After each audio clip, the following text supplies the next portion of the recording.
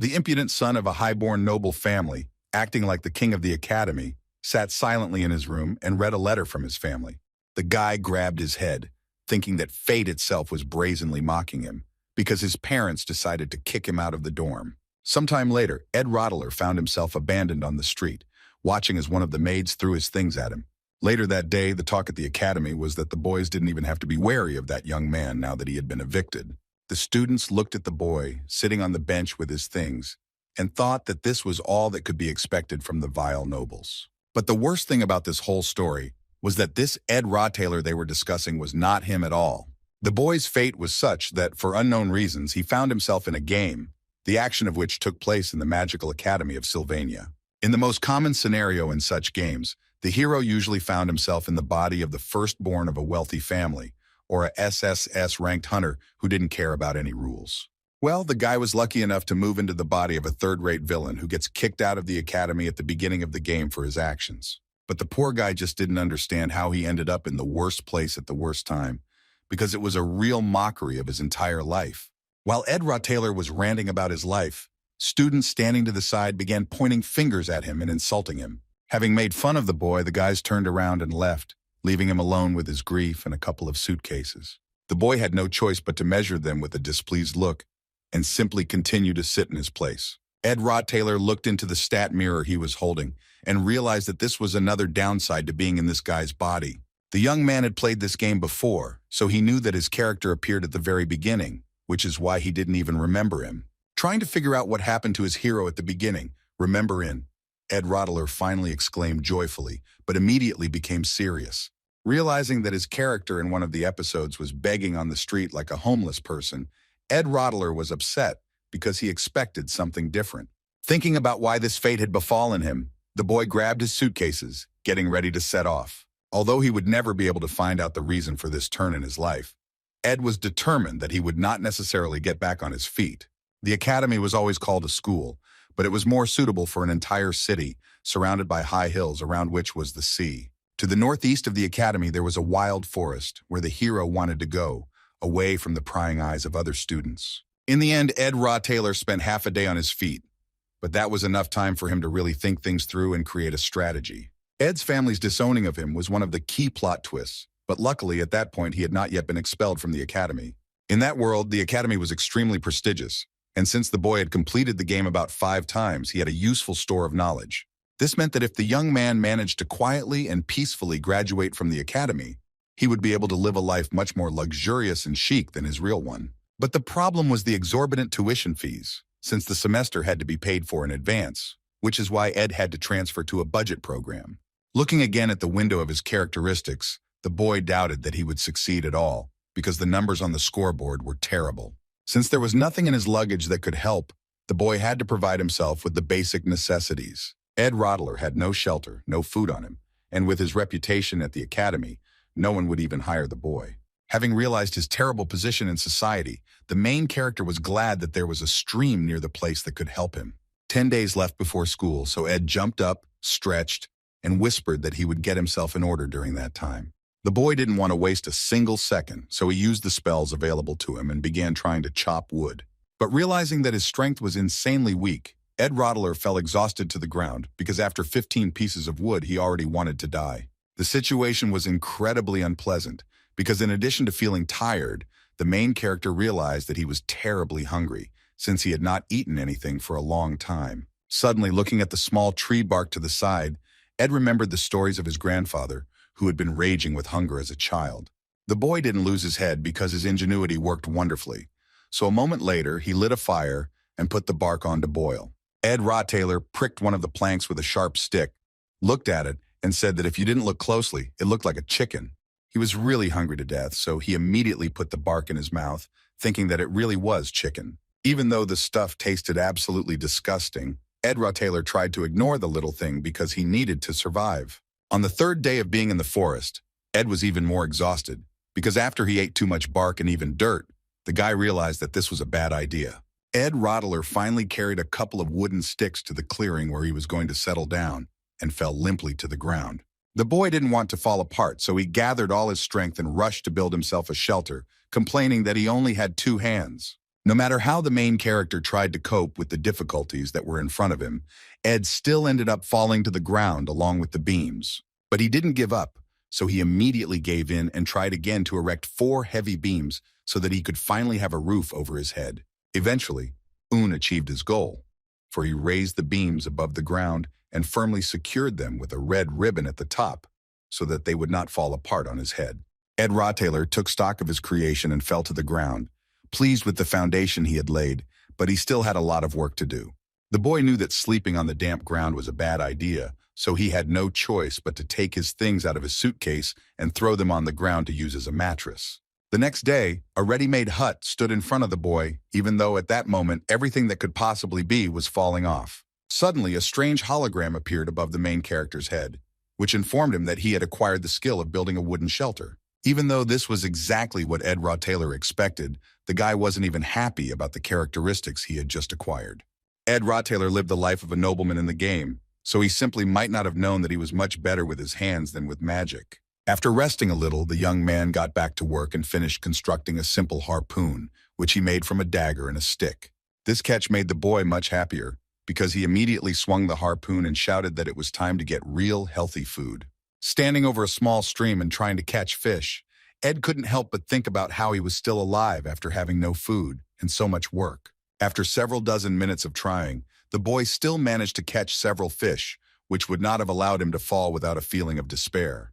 About half an hour had passed since then, and Ed Rottailer was already sitting in front of the fire, trying to warm himself up in anticipation of his dinner.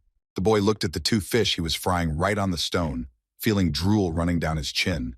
Ed Rottailer did not restrain himself, so as soon as the fish was cooked, he immediately rushed at it with a wild feeling of hunger.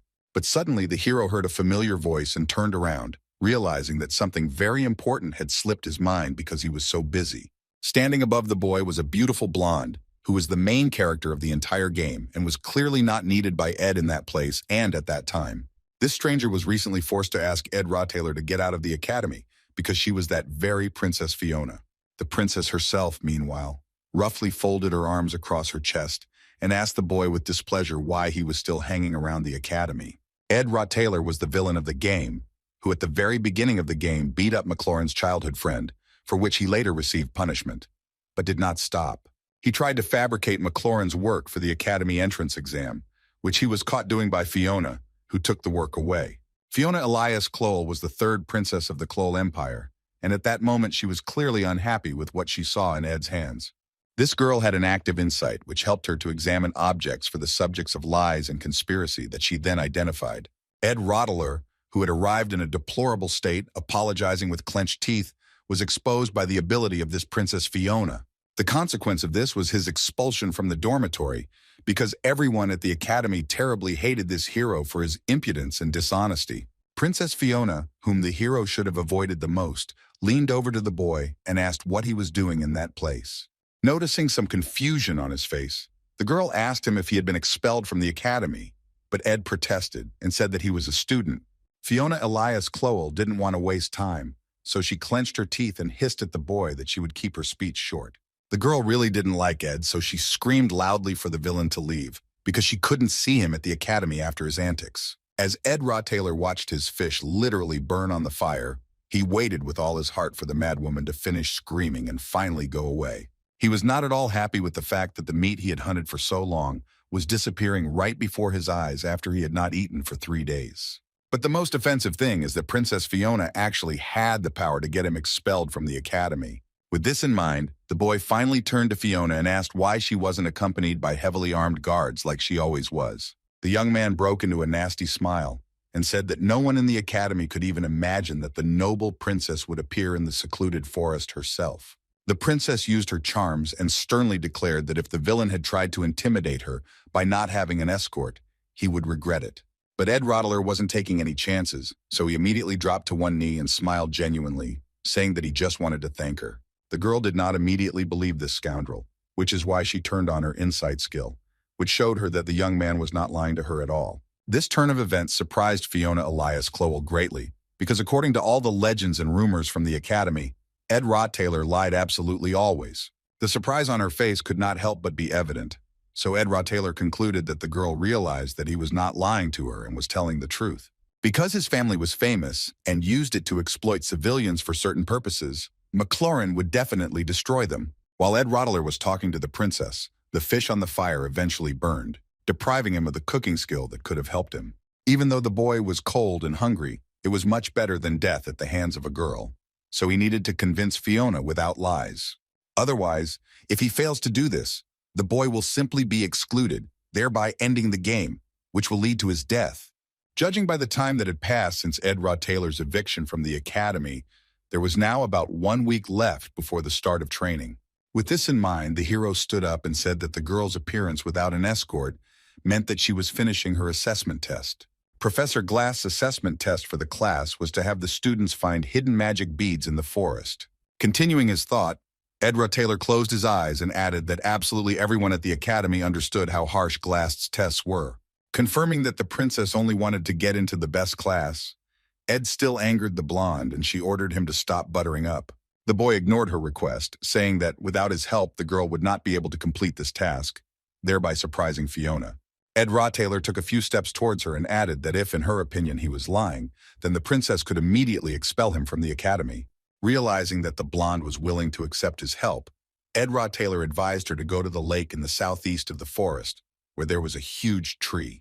This tree was called the Guardian of Marilda because in its roots there was a gift that a boy left for the girl. Finding herself in the very place that the villain had spoken of, Fiona Elias Clowell stared in surprise at the yellow ball in her hands that she had found. 3 days ago, Ed Taylor had clearly been a liar and a charlatan because she clearly remembered the state this guy had been in. However, now something about him really seemed different because despite their relationship, the boy helped Fiona with the search for beads for the test. When the girl had all the necessary beads in her hands, she finally returned to the academy, where the test had just officially ended. Glast, who was a professor at the Academy of Magic, measured the students with his menacing gaze and ordered them in a cold voice to get the beads they had found. The boys happily ran up to the man, holding various round objects in their hands and hoping that they would pass the test. But Glast only turned around discontentedly and said that the lowest level class was waiting for them all, because it was important to write down what he demanded of them.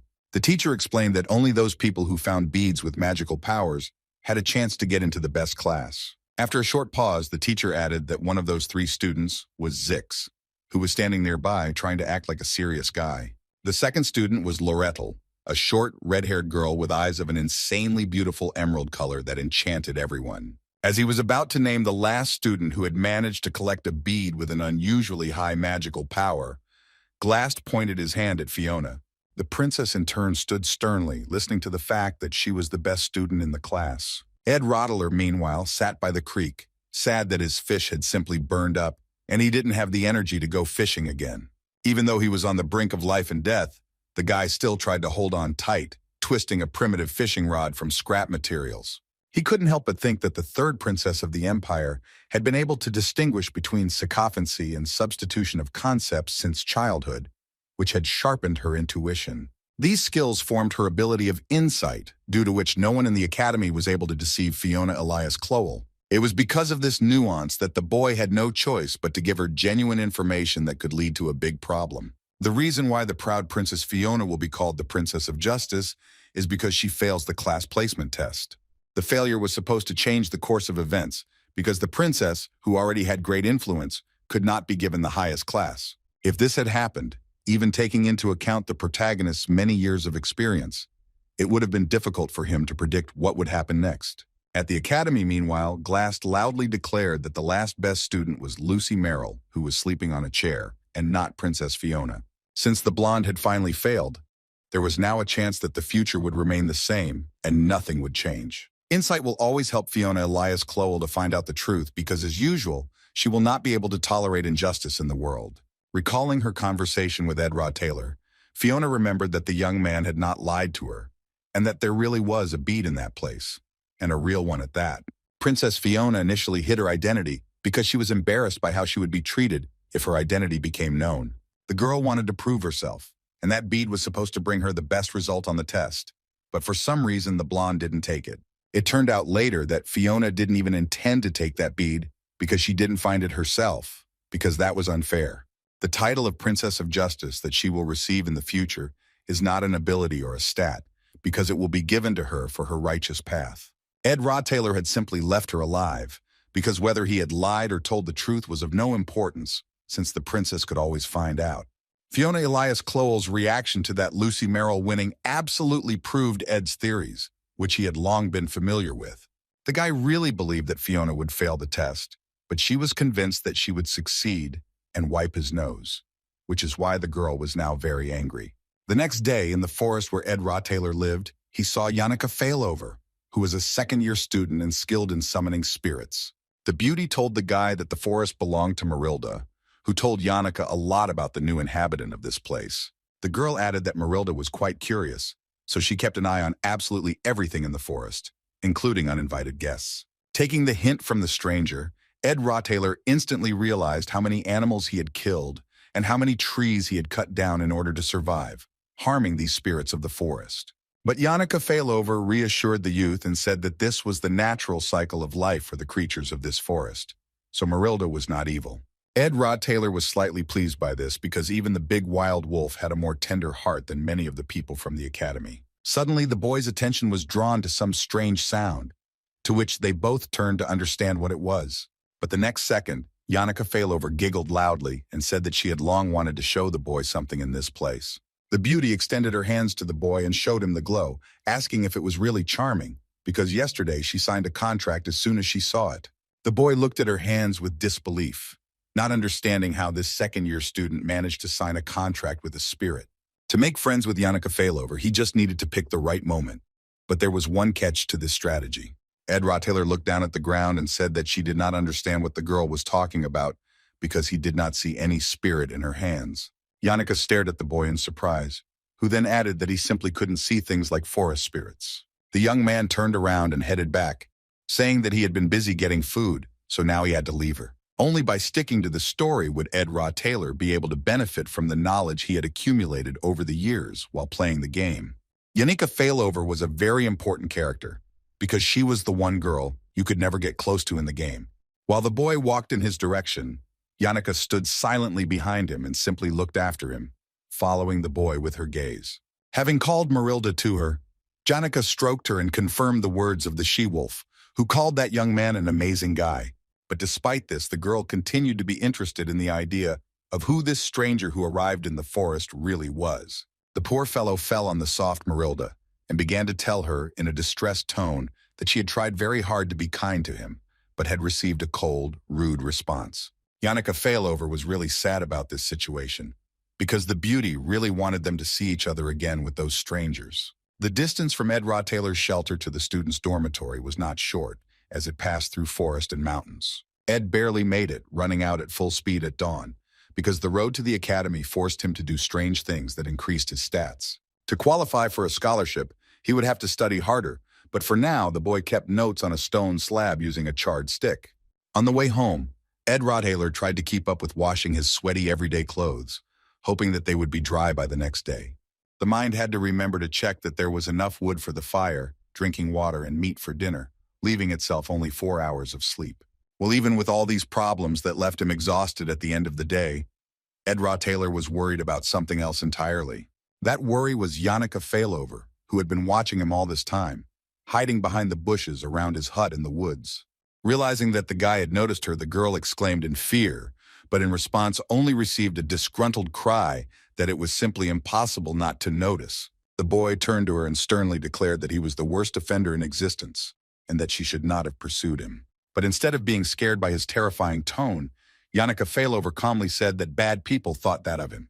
The beauty smiled broadly and said that at this stage of her life she knew nothing at all about the young man and could not judge him by the opinions of strangers. No matter how sweetly she spoke, Ed Rottaylor still kept in mind the fact that this was exactly how Yannicka was at heart, cunning and strange. This beauty looked naive and silly, but she had an independent nature that could conquer anyone. Knowing what the future holds for her, it's best to just smile back at this girl, because that's the only way Ed Rottaylor will survive. That scary girl was actually the last boss of the first episode, without which you couldn't get to the second one.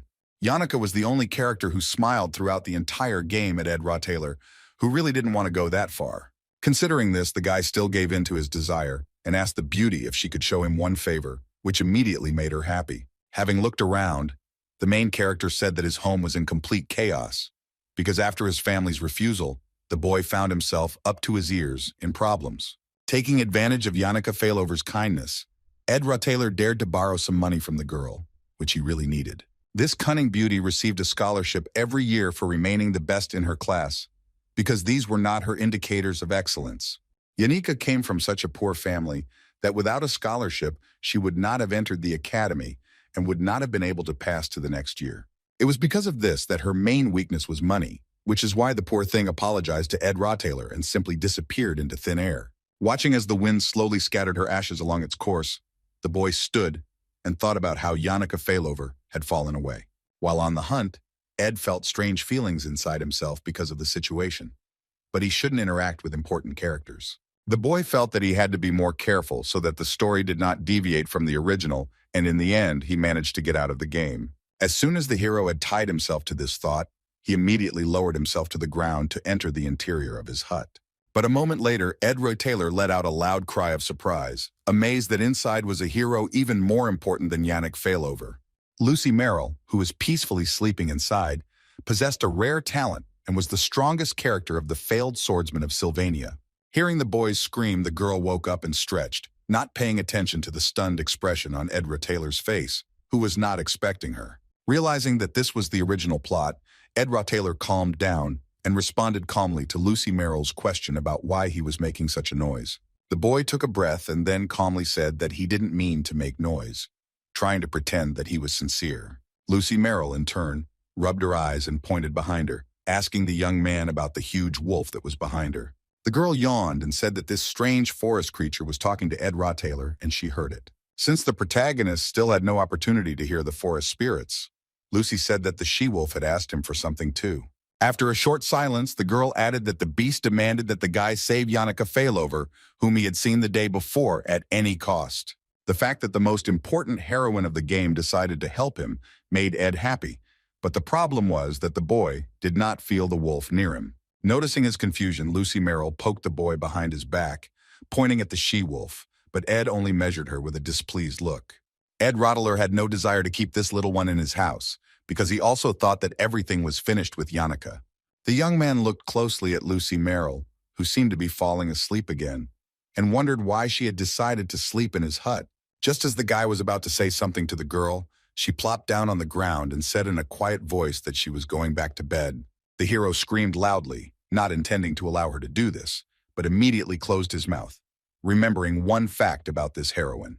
Due to her small size and ability to jump, Lucy was compared to a wild cat, which was very dangerous. Whether it was the top of a clock tower or a roof, she would always find a nice spot in the sun to take a nap, because that was her favorite pastime. Ed's camp was located in the thickest part of the forest in the north of the Ark, far away from the academy, where no one ever went for no reason. However, for this little girl, it was not a problem at all because the cool wind and the sound of the stream instantly put her to sleep. Looking at the sleeping guest in his hut, Ed Taylor stood and was disappointed to realize that it was his fault. The next day, when the best student of the academy was still sleeping in his shelter, the boy decided that he needed to come up with something.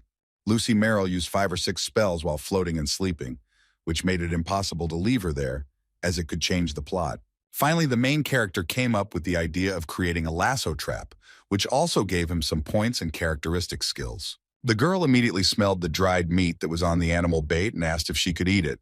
Despite the fact that the young man forbade her to do this, Lucy Merrill did not limit herself even after she realized that the meat was disgusting. Watching this picture, Ed Taylor thought that he would definitely not be able to defeat the girl, but it was still worth trying one tactic. The young man turned to her and said that on his way to this place, he had noticed that Lucy Merrill was being looked for by Ophelia's maid, whom she was very afraid of. Hearing this, the girl immediately put the dried meat aside and silently stared at the guy, trying not to show her excitement. But suddenly she straightened her hat and turned in the opposite direction, saying that she had suddenly remembered one very urgent matter. Before she could even finish her sentence, Lucy Merrill leapt into the air and screamed that it was time for her to go, leaving Ed Taylor alone in the forest. As he watched the cloud column form behind him, Ed remembered that regular players skipped the text portion at the beginning of the game. This was actually a mistake, because it said that Lucy ran away from her maid every day, who looked after her like a mother. Pleased with how cleverly he had managed to get rid of this unwanted guest, Ed Rottailer looked at the sky and thought about what to do next.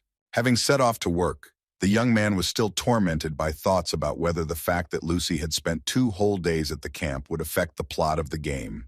While the boy was trying to calm himself with these thoughts, another joint combat training mission was just taking place in the academy building. The joint training was a one-on-one combat training where students used fake weapons to avoid accidentally killing their opponent. Students of the Faculty of Magic were forbidden to use elemental magic, but students of the Faculty of Masters were not allowed to use potions and rituals.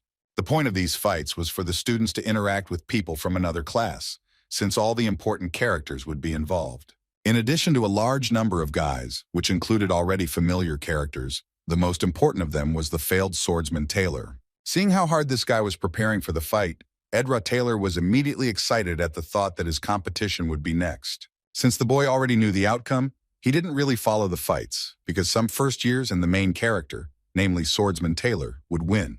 While the boy was watching the scene, Yannicka Failover suddenly appeared next to him and happily greeted her new friend. She handed the boy a list of fights while he couldn't believe what was happening after Ed humiliated himself by asking her to lend him money. Ed Rottailer pretended to be serious and turned away, saying that he was not interested at all.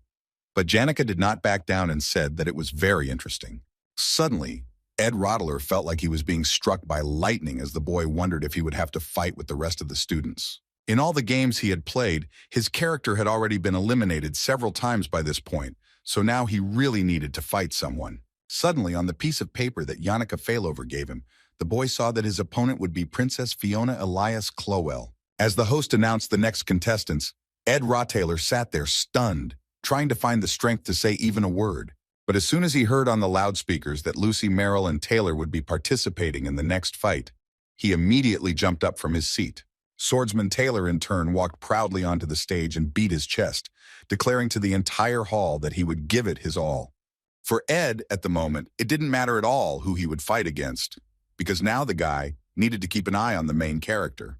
In the world beyond the screen, the young man played for him for a very long time, starting with miserable and inconclusive endings and ending with real victories. He had been on this journey countless times, where among the many paths, there was not one that was easy for Taylor. In fact, Ed Rottailer had already decided that he would be getting his own life together, but he couldn't help but root for Taylor. His thoughts were interrupted by the voice of the host, who was asking those present if there had ever been a student like Lucy Merrill in the arena. Ed Rottailer began to look around, trying to figure out where this sleeping beauty had gone.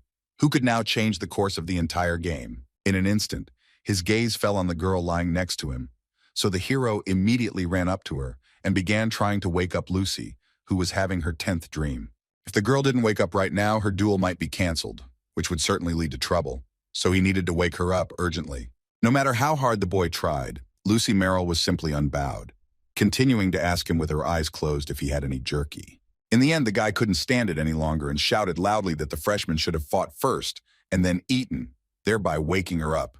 Noticing how the girl began to climb onto the stage, the host announced that she would now fight against Taylor McLaurin.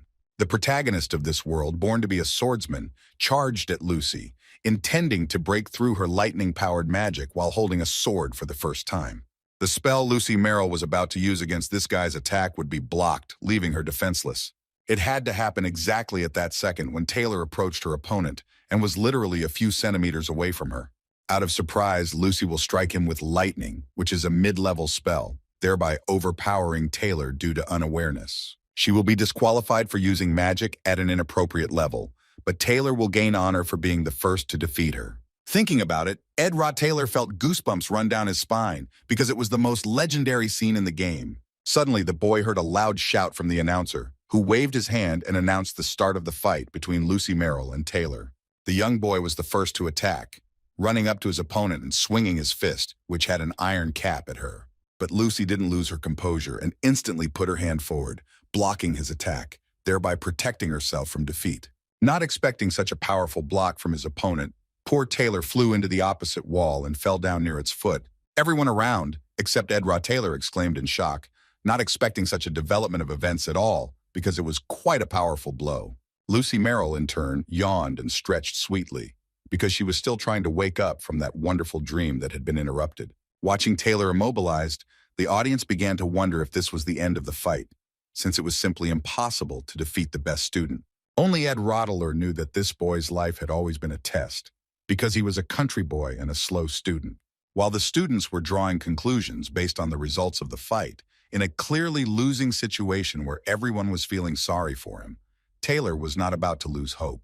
Seeing how difficult it was for him to get up, Ed Rottler measured his pet with a respectful look, mentally supporting him. Taylor himself, in turn, really gathered all his strength into one and rose from the ground, gripping his sword in his hand more tightly.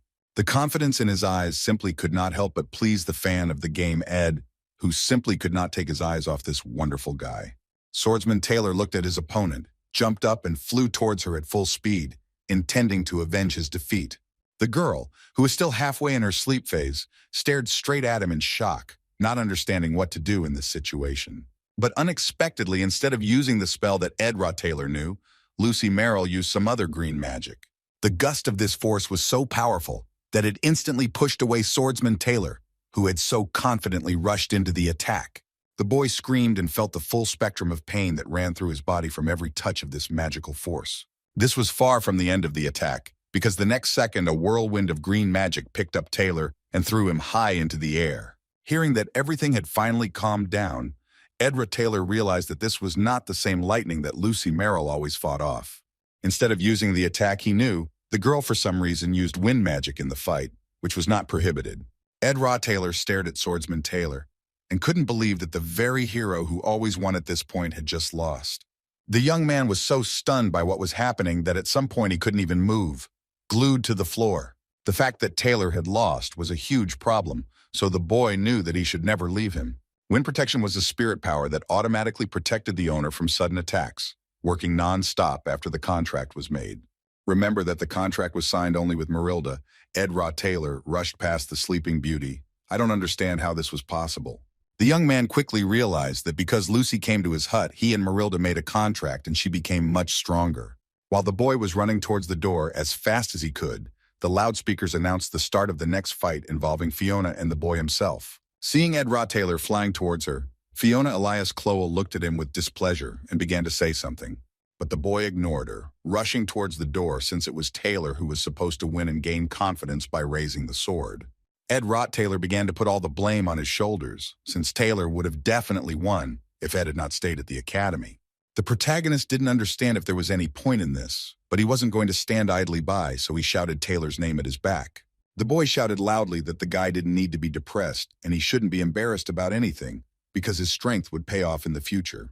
He kept yelling at Taylor to keep his head up because he really did well, and his opponent just wasn't right for him. Finally, Ed Rottler added that Taylor should not let situations like this get him down because there are a lot of difficult things coming up soon. The first person to discover Fiona Elias's innate insight and talents was Emperor Clowell, but the ability was not given to her by God, since the life of a member of the ruling family is full of endless intrigues, which taught Fiona self-defense. It was precisely because it had been forced upon her throughout her life that the girl was now confident in the effectiveness of her powers. Fiona's relatives always looked at her with an ugly darkness in their eyes, and she, in turn, saw right through them, even though she pretended to be ignorant. Since she had no choice but to peer inside the man, Ed Rottler calmly asked the girl to be gentle with him. Princess Fiona was in a good mood, so she agreed to his request and asked the young man to do the opposite, not wanting to embarrass herself in public. The people who were in the room at the time unanimously discussed the strange scene involving Taylor and Ed Rottler, who was yelling at the warrior. Fiona heard every word they said clearly and agreed with them because they were telling the absolute truth about Ed Rottler. At one time, that young man used his title to disgrace his girlfriend, and when things didn't go according to plan, he decided to cheat with the results. Ed Rottler was always the kind of person who would try to hurt someone else for his own benefit. But when Fiona remembered all his recent actions towards her, the girl wondered if Ed was still as terrible as he was. That cry of despair he let out towards the upset swordsman Taylor seemed insanely insincere, as if the guy really wanted to help the poor guy. The girl's thoughts were interrupted by the familiar voice of the host, who ordered the guys to go on stage and start the fight without wasting time. Fiona Elias Clowell looked straight into the eyes of her opponent and thought that this scoundrel had completely confused and embarrassed her. She aimed her hand at the boy with her power and shouted that she desperately wanted this fight to finally clarify the full situation. Since Ed Rottler could use wind and fire magic, the girl was extremely interested in the question of what power he was going to answer her with. By exchanging blows, one could unleash everything that had accumulated on the opponent, so this dramatic fight should have helped Fiona. Fiona directed all the anger of her energy straight into the boy's chest and mentally screamed that the main goal of the fight was to throw him out of her head. Realizing that her opponent wasn't even going to resist the blonde's attacks, Fiona froze in surprise and stared at Ed Rothtaylor. He barely managed to gather his remaining strength and whispered in a quiet voice that he had lost in a duel with the well-known Fiona Elias Clowell. Princess Fiona herself was not at all satisfied with this answer, which is why she shouted in shock at her opponent, not expecting such a thing from him. I remember his gaze during the fight. The girl was convinced that Ed Rothtaylor had accurately seen the trajectory of the water ball of her attack. As Ed Rothtaylor rose from the ground, the crowd around him erupted in waves of laughter at what a loser the guy was compared to Fiona. The boy, in turn, took a few steps towards his opponent and said that it was a very good fight, from which he learned a lot for himself. Fiona Elias Clowell measured the scoundrel with her eyes and realized that since entering the arena, he had not once met her gaze.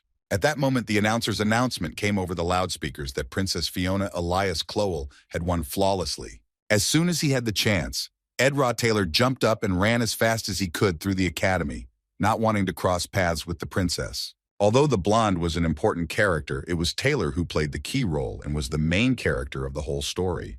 Ed Rothtaylor couldn't afford to ruin the whole game, so the boy tried his best to find the guy and help him. Suddenly, behind him, he heard the voice of the princess, who, as it turned out, had been running straight after him all this time, even without an escort. Fiona immediately started yelling at the young man, but he immediately tried to justify himself, repeating that he really thanked her for their duel. The princess did not consider his answers sincere at all, so she continued to shout that Ed did not even hope to win, wanting to leave as soon as possible. The blonde's nerves were on edge, so Ed Rothtaylor turned out to be exactly the person she decided to take out all her anger on. Listening to all her words, the young man was surprised at how much despair had accumulated in this beauty, whose life he had just complicated. I understand that he didn't have time for this. Ed Rothtaylor took action, so he grabbed the princess by the shoulders and ordered her to shut up. The young man told the girl in a rude tone to take a deep breath and calm down, because she didn't need to stress herself out so much over little things. Finally, Fiona couldn't take it anymore and tears appeared in her eyes, but the girl quickly came to her senses and asked what it was. Before Ed could even open his mouth to answer her question, the girl immediately stopped him and asked him not to continue, apologizing to him. This turn of events suited the boy, who was already in a mad hurry, which is why now he should leave the princess alone with himself. But Fiona Elias wasn't going to let the boy go so quickly, continuing to tell him about her experiences, feelings, and problems. Having finished her short statement and pouring out her soul, the blonde raised her eyes to the guy and decided to ask him something directly. Fiona pointed at him and asked if Ed had really tried to stop Taylor from being kicked out of the house, knowing about the dark side of his family. While this was a harsh statement, it was untrue, and the Rothtaylor family did have a bit of a dark side. Since this information was supposed to become known only in the future, and it was too early to discuss it now, Ed refuted the girl's words. The blonde was not satisfied with such a terrible answer, so she screamed that she couldn't have been wrong. Otherwise, Ed wouldn't have had to yell at Taylor like that. Listening to Fiona's accusations against him, the boy said that everyone hated him very much, and he wanted to support Taylor by changing his life. As Ed continued to lie to Fiona Elias Clowell, he didn't even notice how his nose grew like Pinocchio's, revealing that he was not telling the truth. Fiona, thanks to her insight, saw this clearly, so she continued to shout so that the young man would tell her only the truth, and that's all.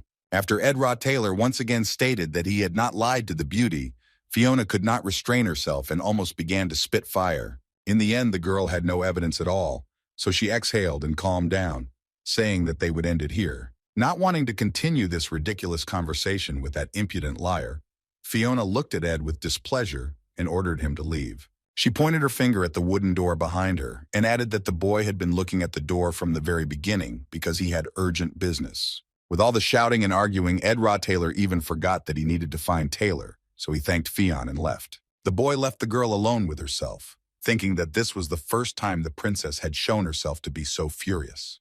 From the very beginning, she influenced the course of the game, interacting with people and events that would have given Ed himself a terrible headache. The boy knew that it was his own fault for remaining at the academy because he should not have been there long ago. Finally, the boy glanced at Fiona and said that his burden could not compare to the girl's efforts, so he was slightly crossing the line. Ed Taylor stressed that the princess looked very exhausted due to the constant focus on difficulties and not getting any rest. He looked the beauty straight in the eyes and reminded her that this was not a place where you had to worry about every little thing. After all, this was an academy. Fiona, in turn, had tried to see right through people throughout her life. But now, for the first time, someone understood her and her experiences. Feeling that he had wasted too much time and that Taylor might have given up, Ed Taylor burst into the room and eventually found the upset boy. But at that very moment, the young man seemed to be dumbfounded, unable to think of what to say to the main character to lift Taylor's spirits a little. While the boy was lost in his own thoughts, suddenly a girl appeared on his way to Taylor and screamed at him not to come closer. Ailia, who was also the main character, screamed loudly and ordered Ed Taylor to never bother Swordsman Taylor again. In justification of her words, the girl added that even without Ed, it was very difficult for the guy, which is why there was no need to torment him even more. Taylor himself, in turn, looked at Ed Taylor in surprise and asked why the young man was still at the academy. Ed instantly felt the fighting spirit return to him, which never failed, no matter what the opponent. Taylor's eyes clearly showed willpower, and the guy himself pushed Ailia back and ordered her to be quiet because he wanted to talk to him. While the fight between the princess and Ed was going on, his childhood friend and ardent supporter Ailia ran out after him immediately, without even looking back. The girl instantly appeared next to her friend and began to support him, repeating that Taylor had always succeeded and that he could definitely do it. As long as Ailia was around, Taylor would get to his feet time and time again, just like this time when he asked Ed if he had any business with him. Ed Taylor quickly realized that the boy's girlfriend had done everything for him, so she only said that Taylor was very good with a sword. Watching the swordsman's menacing expression, Ed Taylor replayed everything he had gone through with this hero during the game. Deciding not to change the course of events, since at the moment it suited him perfectly, Ed turned around and apologized for disturbing him. The boy thought that since this guy was going to save the world, he just had to take care of survival, since this hero had a difficult job ahead of him. But now something had changed, and Ed Taylor felt relieved after a long time, because the story, which had deviated from the original, had returned to normal. This was not the only reason for his joy, since everything was fine with Taylor, for whom he had played for so long, and E2 needed nothing more. Taylor and Ailia, meanwhile, stared at him in surprise, not understanding what kind of antics Ed had just done. Their glances had virtually no effect on the young man, as he stopped near the door and turned back, hearing something.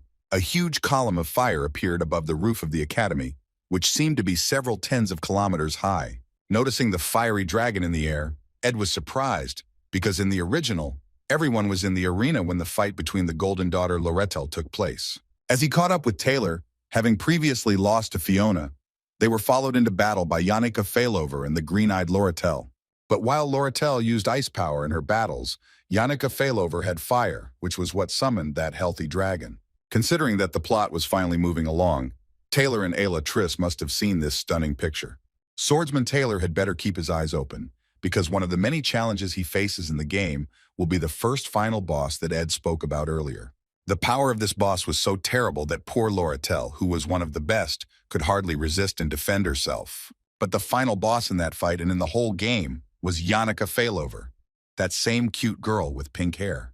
When the host's voice was heard from the loudspeakers declaring Yannicka the winner, students immediately ran up to her and began congratulating her. The girl looked quite modest, so she smiled awkwardly and thanked everyone in return, because she was very pleased with such warm words.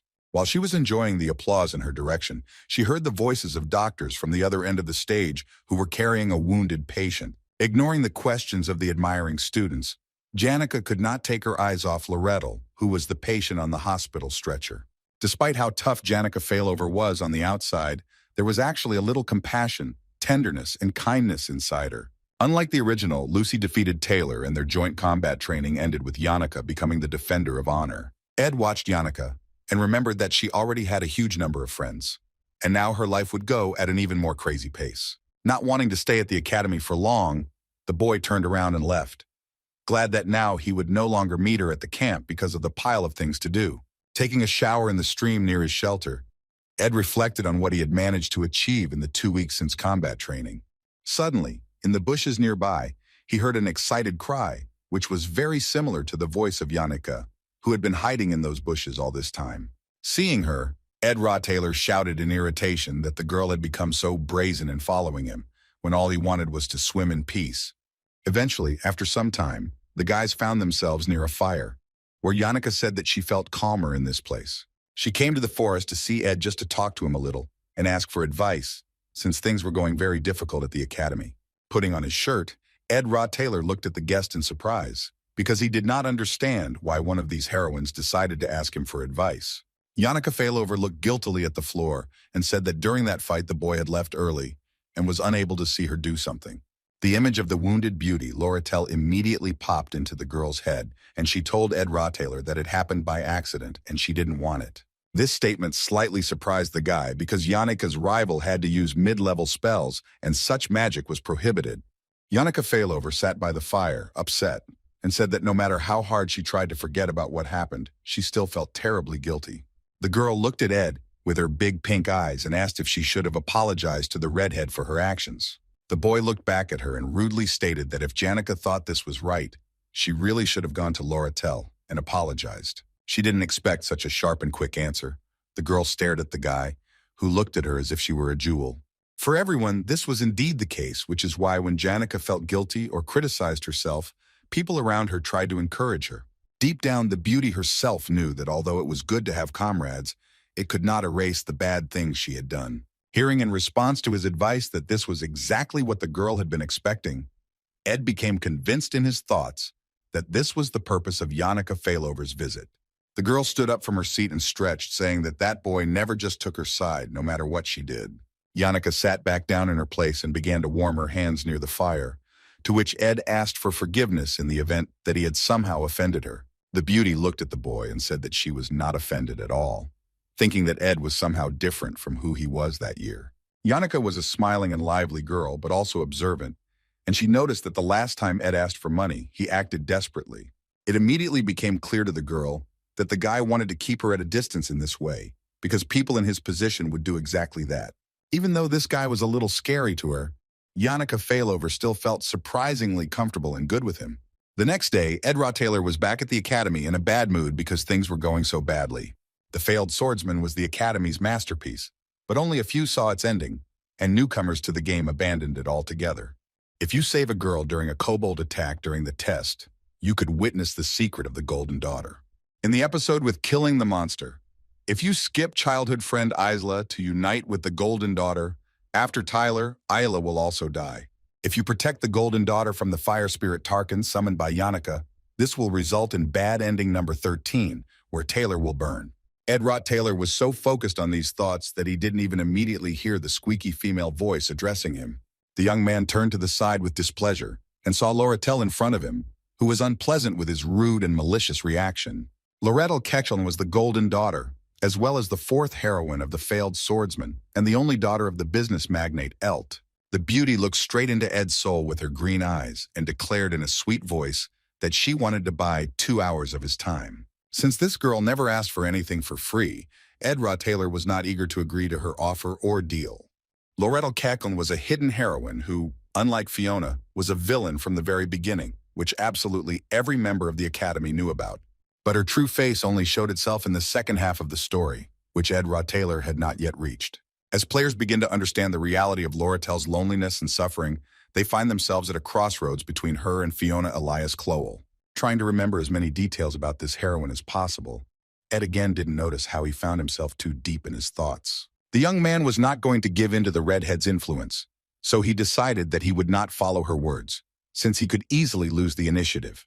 Lorettel, in turn, was also not willing to back down so easily, so she immediately ran after Ed Taylor and began to beg him to listen. Receiving numerous refusals from the boy, the girl finally couldn't stand it and simply stood in front of him, saying that he left her no choice. Green Eyes broke into a cute smile and emphasized that she saw Ed's irritation, because under such circumstances his life was difficult. After these words, Lorettel smiled even wider and declared that she had heard a lot about the fame of Ed Rottler. I'm not going to focus on this. The girl showed him 3 coins and said that she was ready to give them as an advance payment. Since the boy and Yannicka Failover had become very close lately, the redhead wanted him to help her become friends with her. After carefully examining the 3 coins in the beauty's hand, Ed Taylor realized that for most of the heroes of this game, they were a month's salary. The guy took a few steps towards his Golden Daughter and asked the girl how she went about establishing connections with her money. Loretel Keckle, in turn, carefully placed the coins in his jacket pocket and asked Ed not to complicate the situation by simply taking them. Having made sure that the young man had taken the coins, the girl added that the more people were on her side, the better it was for her. The Redhead felt like she was about to enter into a fight with Fiona for control of the academy, so it was time to start making connections now. Ed Rottaler smiled and extended his hand to the beauty, suggesting that in that case they at least shake hands to signify the conclusion of the deal. The boy felt that for a man who had lived in abundance all his life, falling into poverty was heartbreaking, leaving no choice. He shook hands with one of the main characters, thinking that this deal could really benefit him and make his life a little easier. Surprisingly, for people facing such difficulties, a stupid opportunity usually led to ruin, but he hoped for the best. The desperate were the easiest to hunt, or at least that was how it should always have been. Loretel Keckle stood where she was and watched Ed walk away, smiling widely because she had those very coins in her hand. The boy himself, in turn, walked forward and did not even look back, because if he had taken those coins, it would have been easier for him, but he could not. Ed couldn't even imagine the nightmare he would have to go through if he was stuck between the Rookie Slayer and Yannicka. As it turned out later that night, Ed's refusal did not offend Loretel, so she took her opportunity and went to Yannicka. Finding herself in front of the girl, the Redhead broke into a smile and said that she did not expect to meet her opponent outside the ring.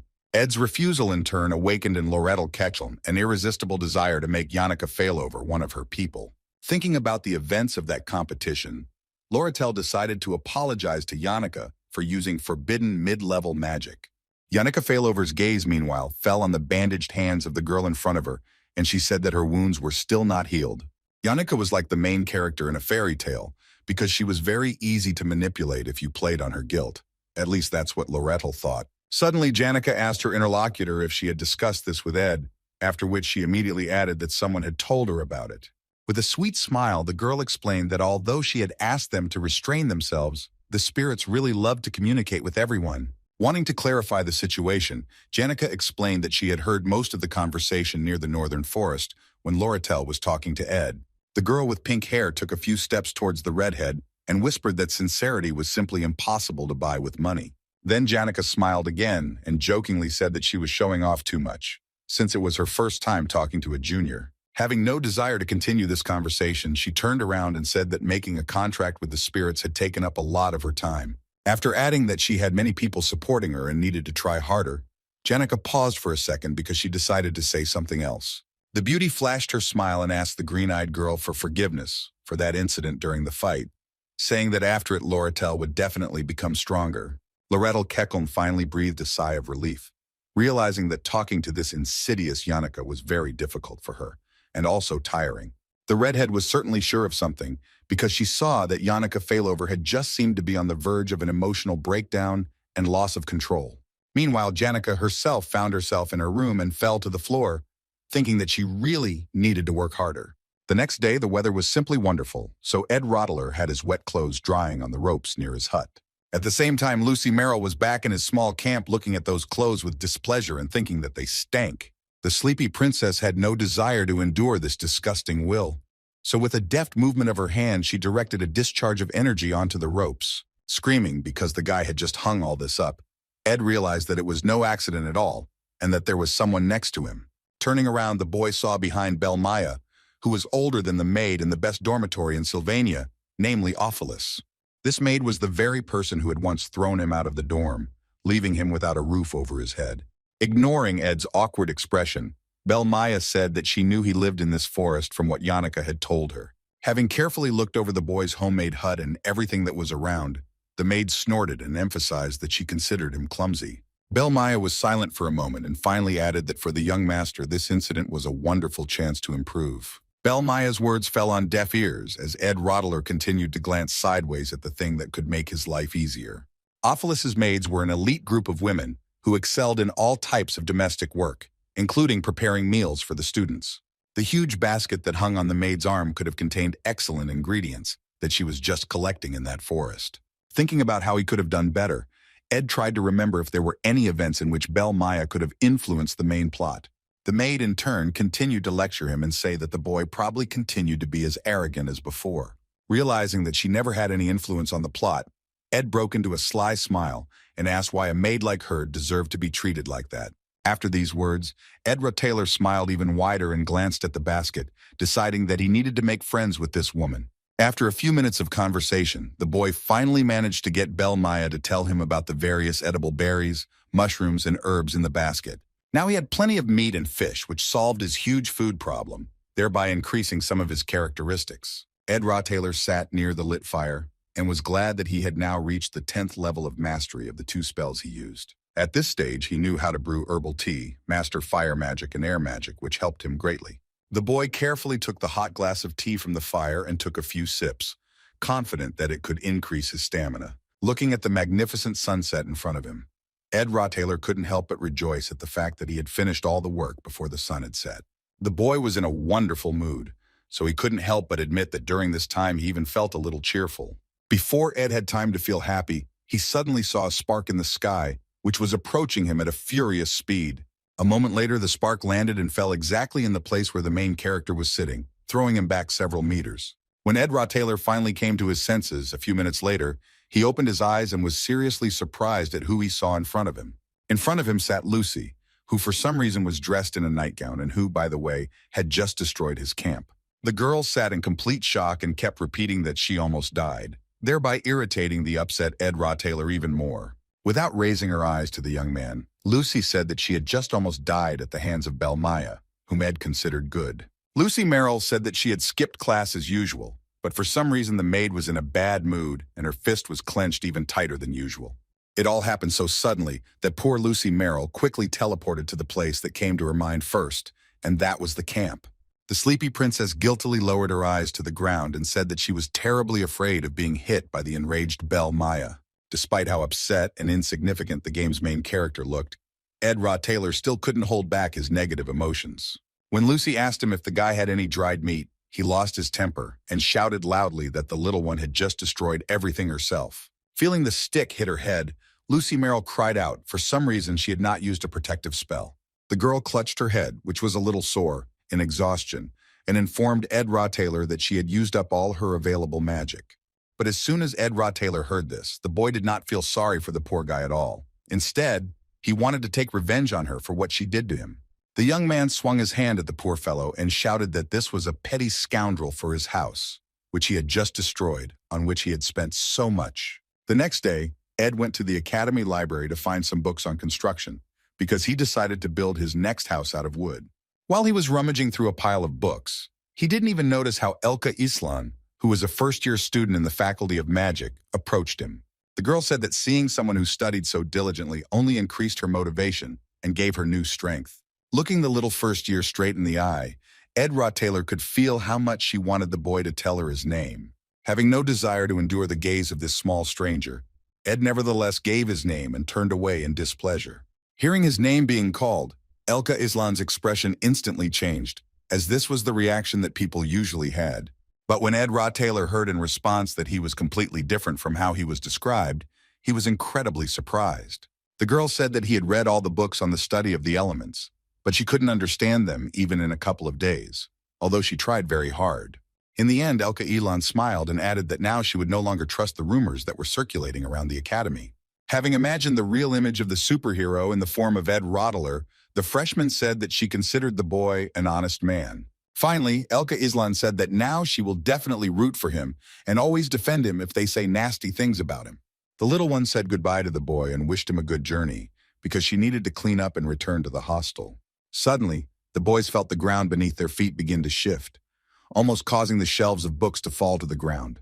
Elka Ilan did not expect such a turn of events at all, so the girl was slightly frightened and confused, not understanding how to act.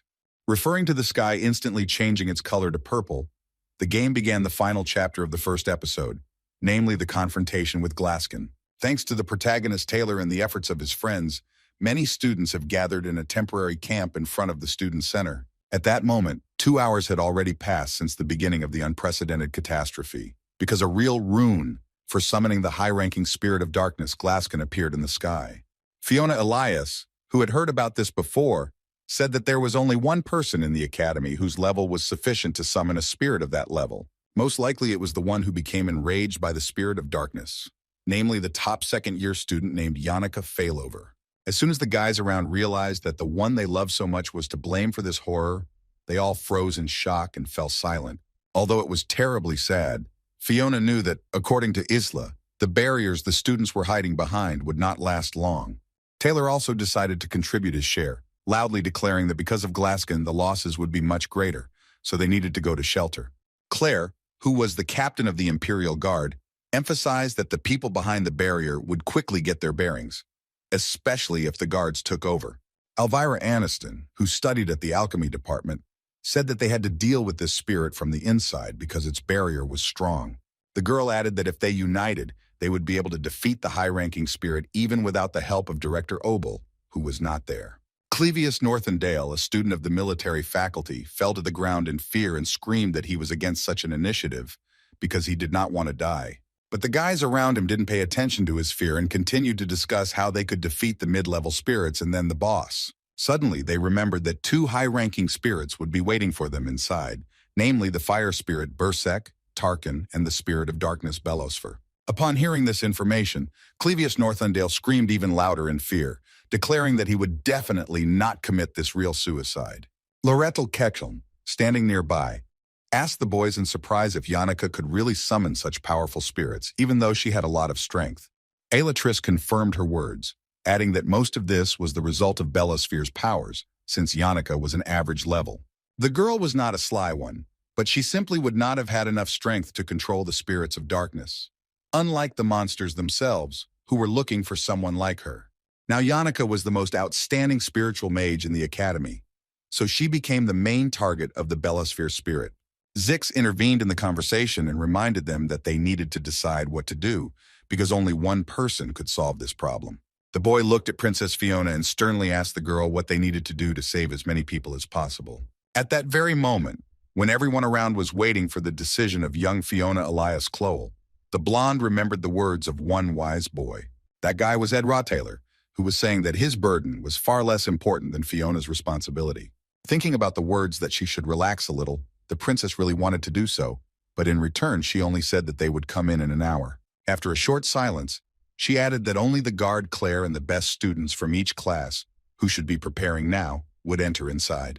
The blonde thought for a moment, but then immediately declared menacingly that she took full and complete responsibility for the operation upon herself. Suddenly she heard a familiar voice behind her, announcing that they had found out how things were going for the staff living in the teachers' area. Fiona turned to see one of the students, trying to catch his breath, reporting that Audrey's hall and the potions archives were under attack. After these words, the princess grabbed her head in disappointment and announced that in that case, they would have to take action on their own. Suddenly, a student ran up to the girl and shouted that when she was leaving the library, she saw her friend, the librarian, and a second-year student there.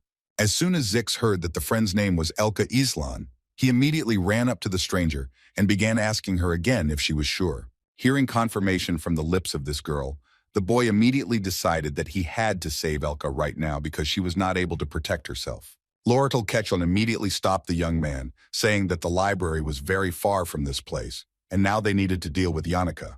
The girls tried to convince the worried Zix that there was a second-year student with Elka who would surely protect her and everything would be fine. Fiona Elias Clowell turned back to the girl and asked her again if the student was sure that there was someone with Elka Islan. Noticing how worried she was about the answer, Zix pounced on the poor thing and started yelling at her, demanding that she tell him everything. Gathering all her courage and strength, the girl said in a quiet voice that Ed Rottaylor was in the library with her friend. Seeing how Zix's gaze turned wild after he heard about this guy, the girl immediately began to make excuses and say that it wasn't her fault. Ed sat in the library until closing time and got tired of waiting for Elka, so she left her friend with that young man because she was not afraid of him at all.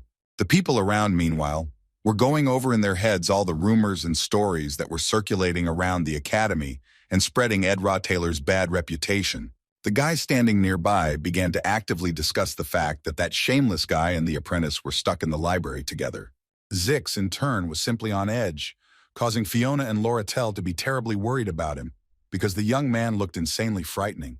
Realizing that he could break loose and run to the library at any moment, Fiona and the others blocked his path and asked him to wait. Remembering everything that Ed Rottaylor said to her and did for her, Fiona suggested that Zix try to trust that guy because he wasn't bad. Those around her, who heard such words from the lips of Princess Fiona Elias Clowell herself, were simply petrified with astonishment and surprise. Fiona herself simply could not help but notice this, so after her own words she felt terribly awkward, thinking that it was a mistake. Zix didn't even listen to her, so a moment later he jumped up and ran with all his might in the direction of the library, hurrying as fast as he could. The monsters, of which there were quite a lot on the way to the library, did not bother the young man at all, because he was terribly worried about Elka Islan. With deft movements, the young man cut through the monsters around him and shouted that if Ed even touched Elka, he would never see the sun again. The boy was so furious that he couldn't even control himself, continuing to shout horrible things at Ed. The expression "from rags to riches" doesn't even come close to describing the amazing life of Zix, who spent his entire childhood among the valleys and mountains. As a little boy, he loved to hunt, especially waiting in the grass for several hours and eventually swooping down on his prey. The steppes to the north were wild lands where the voice of the empire did not reach, and where at the end of the day you had to check whether your head was on your shoulders. Zix was born into a family of nomads who traveled through these lands, and before he came of age, drove out their son to teach him independence. Because of this, the boy learned to behead deer before he could read, and then mastered skinning corpses faster than selling goods. According to rumors, this guy came from a family of barbarians who ate human flesh and generally lived like real animals in nature. One day, while Zix was at the market trying to sell some of his loot, he met someone who would change his life. It was little Elka Islan, who, with great interest in her eyes, asked the boy with the wolf skin on his head what his name was. "Look at this skin!" The girl laughed loudly and said that Zix looked like a wolf who walked on two legs like in fairy tales. It was at that moment that the young man managed to see his life from the outside, which took place in eternal wanderings across the expanses of the northern steppe.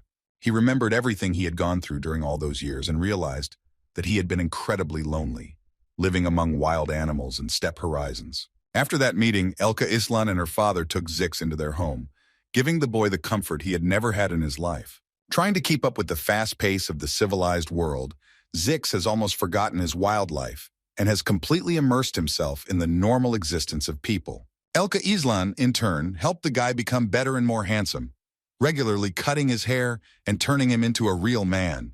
But when it came to the safety of this angelic girl who had changed his life so much, Zix simply lost himself. Thinking about the rumors that were going around about Ed Rottler, Zix was ready to become a real beast again, to take revenge on the villain for everything he had done. These thoughts haunted the poor fellow throughout the entire road, which he tried to overcome, running as fast as he could to the library to save Elk Island. But as soon as the young man found himself in the library, a video of Ed Rottler, who looked harmless, sitting quietly on the floor, appeared under one of the walls. Zix instantly ran up to the poor guy and grabbed his collar, demanding that the scoundrel tell him what he had done with Elka Islan and why he was there. Hearing in response the information that the girl was in the reading room on the third floor, Zix abandoned Ed and immediately flew to her. He burst into the reading room, kicked the door open, and shouted, asking if everything was okay with his beloved Elka. In the reading room, the guy saw how the girl was peacefully lying on the floor covered with her own jacket and sleeping soundly, enjoying her dreams. Zix fell to his knees and thanked the Almighty that everything was fine with his young savior, because he would never forgive himself for that.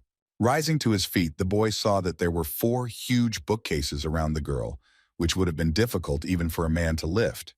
The boy noticed the curtains that were covered from the spirits, and the inscription on the board that Elka should not panic when she woke up, because everything would be fine. After that, his gaze fell on Elka Islan's jacket, which had small bloodstains on it that didn't look like hers at all. Eventually, Zix realized that despite his own wounds, Ed Rottler had tried to protect this girl from evil spirits and others. Taking a closer look at that jacket, Zix also realized that it belonged to Ed Rottler, which surprised the young man, because it was strange. 3 hours ago, when some kind of hellish thing had just started happening in the library, Ed grabbed Elka and carried her to a safe place to protect her. The boy turned his gaze to the window and realized that the plot was moving faster than he expected, since the confrontation with Glaskin would soon begin. Remembering that the spirits could see them because of the open curtains, Ed immediately closed them and thought that Taylor should have dealt with this horror. The boy himself understood that he shouldn't have looked in the direction where the main characters were, because Ed couldn't allow the course of events to change. Well, even taking this into account, he shouldn't sit idly by, since soon there would be a huge number of low-ranking, equally dangerous spirits around them. Without wasting any time, Ed Taylor decided to create a small shelter for himself and Elka, who had passed out from fear. Suddenly, he remembered that what makes Yannika's power special is her understanding of the spirit and her connection with it, which are pumped up through contracts. Since meeting spirits was her area of activity, for Ed, who couldn't even see them, raising his spiritual characteristics was impossible. However, despite this, Yannika killed the materialized spirits, which was a sweet coincidence for Ed Taylor, who considered them food. The speed of the creatures was insanely fast, and the boy was only one level short of being able to fight them. Sitting under the huge monument in the hall, Ed saw Zix walking towards him, with Elka Island still sleeping on his back. In an instant, the guy noticed Zix's menacing gaze, which demanded an explanation from him, because the young man was covered in bruises and abrasions, and with Elka too. Not wanting to cause any trouble, Ed Rottler calmly said he was just training when it all started. Zix, of course, did not believe his words, because even the most naive person in the entire human world would not believe them. But since this guy really saved his girl, Zix ducked in front of them and thanked Ed for such important help for him. The young man looked Ed Taylor straight in the eye and hissed that when the time came, he would repay his debt at any cost that had to be paid. Looking at Elka, Ed remembered that she was Zix's lover, but she was not important for the plot, and he never paid attention to her. At the same time, Zix was Taylor's friend, whom he trusted from the very beginning of the story, so he was an incredibly important character. With this in mind, Ed Taylor speculated that Zix had left the student center and come running here to rescue Elka Island. The boy cast his gaze on the warrior and ordered him to go back and do what he had to do, since everything was more than fine with the girl. Wanting to help him out a little, Ed added that Zix needed to help Taylor, and if he did what he said, everything would be resolved. Zix looked at the boy blankly and asked why he was so sure of Taylor when he had never even mentioned him in conversation before. But it wasn't a matter of good opinion, but of compatibility, because the shell of a high-ranking fire spirit could only be pierced by Taylor's technique. In the end, Zix didn't argue with him and thanked the boy for his help, while he ordered him to hurry, because there was very little time. Finally sitting down near the monument to rest a little, Ed was convinced that now, after his help, everything would definitely go according to the plot. But suddenly, Zix's words about how he never mentioned Taylor popped into his head, and the young man realized that they still weren't friends. During the duel assessment, Taylor suffered, while studying the cut of the element with which he pierced Zix, but this was in a different version of the game. The middle chapter of the first episode, meanwhile, had just begun, while the very scene where the guys became friends was still far away. Taking this into account, Taylor was never able to study the cross-section of that very element, and now no one in the squad had the opportunity to damage that spirit. The spirit itself was accompanied by a huge fiery dragon that breathed purple fire and was ready to incinerate the entire human world. Although Ed Taylor had previously refused to understand that the plot had already gone completely wrong, he now realized it. Zix, in turn, just happened to be at the student center, where he apologized to the guys for the delay and said that he would work it off. Princess Fiona immediately approached him and said that it was not a big problem, because even with him, they would have lost. After this, Claire shouted loudly that during the next attack, he would join the guys if they took more reinforcements. As Fiona examined her guard's leg wound, she tried to keep her hands in check, because even though she was strong, the girl still had a heart. Luckily, they managed to retreat during that failed attack on the spirit. But Claire, along with Clevius Northundel, dropped out of the party due to their injuries. She sighed and said that now they had to try to kill the spirit with the forces of the remaining people because they did not have time to think. Suddenly, in front of them, they saw the familiar face of Ed Taylor, who said that judging by the stage of the summoning, the episode would end very soon. His appearance was the last thing Princess Fiona expected, so the girl stared at the young man, trying to find the words. It was the last thing Edu wanted to do, but he had no choice and ordered the boys to split up because he was going to take one side or the other. But suddenly his words were interrupted by the cry of a frightened Clevius Northundale, who shouted at the young man that this was not an ordinary joke at all. The boy was quickly stopped by Zix's hand, followed by his voice, which ordered the panic man to first listen to Ed Taylor and then shout. Ed, in turn, began to tell that they needed to get through the fire spirit that Yannika had summoned and then deal with the other spirit. This other spirit was the same Bellisfer who had repaired Yannika Failover, and he was also terribly strong and powerful. Given how the last fight went, the guys should have known that it was impossible to damage the fire spirit due to its armor. But even knowing this, they still didn't have to oppose him, because all they had to do was create a strategic plan of action.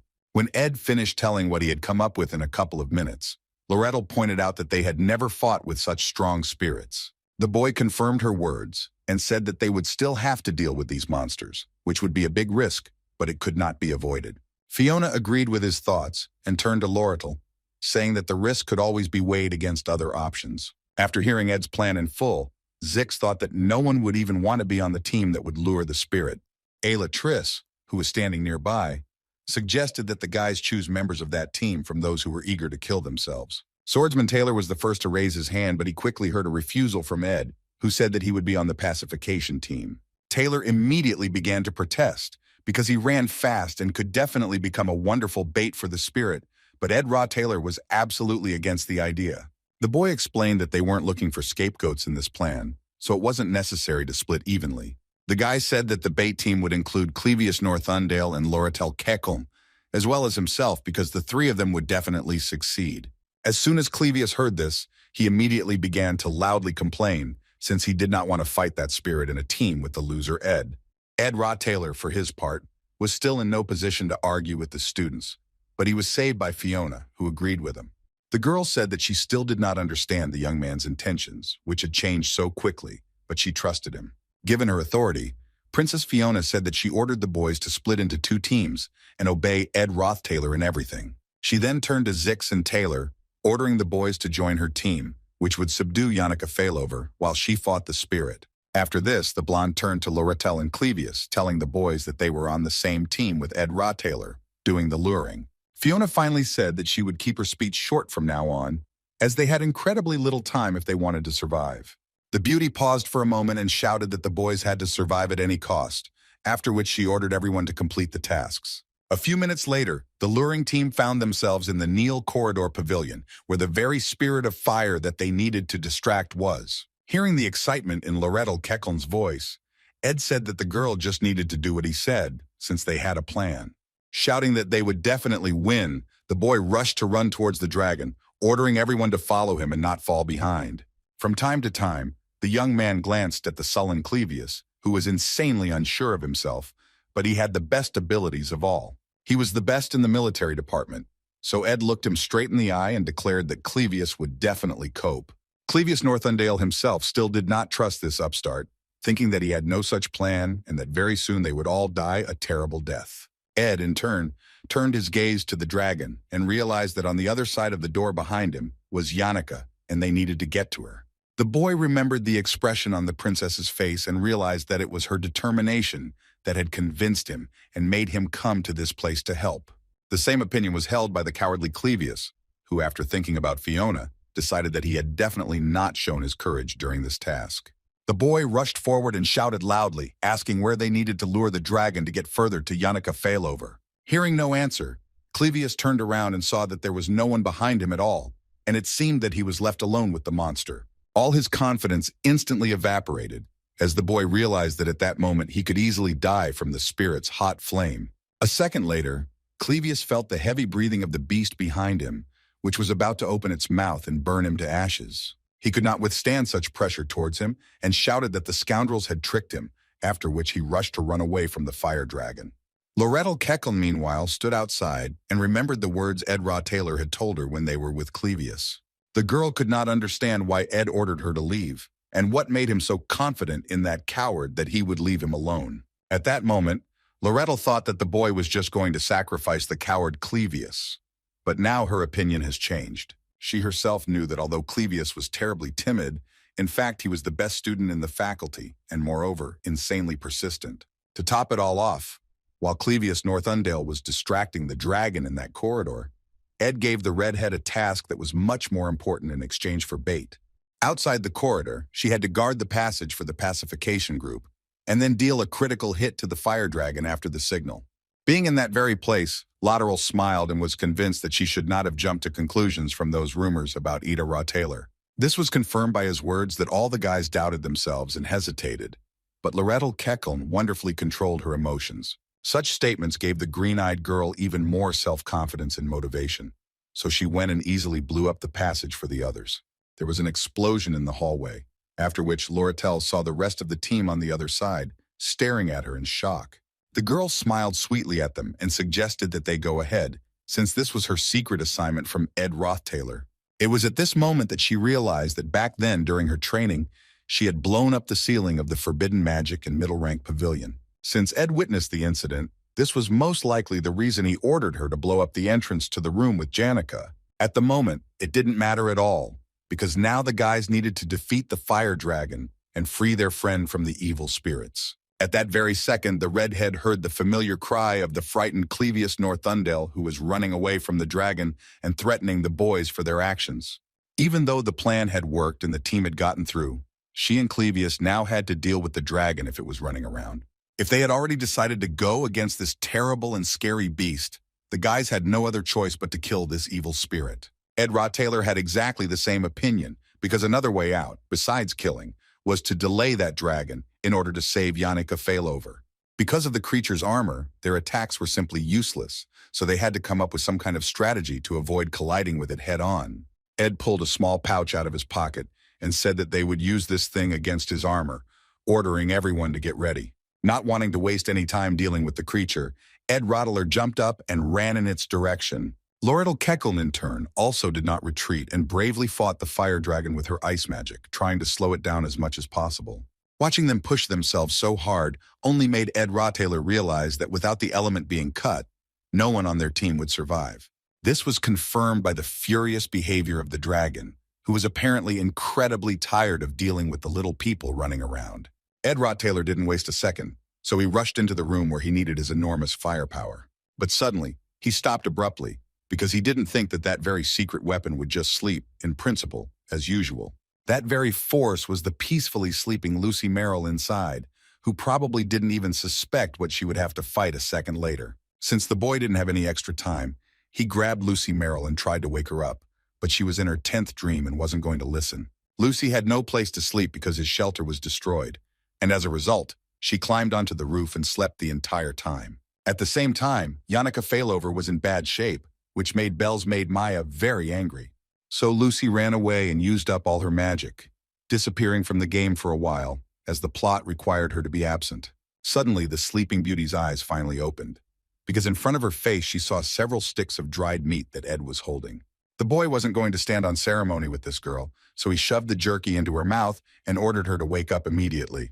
Immediately after that, leaving poor Lucy Merrill no chance, Ed grabbed her tighter and swung, intending to throw her into the air. He knew that the fire lizard was quite far away, so he needed to gather all his strength and throw her as far as possible. Ed Rothtaylor counted to 3 and did it anyway, yelling at the other boys to duck as he launched the secret weapon. As it turned out, the boy did it just in time, because at that very second, the fire dragon began to form a charge with its huge mouth. Lucy Merrill, who had a few seconds to think during the flight, screamed with meat in her mouth that Ed was a cruel, selfish person. Eventually, she flew straight into the dragon charge he was forming, causing a huge flash of light. It was from that moment that the divine punishment began, from which, in order to protect the others, Lucy chained them in a bubble with air inside. The flash was so violent that even Ed Rothtaylor had to grab the railing tightly to keep from flying into the opposite wall. The boy watched what was happening and realized that in some sense this was the most important moment in the history that was now happening. Ed took off and ran towards the dragon, intending to finally deal damage to it and get a lot of experience points when it died. If the boy had to go through so much, then he should have taken what was his and appropriated the dragon's final blow before his death. The woman, who had the same pink hair as Janica, hugged the girl tightly and said that she was incredibly proud of her daughter. Janica was always told that she was the hope of the second years, because no one else showed a decent command of abilities during joint training. Because she was always considered the best, Janica was trusted with many things that only a few people in the academy could control. This pressure on the girl from her very childhood had an effect on her, developing in the gentle Janica a murderous cruelty that she always hid. While the girl was lost in her own memories, a team of warriors led by Taylor finally burst into the room where she was. Turning her attention to the guys, Janica smiled because she needed to greet her friends with a smile, appearing kind and friendly. Janica Failover was the very embodiment of evil at that moment, because in addition to her terrifying energy, behind her was that very spirit of darkness. He looked like a huge monster with huge wings, 2 horns on his head, and sharp claws on his fingertips. Noticing that something had changed around him, Ed immediately realized that the guys from the teams had entered the pavilion, so he mentally wished them good luck. Leaving the main spirit to Fiona and the others, Ed ran up to Lorettel and Clevius, who were bravely trying to fight the fire dragon. The boy approached the Redhead and asked where Lucy Merrill had gone, to which Lorettel replied that the Sleeping Beauty was hanging around the corners nearby. The young man turned his gaze to Clevius, who, as before, was running away from the dragon as fast as he could, but still could not find Lucy Merrill. Poor Lucy had used up all her energy after the encounter with the spirit, causing her to sleep as usual, protected by a magical dome. Taking a closer look at the torn dragon, Ed told Lorettel that her magic was too weak, so he would cut the creature's throat with his own hands. Lorettel couldn't calmly trust such a thing to that same Ed, so she suggested that Clevius, who really was the best, do it. But seeing how scared that guy was, the green-eyed girl still decided not to contradict Ed and allow him to put an end to this horror. Lorettel kept replaying Ed Rottler's lines in her head about how he wanted to take responsibility because he trusted the boys with his life. In the end, the girl could not restrain herself and shouted after him with displeasure that the boy spoke about such important things too simply. But Ed just smiled and said that he wasn't the scapegoat that Lorettel thought he was, because he was simply making an investment in the future. Hearing this, Lorettel also smiled, since such investments were exactly what the girl understood no worse than the main character. Starting to rant, Ed added that he liked the Redhead much more than the princess, who acted like a ruler because of her origin. Green Eyes liked these words very much, so she also used her powers and exclaimed that she would also risk it for Ed. At the exact moment when an exhausted Clevius screamed across the corridor that he could no longer run, Ed and Lorettel rushed at the beast, wanting to finish it off. The fire dragon was in a real rage, which made Ed Rottweiler understand that they were both in a hopeless situation at that moment. He looked at the menacing dragon that spat fire, and deep down he knew that the scared to death, Clevius simply didn't want to die. But despite this, and even ignoring the notes of fear inside, Ed felt that it was still early, so he needed to get closer to the spirit. Suddenly the young man heard a cry from Clevius, who saw that the dragon had turned red, which meant that Taylor's group had successfully entered the final phase. Everything was going exactly as he had planned, but there was one unfortunate moment that could easily distract the beautiful Lorettel. While the boy was thinking, the dragon turned purple again and continued to shower the little man with his hot flame. Despite the tense situation and the severe shock, Lorettel still remained firm without making a single mistake. The same thing applied to Ed Rottweiler, because if the boy had missed the dragon, they would all have been doomed to death. However, due to the fact that he had used this spell hundreds and thousands of times, Ed was not at all confused and aimed the wind blade straight at the dragon. The power of his technique was so powerful that it instantly cut the beast's neck and knocked it to the ground, finally defeating the high-ranking spirit. As a thank you and reward for this, Ed received many of the upgrades he expected to receive after defeating that monster. At the same time, Taylor was trying his best to defeat his most powerful opponent, but so far he was doing very poorly. Despite this, the boy still tried to keep himself strong and not give up, because he was actually the main character of that whole story. In the end, the brave warrior succeeded and the boys defeated the evil spirits, closing the portal and ending the first episode of the story with their victory. Lorettel, Fiona, and Ed were sitting under a huge tree, resting from everything they had been through the night before. The Redhead turned to the boy and said that although she had seen many people before who were ready to sacrifice themselves, Ed was the first one who didn't chicken out. Smiling sweetly at the boy, she asked how Rottweiler could remain so calm after they had overcome the deadly crisis. Without waiting for his answer, Lorettel extended her hand to him and offered to get acquainted again, to which Easy H agreed and shook his hand in return. After this handshake, he again saw in his hand those same 3 coins that Lorettel explained as her victory again. The girl gave him a deft look and said that now the young man owed her, which meant that Ed would not be able to get out of her offer. At this time, a gray-haired tailor approached Ed and said that he was offended by the boy and that he should have understood what exactly the reason was. Rottweiler measured him with his gaze and realized that judging by the guy's appearance, his swordsman form had manifested itself, because in the game he had played last, it was the same. Ignoring the puzzled look on his face, Taylor bowed low to Ed and said that he would definitely do his duty. Suddenly, Clevius ran up to him and shouted that Taylor should not show respect to that scoundrel, because just recently Ed had brazenly abandoned him with the dragon. Immediately after these words, the coward heard the menacing voice of Zix, who ordered him to be silent, since the rest of the team were of the same opinion. This reaction upset Clevius, but Fiona at the time thanked Ed and said that she could recommend Ed to the student council. But Ed Rottweiler refused, reminding that Lucy had made the biggest contribution, while Taylor had killed Bellisfer and Glaskin. Elvira smiled sarcastically and said that everyone already knew about the successes of those two, but Ed deliberately refused to acknowledge his strength. Ed himself, although he tried to keep his distance from all the main characters, but when he found himself among them, he felt warmth in his soul. The boy glanced at Elvira and Fiona, the others, and thought that he had been watching him for so long, constantly solving the boy's problems. Taylor had been getting stronger with every training session during this time, and his childhood friend Ayla had also kept up with the swordsman. Princess Fiona, in turn, finally accepted her destiny and was ready for the fact that she would soon become a ruler and grow up. Even Zix, who just a couple of years ago lived in the wild with dangerous animals, has now found his place in human civilization. Clevius eventually gained confidence, but Elvira realized that life was not all fun and games. Even Loretell, who had been swimming in money all her life and now decided to reconsider her principles and views, was no different from them. Each of these guys was a protagonist in some way, just playing their part, waiting to get the trophy at the end, which was success. Knowing this, Ed decided to turn away from these characters and went to a place where he could not go, following the game's plot. On the spare podium lay a large wooden cabinet in which his hero usually managed to find Lucy, who slept there during their joint training.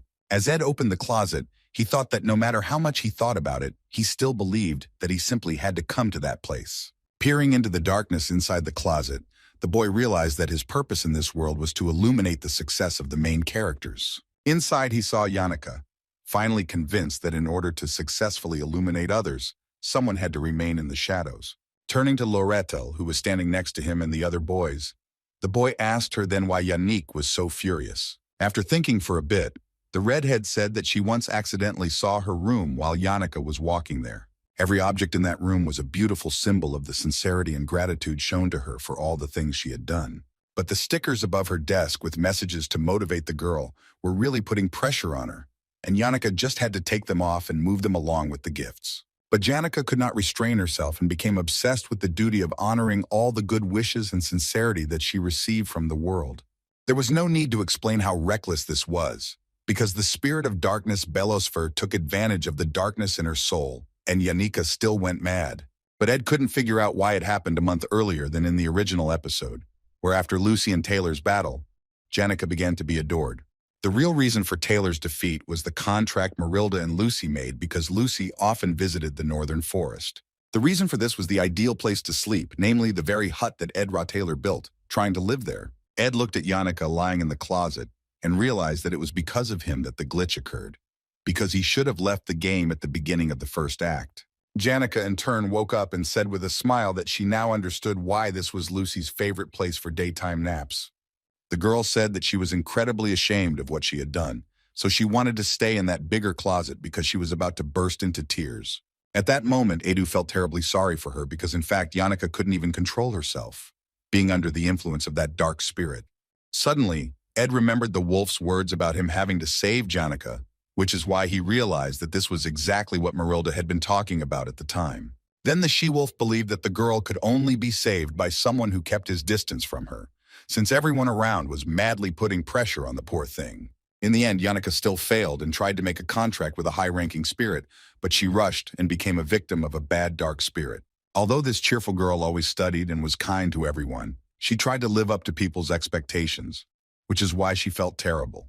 Looking at her, Ed was convinced that Yannicka had been wonderful up until now, and, strangely enough, failure had not made her worse. Ed Rottweiler approached her and said that he didn't know how much his words would help the beauty, but she really did a wonderful job and tried her best. At that moment, the main characters came out on stage, and in response to their appearance, the loudest applause they had ever heard was heard. Behind the stage, it remained dark and quiet, because after all the attempts to see the spirits during all his games, Ed finally managed to do it. Only at this moment did the young man begin to feel that after many times, he had finally gone through the first act and truly felt it. Suddenly in front of him he saw the she-wolf Marilda, who, as it seemed to him after what had happened, began to show extreme interest in him. 10 days after the disciplinary committee's trial had concluded, Yannicka admitted her mistakes and said she would accept punishment. However, despite this, during the first meeting, all the professors and friends of the girl gave her great support, not taking into account what she had done. At the second hearing, Fiona Elias Clowell said she would not bring charges against Yannicka for the attempted murder of a member of the ruling family. Lortel took up the issue of compensation for the damage caused, and the Elt Merchant College fully compensated the funds. However, they added to the contract a clause having customs duties on educational supplies for the academy. As a result of all this, the withdrawal of all benefits issued annually to the best students of the academy was introduced. In addition, they have also banned visitors to the Ophelia Pavilion for the next semester, as renovations will be taking place there. It felt like they had just finished filming a touching coming-of-age drama, as the students were overjoyed when it was finally finished. Even though everyone had calmed down a bit, people still noticed how low the worried Yannicka Failover's shoulders were slumped. The boys were madly in love with this girl, who always did a lot of good for them, so they decided that the time had come for them to come out. After some time, one of the small tables in the academy's garden was filled with a pile of cakes, desserts, and various drinks. Trying to make the best of it, the girls who had organized it whispered among themselves and ordered each other not to mention what had happened. Once they had discussed all the details about what topics should not be touched upon, they turned to Yannicka, who was standing behind them. Wanting to lighten the mood a little, Yannicka thoughtfully turned her eyes away and asked them why infatuation and love were different things. The girls looked at her in surprise and asked why Yannicka suddenly started talking about this, but she only said that her friend asked her this question. She looked away again and stared at the ground, quietly saying that her friend had a dream that made her think of it. In that dream, Yannicka Failover was wearing a very beautiful dress and was sitting in the middle of some meadow, trying to weave a wreath of flowers. Suddenly, a guy appeared above her who looked like a real prince, since he was on a white horse, as expected. Janina rose to her feet and took a couple of steps towards him, after which she carefully placed the wreath of flowers on Ed Rottler's head. Then they held hands and began to joyfully run around the clearing, laughing and enjoying how in love they were. Remembering that she was in the real world, Yannicka Failover finally came to her senses and smiled awkwardly, saying that it had worried her a lot. The female students smiled just as awkwardly, because they simply didn't know how to answer that strange question. But then one of the students jumped up and ran somewhere, not paying attention to how the second one tried to stop her, while Yannicka was hovering in the sky. Realizing that the girl had run away, Yannicka also jumped up from her seat and waved goodbye to her, not even suspecting why she had run away. The other girl, in turn, stood and was terribly worried about how to tell the truth so as not to break Yannicka's tender heart. She thought for a while and finally came up with a way to start the conversation. So she told Yannicka that she needed to take things easier. The girl smiled slightly and reminded Yannicka that love and hate were rather mysterious things, something she had to agree with. The student leaned toward Yannicka and whispered that she needed to be honest with her emotions, but only with those she trusted. Finally, Clara said that Yannicka should also be careful when touching on sensitive topics, as this could affect her reputation. Yannicka Failover thanked Clara sincerely and said that she now had to return to Ophelis to report her suspension. Clara, who was expecting a new answer from her along with everyone else, waved her hand awkwardly in farewell and said that she would prefer to remain in the garden. Seeing the pink-haired girl disappear into thin air, Clara fell tiredly onto the table and whispered that she'd done it. Ed, meanwhile, was thinking about how he had been saving up so far, but thanks to Fiona's petition, he was exempted from paying for the next semester. The boy could not help but be pleased with this prospect, because with the gold he had collected, the young man decided to buy some tools. While he was returning with toolboxes in his hands, he saw a girl he knew in the clearing where his hut had stood earlier and was surprised. Ed Rottweiler had previously avoided her, but now the first act, in which she was the main character, was over, and he could relax a little. The boy decided to take the first step and greeted the guests of the forest, asking Yannicka if her probationary period had come to an end. Frightened by his question, the poor thing jumped up on the spot and hid behind a nearby tree, saying with great excitement that it was over.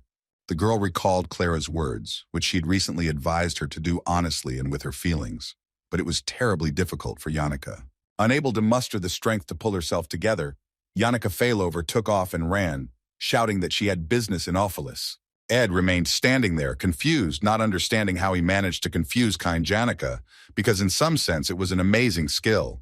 Leaving all thoughts about the beauty behind, the boy remembered the box of tools in his hands and decided to get down to business, of which there were many. Since Lucy Merrill had destroyed his hut, the boy now had to build a real hut, which had to be stronger than the hut. On the first day of construction, he chose a simple, unremarkable area in the shade and then peacefully set to work.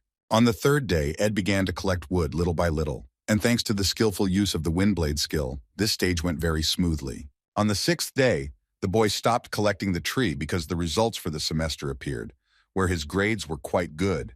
Even though he was now as good a student as most, it still surprised him that Yannicka continued to avoid him. Her friends Claire and Anna sometimes looked at the young man as if they wanted to tell him that the guy shouldn't have even caught Janika's eye. On the 18th day of building the hut, the wood collection was completed, and Ed was curious about who else had such a high windblade skill. On the 20th day of construction, the holidays finally began, so now the boy could spend all his time on construction. When Ed went to check the trap, all he found was Lucy sleeping peacefully, so he needed to stop using jerky. On the 27th day, Belle's head maid, Maya, brought him some greens and mushrooms, after which she asked him how things were with Yannicka. In response to Ed's words that she must hate him, the maid simply shook her head because she did not expect such words towards Yannicka. On the 30th day, one support in the center failed to hold up the walls, and Ed realized that he needed more than just making and fitting the joints to ensure stability. That day he was in a bad mood, and at the bakery he again ran into Yannicka, who ran away as soon as their eyes met. Once again he noticed the terrifying looks of her girlfriends. Ed Taylor already began to suspect something, but he refused to believe it. Later that evening, Zix came to his aid, and together they tried to build a roof for his cabin in the woods and discussed Taylor. Zix was so engrossed in the building process that he often asked Ed a lot of questions about what else he could do, but Ed refused. On the 45th day of construction, the hut was finally ready, and the boy was able to go inside for the first time and simply enjoy his work. Even though there was nothing inside except walls and a floor, Ed was still happy, preparing to close the doorway to keep the insects out. The boy had never felt so good as he did at that moment, because for the first time all 45 days of his labor had not gone down the drain. While sitting inside, the young man also received a new completed project that increased his skill and slightly improved his abilities. While Ed Taylor was relaxing and enjoying the fact that he now had a home, Yannicka Failover was watching the boy from behind the trees nearby. The girl tried incredibly hard to pull herself together and approach him to talk, but such tasks were terribly difficult for Yannicka. Ed, meanwhile, was unaware of her presence, thinking that the walls, floor, and fireplace were ready, so now it was necessary to build a barn. But suddenly, he heard something hit his roof and looked out, saw on it his familiar Lucy Merrill, who again decided to sleep on his house. Just as the boy was about to scold the sleeping beauty, he heard Yannicka's quiet voice behind him, greeting him. Being slightly surprised by such an unexpected visit, Ed also greeted the girl slightly excitedly, expecting to hear the reason for her arrival. Since Yannicka Failover was in no hurry to give this information, the boy himself asked her how she ended up there, but she only smiled awkwardly. As she sat in her room with Belle Maya brushing her hair, the maid told her that she had seen something amazing in the forest. Understanding what Belle Maya was getting at, Yannicka asked her if they were talking about the hut, to which the maid agreed and asked how the girl found out. Yannicka said that she had been there a couple of times, to which Belle Maya continued her story about how surprised she was by its construction. Suddenly, the maid leaned closer to Yannicka and quietly whispered that she wanted to look inside that hut to see what was there. Lowering her voice even further to justify herself, Belle Maya said that anyone in her position would want this, so it was natural. After the maid emphasized to the girl that this was indeed normal, Yannicka herself believed her words. She started telling Ed that she was walking with Marilda, after which she saw a hut and wanted to look inside because she was very interested in what was inside. Without hiding her emotions, the girl almost shouted that the young man had a great house, to which he awkwardly agreed. Suspecting something was wrong, Ed asked if the forest spirits had told her anything, to which Yannicka immediately looked away and hesitantly agreed. The poor girl couldn't even think coherently about what to say, because she kept remembering Ed at the moment when she accidentally spotted him while taking a bath. I imagine myself as a real commissioner. Yannicka continued to tell the boys that she didn't really talk to the spirits. The girl smiled and said that because of their vague stories, she didn't even know where exactly Ed Rottler lived. Ed didn't want to torment her any longer, so he smiled and said that his house was quite simple, after which he invited the girl to go inside. Yannicka Failover didn't expect him to invite her to visit so easily, so for the first few seconds she simply froze, not knowing what to say. Very quickly the beauty came to her senses and joyfully exclaimed that she madly wanted to go inside and look around more closely. While she looked around carefully and examined every detail and then was surprised, Lucy Merrill was still sleeping peacefully on the roof. When the inspection of the house was over, the boys lit a fire and decided to drink some tea, accompanying these gatherings with deep conversations. The first to speak was Yannicka, who began to talk about how she owed the guys a lot that time because they helped her out so much. After listening to her thoughts, without taking his eyes off the fire, Ed said that it was not at all necessary to return the debts just on principle, surprising Janika with this. Watching her reaction, Ed knew that Janika would never understand this, because that incident happened precisely because of the burden of hope that others placed on her. Then she changed her mind and moved to the old dormitory, where there were 8 people per room, while in Ophelia they were individual. For Janika, being under envious glances all day was like being in prison, so it wouldn't solve her problem. Understanding this, Ed Taylor suggested that the girl come to him anytime she wanted to be alone and take a break from the people around her. The young man also knew that the beauty would most likely refuse his offer, so he added that he was always glad to see her. Janika Failover nevertheless thanked the boy for his help and said that she, too, was ready to try her best to help if he needed it. Hearing such warm words addressed to him, Ed Taylor even melted a little, which made him smile sweetly. But then he looked away again and asked why Janika thought he felt depressed, but she didn't answer him. The game was about to enter its second semester, which would feature a small, tattered book called The Sealed Grimoire of the Sage. This thing must have caused quite a storm, if only because you had Loretel standing in front of its display case one day. The redhead looked at the little thing carefully and smiled, making sure that the book really did smell like money, just as she liked it. Janika still wasn't going to answer Ed's question about suppression, so the guy told her not to worry about him. The boy raised his head to the stars and thought that very soon Taylor would have a hard time, because the game promised to become even more interesting. The second episode of the game, called The Capture of the Theophilus Dormitory, began on a night when terrible weather, accompanied by a thunderstorm, had to be experienced at the Cyrilla Academy. The top students from Theophilus were practically guaranteed a decent life because they were the first to choose places in the class and also had privileges. It was precisely on this basis that one problem arose, because in the southwest of the Valor region, a downpour began when everyone was returning from vacation. The academy provided carriages and ships only to those living in Theophilus, because if they had not returned in time, you would have had to pay money. The lower-ranking students from the old dormitory who had to walk back through puddles were afraid of being late because they had no privileges.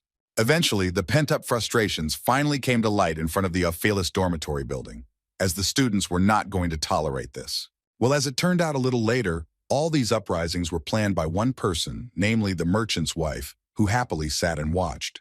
She had contacted the representative of the poor students in advance, who was concerned about how to salt the academy in Ophelia.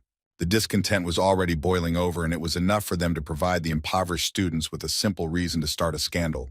The merchant and her assistant decided to do this through the problem of discrimination against poor students against the background of the rich from Theophilus. Ophelia's head maid and part of the academy's administration department were already on Loretel's side, preparing to support her proposal. In such a situation, the academy would not even have had to accept him, since angry students could very easily be calmed down with a couple of statements. But the conflict flared up more and more, because after some time, Theophilus's dormitory was destroyed in a huge fire. A rampage by poor students would have dealt a heavy blow to the academy's finances, which were already suffering after the incident with Janika and Glasscan. Since negotiations were taking place at that time regarding that very book, the elite merchant college received a clear advantage in acquiring the book. Loretel, meanwhile, was also standing quietly and looking out the window, wondering when the rain would stop, as the sky was terribly gloomy. It reminded the girl of the sky she had seen in the slums when she wore tattered rags in her previous poor life. The redhead couldn't stop making fun of herself for feeling relieved, since there was too much light on the academy grounds. The picture of her living in pitch darkness, completely covered in dirt, seems much more realistic to Loretel than her life. The conspiracy plan that stood on the girl's desk was proof of these thoughts, because she only wanted to be together. In the green eye, but there were eternal betrayals and suspicions, and even attempts to survive, which changed her. But the essence of Loretel's vile nature remained the same, because it was unchangeable, and it was because of this that the girl desperately sought out others like herself. Even in the academy, where there was plenty of light, there had to be someone familiar with the vile life of a filthy garbage rat to find the same. Loretel was the very embodiment of evil, but even despite this, the girl still stood and stared out the window, feeling lonely inside. She was a dark screen, hiding the grim reality behind the scenes, because the redhead needed to break through the miserable reality without showing herself. Near the entrance to the dormitory, meanwhile, the student rebellion was in full swing as they began to shout even louder than before. In the original plot, the incident with the capture of Theophilus was stopped by the main character who dispersed the angry students.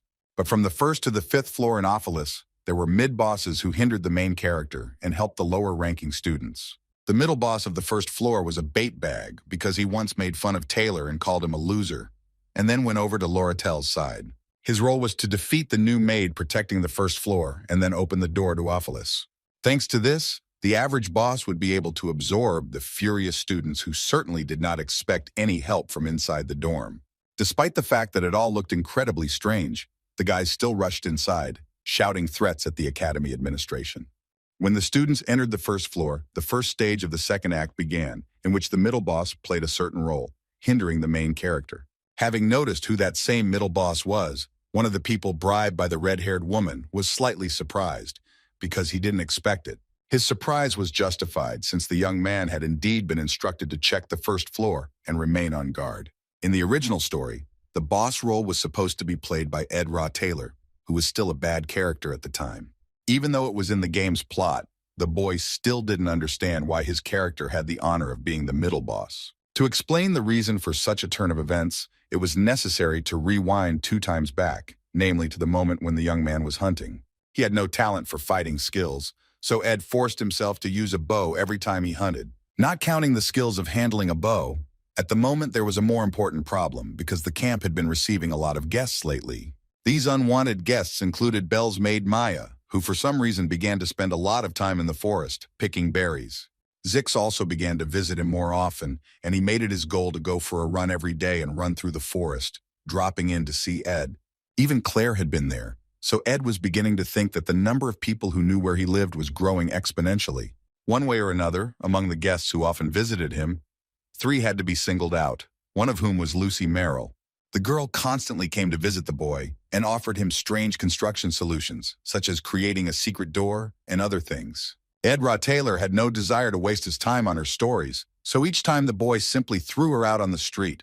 Lucy Merrill did not stop his rudeness, so the girl continued to talk and offer the guy to glaze the windows or something else every time. The second guest on that list was Yannicka Failover, whom Ed was truly glad to see, as she often brought him chicken eggs from Belle the maid. Besides this, the beauty also helped him with the laundry, showering her friend with a bunch of advice that her parents taught her.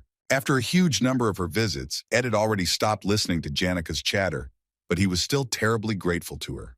The boy honestly considered Yannicka Failover to be the best heroine of this whole story, because she was sincerely kind to him. At one point, when Ed decided to emphasize how wonderful Yannicka was, the girl turned around offended. The young man didn't quite understand why she reacted that way, but very quickly Yannicka asked him how often Lucy Merrill visited him. The third uninvited guest was Loratel, whom the young man considered the most important on this list, because the golden daughter meant a lot to the plot. She came to the boy only if she needed his help, and she always received it because she knew how to artificially ask for it. Loretel was the black veil of the second act, so she was gathering useful people to take over Ophelis's building. But Ed didn't want to interfere with the plot. The boy decided to refuse all her offers, but the girl was very persistent, emphasizing that she didn't want to ask him about it either. The argument that made Rottweiler think twice about her proposal was the incapacitation of Tote, one of Loratel's men. Realizing that events were not going according to script, Ed attacked the Redhead and began shouting, demanding information from her about Tote. As it turned out later, Tote initially started a squabble with Taylor because he didn't like him, which is why he intended to give him a good beating. One of the things this little fool said to Taylor was that the swordsman was even more pathetic than Ed Rottweiler. Zix, who was standing behind Taylor, did not tolerate such impudence towards the one who saved them, so he immediately gave Tote a powerful blow to the face. The poor guy instantly fell to the ground because he didn't expect at all that Zix would show himself at that second and decide to take revenge for his words. At that moment, everyone around, including Elvira, saw Zix so furious for the first time in their lives without being able to explain it. With this in mind, Loratel decided not to trust emotional people like Tote, so she came to Ed to tell him about the mission. The girl also said that she could promise the boy to pay a tidy sum, but even with the money, there would be certain risks in the matter. At that moment, Ed realized that the Redhead was addressing him precisely because the guy already had the worst reputation, so he wouldn't be punished. She leaned closer to him and asked with a smile if the boy wanted to wipe the nose of the smart guys who had kicked him out of Ophelis just recently. Although it sounded terribly tempting, Ed wasn't exactly eager to get involved, but he still agreed to listen to the green-eyed girl's proposal. The girl broke into a satisfied smile and said that she was ready to pay him 20 coins for anything she ordered him to do. Ed Taylor didn't think long, because he decided that he could just act in moderation, so the boy shook the girl's hand and agreed. The boy sat by the fire and studied the book, thinking that the occupation of Ophilis happened before the battle for the seal began, so it was Lauderel's trick. According to the script, the Redhead, having succeeded in this conspiracy, created an independent interest group within the Academy, thereby opposing Fiona. All that was required of the boy was to simply observe and then join the force that would prevail during the uprising. He was so engrossed in studying the book that he didn't even notice how Yannicka appeared near his house, giggled, and said that the rain was terrible. The beauty noticed how hard it was for Ed, so she offered the boy to clean up his visits, but he refused. Yannicka Failover didn't back down and reminded her friend that he could always turn to her if he needed anything. Noticing the confusion on the guy's face, the girl explained that she had a lot of blankets, pillows, and other little things that could be useful. It would seem that Ed would be irritated by her constant obsession, but the boy was only happy about it because he had more fun with Yannicka. Having listened to all her offers of help, the young man still agreed to let the beauty bring him a couple of blankets and other things. Yannicka was overjoyed by this, after which she noticed Lucy Merrill standing nearby and asked if the girl often behaved so strangely. Turning his head towards the sleeping princess and seeing that she was simply standing silently on the edge of the roof, Ed himself was surprised, but said that this had happened. For several years now, Lucy Merrill had been living her life with her eyes fixed on the destiny that lay before her. But on rainy days like these, she thought about her life. Ed Rottweiler looked at Yannicka and said that she didn't need to dwell on it, because he himself had long since stopped paying attention. But suddenly the boy, what else remembered, so he turned to Yannicka, going to ask her for something to keep her safe. If the Ophilis building is occupied, a large-scale protection spell will be activated to protect all students and their rooms. Despite the fact that the girls would easily be able to escape from there because she had terrible strength, Ed still decided to ask her for something. The boy thought for a moment and began to talk about how she should be especially attentive tomorrow at about 9 in the evening because something was supposed to happen. But a second later, Ed changed his mind, and in exchange for ordering her to stay in the room, the young man asked her to go out into the rose garden in front of Ophilis. Thinking that the boy was asking her out on a date, Yannicka exclaimed, almost missing his words, and the fact that there he would tell her the reason for the request. This was because at the moment he couldn't think of any way to justify himself, but Ed had enough time by tomorrow evening. Yannicka Failover had no choice but to agree with the boy and begin to dream about what tomorrow's date would be like. Completely lost in her own dreams, Yannicka turned around and ran through the rain back to the academy, shouting that she would come. Ed Rottweiler breathed a sigh of relief, because the young man finally stopped worrying about nothing happening to the beauty. The boy sat on a huge log in front of the fire and thought that on the day of the opening ceremony of the new school year, the rain should stop. On the day that Ophilis was to be captured, Zix was in his room training, wondering why Elka Islan was angry. But suddenly the boy heard some strange sounds coming from the street, so he got up and went closer to the window to look. Down near the entrance to the academy, he saw a man who looked incredibly suspicious because he was wearing a black cloak. This man, who was Ed, ran to the entrance and asked the maid who was there, where the other workers had gone. The girl told him that, with the exception of the main staff, most of them had gathered in the conference room where an important agenda was being discussed. Invited into the greenhouse to enter inside, the maid went with him into the large corridor to the place where the object that she had prepared for him was. Once in the large room, Ed walked closer to the bucket with the strange substance and thanked the maid for her help, finishing the preparations. The occupation of the Ophilis building was supposed to begin any minute, because the enraged students were already standing near the entrance to the dormitory. In fact, there were many more of them than the boy had expected, because absolutely everyone had gathered, in addition to those who had gotten stuck on the way to the academy. The students cried out that they could no longer tolerate such treatment, so they demanded a guarantee of equality based on grades.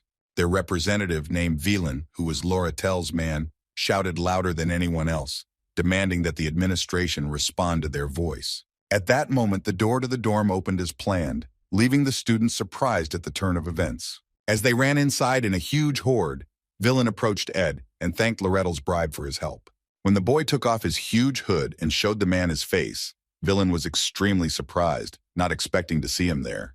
Looking at the maid, who was lying with a bag over her head to the left of his feet, Ed Rottweiler cleared his throat and decided to make a sharp statement.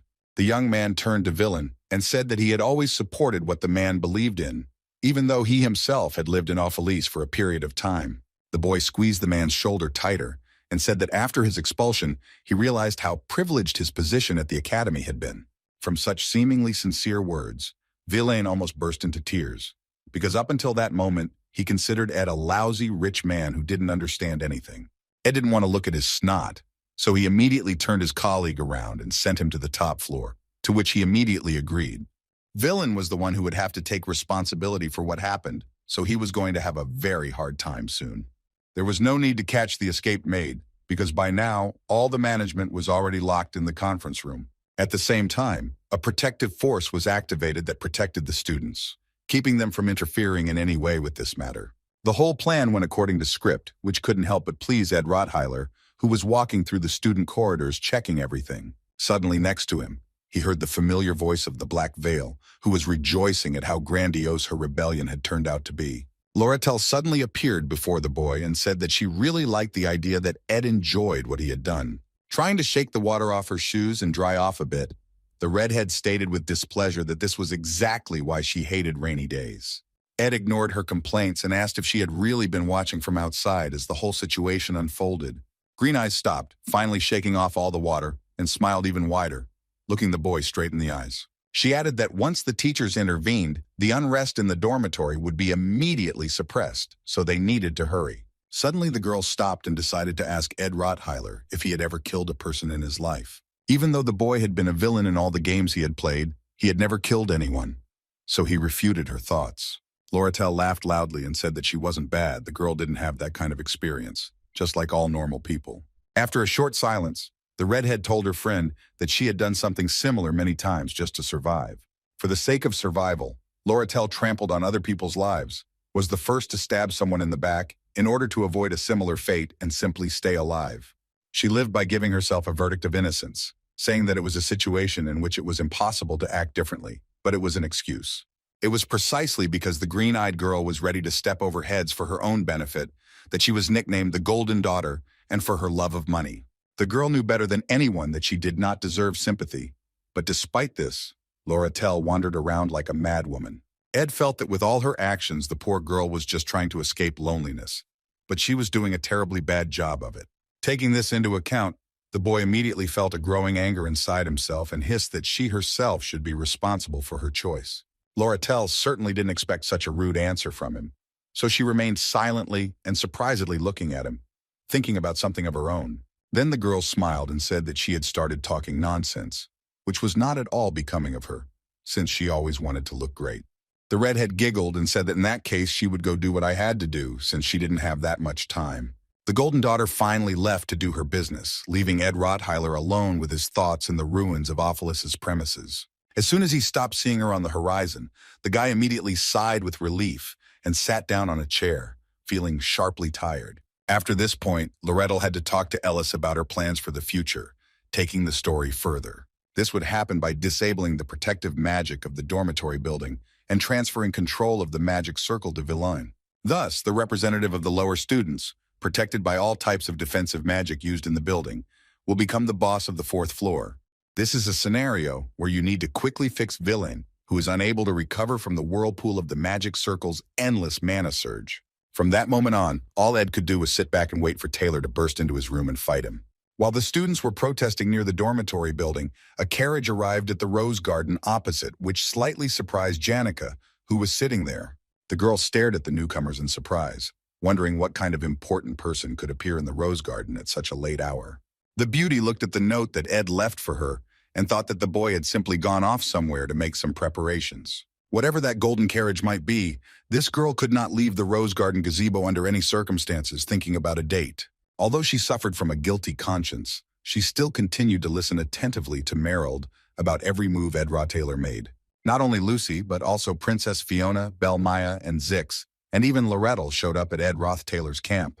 The fact that most of the visitors were students made Janica Failover's heart ache even more. Even if it took forever, the beauty was determined to wait for the young man, because she wanted to hear an explanation from him. But at that moment, Janica thought that she had put on the wrong color hair clip, which is why she quickly decided to run to the dorm and then return. Elvira Aniston and several other students were standing in front of the entrance to Ophelix, preparing to go inside to fight whoever did this. The girl was terribly angry because there were insanely expensive herbs in her room that needed to be collected every hour, but she couldn't. Taylor, who understood that the madwoman could easily enter the building alone, asked his friend Isla to stop her and detain her. But when the girl said they could have just left, Taylor explained that the students could have easily sawed through all the reagents in her room, killing many. While he was trying to deal with Ayla, Elvira had no desire to linger, so she was going to go inside and reach the 4th floor.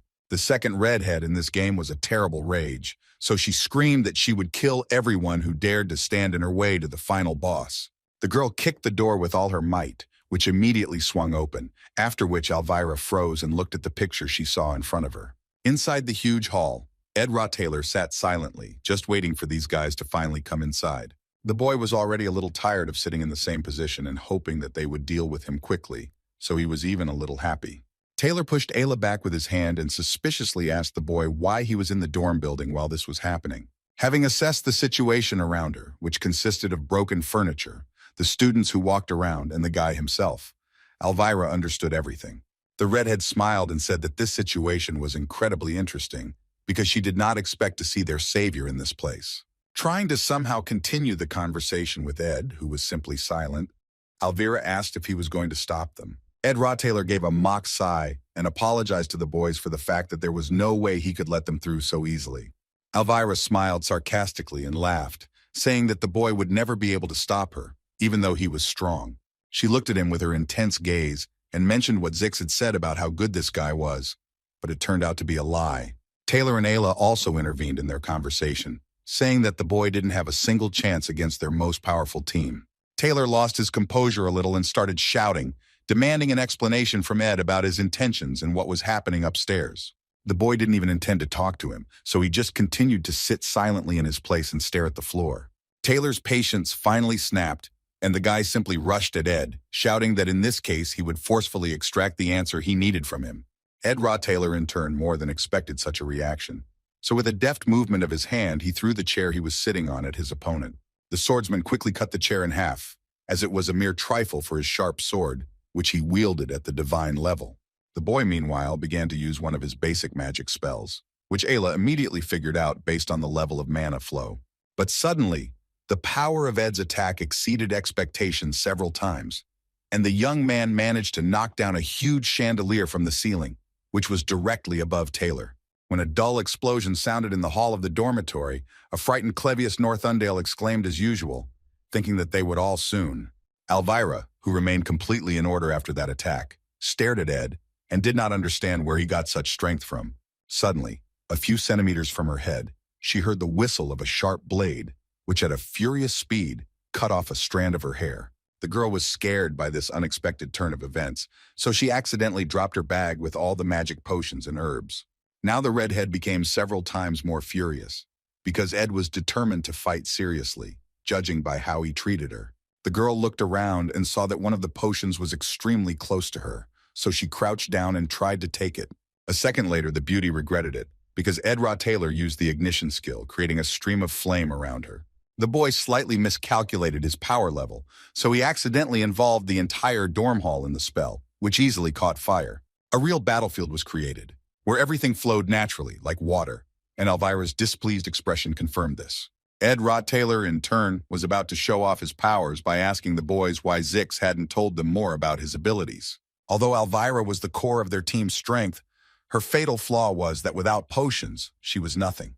Without relying on magical tools or reagents that she had masterfully learned to create, the beauty had no combat power. Usually, students of the alchemy faculty would wear emergency magical tools just in case, but Elvira decided that she was above that. The redhead looked at the boy who stood in the middle of the burning dorm hall and was amazed that he even took this into account. The student remembered how skillfully he broke the chandelier and, taking advantage of the pause, created a wall of fire to hit her bag. She was convinced of her theory by the fact that during all this, the girl lost a lock of her hair because he swung at her. Elvira was a little self-confident, so the girl couldn't even imagine that the loser Ed could do something like this. But suddenly doubts began to torment her, because in that case the young man should have been aiming at the body of the bag and not at the time near her neck. Because of these doubts, Elvira still decided that this guy was nothing more than an ordinary pathetic villain, so she had to deal with him. Since she had a few tricks up her sleeves, the girl took a ball from her pocket, from which the spirit of the rabbit subsequently appeared. A second later, she ordered this rabbit to increase its resistance to fire and aggressive attacks, after which it strengthened her body several times. But at the last second, the alchemist's apprentice changed her mind and decided to pass on these skills to the little animal, which instantly grew tenfold and became a real monster. Ayla also tried to keep up with her friend and at least somehow put out the flames, using the spells she learned in class. The girl's strength was a little lacking since there were too many of me around, and her extinguishing of the flame was calculated for less. Unexpectedly, Ailia finally succeeded in something, and in the place where she was aiming, a huge explosion thundered, which scared her herself. Following his childhood friend, a focused tailor entered the battle, rudely ordering the girl to concentrate on the enemy. Ayla was confident in her knowledge of magic, but her combat power was average even among first-year students who had just learned magic. That boy was clearly aiming only at Ayla, which is why Taylor couldn't get close to him, since it was difficult for him and his friend to even move. Suddenly, the swordsman heard Alvar ask if he could suppress Ed's attacks if the boys managed to close the distance between them a little. Seeing an approving nod to her question, Elvira swung at their opponent and shouted that, in that case, they needed to deal with him. The cute little rabbit she had released from her balloon a couple of seconds ago was already a full-fledged monster, running at Ed with all its might. Watching this, Taylor told Elvira that the flames around him made it difficult for him to pull himself together and do what he had to do. Taking the hint, the girl threw her cape over herself and rushed straight towards the flames in order to improve the situation a little. Noticing how fearlessly she ran straight into the fire ahead, Ayla screamed excitedly, worried about her friend. While the redhead didn't care at all because her main goal was to get to her bag and take the potions that she lost. Ed Rottweiler, meanwhile, was trying his best to deal with that huge, cute rabbit that was growling at him at the top of its lungs. As soon as the boy saw that Elvira had managed to get to her purse, he immediately swung at her to attack the girl. Feeling the huge surge of energy flying towards her, Elvira remained calm because the reset spell had already been launched. At the last second before the guy's attack was about to hit her, the girl threw that very same jar of potion back at him. The reagent prepared from crushed chestnut flowers and brown mushrooms was a special reagent with a magical formula for resetting. Its effect was to suppress the release of magical power, so after just a moment, the flames around the boys finally died down. The second the alchemy student managed to stop the fire, Ed successfully pierced the huge king with his sharp sword, defeating him. As the little animal fell motionless to the ground, the boy turned towards his opponents, dissatisfied with the fact that his magic was suppressed. The boys shouted in unison that they would not fall for his relaxed appearance, because they had a warrior named Taylor who would defeat Ed. But just as Taylor was about to attack the boy, Ed Rottweiler took off running, heading for the floor above. On his way, Ed came across a huge cabinet containing a flammable thing, which he threw towards Taylor. Realizing that it was oil, Elvira and Ayla shouted in unison that they had to stop the fire, because if the fire spread, there would be casualties. Taylor took off running and ran after Ed, shouting that before anyone got hurt in this building, he would deal with the villain first. The swordsman ran so fast that he didn't even have time to react to Elvira's excited exclamation behind him, who turned to him. Well, the young man still ignored her, thinking that the scoundrel Ed had planned every second of that moment, because everything was set up. The boy himself stood nearby and held something that looked like a bow in his hand, not allowing Taylor to see his face. Elvira was the first to realize what was going on here, so she screamed at the top of her lungs once again for Taylor not to do it. But it was too late, which is why Ed Rottweiler finally turned to the guys and pointed his bow at them, on which he had just pulled back an arrow. The sight of an enraged Taylor rushing at him with all his might did not frighten the boy for a second, who was in such a situation for the first time in his life. Taylor, in turn, was even more angry at the thought that this little guy wanted to show him that he knew how to use a bow. The young man was absolutely confident that he would be able to block his opponent's attack until Ed released the arrow. She flew at full speed 2 centimeters from the swordsman's shoulder, making him realize that the boy was not aiming at him at all. Ed Rottweiler's real target was Ayla, who was standing right behind Taylor and certainly didn't expect that she would be the target of the attack. Literally at the last second before the sharp arrow would have pierced Ayla's head, Elvira intervened in the situation and stopped her. Sealing the arrow into the small ball she held in her hands, Elvira whispered, almost with tears in her eyes, that it was on the very edge. That ball was a clawed hand that generated Sira, allowing it to attract small objects from a great distance. As soon as the arrow was in Elvira's hand, the redhead looked in surprise at its tip, which had an ordinary bundle of fabric on it. She immediately jumped to her feet and shouted loudly at Taylor that the bastard probably had some other tricks up his sleeve. so they had to be careful. Taylor wasn't even going to listen to her at that moment, because realizing that Ed had encroached on his ailia, the guy simply lost control and attacked him. Due to the high level of rage, the force of Taylor's blow was enormous, so Ed tried his best to both resist and not give in. At that time, the final scene of the second act had just begun, in which the gloomy Clevius Northundale was to enter. Realizing that the boss of the second floor was finally in his place, Ed breathed a sigh of relief, because now he could relax a little. At the exact second he literally lost his grip for a moment, he was immediately thrown into the opposite wall by the force of the swordsman Taylor. Elvira stared in shock at Ed Rottler, who had so suddenly and simply given in to her friend. The girl looked at the huge dent in the wall behind Rottler, who had flown into it, and simply did not understand what was happening. Taylor himself immediately ran up to the boy, grabbed him by the shirt and started shouting whether there was any reason to go so far. Elvira was watching the scene of their dispute, and she felt that throughout this entire battle she had somehow played into the hands of this evil man.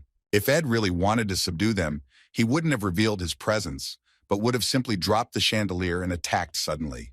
But the boy sat down openly in front of the stairs and blocked their path, and in the subsequent battle, everything was thought out so that the actions were not stupid.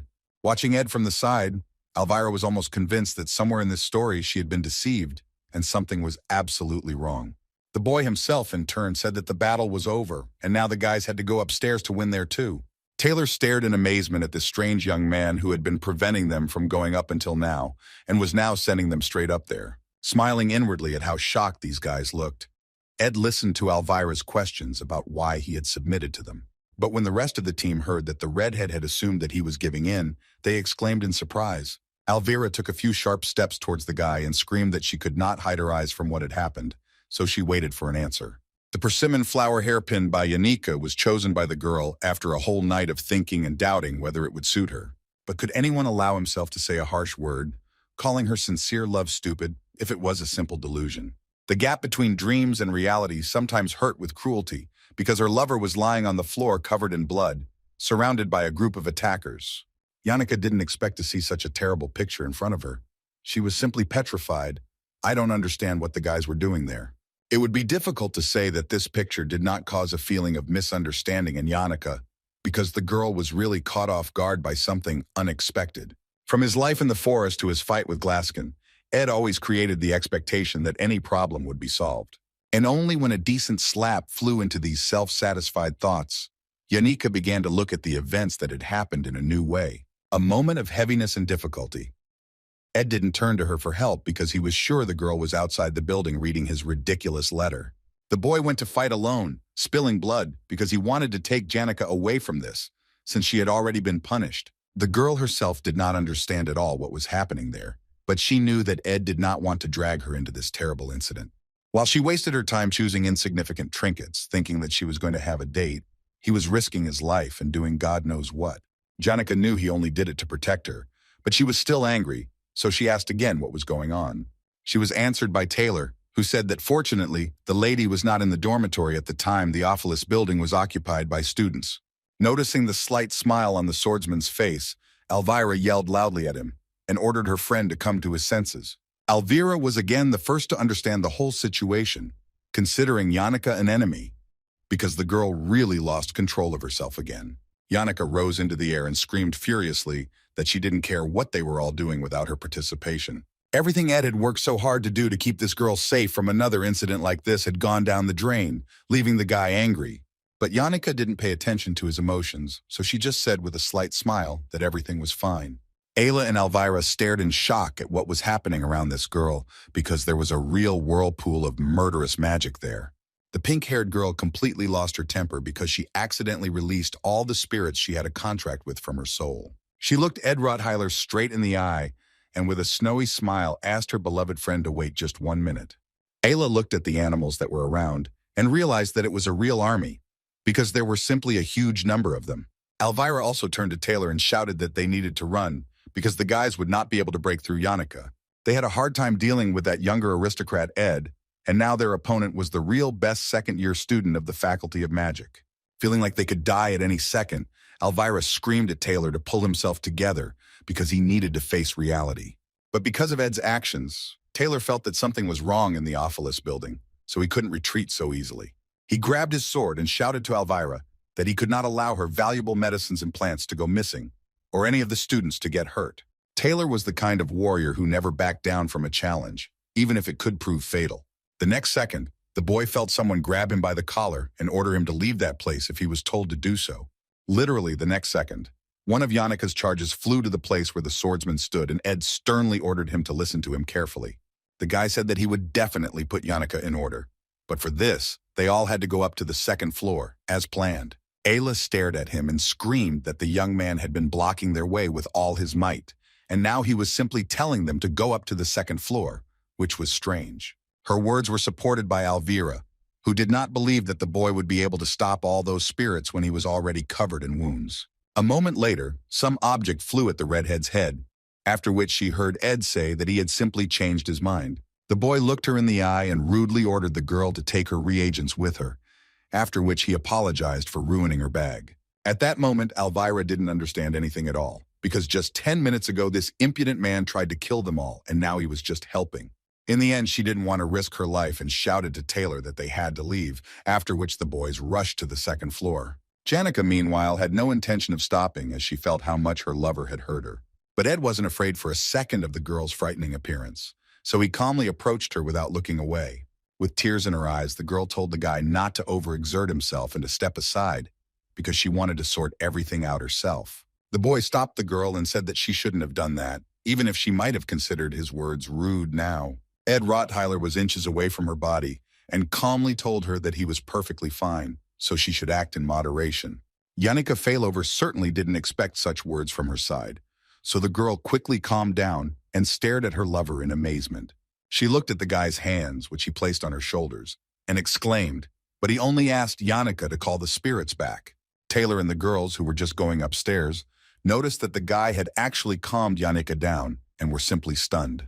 Hearing their whispers, Ed turned towards the boys and waved his hand to indicate that they should quickly go upstairs while everything was good. While Yannika was trying to come to her senses from the fact that this boy had put his hands on her shoulders, Ed suddenly felt a weakness in her body. Not even a second had passed from that feeling before the young man fell to the ground, convinced that Taylor had much less time than he thought. When she managed to bring him back to consciousness, albeit calmly, Yannika scolded the boy for not allowing her to help him. Janica didn't want to tolerate any more selfishness towards her, so she asked Ed to promise her that he would share everything with her. The guy had no choice, so he agreed with her, thinking that even though the plan had gone wrong, he still had to fulfill his role. Just as the young man was about to get up to go to camp, Janica told him that she had seen a huge carriage while she was in the rose garden.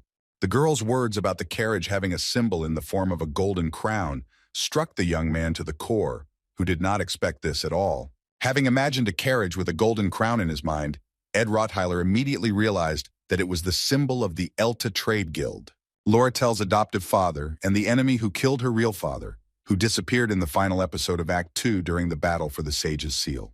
After this man was defeated by Loratel herself, everyone started calling him the fake boss or the Golden King of Elta. Since the carriage was nearby, there was clearly something else planned since he had arrived at the academy ahead of schedule, but Ed knew nothing about it. Loratel, meanwhile, stood in the hallway of the 5th floor of the dormitory building, talking to the maid about Ed Rottweiler. The redhead emphasized how handsome the young man was, although this was not the most important thing, since he and the maid had something in common. In the end, Ed made a bunch of overly emotional comments, which was completely unlike him when they met. And after that, he pushed her hand away without hesitation when she poured out her soul to him and tried to tell him how bad her life was. Green Eyes turned to Ellis and said that people like them had to listen to words like that their whole lives. Ellis was the housekeeper at the Ophelis building and a senior maid with a lot of experience, having started working there at the age of 15, gaining a lot of knowledge. That's why Loratel put the most effort into it, because she spent the most money to bribe the unyielding Ellis. This loss left a big hole in the ledger, but the redhead did not regret this expense one bit, because she was very happy to have such an accomplice. At that moment, Loratel managed to find another person close to her in spirit, since the housekeeper had the same share as she did. Only when she was confronted with strong life convictions that were cast aside before the ringing of gold coins was she able to free herself from loneliness. This happened because the green-eyed girl lived her entire life being the first to stab someone in the back, always being guilty. But be that as it may, villain, the representative of the lower-ranking students will be allowed to manage the magic circle on the fourth floor. The redhead smiled and said that when Ellis gave him control of the protective magic at the right moment, he would destroy Ophelis without realizing it. This girl named Lorettel was the real villain of the entire game, which is why she was called the Black Veil. She was extremely pleased that things were going according to plan, so she was just going to stay in the pantry and play the good girl. Hearing that this little wretch was going to pass herself off as an innocent mouse, Ellis laughed sarcastically, thinking how pathetic she was. Economy put her sword to Lateral's neck and said that she was never the girl's soulmate, but was simply playing her role. On the second floor, the guys defeated the second floor boss, namely Clevius, and then forced him to join their group. They also dealt with the boss of the third floor, the laundress Kelly, because without her older twin sister, she could not put up a proper fight. The warriors didn't wonder where the second sister was because everything was going surprisingly smoothly once they reached the fourth floor of the pavilion. From the very beginning of their journey to that floor, only the first boss, Ed Rottaylor, proved to be a worthy opponent for them, who was difficult to fight. Elvira understood this, and it still seemed to her that something was wrong in this hostel because it shouldn't have been like this. Meanwhile, on the fourth floor, there was complete chaos because poor villain couldn't cope with his duties. The power around the man that he was forced to possess was too great for the hostage of the protective runes to cope with. Placing the crystal sphere that controlled the runes in plain sight was Lorettel and Ellis's original plan. The protective runes were supposed to protect the students from people who might invade, but all they saw in front of them was a child waving a gun. The students who were interrupting the rooms at the time did not understand at all what was happening around them, because everything was exploding, shaking and frightening them greatly. The poor guys tried to control themselves, which was also difficult for everyone, since at this rate the buildings could collapse very soon. The students, locked in their rooms all this time, began to realize that things were not going in the right direction, so they began to avoid. The whole situation was slowly taking on a catastrophic tone, so Taylor decided to ask Elvira to use the moth reagent. The girl said that this reagent only distorted the magical energy around the caster, so she had the extract of fish grass. The redhead quickly sprayed the reagent, shouting that it could block all basic magic in the corridor thanks to its components. After this, the girl added that now all they had to do was use auxiliary spells, of which they would need a lot. She shouted that in that case, the guys would have to go closer to the energy source and give it to him properly. Villain, in turn, was still in that place, trying to hold on and not give in to the magic that simply wanted to tear his body apart. The man felt the warmth creeping through every center of his body, getting closer and closer to his head, which meant that the end was near. Eventually, a huge explosion was heard in the dormitory building, which destroyed the fourth floor and everything around it. Ed and Yannicka were standing near the entrance at the time, when the girl suddenly began to worry about the fact that the young man's wounds could open up. The boy calmed her down and said that most of the blood on his body belonged to others, so the beauty shouldn't worry so much. While the boy was calming down the worried Yannicka, he also watched the carriage that had just pulled up to the dormitory building. Taking a closer look at the transport, the boy saw on it the very symbols that indicated the presence of royal blood. Considering the kind of person sitting inside the carriage, it was hard to call this carriage by any other name than its official name. That man was the Golden King Elt, who at that time for some reason was without the bunch of guards that always accompanied him, because the visit was secret. Elt was Lorettel's adoptive father, and also the fake boss who would have to be betrayed by his own daughter. Ed was so caught up in the thought that the Golden King shouldn't be here right now that he didn't notice the maid approaching the carriage. Looking more closely, the young man realized that it was the third floor maid, Shenny, who was also an orphan raised by Ellis. According to the plot, Ellis was bribed by Lorettel, and Shenny was supposed to guard the third floor with her sister, but she was next to Elt. Shenny would never betray Ellis, who had been bribed by Lorettel, but what had happened made Ed think that the rules had changed a little. In that case, the only possible outcome would be Lorettel's fall, since Ellis could betray her and side with Elt. The boy thought about this and realized that the Redhead would have to enter into an important political struggle against Fuenia in the third act. He had already gotten enough of it for playing the role of the first floor boss, but now he had to do Lorettel's job as well. Knowing how much he wanted to give up the position, Ed Rottaylor turned to Yannicka Failover, about to say something. After thinking for a while, the young man said that he wanted to ask the girl for a favor, because there was one thing that he definitely couldn't handle. Yannicka didn't even ask him how she could help, because literally the next second she instantly agreed. Ignoring Ed's surprised face, Yannicka put on her most serious expression and asked what she needed to do. Although Lorettel followed all of Elt's orders, in reality she was plotting betrayal and the takeover of his company because she knew about the murder of her father.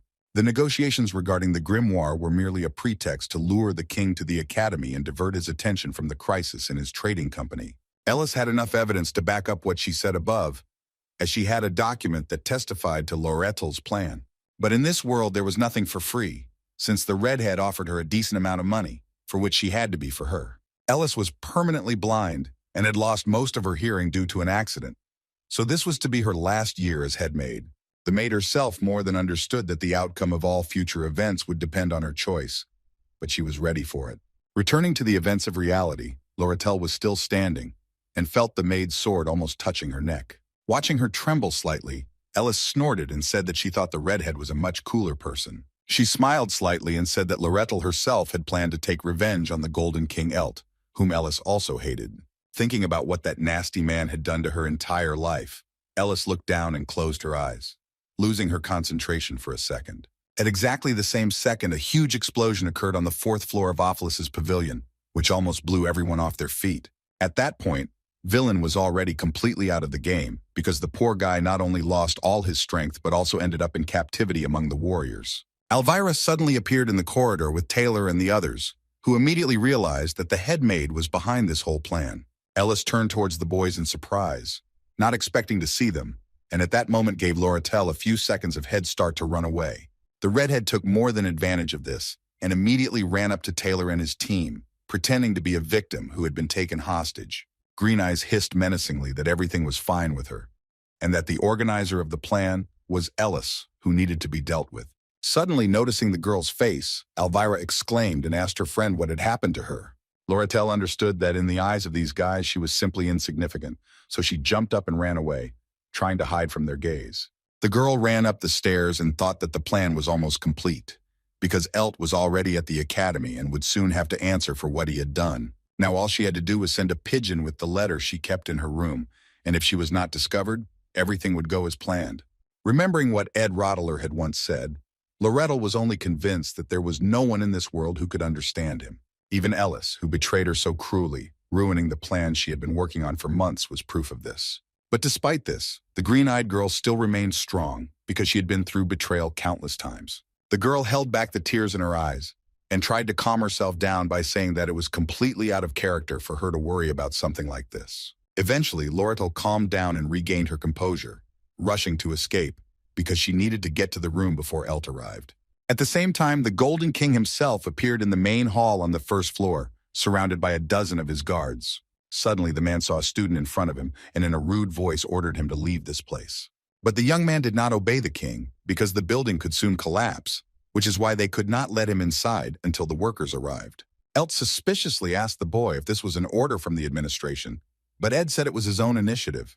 The young man considered it her duty to prevent unnecessary casualties, because there were only 3 people who knew the truth about what was happening in this place. Lorettel was the first of them, as she planned to overthrow her father and take revenge on him for her childhood by vacating the position of the company's manager. Elt was also going to disrupt the Redhead's plans and get the grimoire into his possession, because this man also had no soul. Between them, using both of them, stood the maid Ellis, who was the main reason why everything did not go as Ed had expected. The boy didn't understand why she betrayed Lorettel, but now they both should be on the 5th floor, and the boy needed to go to them.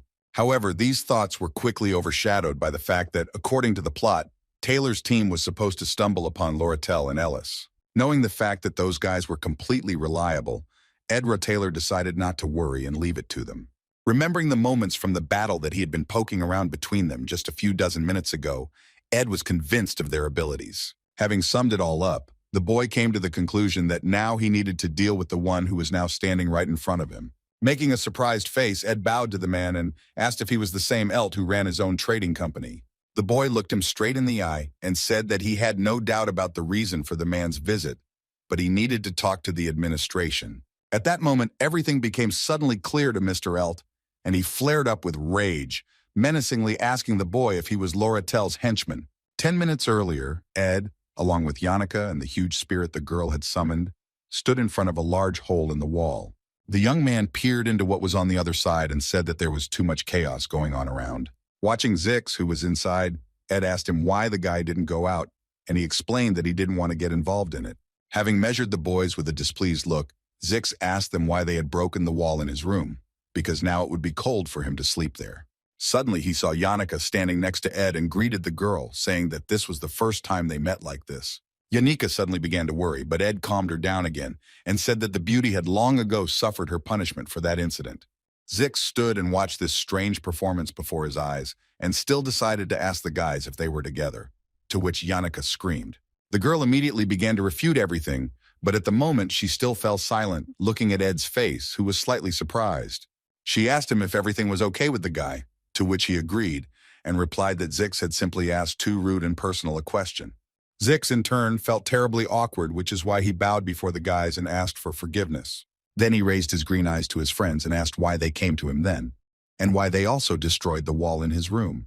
Ed Taylor explained that he needed Zix's help with something, for which he makes sure to thank the boy later. In the main hall of the first floor of the dormitory, meanwhile, the Golden King Elt was still there, trying to get inside. Back to the present, at that moment Elt was just asking Ed if he was one of the people of the red-haired girl who was his daughter. The man leaned closer to the boy and whispered what stupid image of his daughter Ed had fallen for this time. Elt glared at the poor fellow and asked why the young man didn't want to choose a guaranteed reward instead of loyalty for a couple of coins.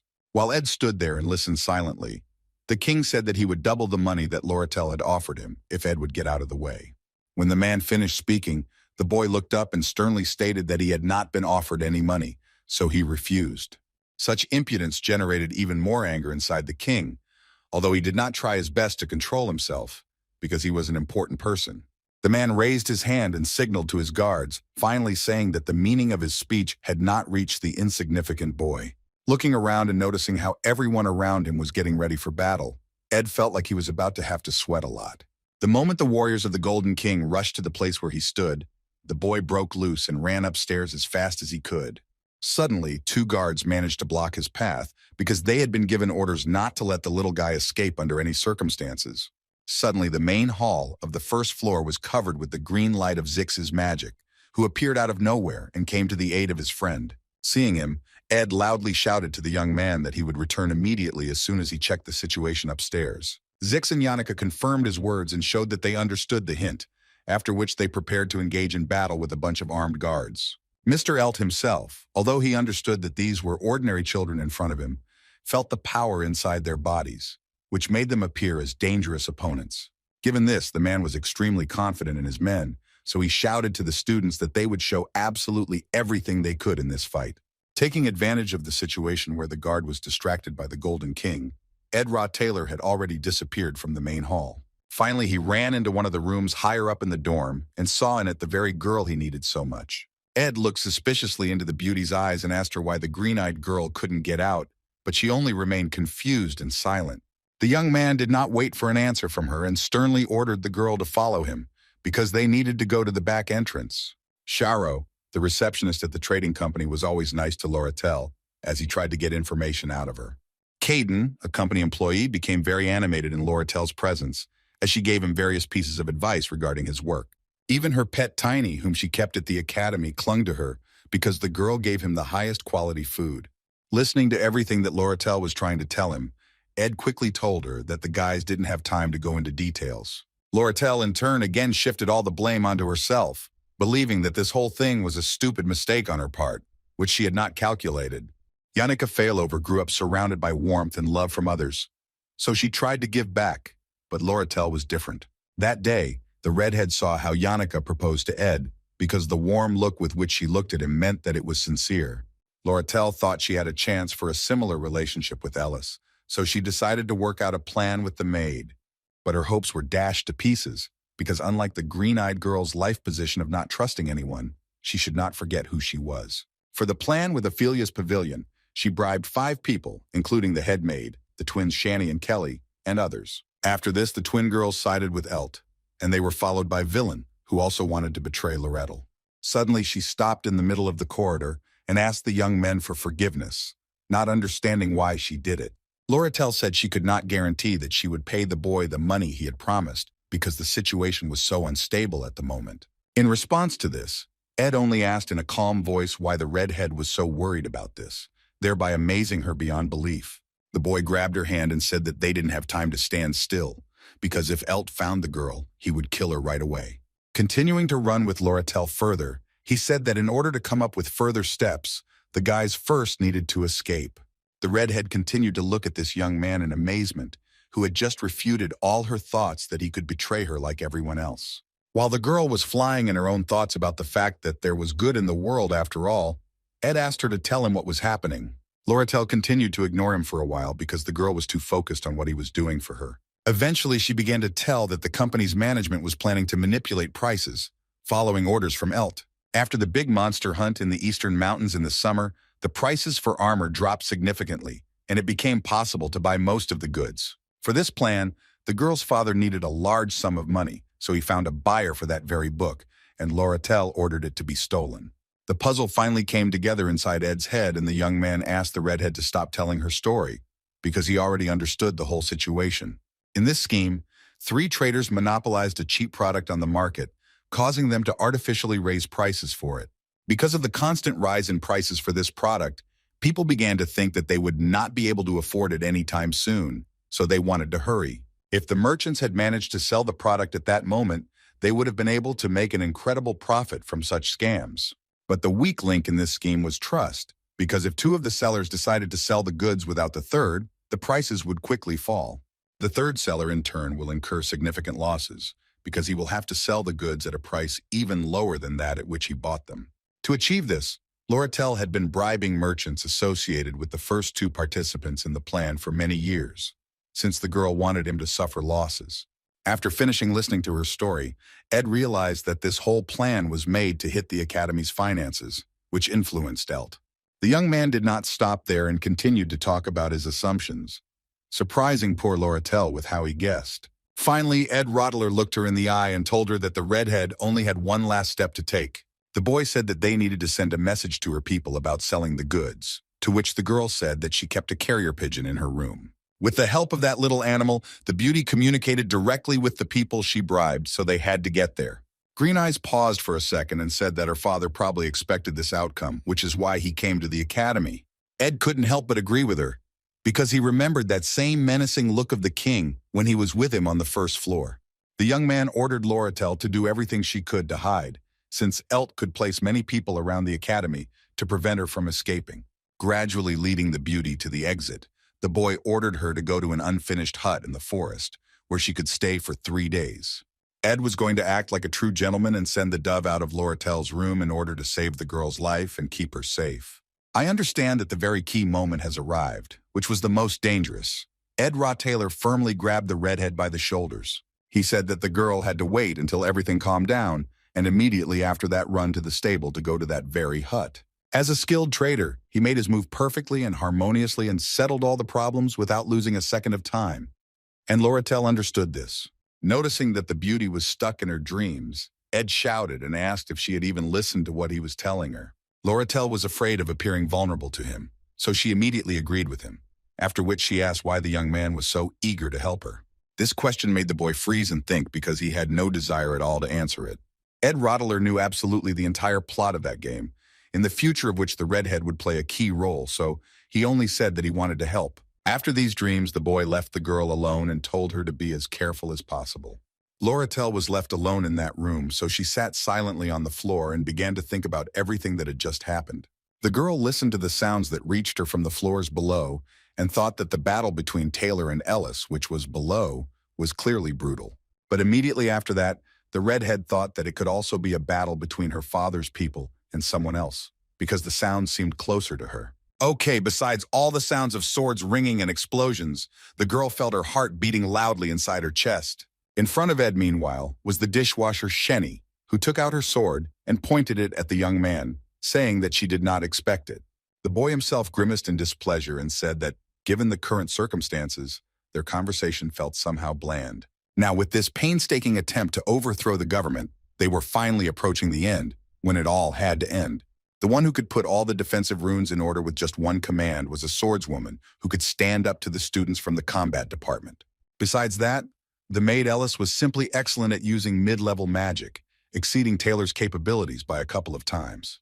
But even with all of the above, she still couldn't gain the upper hand over Taylor McLaurin himself, the real swordsman. This young man fought with her so boldly and recklessly that even he himself was surprised that he could be so cruel and harsh. But this was entirely justified by the fact that Taylor was the protagonist of the story and was destined to resolve the final scene. Ed Rottler, meanwhile, stood outside in front of Shenny the dishwasher and knew that a fight against this girl would be very difficult for him. Due to the huge number of battles, the young man managed to use up all of his mana, which was left for only a couple of basic techniques. Dishwasher Shanny, in turn, seemed much stronger and more promising to win against the background of the exhausted boy. She had no intention of giving him any advantage in this fight, so she rushed at the boy first, trying to attack. But Ed Taylor had watched her fight with others a bunch of times before, so he knew the girl's first strike would be an attack on the leg. The guy knew all her steps, and this terribly surprised Shenny, because the girl had been narcissistic and self-confident her whole life. Ed happily used the knowledge he had gained over the years of playing, so he thwarted every attack from Shenny, killing her self-confidence. As a result, the guy managed to knock the dishwasher to the ground and twist her arms in such a way that she even cried out in pain. At that moment, Shenny felt despair and used the skill the twins were given at birth, namely, exchanging abilities. Using low-level telekinesis magic, she released a bunch of daggers from her pockets and pointed them straight at Ed Taylor. Shenny was simply sure that this little scoundrel would never be able to resist such a sudden attack, but this time the girl was wrong. A moment after Ed successfully dodged each of her daggers, the dishwasher stood there with a shocked expression on her face. Of the dozen daggers she had launched, only a couple of them were sticking out of the boy's body, and he didn't even show any sign of pain. Since Ed wasn't Iron Man, he could still feel the wounds throbbing, but they weren't so bad that they would stop him from fighting. The boy pressed Shenny's sword to the ground and twisted the poor guy even tighter, causing her to cry out in pain, which was even worse than his. The young man looked intently at the girl lying at his feet and said menacingly that at this point her story ended sadly. It took him only a minute to defeat this game heroine because she was really too self-confident. Feeling the pain go straight to her bones, Shenny screamed at the top of her lungs that she couldn't let Mistress Ellis down. But Ed Rottler remained firm, so he only hissed sternly at the dishwasher, which the head maid could not defeat. She raised her tear-filled eyes to him and screamed that the impudent fellow knew nothing at all about Ellis and what they had planned. The maid had endured an enormous amount of pain in her life, and had also gone through such horror that Ed could not even imagine. Despite the fact that Ellis worked as an ordinary maid, she was tens of times stronger than half of the students who studied at the academy. Shanny continued to scream about how throughout her life, Ellis had saved a huge number of orphans who had the same life as hers. Finally, the dishwasher added that in truth, she was one of those very orphans whose lives were changed by the maid Ellis. If it weren't for Ellis, Shanny would never have had the opportunity to live the life she had, as she was poor as a child. Just as Shanny was still talking about how dear Ellis was to her, a huge explosion went off on the 4th floor of the dorm. Although this story was incredibly touching, it still did not concern Ed Taylor, so the boy's feelings remained the same. Shenny continued to hiss at the young man, reproaching him for siding with Lateral, for which she would never forgive him in her life. Eventually, the poor thing ran out of strength to fight back in any way, so at that moment, her life ended, leaving her torment behind. Unfortunately, Ed knew absolutely nothing about the lives of the minor characters, so he could do nothing about the fate of this girl. The boy carefully took her hands and began to pull her away from the academy, thinking that he needed to hurry. Remembering the girl's words about Ellis saving orphans, the boy became convinced that people did such things out of their own motives. Despite everything that everyone deserved a fair life, Ed's goal remained above all else, so he put Shenny down and ran back. The boy's goal hadn't changed one bit since he took over the body of a game character he'd never played in his life. As soon as the young man found himself inside the academy and entered one of the rooms, a stone flew into the window of that room and smashed it. The boy instinctively ducked under that window and looked around the room, trying to find the little thing he needed with his eyes. The room was furnished with expensive furniture, various decorations, and other trinkets that gave it charm. On the bookshelves, everything was laid out in a certain order, and on the table there were a lot of different papers. Having finished examining Loratel's room, Ed even smiled slightly at the thought that such order was quite in the style of the green-eyed beauty. Finally, the guy's eyes fell on an unprepossessing cage with a dove inside, to whose wings a small letter was tied.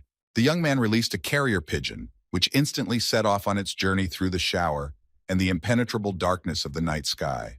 Having completed his task, Ed Rottler finally went to the familiar forest where his wooden hut was built. His wounds weren't very deep, so they should have healed without problems. But the image of Elt didn't leave the boy's head. If it weren't for Zix and Yannicka, the redhead would have definitely fallen into her father's clutches. But now, part of Ed's plan confidently began on the bridge, distracting the king. As they had agreed with the girl earlier, Loretta was supposed to wait for Ed at his hut in the middle of the dark forest, where she should not be found. Suddenly, the boy's thoughts about the green-eyed girl were confirmed because he saw her image hiding in the darkness right in front of him. But as soon as the boy saw what the girl was holding in her hands, he immediately saw the light because he had forgotten such an elementary truth.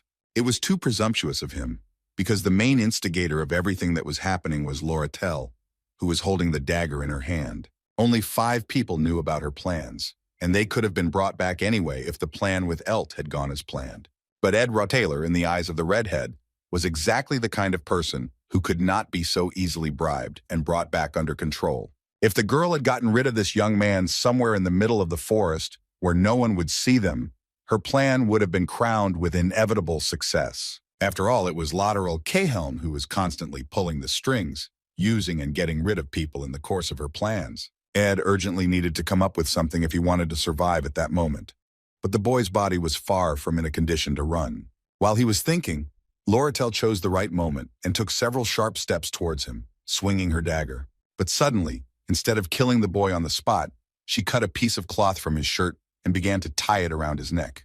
Ignoring Ed's stunned expression, Lorettel asked him solicitously why the boy had allowed himself to be hurt so badly. She asked Ed to let him help, then took the boy by the shoulder and began to lead him to the hut where she had previously managed to make a fire. Lorettel raised her beautiful green eyes to him and with a slight smile suggested to the boy that they warm up together first, since the rain had stopped. Watching how beautifully the flame burned, Ed asked the girl in surprise if she really did as they agreed. The redhead confirmed his words and said that she had found a way to convince the groom to participate in their plan to distract the Gold King. Rotaylor asked the beauty how she managed to do it, but he quickly realized that this question was inappropriate because she was Lorettel herself. The girl smiled and said that if their plan worked, she would completely take over Elt's organization and would be able to pay Ed. The young man did not react to her questions about whether such questions made the guy happy, because at that moment, he was thinking slightly about other things. Lorettel decided to thank him anyway and say that she would never forget what Ed had done for her, but he only asked her to pay him back. Having said that she would definitely do what was due, the green-eyed girl decided to ask the boy about Yannicka because she worried her. The girl turned to him and asked how close he and Yannicka were, to which Ed simply called the girl a very good person. Lorettel confirmed his words and said a few compliments towards Yannicka, after which Ed asked the redhead why she asked. Trying hard to hide the sadness and bitterness inside her, Lorettel smiled and said that she had always dreamed of becoming like Yannicka. Meanwhile, in Ophelus's pavilion, Elt left as soon as he received the corresponding report from his people regarding Lorettel. Zix was unable to cope under the pressure of all of Elt's subordinates, but instead of fighting them, he had to stop his own allies. While the poor guards of the Golden King were screaming at the top of their lungs because of what was happening around them, Zix was trying to figure out how to resolve it. At first, Yannicka simply had a worried expression on her face, but at some point the girl's spirits began to come out. She needed to be stopped before there were even more victims, but Zix was not the kind of person who could handle the girl. He tried to understand what was happening to Yannicka, but he was doing a terrible job of it, because she became even more angry after one of the spirits told her something. After listening to everything the green dove told her, Yannicka turned towards Zix with a furious expression on her face and said that she was not angry. When it was all over, Zix came to Ed and told him about it, and mentioned that the blame for the destruction of Ophelus fell on Vilain. Ellis, the head maid, in turn, was completely depressed after those events, so she has not said a word since then. Lorettel continued to play her part, so Ed believed that the plan must have worked as they had intended. The boy, who was finally home, came closer to the stream and decided that this incident had a bad effect on his everyday activities. His new goal was to obtain the skill of spiritual magic, which required making a contract with the spirits and infusing one artifact with magic. While the boy was flying in his own thoughts about development, Yannicka came to visit him and happily waved her hand at him. The girl said that she had a headache and her body ached a lot, so she decided to take a break in the fresh air in the woods. Remembering that she was not the only one who suffered during that event, Yannicka asked how Lorettel felt. But as soon as the beauty heard that the red-haired witch was resting in her lover's house, she immediately felt irritated. Lorettel was glad that the situation with the pavilion was resolved, but she still had a lot of work to do. To begin with, the redhead needed to convince the head maid Ellis of something, and then arranged the sale of that very grimoire book. But for these 3 days, the girl was forced to wait for a carrier pigeon from the company's headquarters, remaining in Ed's house with anxiety in her heart. She understood that this turn of events irritated her a little, but the beauty no longer had any choice but to endure it. The fact that she was close to Ed Rottweiler made the green-eyed girl's heart flutter every time she saw him nearby. His unconditional kindness and trust in her made her feel safe, something that was extremely rare in Loratel's life. This feeling, natural for all other people, was more precious to her than any gold, because the girl spent her whole life on the cold streets. Watching Yannicka hanging around Ed made Loretel feel angry, because she didn't want to give this guy to anyone else. Yannicka's life was filled with attention and kindness from her family and friends, while Loretel had none of that and was jealous. She was thinking about how to convince Yannicka to back down, since the Redhead didn't want to compete with her at all. 3 days of living together with Ed was a great advantage for her, which she could later use to her advantage. First, the beauty had to use the standard approach, showering the boy with the money he needed so much. Although immediately after this thought, Loretel began to doubt, because her finances were going through hard times and she could not throw them away. When the idea of paying for the boy's education came to her mind, Loretel immediately rejected it, because she thought how stupid she would look in front of him. In her entire life as a redhead, she had never had a boyfriend, so the girl simply did not know how to behave in such situations and attract attention. Suddenly, she heard a familiar voice behind her asking her to move over, because this place did not belong to her. Turning around, the green-eyed girl saw sleepy Lucy Merrill in the doorway, who was already entering the hut as if it were her own home. Loretel stared at Lucy in surprise and asked what she was doing there, but she only said that she had just come to lie down and sleep in the sun. Before the sleepy princess even had time to enjoy her sleep, she felt someone's strong arms grab her and carry her out of the house. Ed Rottweiler threw Lucy out into the street and apologized to Loretel for probably waking her up with that terrible noise. He added that now Lucy didn't have to sneak into the house anymore, so the redhead could calmly return to sleep. Well, sleep was the last thing on the girl's mind, so she asked Ed how often Lucy Merrill visited him. Ed explained that the beauty had to treat Lucy's sleep as something inevitable or a natural disaster, because she was always asleep. Loretel's life in Ed's house was going wonderfully until the morning of the second day, when, contrary to her wishes to be alone with him, someone came. That day, the first thing the redhead saw from the moment she woke up was Yannicka, who came to visit the boy again. The green-eyed girl, unfortunately, did not yet have the authority to contradict Yannicka, so she simply had to accept reality as it was. Besides Yannicka, Loretel was even irritated by sleeping Lucy, who, although she did not bother her in any way, was simply in Ed's house and did not allow them to be alone. Ed Rottweiler, meanwhile, paid no attention to the women's squabbles, because his eyes were not on matters of much greater importance to him. The young man finally finished making the brick, which increased his crafting skills and allowed him to implement one idea. After some time, a huge and beautiful fireplace appeared in his hut, which Ed could not build due to constant problems. Thanks to this structure, he could now easily prepare food, which Belle Maya often gave him. But since the weather was wonderful outside, the boys preferred to light a fire and breathe fresh air, enjoying lunch together. That day, Loretel was just telling Ed that very soon she would have the opportunity to pay me the money I had promised. The girl asked Ed if he needed anything else besides money, and he began to think about what he might need for construction or everyday life. After thinking for a bit, the boy asked the redhead if they had any tools for magical engineering, surprising Loretel with such a question. While they narrowed their eyes and chatted sweetly about important topics, Yannicka sat silently to the side and watched these lovebirds with displeasure. Suddenly, Rottweiler turned to the second girl and asked her for a favor, which made Yannicka exclaim. Hearing that the boy wanted to make a contract with some spirit, Yannicka immediately became happy and said that now she could become his teacher. Yannicka began to tell excitedly that first the guy needed to check the connection with the spirit, and before that, concentrate. She handed him a chick named Karis, who she asked to talk to the boy for a while to test his connection, which was poor. The chick said that the boy could hardly hear him, so it was not profitable for him to gain a spirit now, because he was very busy. Not wanting to listen to Karis's indignation, Yannicka quickly hid it and smiled kindly at Ed, asking if the boy had heard anything. After Ed said he had only heard a few words, Loretel intervened and asked if the boys were finished. Green Eyes said that the company just happened to have an excess of magical goods, so she would gladly give him as much as he needed. Loretel couldn't help but take advantage of the situation, so she said that if the young man would visit her organization every 3 days, everything would work out. At that moment, Yannicka's patience ran out, and the girl tore herself away from her seat, starting to yell at Lorettel for her insolence. While the girls were arguing once again, Ed sat quietly and enjoyed his food, thinking that half of his problems had been solved. Suddenly, the boys heard the familiar voice of Miss Belle Maya nearby, who was looking for the girls who had disobediently run away from classes at the academy. The new head maid apologized for the unexpected visit during a time when things were not so peaceful. But she had some bad news. Belle Maya turned to Lorettel and said that the former head maid had given the boys a very important message. The maid herself was told this top-secret information by one of the students who asked her to keep it a secret. When Belle Maya agreed to her terms, the girl told the maid that Yannicka liked that same Ed Taylor. The maid rolled her eyes and wondered if she should have at least pretended to be surprised out of politeness, since it had known about this from the very beginning. Still, Belle Maya decided to react calmly, so she simply continued listening to the stories of one of Yannicka's friends and hanging up the laundry. Finally, the friend added that it was not the main thing, because the other day there was one name that Yannicka mentioned in their conversation. That name was Lorettel Kekeln, which belonged to the very one whom Yannicka had recently come to hate with all her soul.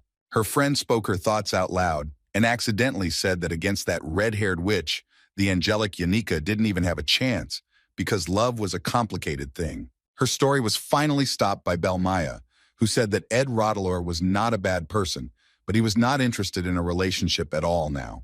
The girl's friend immediately got angry, being sure that he was killing himself with his popularity, surrounding himself with that girl, but not with Yannicka. Returning to reality, Belle Maya looked at Lorettel sitting next to her and mentally called her the stray cat sitting in front of the fish stand. Then she turned her gaze to Yannicka and also mentally called the girl an innocent kitten, trembling with fear in front of a tiger. The last thing the maid's gaze fell on was the sleeping Lucy Merrill, whom the woman called an ordinary cat. Noticing that something was wrong with the maid, Ed asked her about it, but Belle Maya just brushed it off, saying that she had a headache. Lorettel, meanwhile, was turning her words over in her head, so she decided to ask the maid again what she wanted to tell them. Belle Maya bowed to the girl and said that she wanted to tell her something, because she had a message from the former economy. The burning fire dispelled the darkness of the night, and since it was already late, Yannicka went to the dormitory, taking Belle Maya and Lucy Merrill with her. Since Lorettel was in hiding, it was disconcerting to realize that instead of being found, she had become known to the instructor at the Ophelis building. But finally, the carrier pigeon announcing victory had already arrived, so now the Redhead had to prepare to attend classes. Even though everything seemed to be falling into place, Ed was still worried about the possibility that Elt had some trump cards up his sleeve. Green Eyes threw the letter from the dove into the fire and said that this man was as cunning as she was, but he had no trump cards. To calm her friend down a little, Lorettel said that Ellis would not tell anyone who was behind that whole situation, because that was their agreement. The girl read another letter that Belle Maya had given her and thought that Ellis would definitely not harm her. The item the maid handed her contained a detailed list of the orphanages Ellis had sponsored throughout her life. Ellis's hard work never ended, causing her health to deteriorate, but she continued to pretend that she saw nothing. Ellis ended up being the one who couldn't work and take on the responsibility of the orphanages, so she put her whole life on that plan.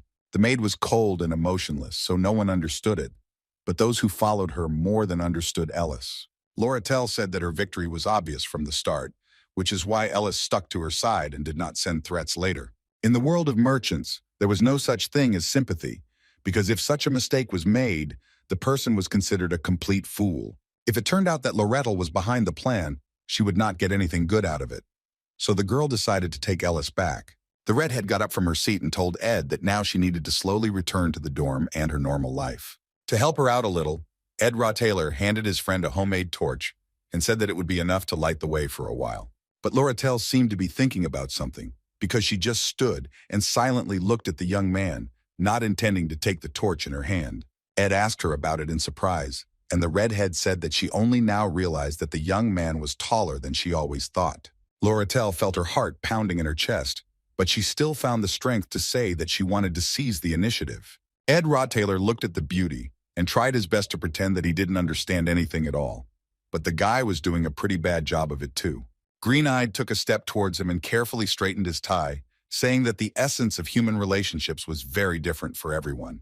Trying to change the subject, Ed pointed out that there was no one else around them, so she shouldn't have cared what his tie looked like. Lorettel giggled, pulled the boy closer to her, stood on her tiptoes and kissed him, trying to keep her heart from running away from her. The girl tried to hold on tightly, but she still felt awkwardness spreading throughout her body. Ed turned away and chided her that Lorettel should have kept within the bounds of what was permitted, thus upsetting her a little. But the beauty didn't let it show, which is why she simply said that next time she would expect the initiative from the young men. Not wanting to be alone any longer with the one who made her so nervous, the redhead turned around and headed towards the academy. As he watched her go, the boy thought about how he tried to avoid interacting with the main characters of the main scenario. But as expected, things didn't always work out the way he wanted in this world. So Ed just sighed in disappointment and accepted it. He stared at the sky, feeling a little uncomfortable as he began to be pulled into the center of history against his will. With that in mind, his policy of only caring about what was needed, watching the scenario at the very edge of history, never changed. All the guy had to do was get a degree and take care of his qualifications. But now that plan didn't seem so easy to him anymore. As the problems grew more and more every day, the boy did not even notice how quickly the summer flew by and autumn arrived.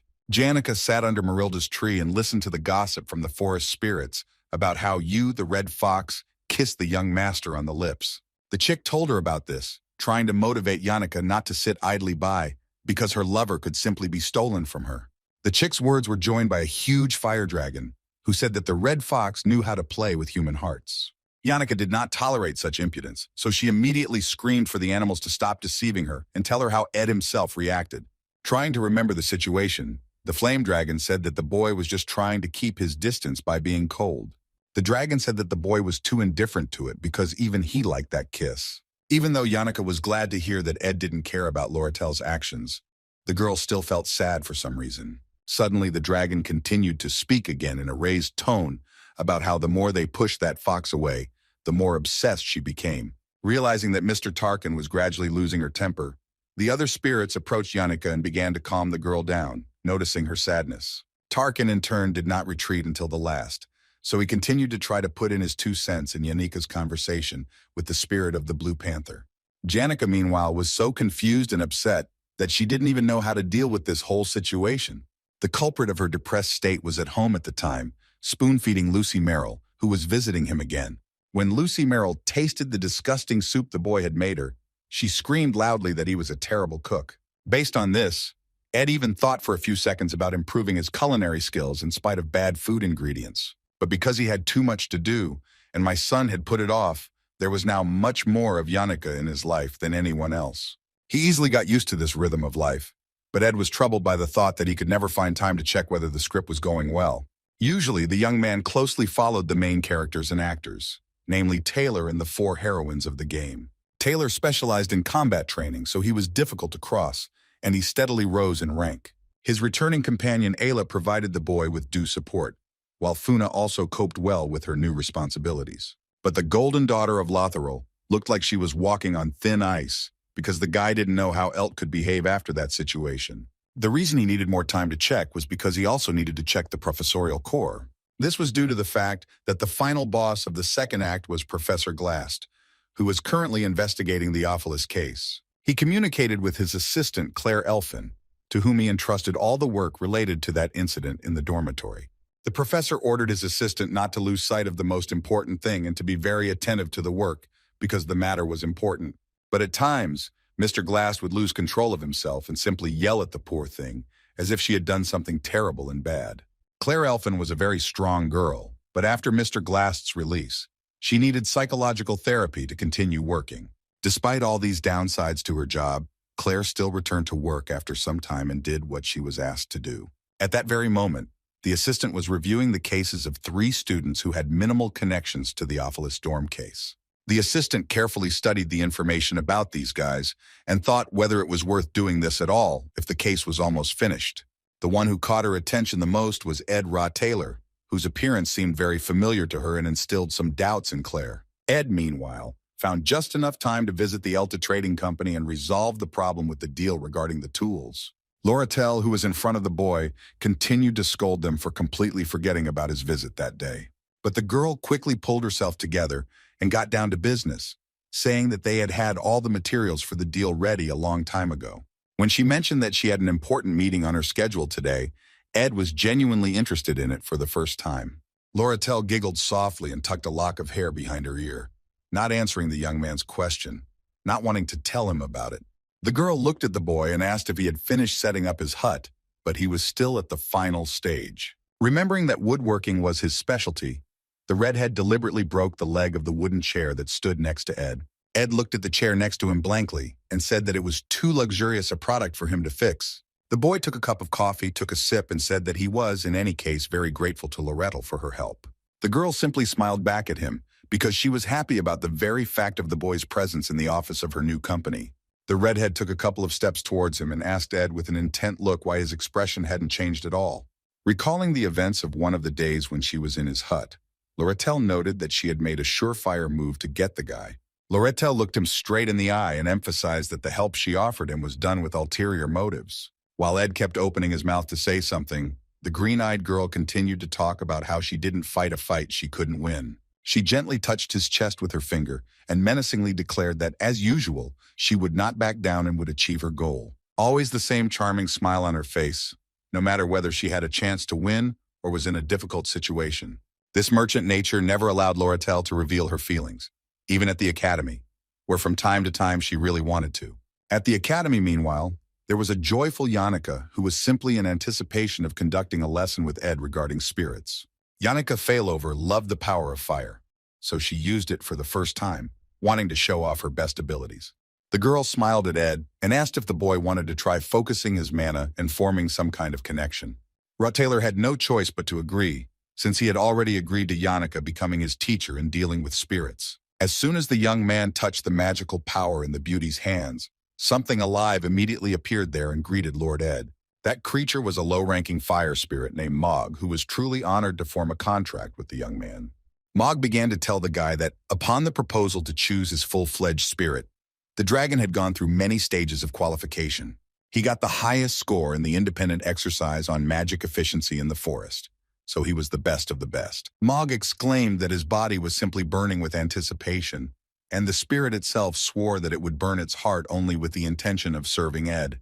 One day during the game, Ed had already received a spiritual-type skill, with which they laughed and joked together, which led to a strong bond. With little Mog, he felt almost the same feeling as in that very game, because the kid really was very cute. Ed asked Yannicka what exactly Mog was best at, and the girl said that she chose for him a spirit with the best magical characteristics. But in order to get a good and strong spirit, the selection process was really difficult, as Mog said when he mentioned qualifications.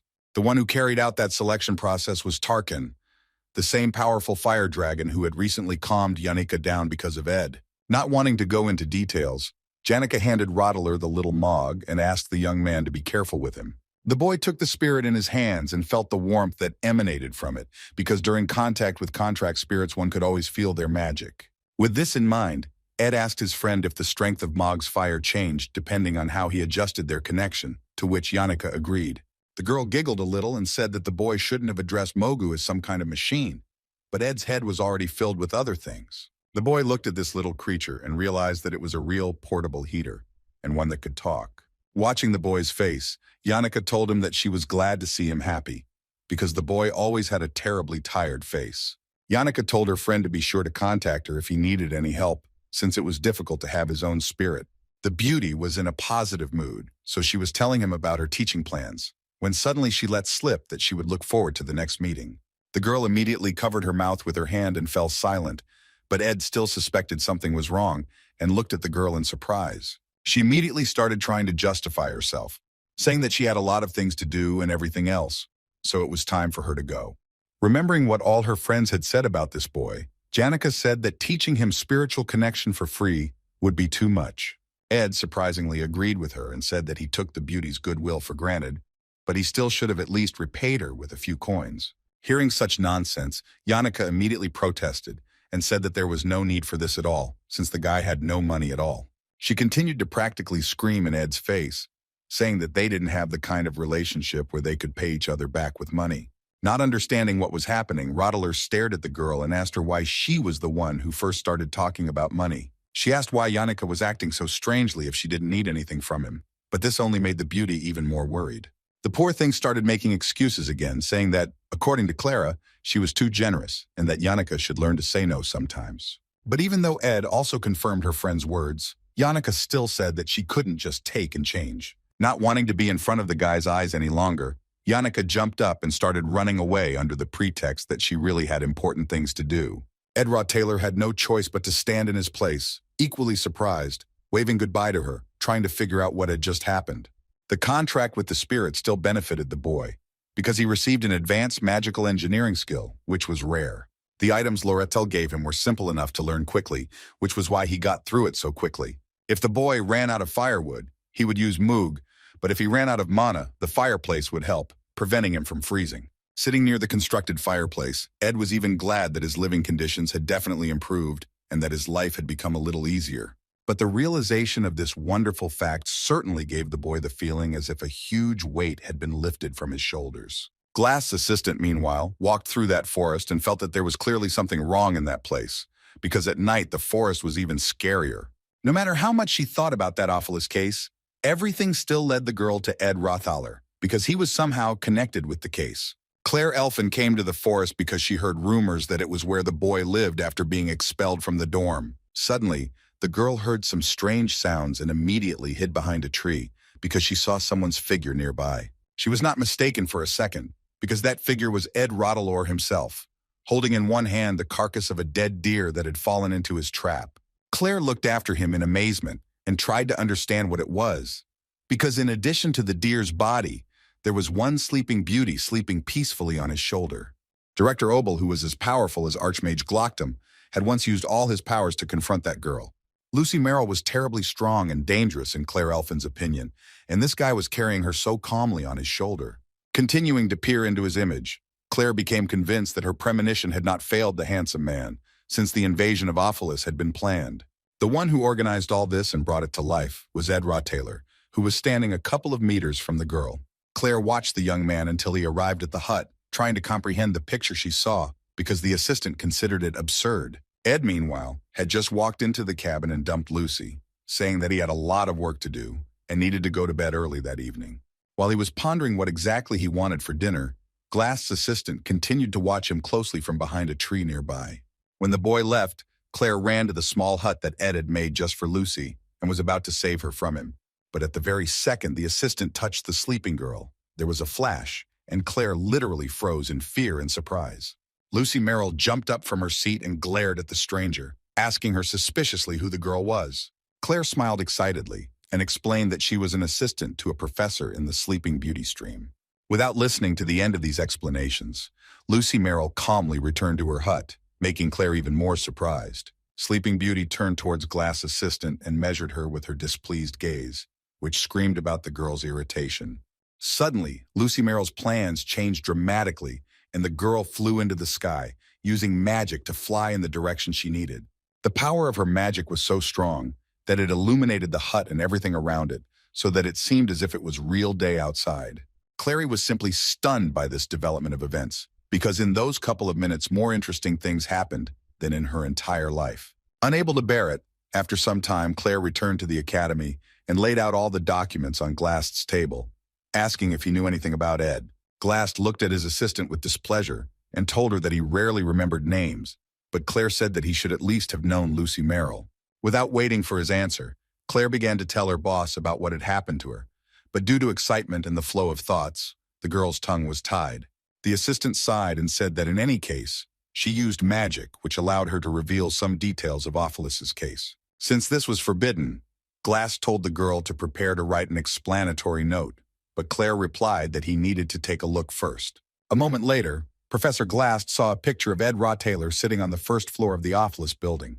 Ed was sitting in such an impressive pose at that moment that the professor even managed to think that he could be the real organizer of the capture. After asking if that was all, Glass responded by telling her that during Claire's trip to the forest, she saw the guy carrying an unconscious Lucy on his shoulder. But knowing how much that girl loved to sleep, the professor simply sighed heavily and ordered his assistant to bring him an explanatory note anyway.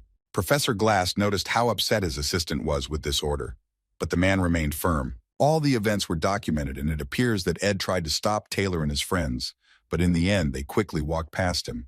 Taylor, born with the path of the Holy Sword, was always accompanied by Elvira and her abilities in alchemy and other sciences. The gentleman imagined that boy and did not understand how that young man was able to stand up to the two best students of almost the entire academy. Something in Professor Glass's head didn't add up, and it irritated him to no end, because the man couldn't put the whole picture together. In the forest, meanwhile, Ed was in full swing training with Mog, trying to improve his skills in wielding a dagger in tandem with fire. Mog was very helpful to the boy, telling him that the more he trained, the more evenly the spiritual formula was distributed. As young Master Ed made a marvelous step forward, Mog declared contentedly that it was cause for celebration, and he wanted to sing him a song. The animal had just started singing a song about shepherds to the guy when Ed discontentedly lifted it into the air by its wing, after which the spirit immediately began to apologize to him. Mog screamed that what he most deserved to be forgiven for was that he didn't even understand what he had done wrong, since he was just singing a song. Ed had no desire to tolerate the little animal's screams, so he put on a serious face and told Mogu to speak frankly. The spirits that became low-ranked rose in status through contact with the summoner, so they already loved their owners. The boy asked Mog what Yannicka had offered him in return, since the spirit had no need to make a contract with him, let alone go to such lengths. Observing Mog's doubts, the boy insisted on his own, because he and the animal had to live together for many more days. Mog did not reveal his cards, and again began to shout that all his respect and loyalty came from a pure heart and reverence for his master. Seeing that Ed opened his mouth to tell him something again, Mog began to beg the guy very much to allow him to stay and grow up with him. Ed Rottailer expected to hear more valuable information than this, so he simply sighed and asked if Mog had anything else to add. The little animal told him that since their academy had a good reputation, he chose the boy as his target for the sake of profit. This pleased Ed even more, so the young man simply threw Mog over his shoulder and continued walking forward through the forest with him. Returning home, the main character rushed to chop wood, because he had run out of wood with which he could heat the hut. The boy thought that his fighting skills were weak, but his endurance had grown so much that Ed couldn't even imagine. The pantry in the hut was filled with meat, vegetables, spices, and all sorts of things, so he wouldn't have to think about food anymore. The lessons, which involved simple memorization and theoretical preparation, could have been easily completed if he had put in more effort. Since every day was a forced march for the young man, he could not call his life calm, but compared to the beginning, it was good. Ed was so lost in thought and self-absorbed that he didn't even immediately hear someone trying to call him for the 10th time. Turning around, the boy saw an excited Yannicka in front of him, who was looking at him with big eyes and trying to bring the boy to his senses. Rottailer apologized to his girlfriend and said that he was lost in his own thoughts, so he literally lost touch with reality and scared her. Yannicka reacted calmly to this and said that he shouldn't have overexerted himself too much, because his health came first. Despite this, Ed needed to focus urgently, because today he received 3 letters, 2 of which were from the academy and the trading company.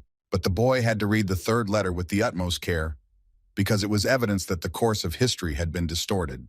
The main event of the 2nd act, namely the negotiations for the purchase of the sage's seal, was currently in full swing.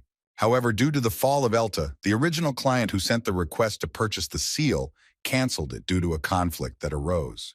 This very client was Rottailer's father, who nevertheless decided to join the negotiations after the problem became even more serious.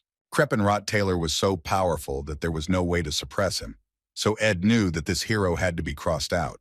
If he manages to get the seal, he will simply leave in cold blood, but in the original, that hero was supposed to fight the boss in the 4th act.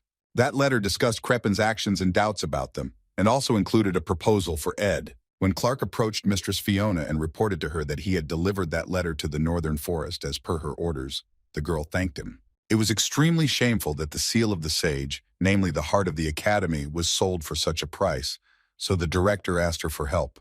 But Fiona was now interested in the question of how Crepin had found out about everything, and expressed a desire to take part in the negotiations about the purchase. Clark said his son might have told him about it, because after his family expelled the boy from home, he might have wanted to return with all his might. Suddenly, the boy's conversation was interrupted by a female voice, which said that it was not at all as they thought. Fiona and Clark turned around to see Lotel approaching them with a welcoming smile and asking if she could share a cup of tea with them. Princess Fiona had no great desire to have tea with this girl, so she said that her visit was unexpected for them. She looked Loratel in the eye and said that she had previously thought that the Redhead couldn't stand her, but Loratel had simply denied it. Crepin's involvement in the negotiations about the seal was most likely the work of Loratel's father, and not Ed, as the green-eyed girl said. Fiona looked up at her in surprise and asked her pseudo-friend to repeat what she had said. The Redhead explained that Crepin had asked her father to buy the seal from the very beginning, but the girls knew nothing about it until one moment. After listening to the green-eyed girl's full story, Fiona thought and said that her family was very similar to Ed's family because they had common interests. Laurel took a sip of tea and said that given her current situation, the girl preferred to keep her distance from such partners. Fiona Elias was starting to get a little irritated by this whole situation, so the princess sternly asked the girl why she was talking about it. The green-eyed girl's answer was very simple because it was beneficial for both her and the princess, since they could control the key families of the academy. In addition to this, Laurel added that she also thought that in this situation she could hurt Ed, and he was her good friend and comrade. Looking off into the distance, Laurel emphasized that he was a man who had separated from his family and was living a new life, enjoying it. The fact that the redhead was so worried about someone simply amazed Fiona, because she considered her friend's behavior incredibly strange. But despite her hatred for her interlocutor, the princess said that the young man could clearly be useful in investigating their case. Finally, the blonde added that in case of betrayal, she would have no choice but to waste him and forget about him.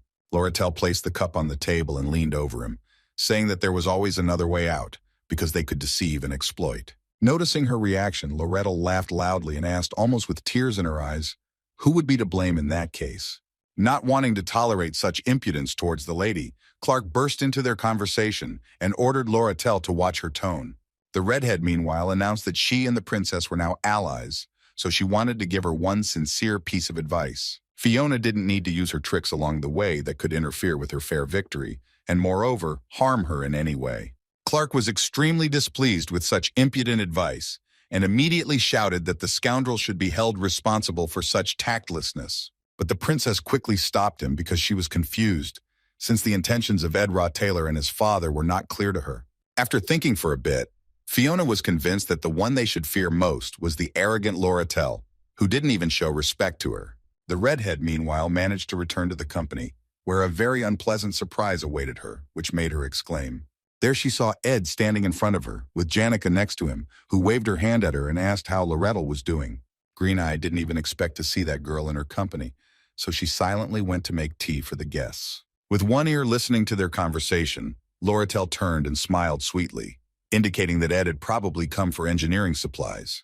The boy confirmed her words, and after a while they found themselves in a room lined with cabinets with a bunch of stuff on them. As soon as Janica saw the things that were on these shelves, she almost screamed that they were real new items. Laurel reproached the girl for not understanding anything at all, since there were marks on those things that proved they were secondary. Janica picked up the ball, on which a couple of scratches suddenly appeared, and screamed that she scratched it on purpose, but she only smiled in response. Ed didn't want to stay with these crazy women any longer than necessary, so he thanked the green-eyed girl for her help. When he said that it would be a good idea to pay at least a little for it, Janica confirmed his words and said that it would be beneficial for everyone. While they argued among themselves about whether it was worth giving money, Ed sat and again felt how the familiar sensation again took over his body. It felt like Ed was sinking into water, and although he had a lot of work, he had often been stuck in that state lately. Considering all this, the young man also needed to keep Crepin and the sage, who had interfered in the process of purchasing the seal, under control. Besides that, Ed also had to cut up and cook the fawn he had caught the day before yesterday, and the hut needed to be cleaned. One of these tasks was cooking meat for Lucy Merrill, who also continued to visit his hut regularly for a good night's sleep.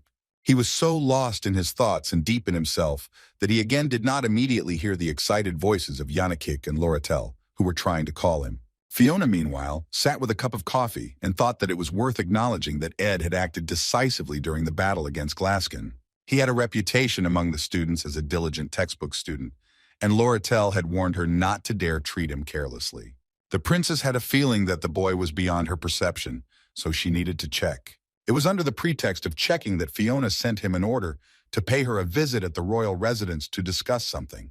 The girl turned to Clark and asked the man if her schedule was ready and what time Ed was also due to arrive. But Clark told her that Ed Taylor would not be able to visit her anytime soon, even though she had sent him a royal warrant. In order not to maintain the intrigue, Clark did not drag it out, and quickly informed Fiona that the young man had simply collapsed unconscious from exhaustion. Due to all his problems, Ed became a victim of an abnormal state of exhaustion, which could only be overcome by proper rest.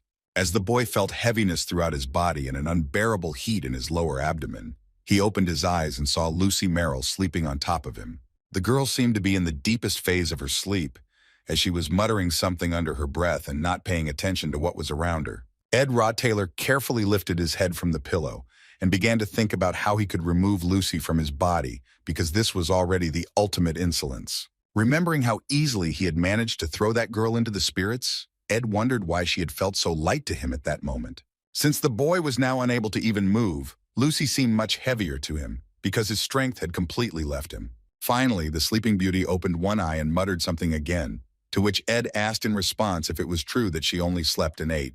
The next moment, Lucy immediately jumped up and touched his chest with her hand, saying that the mana flows in his body were indeed very distorted. At that moment, everything finally became clear to Ed, because throughout this whole time the girl was simply trying to help him and restore him. Lucy began to tell that in addition to this, she was constantly walking on a thin knife edge because of certain people's looks, which really irritated her. Without wanting to go into details, she said that she was very ill and could die from the disease, so Lucy asked the guy to take care of himself. While she was still on him, Ed Taylor took a deep breath and said that he was incredibly grateful to the girl for her help. Suddenly, the boy heard a familiar voice near the entrance to the hut, which was glad that his older friend had woken up. Looking closely, the young man saw Zix there, who said that he didn't know whether it was possible to use the fireplace, so he made a fire outside. Since Zix had been outside the whole time, he had no idea that Lucy Merrill was inside with the guy. Lucy, in turn, also had no desire for strangers to see her with the young man, so she quickly turned away and hid. But after a second, this idea seemed wrong to her, so the girl jumped up and flew out of the hut through the door. Zix found the whole situation very funny, so he giggled and asked which girl it was in his house. Without waiting for a response from Ed, Zix, keeping up the joke, said that there was nothing wrong with having girls around him all the time. Rottler was in no mood for his silly pranks, so the boy asked his friend why he was there. Zix explained that Janica needed to excel in her studies and attendance, and Loretel was away on business, so he stayed. Even though Lucy Merrill helped the boy a lot, he still had no strength, so Zix had to feed him with a spoon. The moment a drop of soup prepared by Zix hit the guy's mouth, he spat it out and said that Zix was a terrible cook. That same terrible cook sighed in frustration and said that he wanted to invite one of the girls to help, but Loretel forbade him. Taking advantage of the moment, Ed decided to check the script and therefore asked Zix about the alchemy students who secretly launched the mandrakes. Luckily, everything followed the plot, so Zix said that Elvira and Taylor quickly dealt with the issue and resolved everything. I'm not going to back down. Ed also said that he heard that some monsters have infiltrated the Academy's underground water protection system. In response, hearing that Taylor had dealt with those creatures as well, Ed exhaled and asked how long he had been lying in his hut without feeling.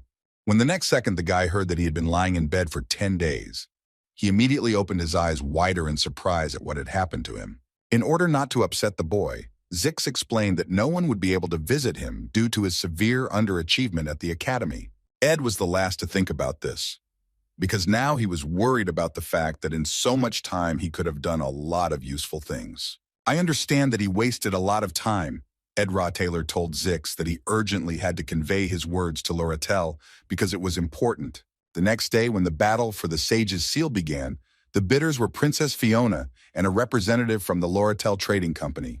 Loretel remained as confident as ever, convinced that the princess would lose this deal in disgrace. But the girl didn't take into account just one thing, namely the one who shouldn't have been at that deal at all, according to the original scenario. Unexpectedly, Crepin Taylor, who was the head of the Taylor ducal family and the boss of the fourth act, entered the girls' negotiation room. He looked at the girls carefully and said that he was very glad to see them in good health and in a good mood. Watching the princess carefully cut the steak, Arin said he would like to make a formal apology, even though a lot of time had passed. But as soon as he mentioned the situation with his own son, Fiona quickly stopped the man and said that everything was quite fine regarding that.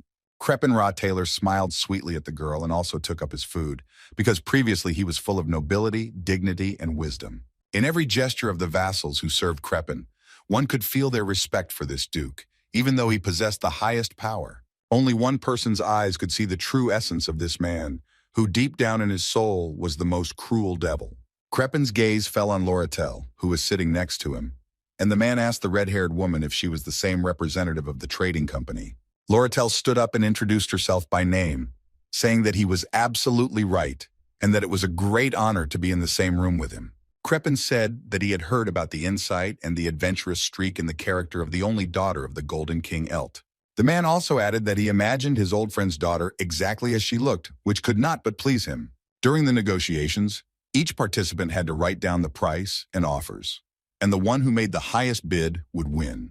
The seal of the sage was a treasure of the Academy, but the Academy did not want to publicly announce that they were selling such a valuable item. When everyone had gathered in the conference room, the auction supervisor guaranteed the confidentiality of the participants who were there. He clearly announced that right here, at this very moment, whoever deposits a large amount will receive the seal of the sage without any problems. Fiona was informed in advance of the chosen trading method, and she studied all similar cases of transactions involving the sale of similar books. Such deals included selling the order book for 8,000 coins, the Book of Inertia for almost 7,000 coins, and many other magical guides. When selling items of this type, there was talk of the value of inherent magic, the value of an academic item, and the simple value of luxury. Loretell, who looked very focused, probably knew the prices and transaction records of many more books by heart. However, despite this, Crepin Taylor was still supposed to be the one in whose hands the seal of the sage would end up. When the observer reported that the bids from the bidders had been received, she thanked both parties for their valuable contributions. It was an open-ended auction where the decision was made on a single bid, so it was important to know the limit of the amount that the parties could pay. Fiona remembered Loretell's words about how she was willing to buy an item that could bring such a profit, stopping at nothing. If she wanted to make a profit on such a purchase, she would definitely not have spent more than 8,000 coins, which was the largest amount in the history of transactions. The princess reflected that if Crepin had offered a larger sum than Loretell, the book would certainly have been his. Finally, the presenter announced the proposed amount and said that Crepin Taylor offered 8,500 gold coins for the sage's book. This was exactly what Fiona expected from him, because Crepin was not the kind of person who would attend the academy to profit from a book. But as soon as the girl heard that Loretell Kecklin was ready to give almost 1,000 coins more for this thing, she was stunned. Because it was a one-off auction, the sage's seal was given to the Elta Trading Company, which was represented by the beautiful Loretell. Crepin Taylor was unhappy with this turn of events, because he had not come to the academy to hear about his loss. As Fiona watched the man and his guards leave the room, she wondered what the vile Loretell had originally intended to do. The princess simply could not believe that the red-haired girl was ready to pay such a huge sum for an ordinary book, albeit a very important one. Suddenly, the thought came into the girl's head that Loretell had wanted from the very beginning to prevent the book from being handed over to such an evil man as Crepin. But Fiona quickly dismissed this thought, because the green-eyed girl was not one of those people who acted in the name of justice. The thought of not wanting to give the book to that man did not leave the princess, so she believed that Loretell was being controlled by someone. It could have been the man who was much taller than the girl and knew about Crepin's dark side and tried with all his might to stop him. Even after his family disowned him and threw him out on the streets, Ed lived with such a desire to stop them that he simply collapsed from exhaustion. As soon as Fiona realized what she had done, the girl immediately felt ill, which is why Clark immediately ran up to her and tried to help the princess. Fiona couldn't stop thinking about how easily she had managed to drive the generous man into the abyss by thwarting his good plans.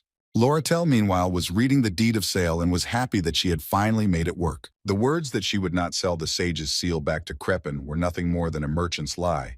But there was one thing. The girl read the letters that were in her hand and was surprised that their author was ready to do anything to obtain the seal of the sage. The redhead smiled at the thought that a free pass to Ed Rottler for only 900 coins sounded like a good deal.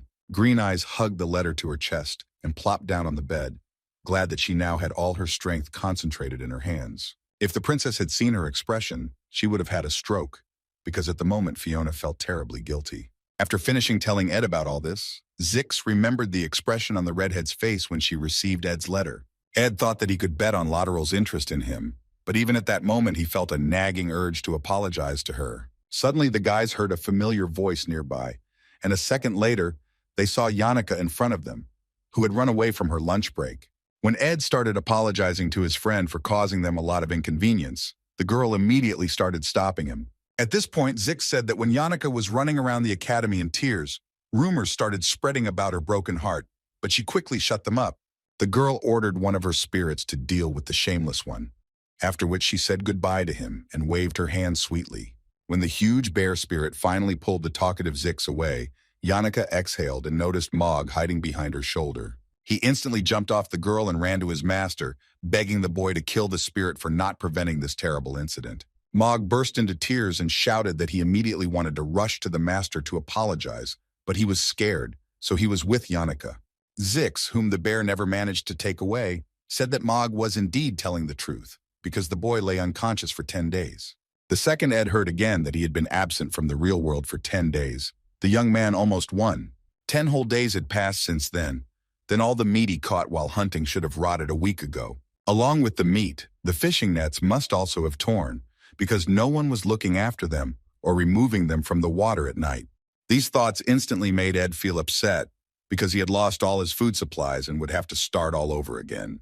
Watching as he was already making a hunting plan in his head, Yannicka firmly stated that she would definitely help the boy with his supplies. Zix also joined in her support, convincing his friend that he would help him with fishing nets and everything else. Turning around and catching sight of the small hut, Ed suddenly remembered that it wasn't as distant a past as he thought. He thought about the time when the boy sat penniless in the woods, under a wooden shelter made hastily from nothing, trying to sleep. Turning back to his friends, the boy was immediately glad that during this time he had managed to solve many more problems than he thought. Life wasn't as complicated as Ed Rottler had made it out to be, so I found peace and decided that everything would work out. The boy was again flying in his thoughts, causing Yannicka to start worrying about him, since Ed still looked very tired. After some time, the girl came to Marilda, whom she had not seen for a long time, and wanted to discuss everything that had happened recently.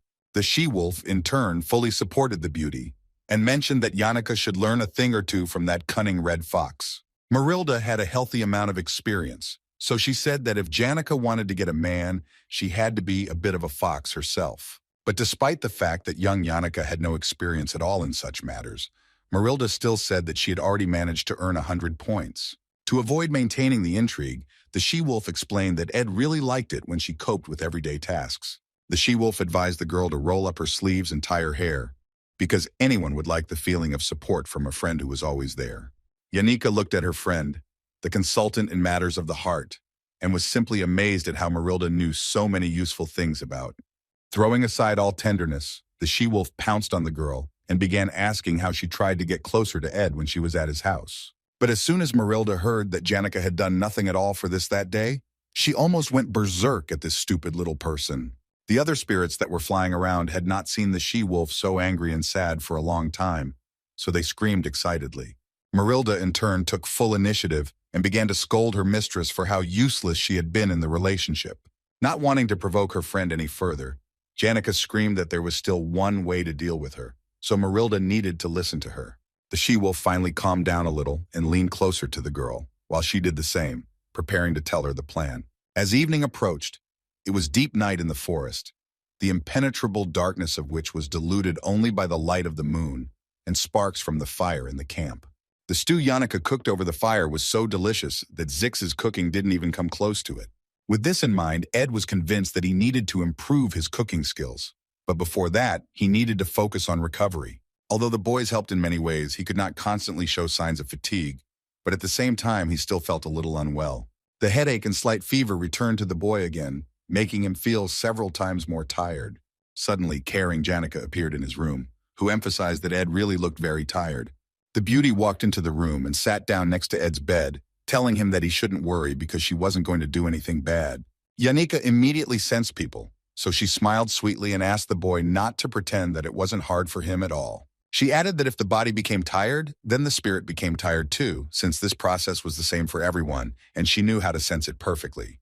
The girl said that when she was having a hard time, she received a lot of comfort, but the greatest support came from someone who stood next to her and was silent. Yannicka turned around and looked the boy straight in the eyes, telling him that he had had a lot of difficulties, so he had worked hard. Ed Rottler looked at his friend uncertainly and said that she didn't have to go so far with her compliments. The beauty sighed and said that the boy had been through a hard time and he had to admit it and then have a good rest to recover. Ed had no choice because this girl was really right and he had been having a really hard time lately. The boy leaned back on his pillow, after which he felt Yannicka lay her head on his bed, causing him to relax and fall asleep. Ed woke up only the next morning, and then only because the direct rays of the sun were shining in his face, preventing the boy from sleeping. Looking around, Rottler saw that Yannicka had fallen asleep on his bed, in exactly the same position in which he had last seen her yesterday. This picture touched the indestructible man so much that he even laughed and felt that his body had truly been completely restored. In 10 days, the young man had not made as much progress as he had planned, especially in his relationship, but now it worried him less. Ed's biggest challenge at the time was researching materials for magical engineering, which he wanted to understand. The only problem was that there was a clear limit to how much you could grow by self-studying. Most of the recipes for magical engineering products were rewards from main scenario quests, so it was difficult for Ed to obtain them. Watching Taylor, Ed concluded that the swordsman wasn't particularly interested in magical engineering and acquiring those skills.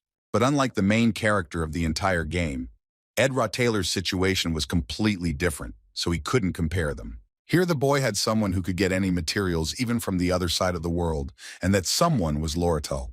The Redhead said that she couldn't help but be glad of the boy's good appearance, but now she too was so tired that she could barely stand on her feet. She stood up and came closer to the young man, saying that at the moment, she was all about the work of the company that had passed to her from her father. As Loretel told her friend about how things were going to go, she slowly got to the point that she really needed a responsible leader on the team. Having finished her little meeting, the Echidna girl smiled and looked the boy straight in the eyes, asking him to imagine it. The idea was that Ed would wake up in the morning and go to work in the company building, where he and Loretel would be separated by only one thin wall. These thoughts tormented the green-eyed girl day after day, so she awkwardly grabbed her face and apologized for her excessive talkativeness. In response, Taylor said that the fact that she gave him so much power and opportunity looked a little strange from the outside. Loretel pulled the hood of her red cloak up in an offended tone and said that the young man didn't understand anything about it. Rather than leave the situation as it was, the Redhead said she just wanted to be kind and supportive. Finally, she added that judging by Ed's behavior, he wanted to have a strictly business relationship with her for the rest of his life, which was true. Redhead was actually upset with this situation, because Ed had never lived in a world where hundreds of gold coins came and went at the snap of a finger. Over the years of experience, Loretel realized the fact that the most valuable thing in such a world was a person who would never betray you and would always be there. She put her hand on Ed's hand and said that it was about the one who would stay by her side even if the whole world turned its back on the girl. Ed knew that for some it was family, for others a lover, and for others a friend with whom you spent many years of your life side by side. But for the green-eyed girl, who had seen the rise and fall of great merchants, the fact that the same could happen to her was terrifying. Loretel decided to use her puppy eyes and looked straight into the boy's soul, asking if he would be with her until the end. Taylor did not expect such an action from her at all, so he simply froze and did not understand how he could respond to these words. A moment later, the Redhead laughed loudly and said that the young man had not managed to bite, although she thought that she had almost succeeded. She again adjusted her cute eyes to him and said that usually when such a timid and gentle appearance was shown, people's hearts melted. But in the end, Loretel looked down at the ground again and said in a quiet voice that everything she had said was not really a lie. Ed, who had just breathed out a sigh of relief a few minutes ago because it was just a joke, felt the tension in his body again. Looking into the distance, the boy said that he planned to graduate from the academy, and until then, he had no intention of leaving it. Although he hadn't yet decided what he would do after graduation, the Redhead already had a few ideas in her head that made her smile. The girl immediately jumped up from her seat and said that in any case, she could have waited until the young man graduated from the academy. The beauty took a small envelope out of her pocket and said that initially the guy had no right to choose, and she would soon take advantage of it. Finally, the cunning Forest added that she was incredibly happy that after such a long time she was able to see the handsome man's face. Thinking about what would happen in the future, Ed felt as if he had done something truly terrible in his past and was in her debt. It was a terrible feeling that never left the boy's body with every moment he saw Loretel in front of him. Green Eyes was going to confront the boy with the fact and say that he now belonged to her, but she couldn't do that.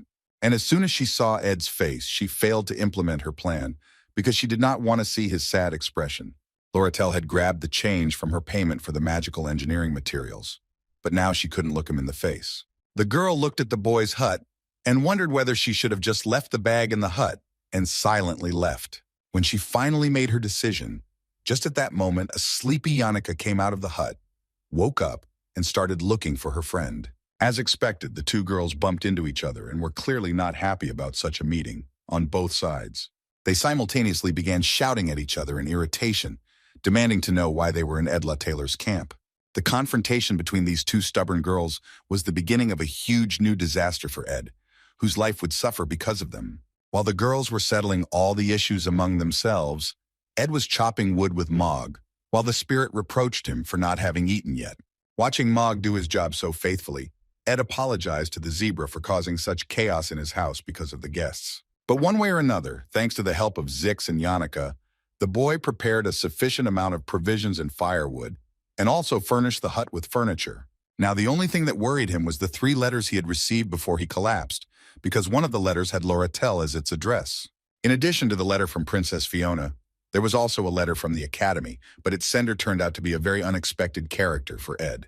The author of the letter was Professor Glast, and the message stated that he would like to meet Ed in person after the scientific conference. Unfortunately, the boy was bedridden and couldn't go to Professor Glast, so now Ed didn't know why he called him. Glass was the final boss of Act 2, but the main problem was that his final chapter had already begun and the battle wasn't that far away. Ed remembered most of the content of the last chapter, where the professor always believed that only a few select talents could change the world.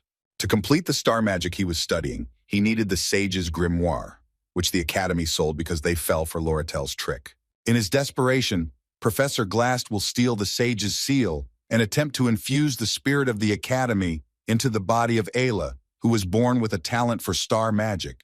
He was truly crazy because he wanted to create a new progressive era from the talented students he loved so much. But then in order to save Ailia, Taylor had to come on the scene, who would break through the traps and even break through the Library of Souls. Glast's last words before falling from the magic tower, after all his plans were thwarted, were a little unexpected. These words were a little unexpected because he always dreamed of the development of the era, in its successes and the search for talented people. But one way or another, the final battle of the second act was the beginning of the war to conquer Glast and change the owner of the Sage's seal. It all started with Glast kidnapping Taylor's friend Ailia, who did not expect such actions from him at all, because she trusted the professor. There was nothing surprising in her fear, because the demon of the underground water protection system of Sylvania really inspired fear. Such excuses did not calm Ailia down for a second because the girl was incredibly upset that her beloved professor had betrayed her. But she was even more offended by the fact that Ed Taylor was kidnapped along with her, who, unlike the girl, remained more than calm. The boy showed no sign of fear as Ailia gushed and begged the professor to let them go. It was at the exact moment he began to mock how afraid the poor thing was that the battle to subjugate Glast officially began. 3 days before the events, Ed had just learned how to do all the magic engineering items that he hadn't been able to do in the 10 days he had missed. The battle against Glast was about to begin, but the young man was incredibly sorry that he had not managed to raise the stats of his magic. While thinking about the plans and materials he needed for magical engineering, Ed Taylor suddenly remembered something.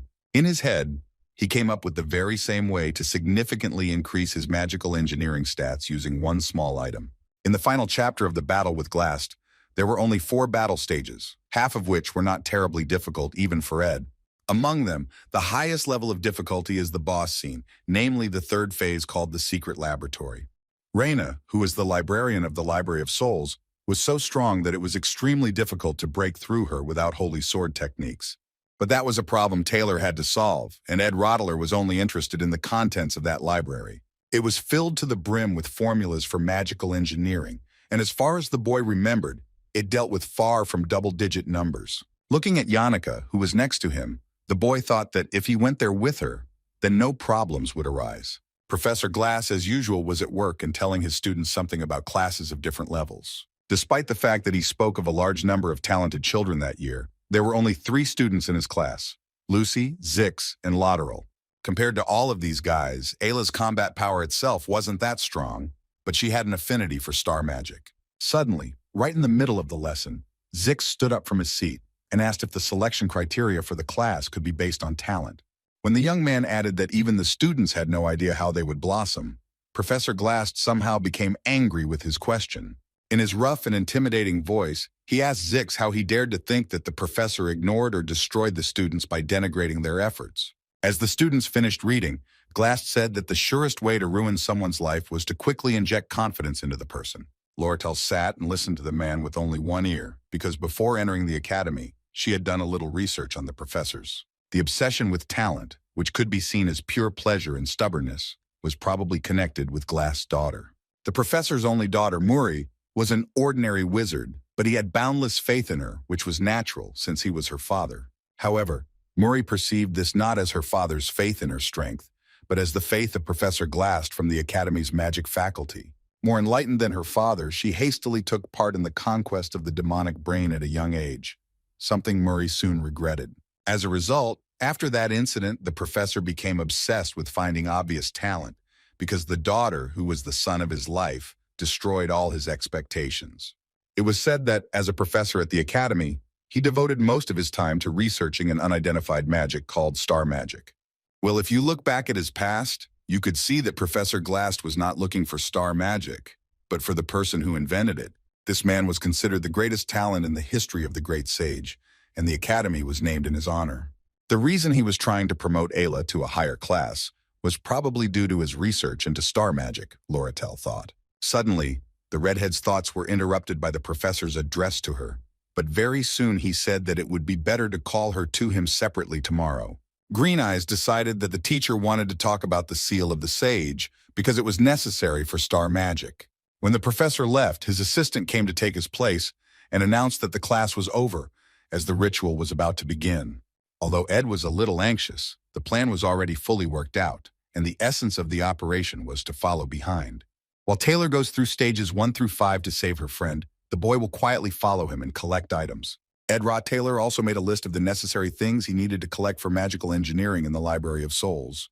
But due to the difficulty of cultivating the materials, they could only be made in the later stages of the system scenario, so Taylor would not need them. Thinking about all this, Ed was glad that he would finally be able to check Taylor's work during the 5th phase, and then return to camp.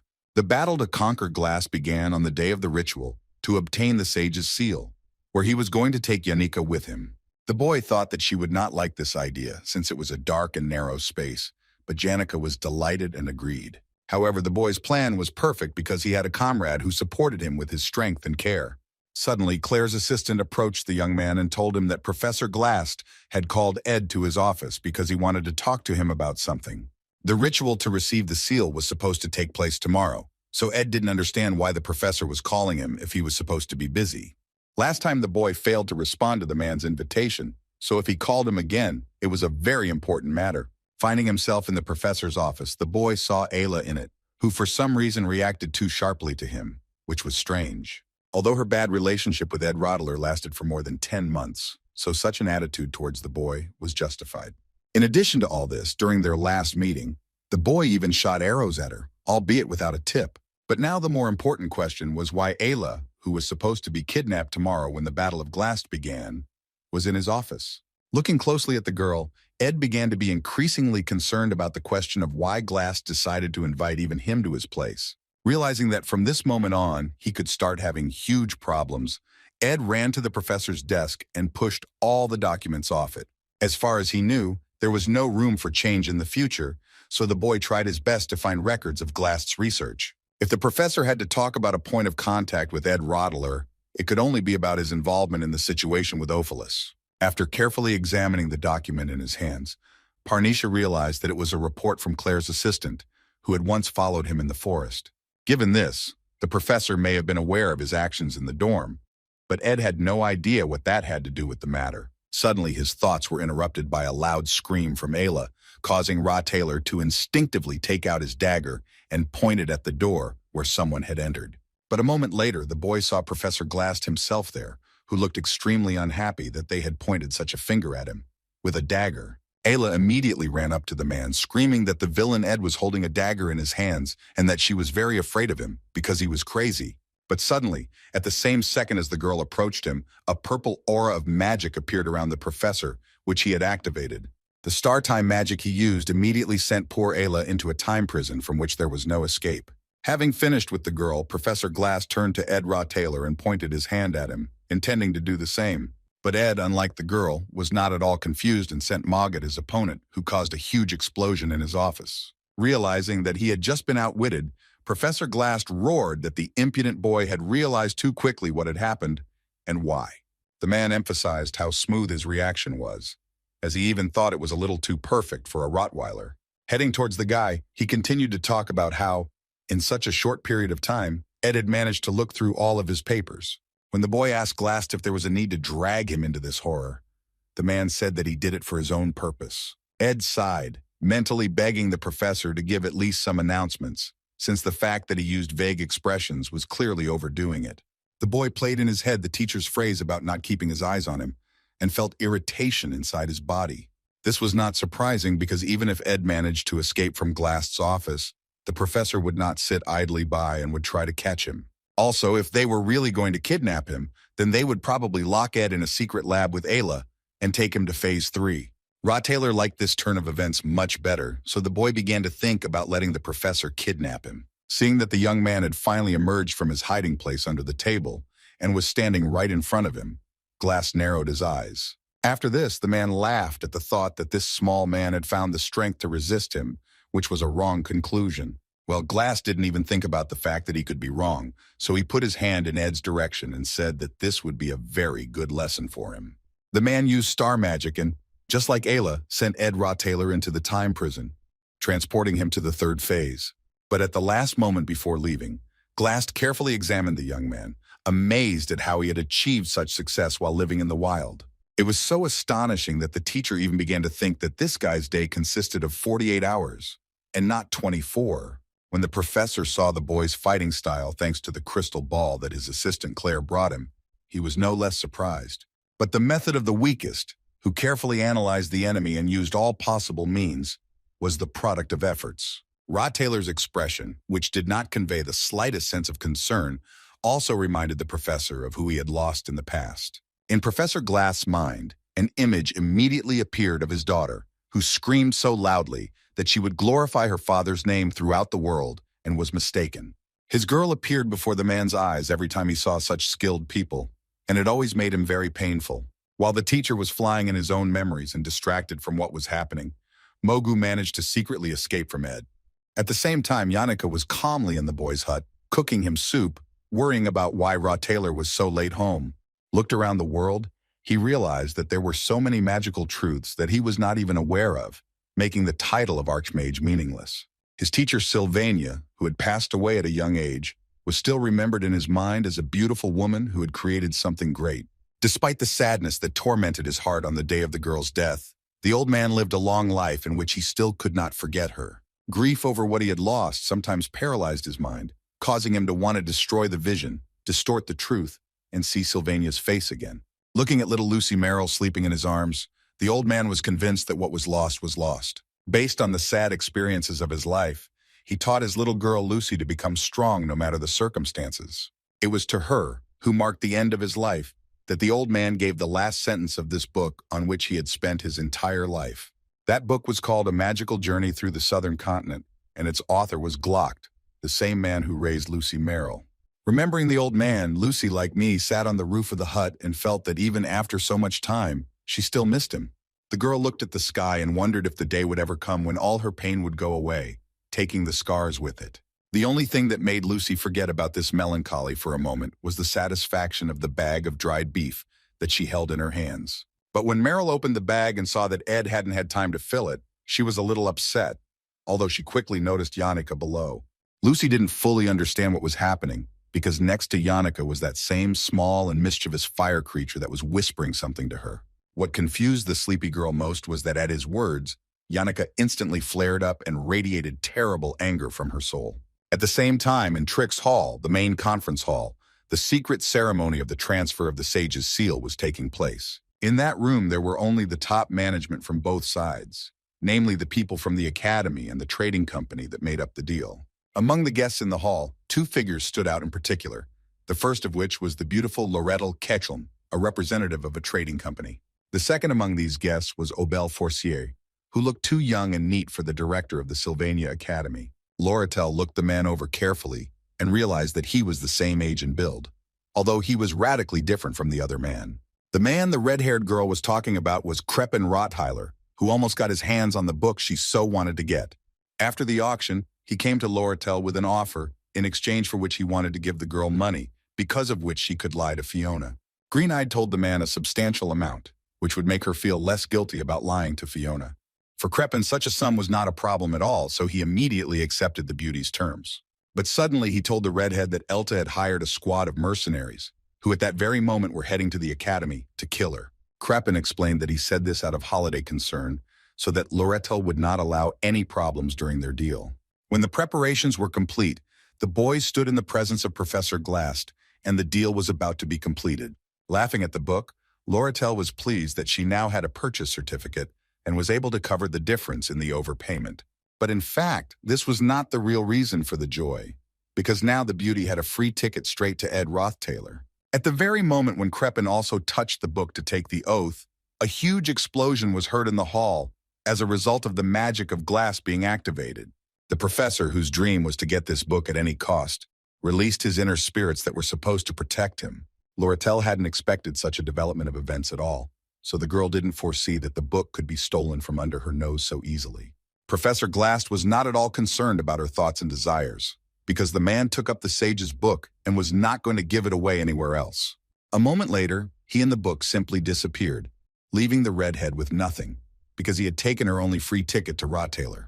The final scene of the second act was supposed to begin just at the moment when the guys found themselves in Professor Glast's secret laboratory. While Ayla was crying, Ed was thinking that right about now Professor Glast should have stolen the sage's seal and disappeared from Lorettel's sight. Listening to Ayla's scream, a man approached the boys and said that if she continued, she would wake up the monster of the underground water protection system. Cum, who was a researcher in astrology, smiled and called his advice a stroke of luck, since the professor had ordered him not to use them for experiments. Ed looked into Cum's eyes and sarcastically said that the professor had been very kind that day, and Cum, in response, emphasized his calmness. The boy decided to follow Ayla and also sit carefully near the wall, while Cum said that he would closely watch the guys. Now Roththaler just had to wait for Taylor to show up and start a fight, because by then the library would already be cleared out.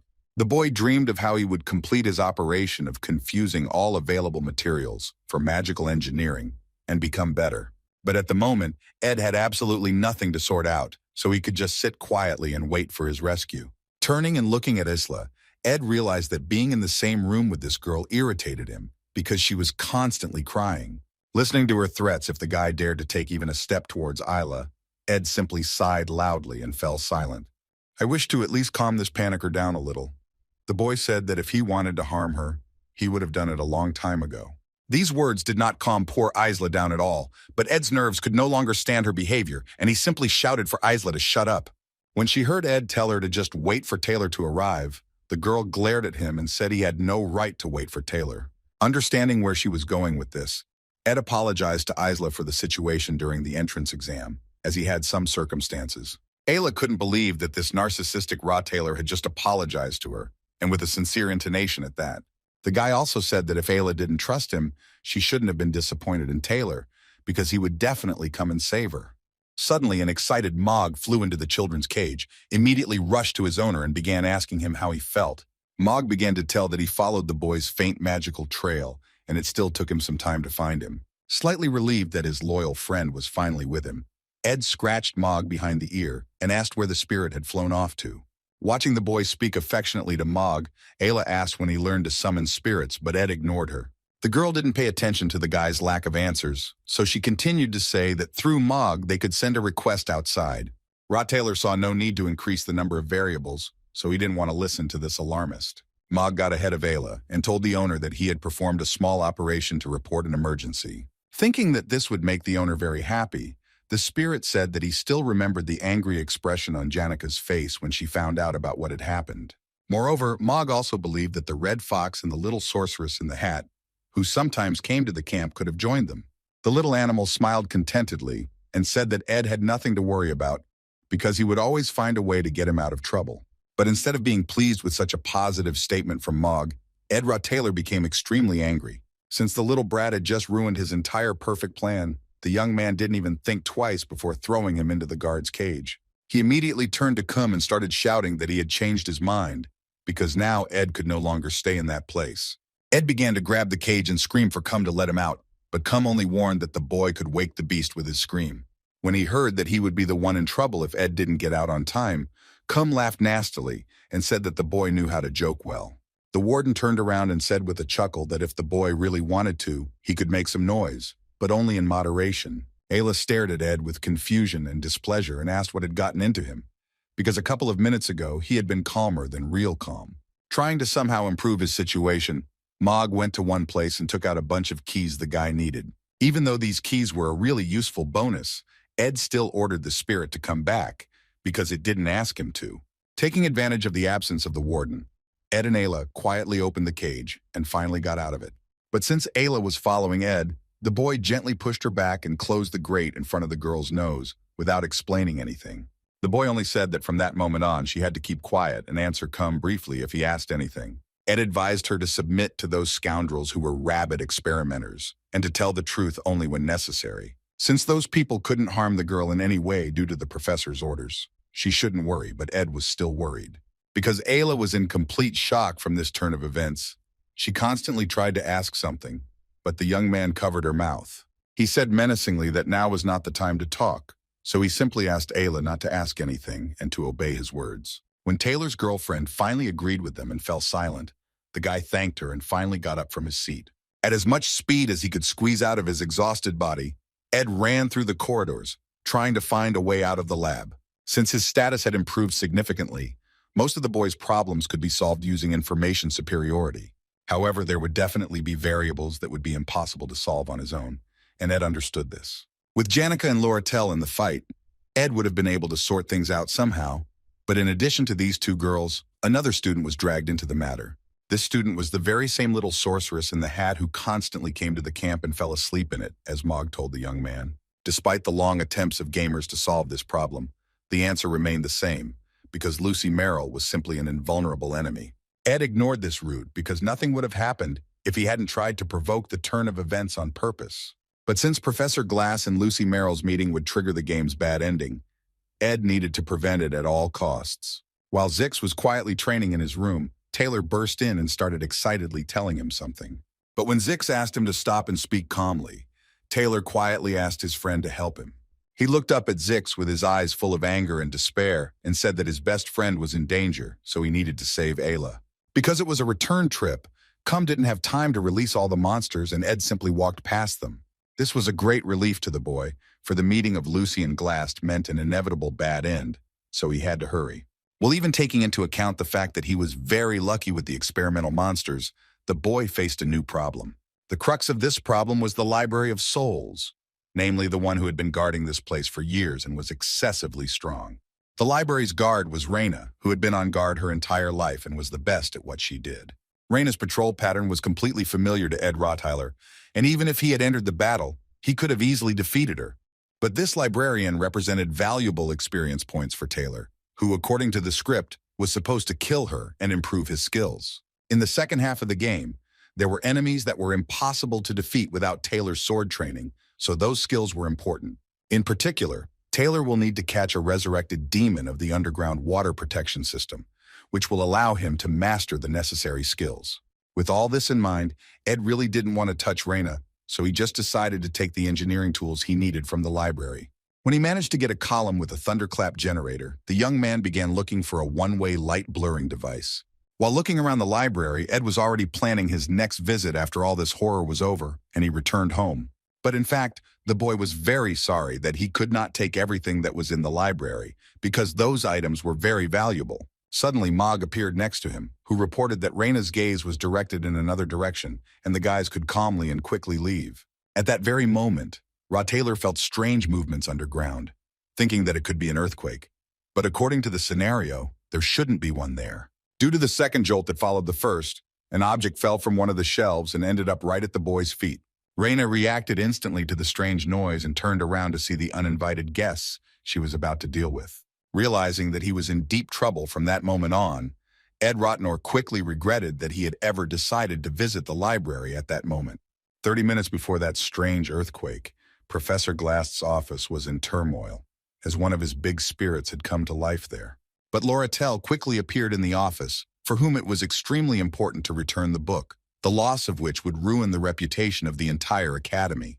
With a couple of deft movements, the girl knocked down that monster and decided that even though it would take a little time, she would still find the sage's seal.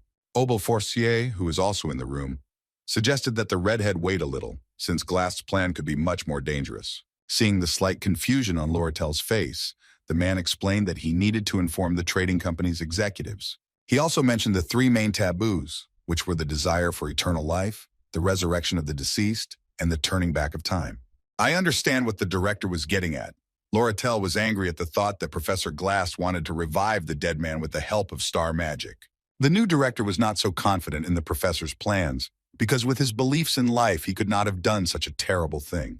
But on the other hand, his daughter Murray, who died tragically after believing in her controversial talent, could have been the other side of the plan. With that in mind, the director still didn't know who Glass could revive if he managed to complete the star magic revival spell. Lorettel, who knew even less about the teacher than Aubel Forcier, simply continued to stand silently, turning over thoughts in her head.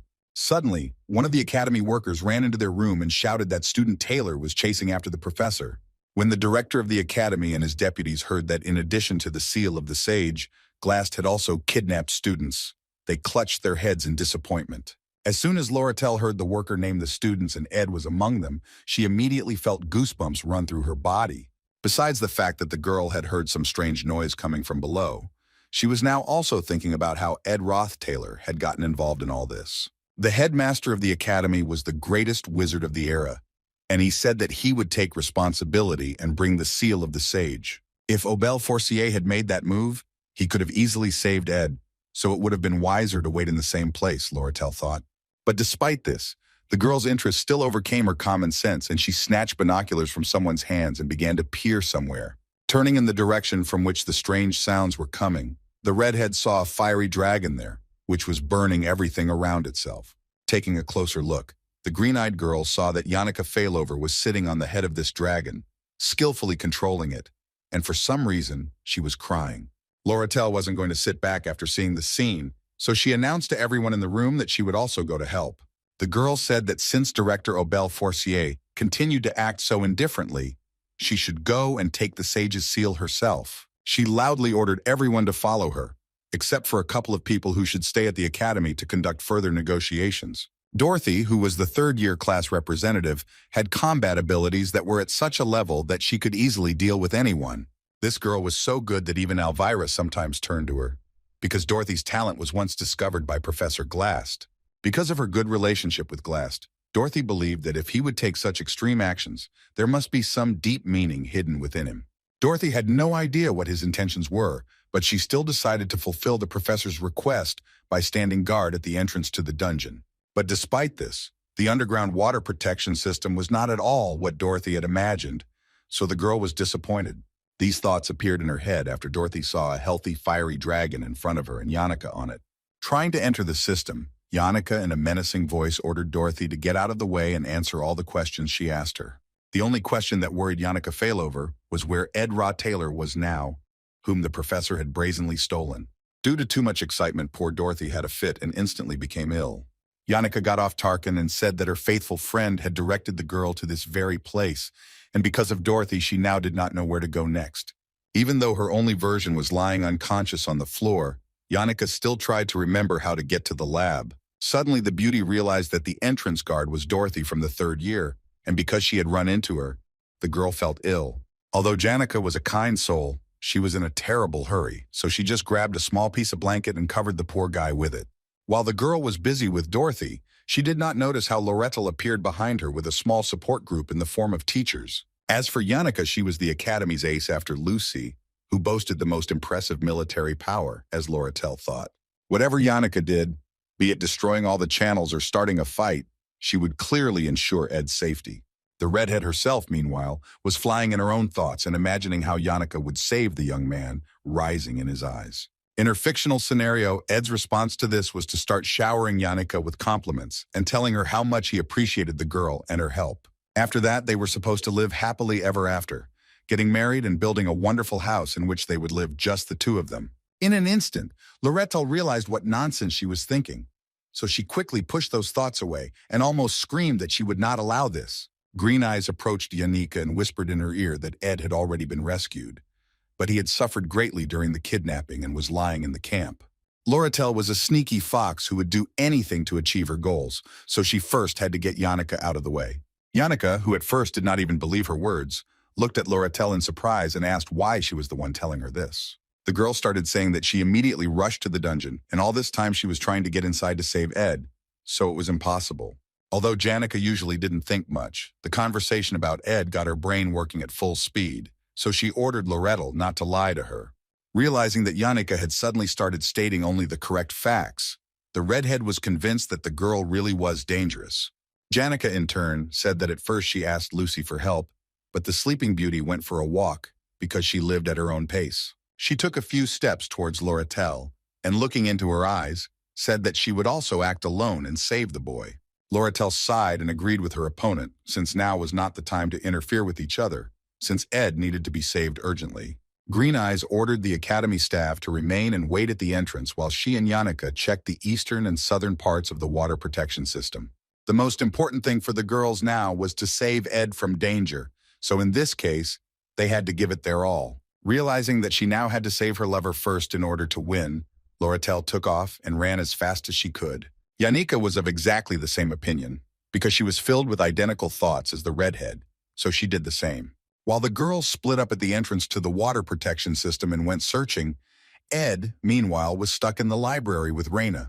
Raina hated unwanted guests, so she didn't even intend to feel sorry for this little man, so she immediately directed her power at him. Feeling another tremor underground, Ed Taylor looked at that girl with horror and hoped that it was not a simple earthquake. Suddenly, out of nowhere, Lucy Merrill appeared in the Library of Souls, having simply fallen into the room from the roof, making a hole in it. The sleepy princess yawned and said that she was just bored, so she decided to visit the academy and save the boy.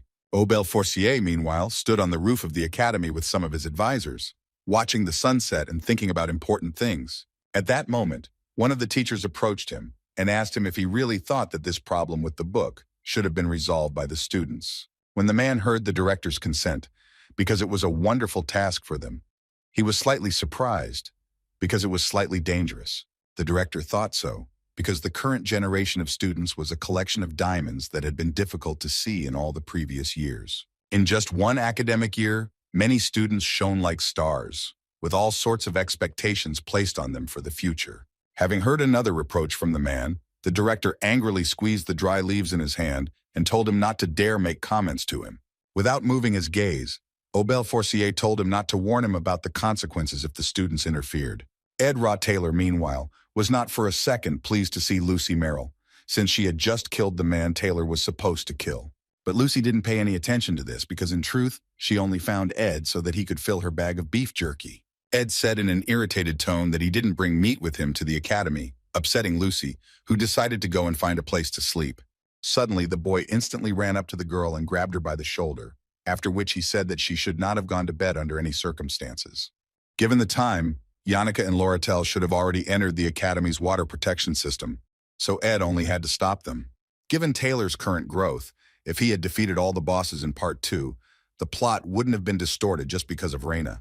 After some thought, Taylor decided that the script was fine, but the problem now was Lucy Merrill, because she couldn't meet Glast. Ed thought for a moment and told the sleepy beauty that she shouldn't have gone anywhere, and that she had to stay with him until the end, protecting him. Noticing the girl's confused look, Al explained that he was still a little weak and needed someone strong who would just stand next to him. Since Lucy Merrill was strong, she was a wonderful candidate.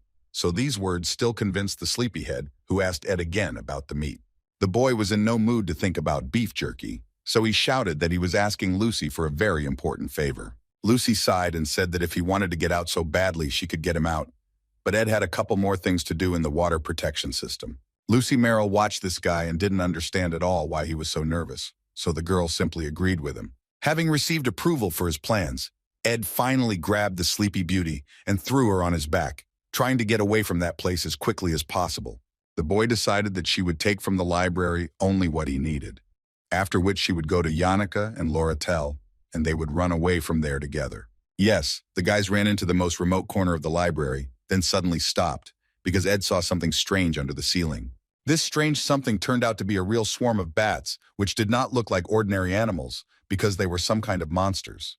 But Ed didn't lose his composure for a second, so he used his ignition skills and destroyed all the mice that were flying at him. Looking around, the boy wondered if this was worth calling a real taste of hunting, because experience points were pouring down on him from everywhere. Taylor felt a little guilty towards Taylor, since he had grabbed a small piece of his pie, but the guy had no choice. Unlike Janica, who specialized only in perfumes, Lorettel found the path the girl needed much faster. At that moment, the redhead herself understood that she had surpassed Yannicka failover. But for some reason, those thoughts did not please her, given the circumstances. It was the first time Lorettel realized that she had sought to achieve something for pure and good reasons, and not for her own benefit. Eventually, she felt like she finally saw the key to a new relationship that could not be achieved through money or deals. Green Eyes felt the same sensation as when her heart first made a loud beat when she saw Ed in front of her. A second later, the redhead realized that it was not her heartbeat at all, because a huge explosion was heard in front of the girl. Seeing the person in front of her, Lorettel froze in shock because she did not expect such a sudden meeting at all. Ed Taylor appeared in front of the girl, holding all sorts of things from the Library of Souls in his hands, and saying that he had recently been accidentally kidnapped here. The boy asked his friend to support everything he got from the library, because it was a bit difficult for him to carry it all by himself. At first, Lorettel couldn't even believe how confident the boy was, because now he should have been in a deep crisis. She was indeed right, and Ed Rottler agreed with her. But despite this, the boy said that there was one but. The young man thought for a moment, looked at the sleeping Lucy Merrill on his back, and said that he had already successfully resolved everything. As soon as Lorettel saw Lucy in his arms, she instantly became angry because the girl did not understand how, after everything, Ed could hold another woman. Yannicka failover was a coward who was unable to make a swift attack, so Lorettel had achieved more than her so far.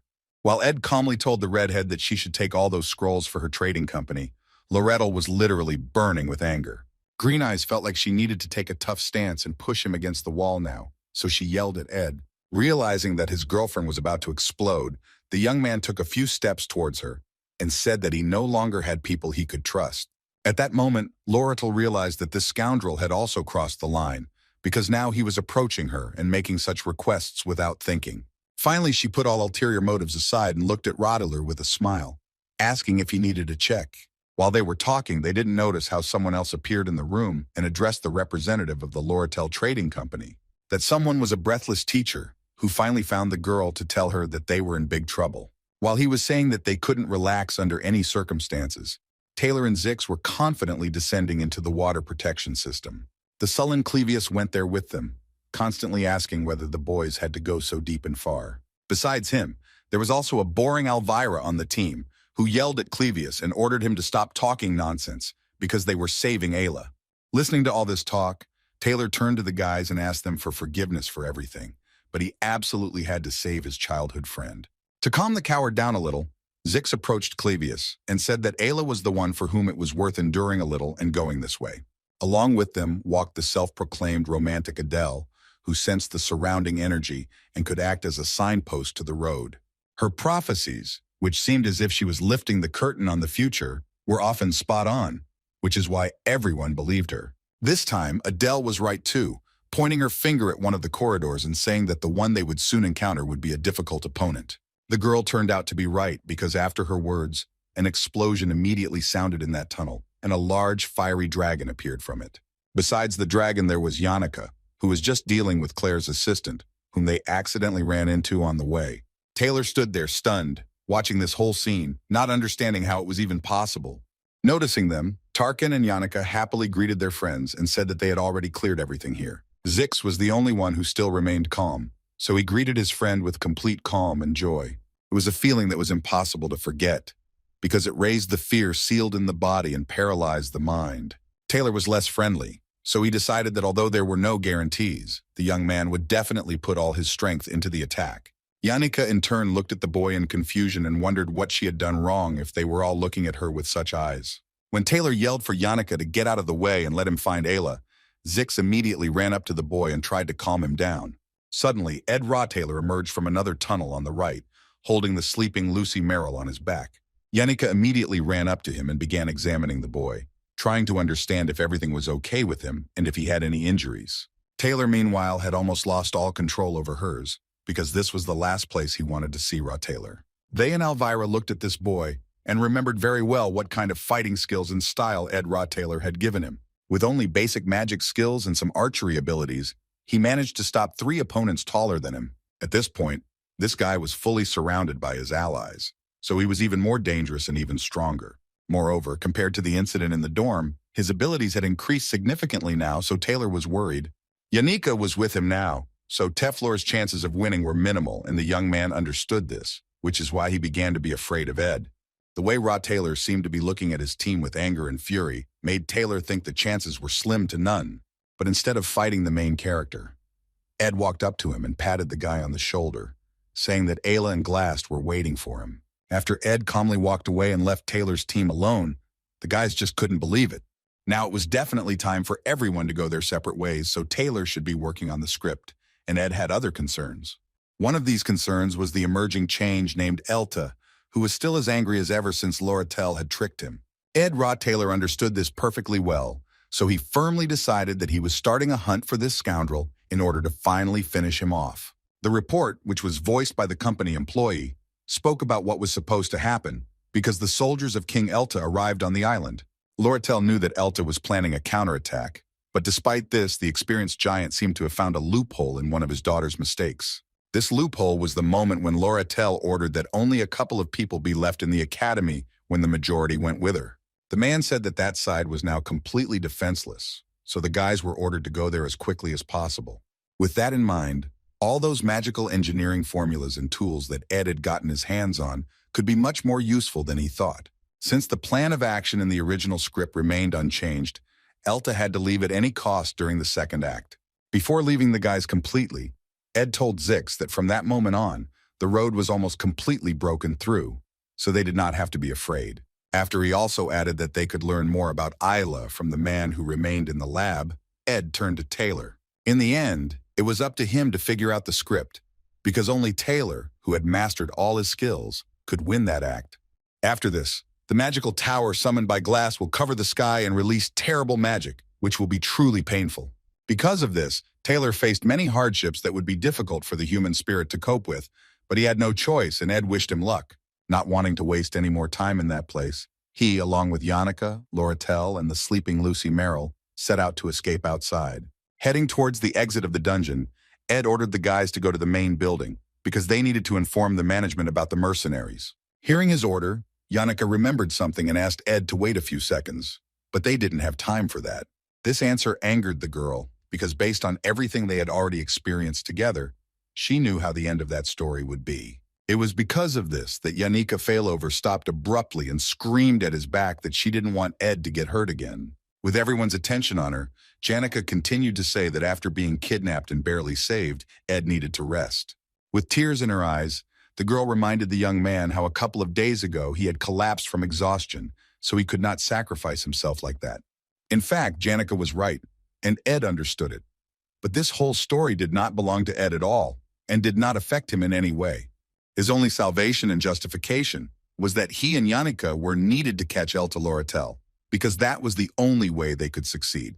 But suddenly, instead of arguing with Yannicka, Loretel agreed with her and said that involving Ed in this matter was selfish. Of course, it was nice to see that such an idea appeared between the girls who were constantly arguing and feuding, but it happened at the wrong time. This was not a situation in which Ed Rottler could rest, so he simply thanked them for their concern and said that he could not back down. In his own defense, the boy said that Loratel's case was not at all a foreign story to him, surprising both girls with this. While Loratel was happy that the boy called her business not someone else's, Yannicka stared at the boy in amazement and asked him to explain. But since they were really in a mad hurry, the guys first had to speed up because they simply didn't have any time left. Ed ran and thought about how he could explain his words to Yannicka, because it was always so difficult for him to find an adequate reason. Yannicka, in turn, had already begun to think about something completely different, so she tried to please herself with the thought that it was only because of the contract.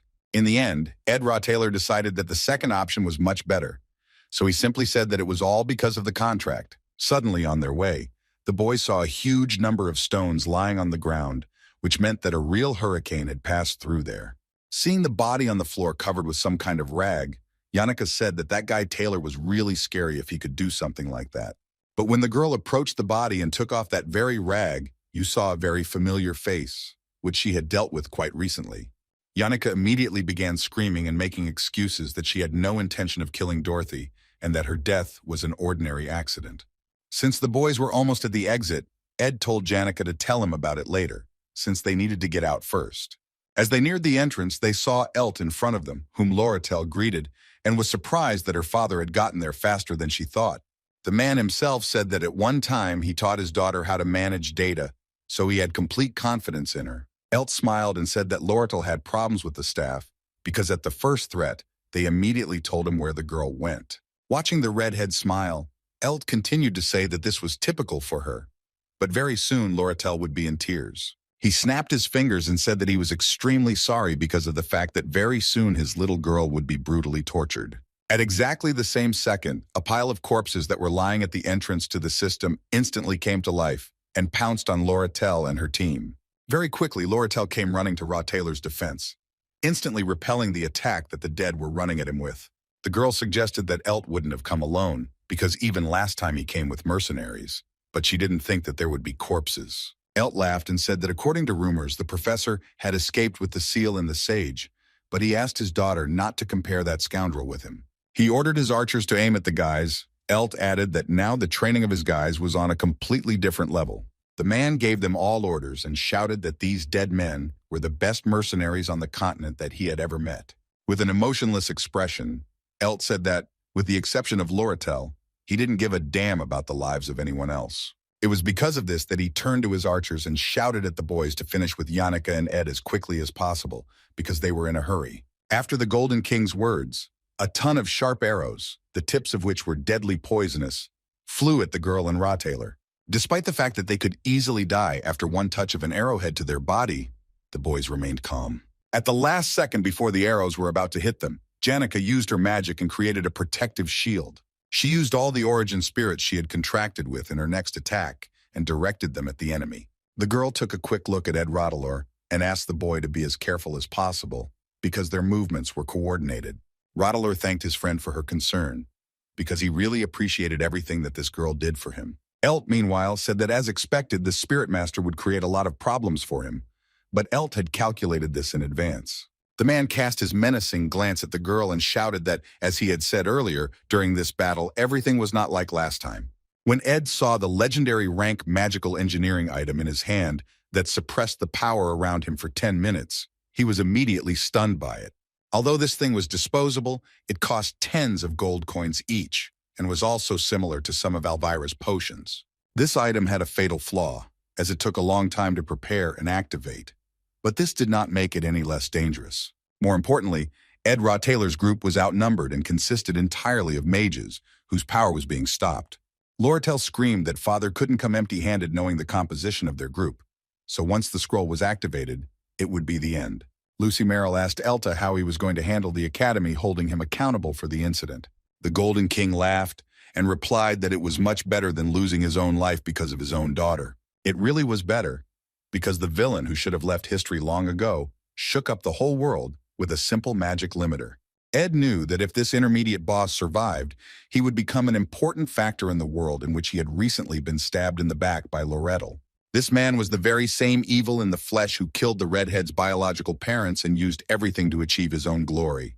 However, Ed didn't have any ill will towards him, because the reason he was blocking their path like that was because he wanted to survive. This was the desire that Ed himself had been guided by throughout the game, but even taking this into account, the young man was not going to give in to it. In this case, Roddeler could be called selfish, but he did not worry about it, so he simply woke Lucy Merrill up abruptly. Hearing her name, the girl yawned and said that it was somehow too loud around her, which is why she couldn't sleep normally.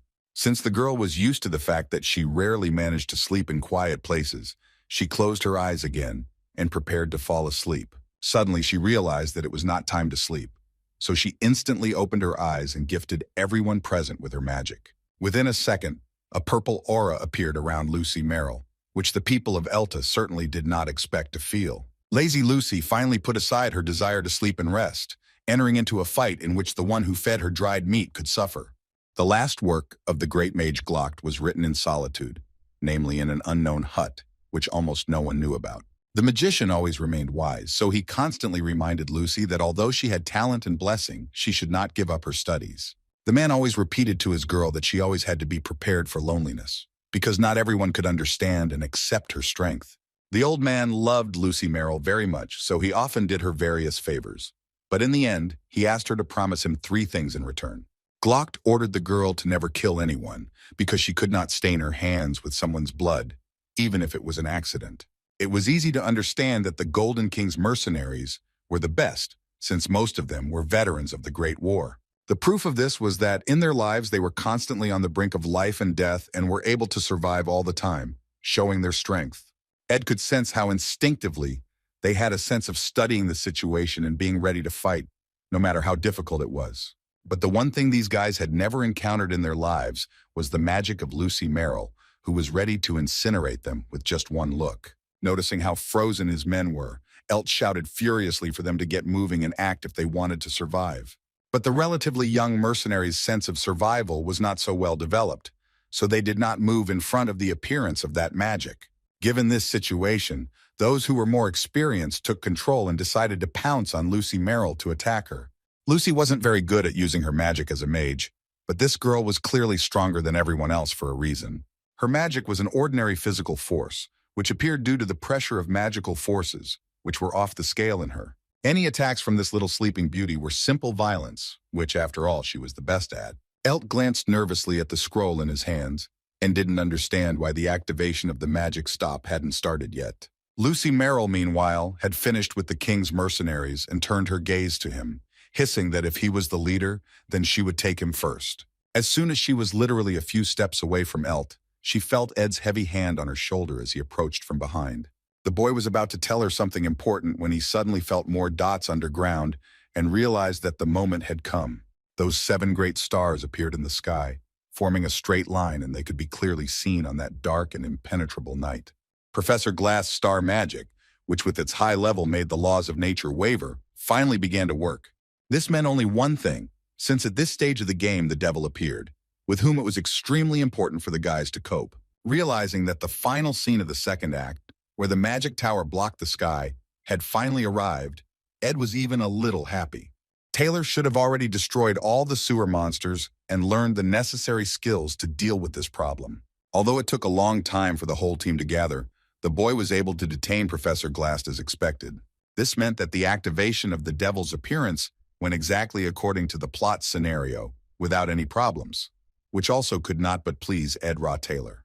But since this magic was different from the usual, everyone except him should have been shocked, since even Yannicka and Loretto didn't understand anything. Guessing that each of the 10 magic towers played a role in absorbing star magic, Lucy flew into the air.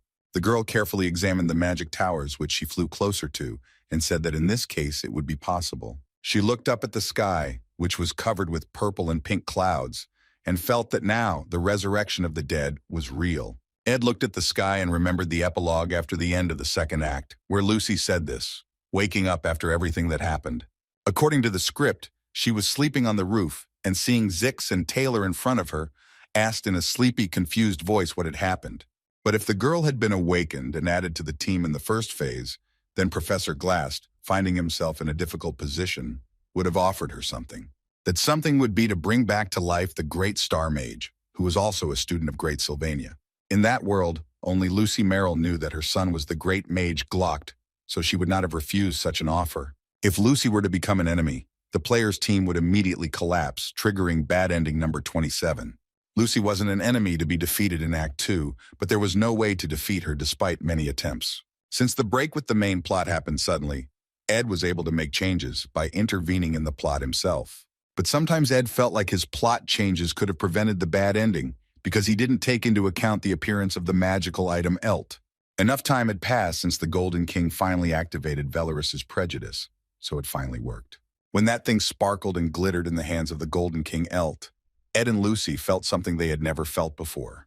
Noticing how Yannicka and Loretto were also confused, Elt loudly shouted to his mercenaries to return to the fight. The man finally waited for this moment when those scoundrels would not be able to use their magic, against which they could do nothing. The king's mercenaries immediately took advantage of this, so one of them gathered all his strength into one heap and pounced on Ed Taylor. But suddenly when Elt saw what happened to the warrior, who decided to enter into competition with Ed, his eyes widened. The poor mercenary was thrown into the sky by the air blade so high that he had no chance of surviving the fall. Ed Taylor was one of the changes that happened in the plot, so now even Elt couldn't stop him. The Golden King Elt, meanwhile, watched what was happening and simply could not believe how this was possible.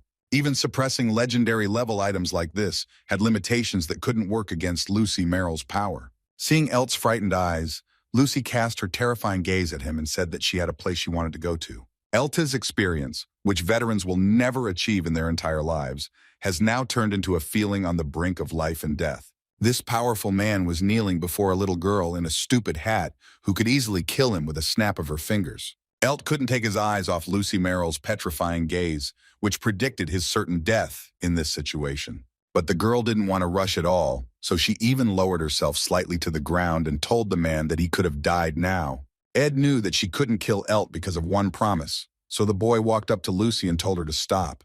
Lucy still stood there without removing her hand, looking at the king, replaying in her head the magician's words about how she shouldn't stain her hands with blood.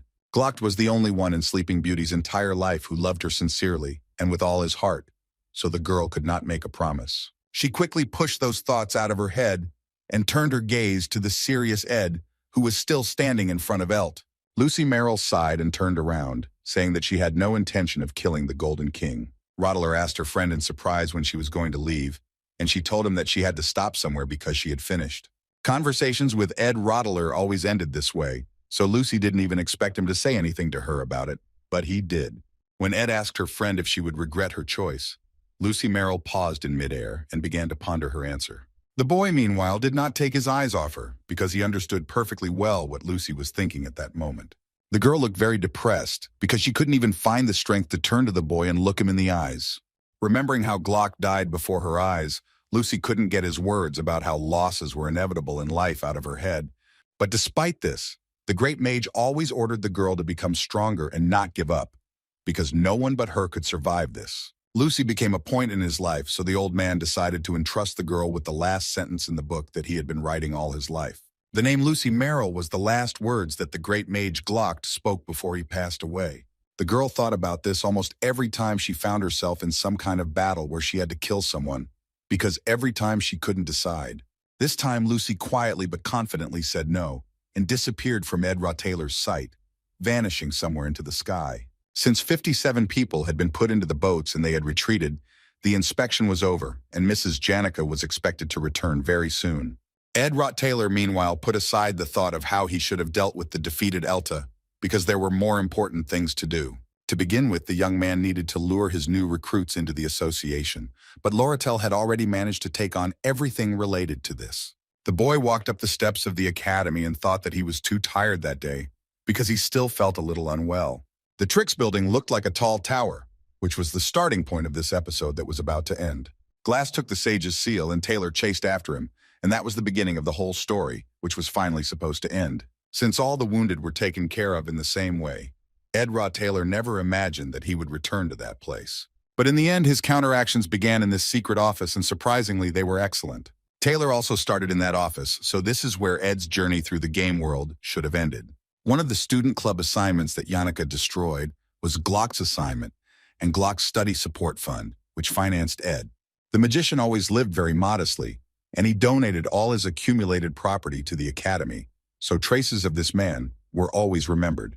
This is precisely why Ed Rottler did not spend a lot of time trying to find Lucy Merrill, because he knew that the girl would come there. This was the very place that she came to extremely rarely, because from it she could see the entire academy and everything that was around it.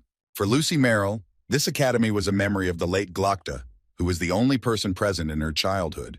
When asked again if he had any jerky, Ed sighed and said that, as he had said earlier, he didn't have any.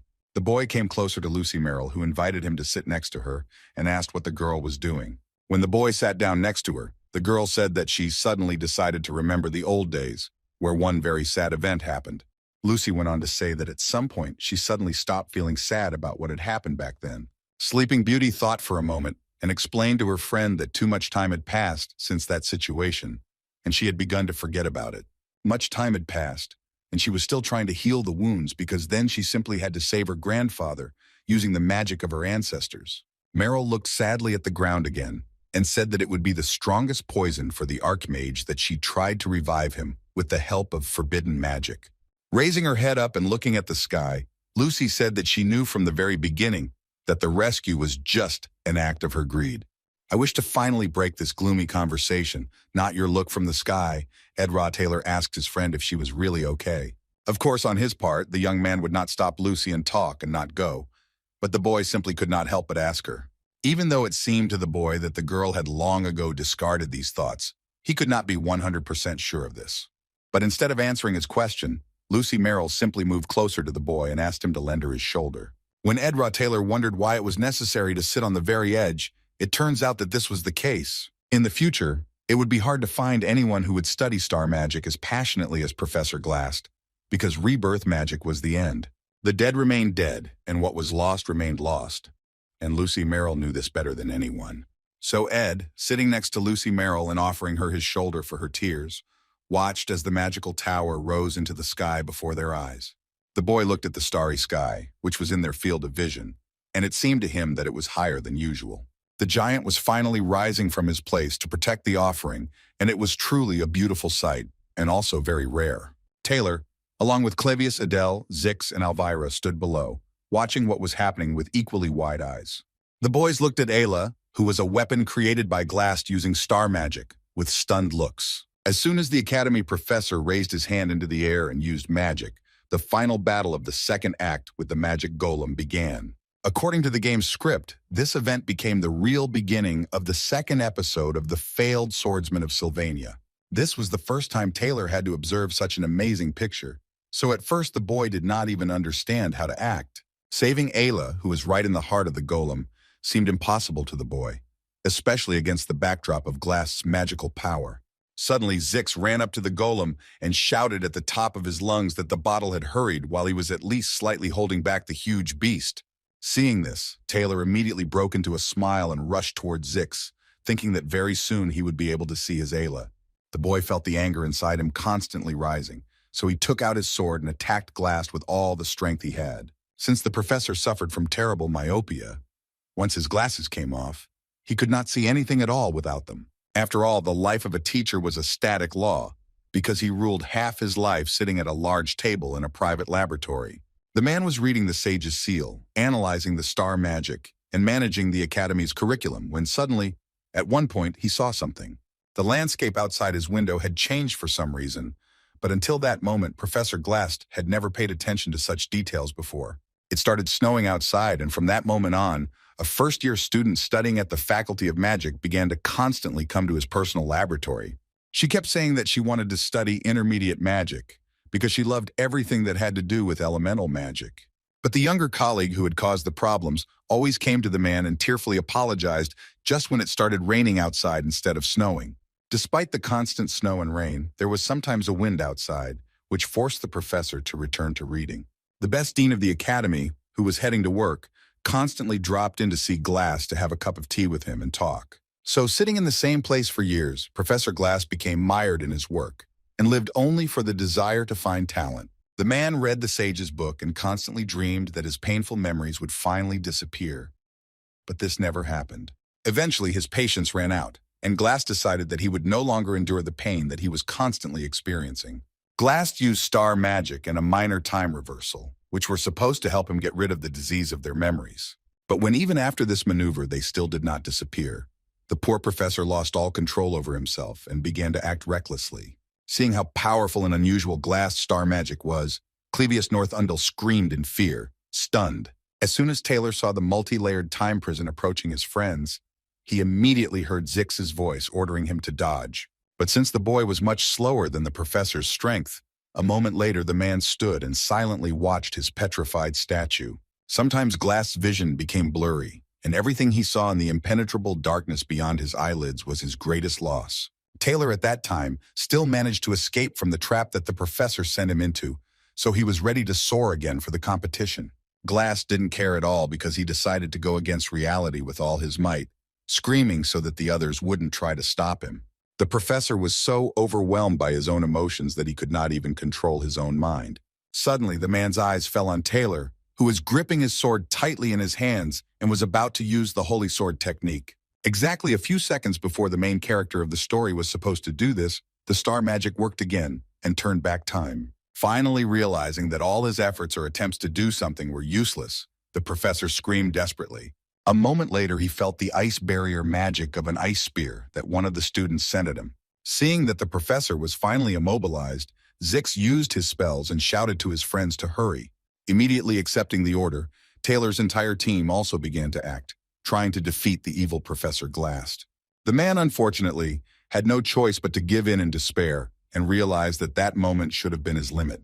Glass looked at his hands one last time in confusion and immediately felt a huge explosion go off around him due to Taylor's attack. Realizing that this was the end of his Star Trek, Professor Glass hung his head in disappointment and said in a quiet voice that the students had won. Not wanting to stay in this insignificant world where he had nothing, Glass took a few steps back and fell from the very high tower. Those few seconds of free flight became the best for the professor in all the last years of his life since the death of his beloved daughter. But since Glass was not one of those who could simply end everything in one moment, at the last moment, a portal formed under his body. Just before the collision with the ground, the professor managed to use star magic and create a jump in space. It was a magic circle that was left by Glass as a last escape route, although this time it came late. Falling near a tree and grabbing onto it, the professor realized that it was useless for him to stop the bleeding with magic. Even in the original scripts, there was no subsequent active action on his part, so Professor Glass was clearly supposed to die. Because Ed wanted to believe one thing, to make sure the boy became the last person the professor saw before he closed his eyes forever. An hour earlier, Lortel had been running through the forest like crazy, because Yannicka had finally thrown the mercenary off the island and her father had been detained. The Redhead ran and thought about the fact that she needed to check if everything was okay with Ed, who for some reason headed towards the Tricks building. As soon as the girl ran up to this building, she saw Ed at the entrance and Lucy Merrill, who was standing next to him holding the boy's hand. The green-eyed girl's gaze instantly fell on how Lucy grabbed the tip of Raw Taylor's sleeve, and the girl felt how she was starting to get angry.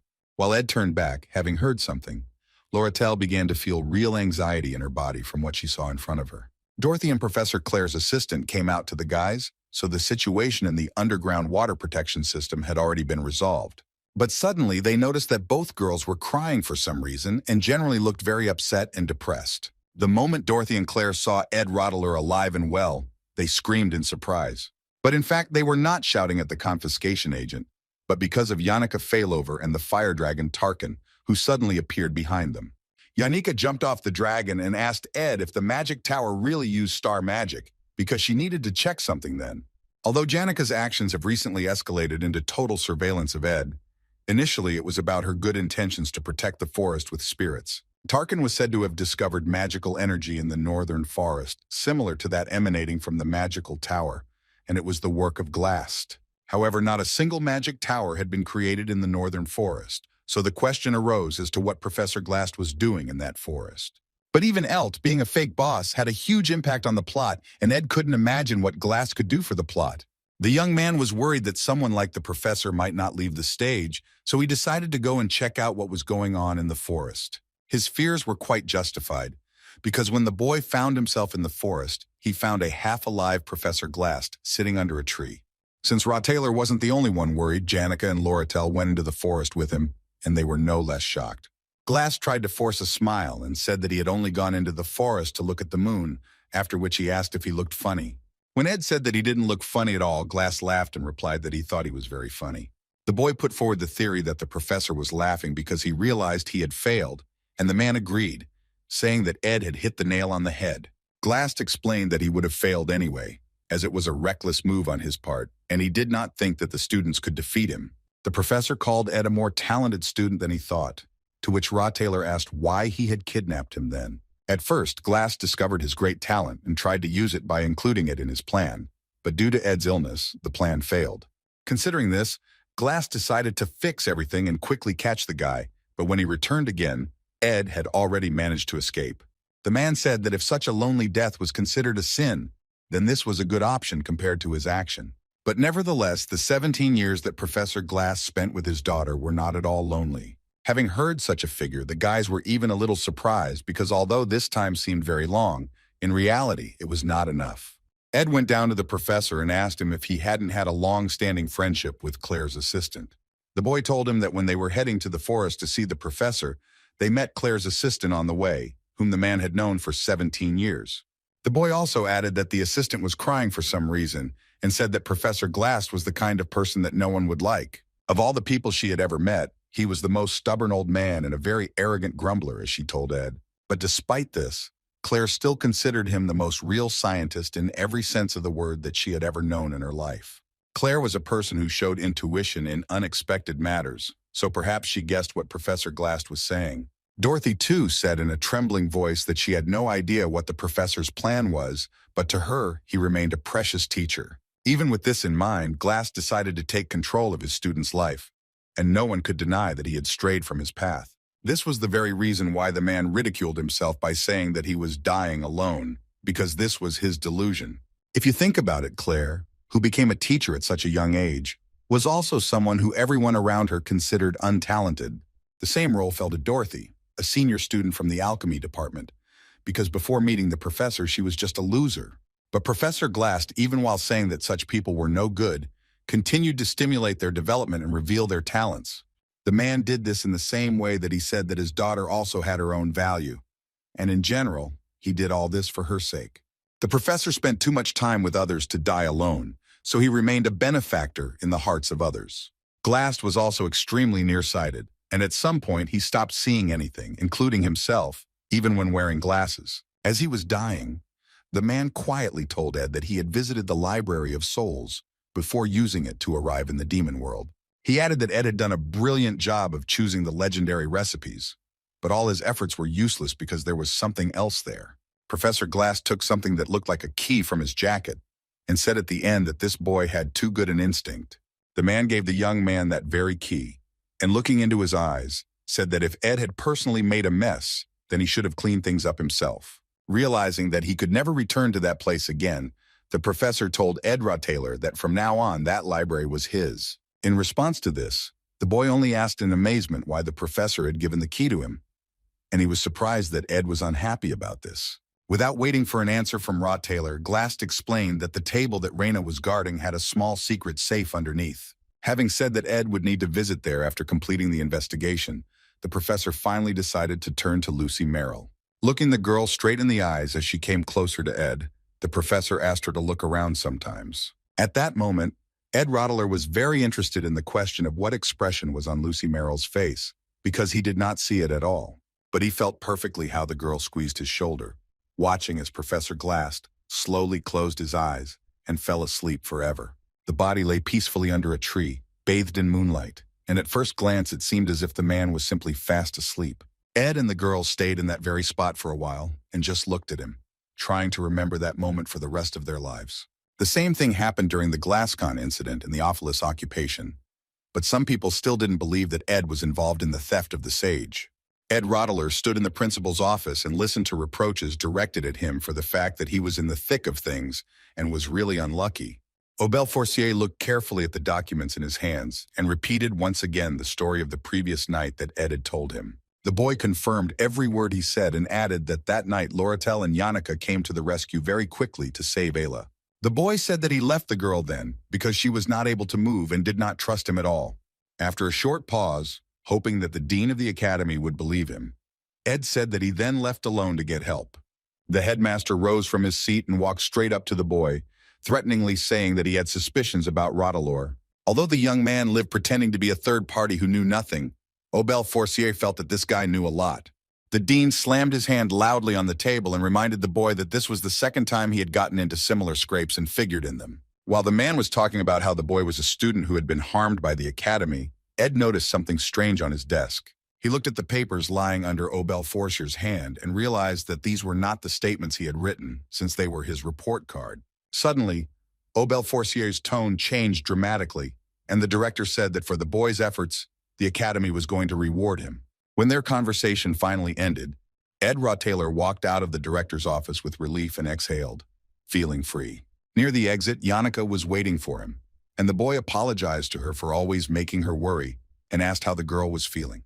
Yannicka confirmed that everything was fine with her, when suddenly the chick that was sitting on her shoulder began to whisper something in her ear. Immediately after the spirit's message, Yannicka said that she felt a slight pain in her muscles, so she thought that she was slightly injured when she saved Ed.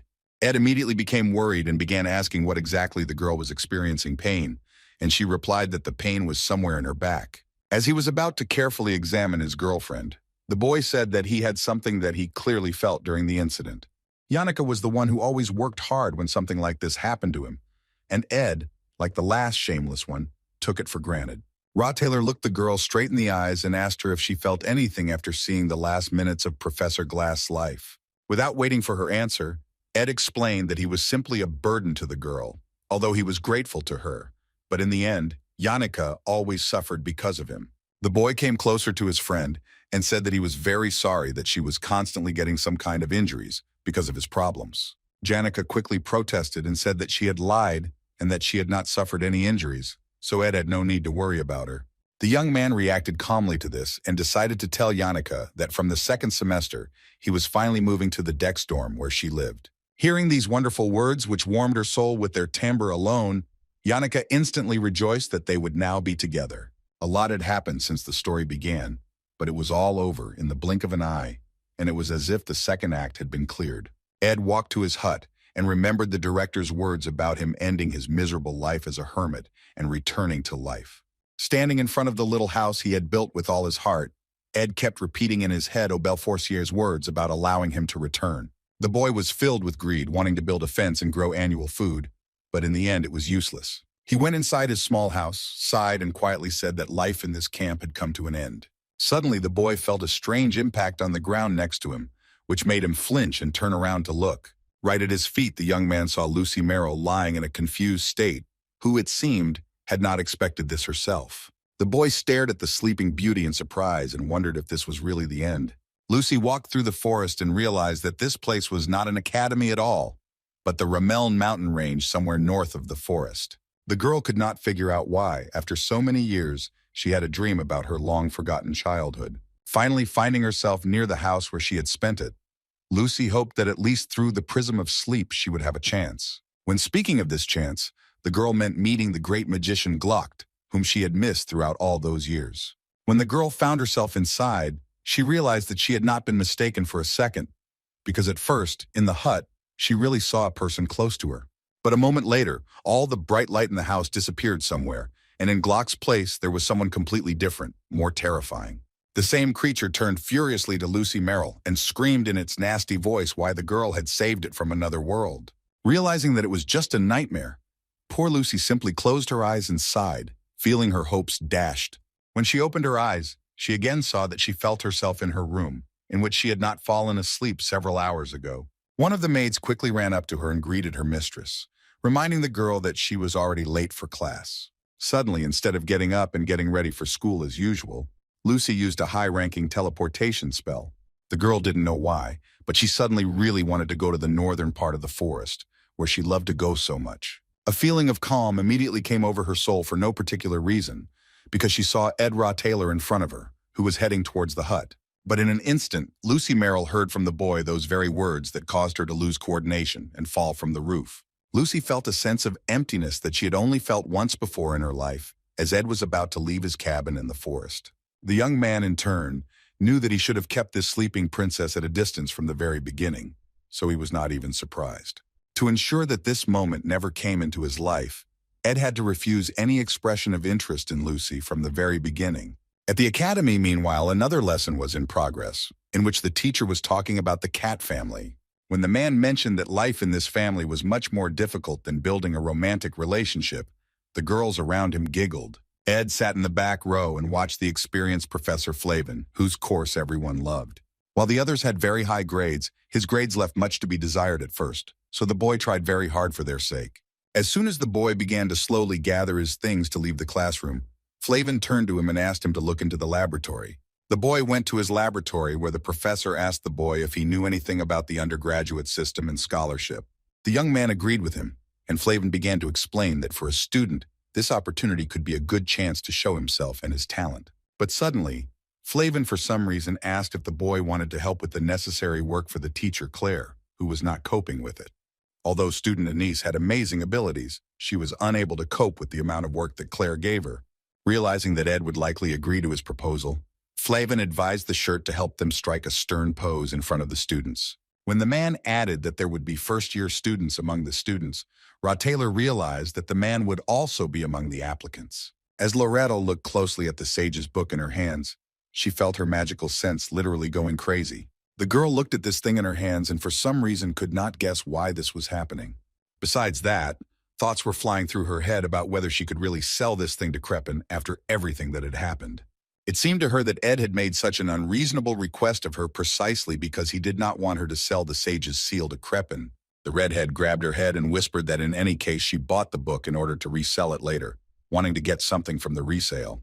Lorettel needed to be more mean, because the green-eyed girl's motto was that it was not worth putting off until tomorrow what could be done today. But the girl thought that he would really satisfy her any request if she had the certificate of purchase of the sage's seal in her hands. The sly fox looked at the piece of paper in her hands and went over in her head all the possible plans that she could implement. Lorettel was convinced that if she had the certificate, then everything would be under her control, and with a sly smile, she rushed to write something. It was a special announcement about the winter holidays. But now that Professor Glast was away, someone had to teach. Green-Eyed signed the necessary documents and was glad that she would no longer have to waste her nerves because of the camp, especially at the end of the semester. Yannicka and Ed and the others were working like crazy, but there were no noticeable changes in Lucy Merrill. The redhead was so carried away by her work that she put in too much effort and accidentally broke the fountain pen that was in her hand. But it was not an excess of physical strength, for Lorettel felt how anxious she had been lately. At the time, Ed Rotelor was doing some housework when Lucy Merrill reminded him that he was running low on firewood. Seeing an incomprehensible look on her face, without taking the dried meat out of her mouth, the girl said that these supplies would not be enough for the winter, and they would freeze. Noticing something wrong with her friend, Lucy Merrill began asking him a lot of questions and asking why he didn't go hunting. Ed knew that in her eyes he was being negligent in setting up the camp, but since he was moving soon, it was justified. Suddenly, in addition to Lucy, Ed suddenly heard another female voice on the campgrounds, which belonged to Janica, who decided to visit him. The girl ran up to her friend and said that Professor Marie's lecture was canceled, so she came to visit him to get some rest. Ignoring Lucy's sleepiness, Janica said that she would need to visit the camp more often if Ed was going to move out anytime soon.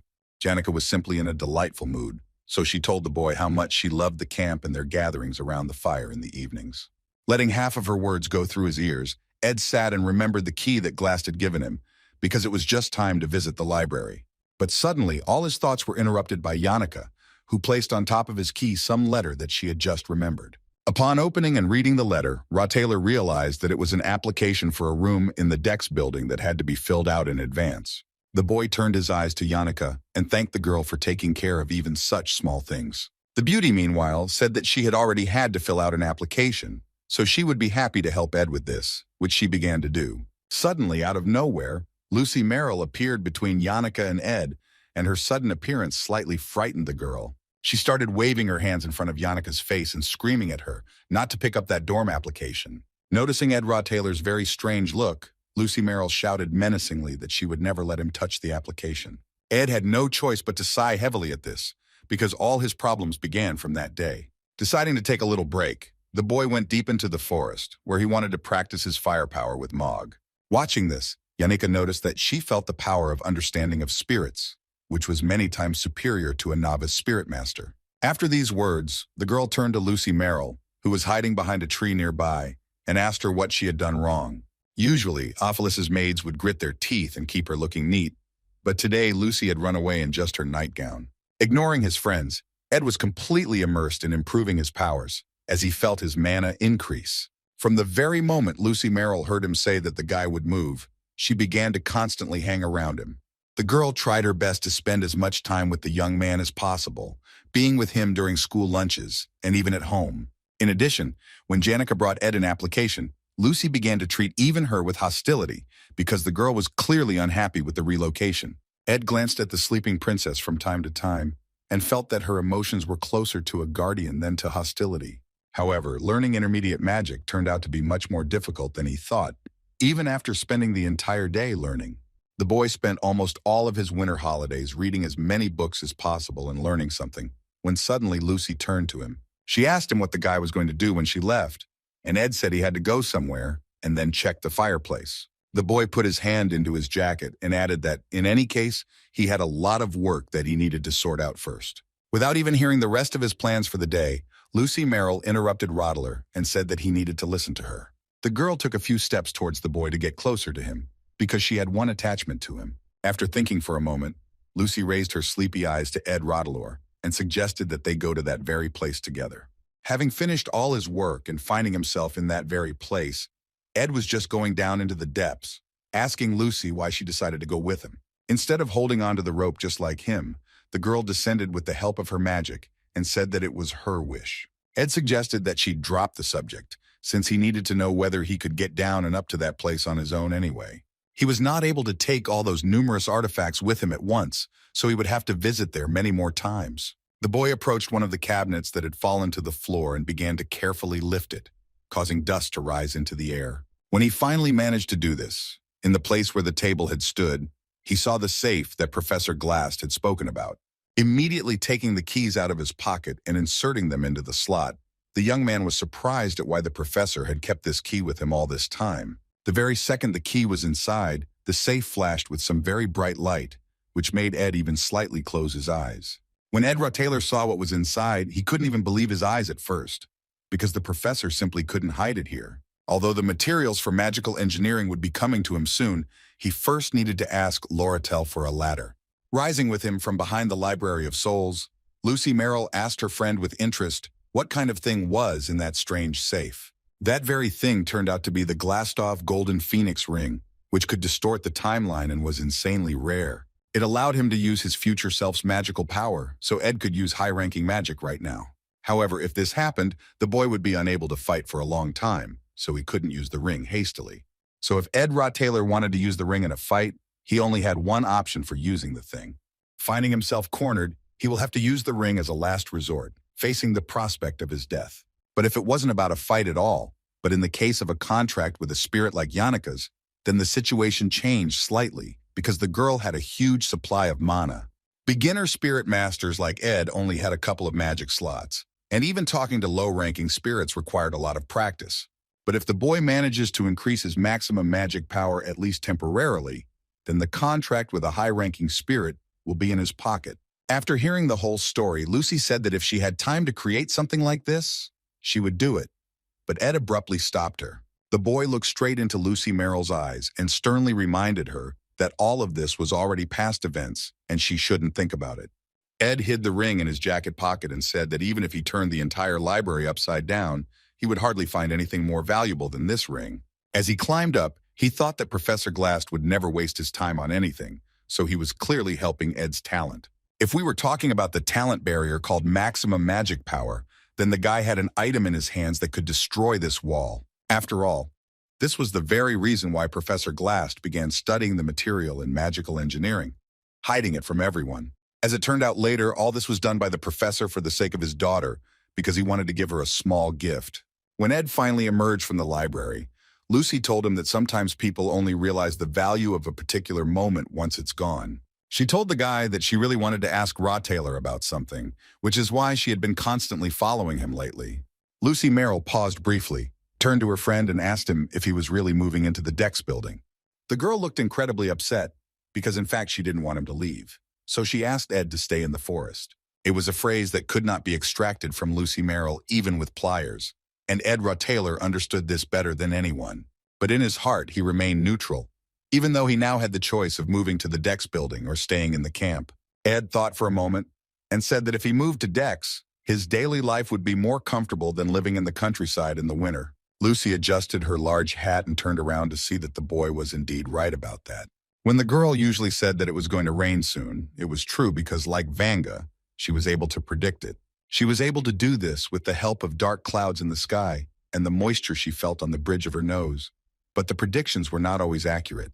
Ed Taylor repeated her words and also looked up at the sky, after which he said that now was not the time for rain. Lucy simply remained silent and said nothing, because she could not say for sure that the only thing that fell from the sky was rain. However, after a long rainy season, one might think that it might start raining any minute, so she was right after all.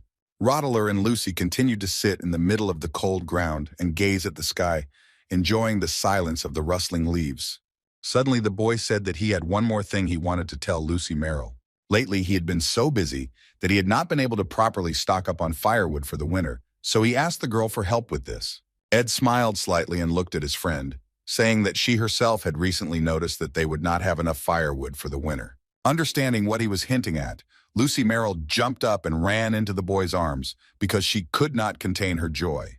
After knocking him to the ground, the sleeping princess began to interrogate Rottler with questions about whether he really was not joking and was returning to camp. Ed confirmed her words and explained that he had already fully adapted to life in the hut, especially if he improved the environment.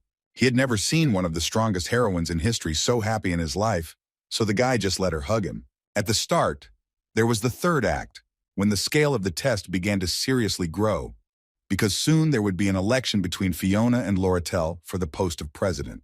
In addition, this act was supposed to see new protagonists and enemies join the academy, who would enter the game as students. And the last one to stand on stage in the third act will be the final boss, Lucy Merrill, who is currently unaware of his role. Although the matter was not easy, Ed still decided to put his worries aside for a while, because after the end of the next episode, they would remain intact. He had such a strong confidence because, having gone through only scenes and trials, he saw such an expression on Lucy's face for the first time.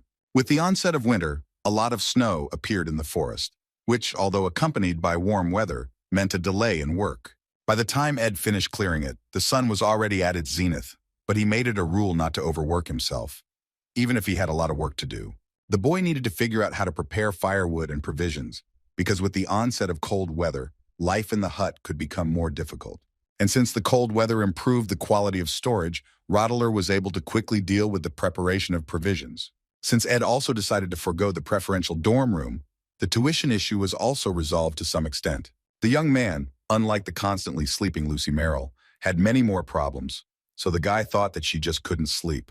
But even taking this into account, the boy stopped throwing the sleeping beauty out of his hut because it was winter outside. Although Lucy wouldn't have frozen due to the magic that constantly enveloped her body, it was more a matter of personal mood. The feeling of relaxation that he would never have been able to experience was now progressing in its greatest form, thanks to her. When at the end of the day our protagonist had completed all his household tasks, he would finally begin working on Professor Glast's ring. After some time, he finally started to succeed at what he had wanted to learn since the moment he found it in that safe. Feeling the strength coming into his body, Ed Rottler would occasionally activate his magic and ask if Marilda had heard him. Life moved on, but the delicious desserts from the Emperor's former pastry chef and his atmospheric terrace in the cafe remained the same.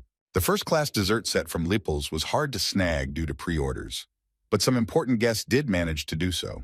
One of these guests was Yannicka, who one winter morning was sitting in the courtyard of the academy, sipping coffee and chatting with her friends.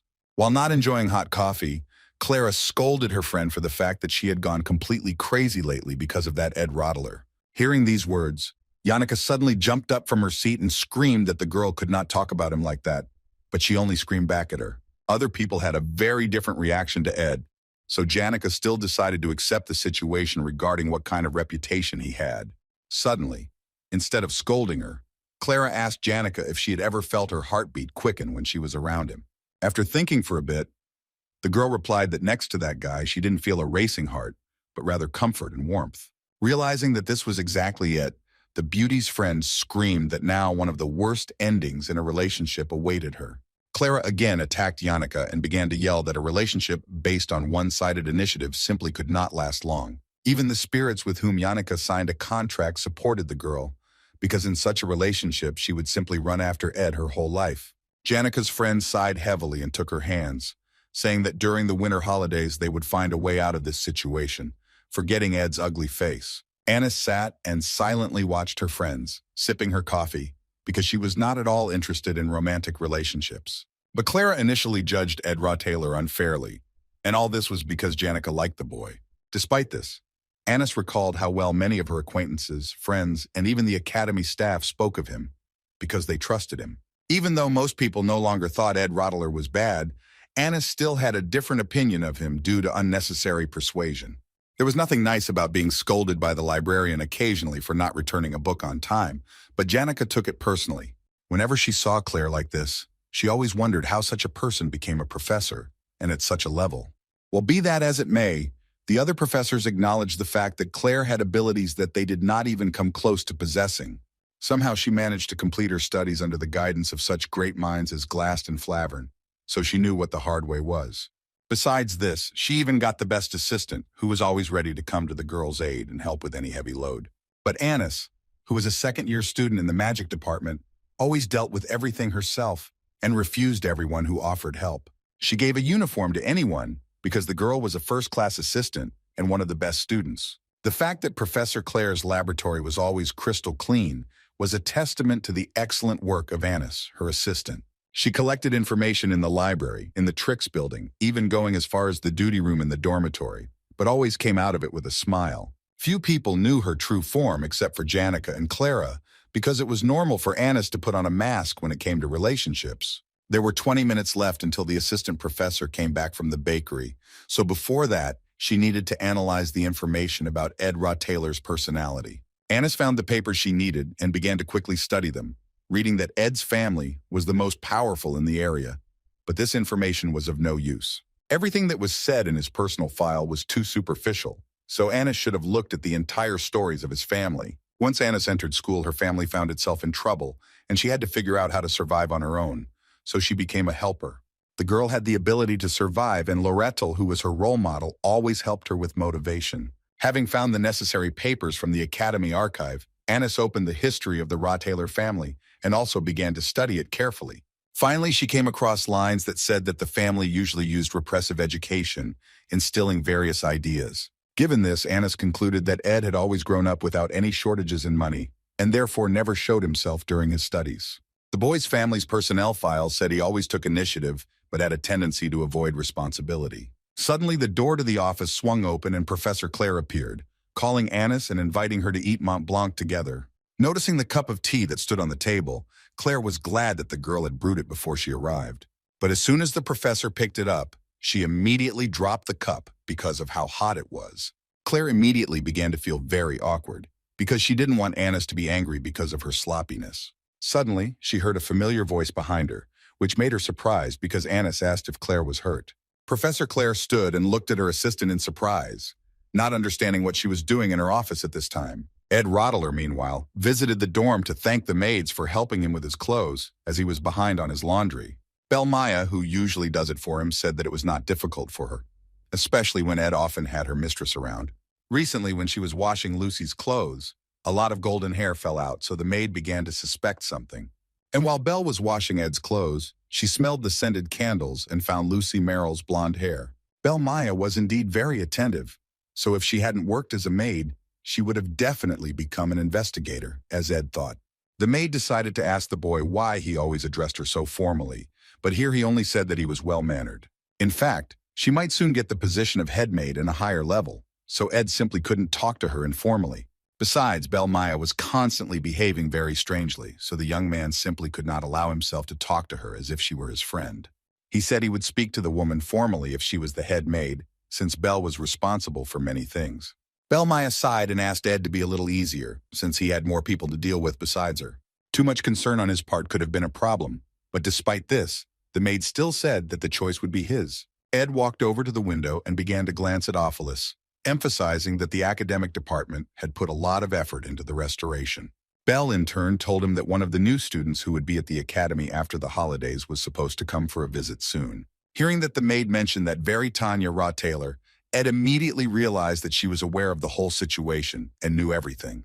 This vacation was terribly problematic for Ed, and besides, things wouldn't get any better after it was over, because his sister was coming to the academy.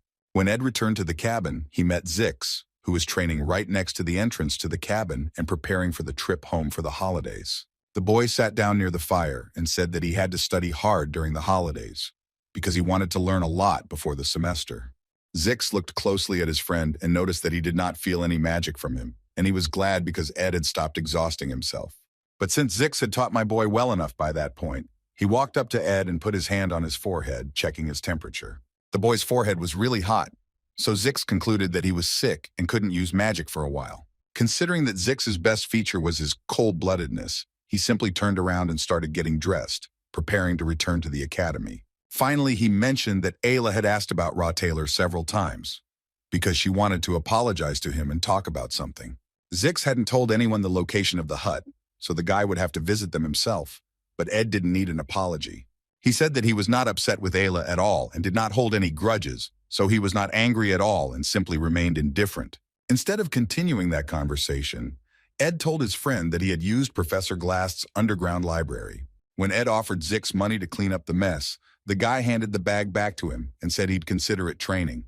Taylor did not argue and said that he wanted to use the library as a workshop because there were many useful things there. When classes finally started, Professor Claire was in a tizzy, unable to come up with a curriculum or schedule.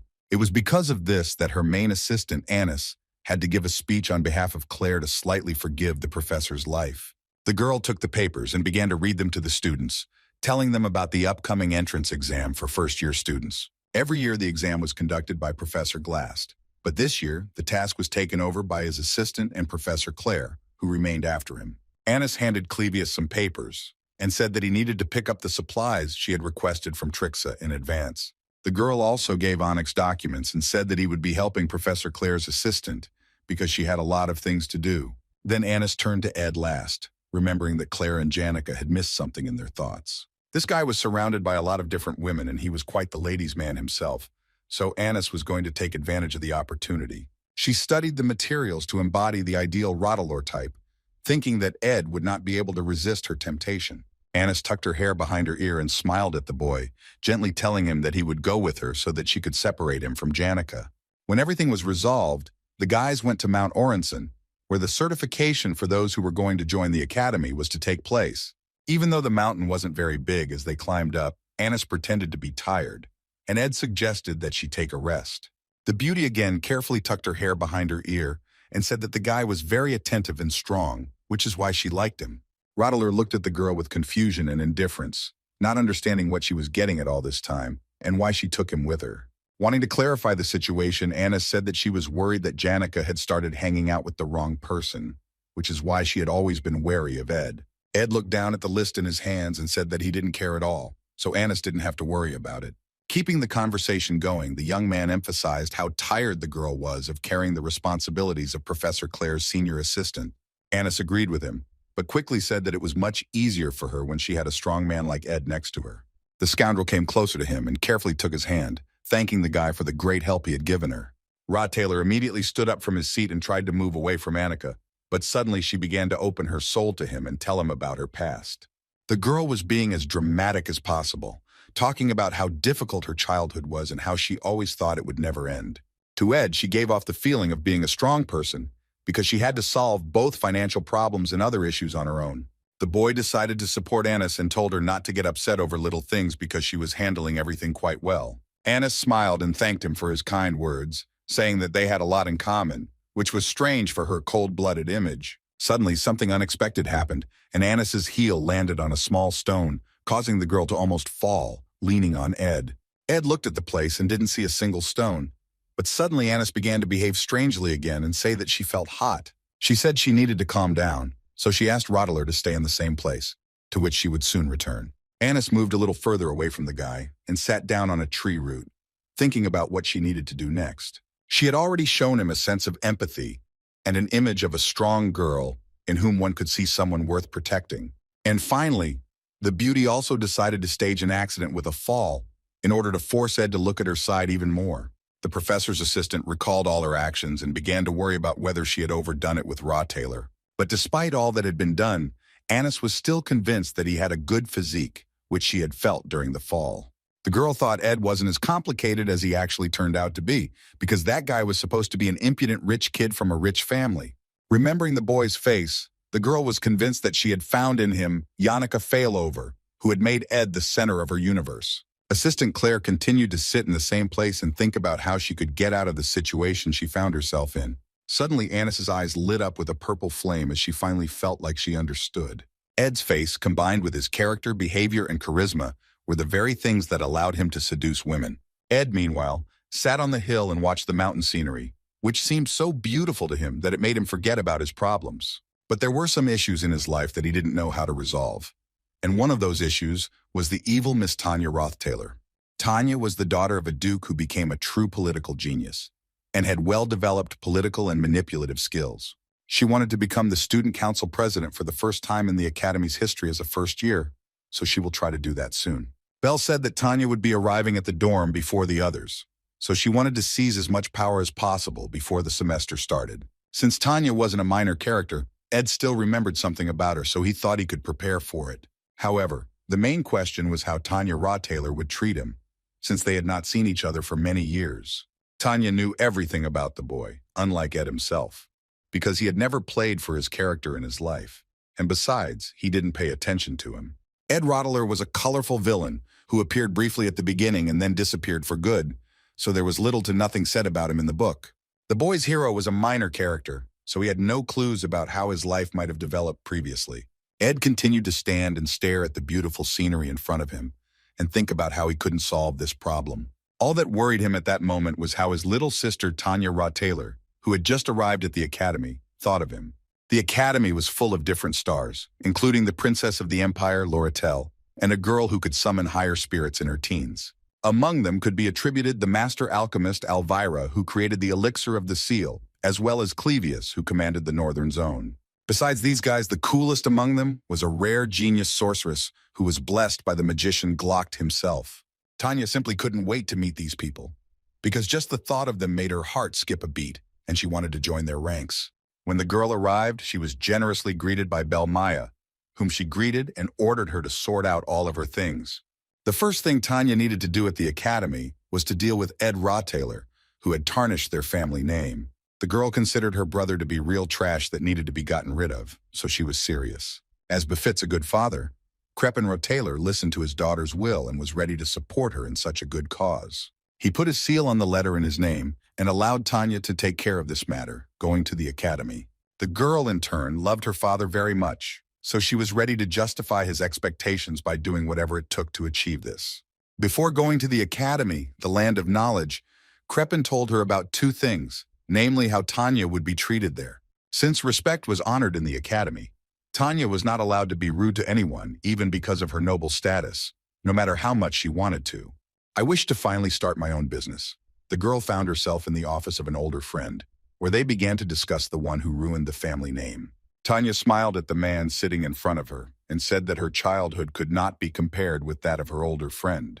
Her brother, unfortunately, was devoid of any sense of tact or decency, although he was given the title of heir to the family due to his age. Tanya believed that there was no better way to get along than by telling all sorts of gossip, so she started talking about Ed. Having emptied her cup of tea, the girl added that she was very surprised that the boy had become better over time. Not paying attention to the fact that her older friend was constantly silent and Tanya spoke alone, she continued to throw mud at her brother.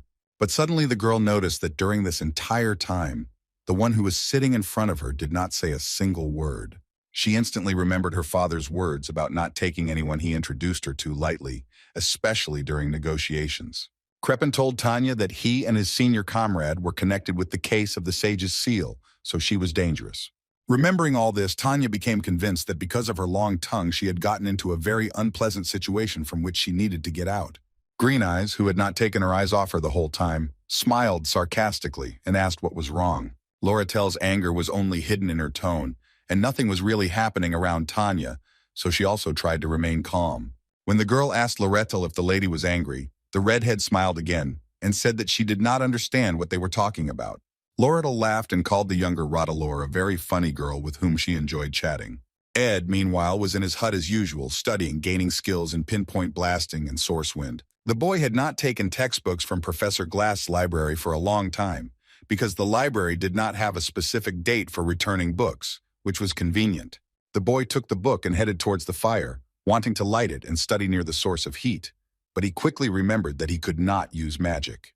Previously, Lucy Merrill fell asleep in places that were surprising to him, but now the boy was already accustomed to the fact that he mostly saw the sleepyhead in his bed. He approached the sleeping beauty and tried to wake her up by removing the blanket from Lucy because he needed someone to light a fire for him. It was almost impossible to wake Lucy Merrill at such moments, so the young man simply picked her up and carried her outside. Since the girl had not slept all this time and she was simply too lazy to answer her friend, finding herself near the fire, she immediately lit it. Ed Rottler thanked the girl who told him she was tired of sleeping in the bed and wanted to stay outside with him. The boy agreed, and a moment later Lucy was snoring again on his shoulder, which seemed to her a wonderful place to sleep. But sensing a strange smell, the little one jumped off his body and sat down next to him, emphasizing that Ed smelled of perfume. Remembering what had happened to him throughout the day, Ed decided that it was Anis's perfume, whose floral scent had clung to his clothes. Lucy Merrill looked closely at her friend and asked what his temperature was, which surprised Ed a little, since he hadn't told her about it. Without waiting for the young man's answer, the girl told him that Rottler should not have been sick.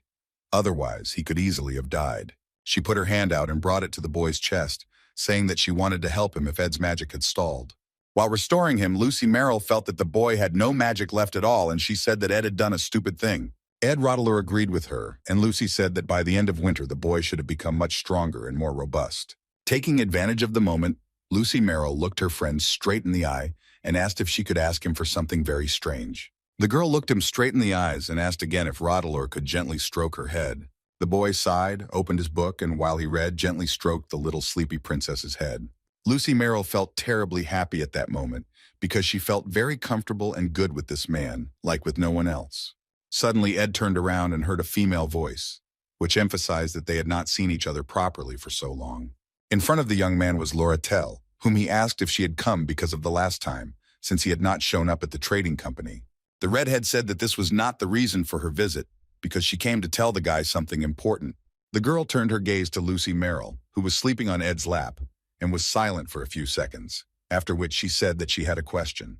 Tanya Rottler, in turn, wasted no time talking to other students at the academy, trying to get help from them. Her first victim was Elka Islan, about whose family Tanya knew much more than she needed to, because she had studied their case. When Elka was happy about what Tanya could do in exchange for her help, she suddenly heard Zix's voice, which came out of nowhere from behind. The guy came closer to the girls and looked closely at Tanya, asking if she was that same sister of Ed Rottler. Tanya felt the magical energy that was pouring out of this guy with a hardened body, so she needed to cooperate with him. Zix, meanwhile, began to look much more serious and intimidating, so Tanya simply could not ignore her question.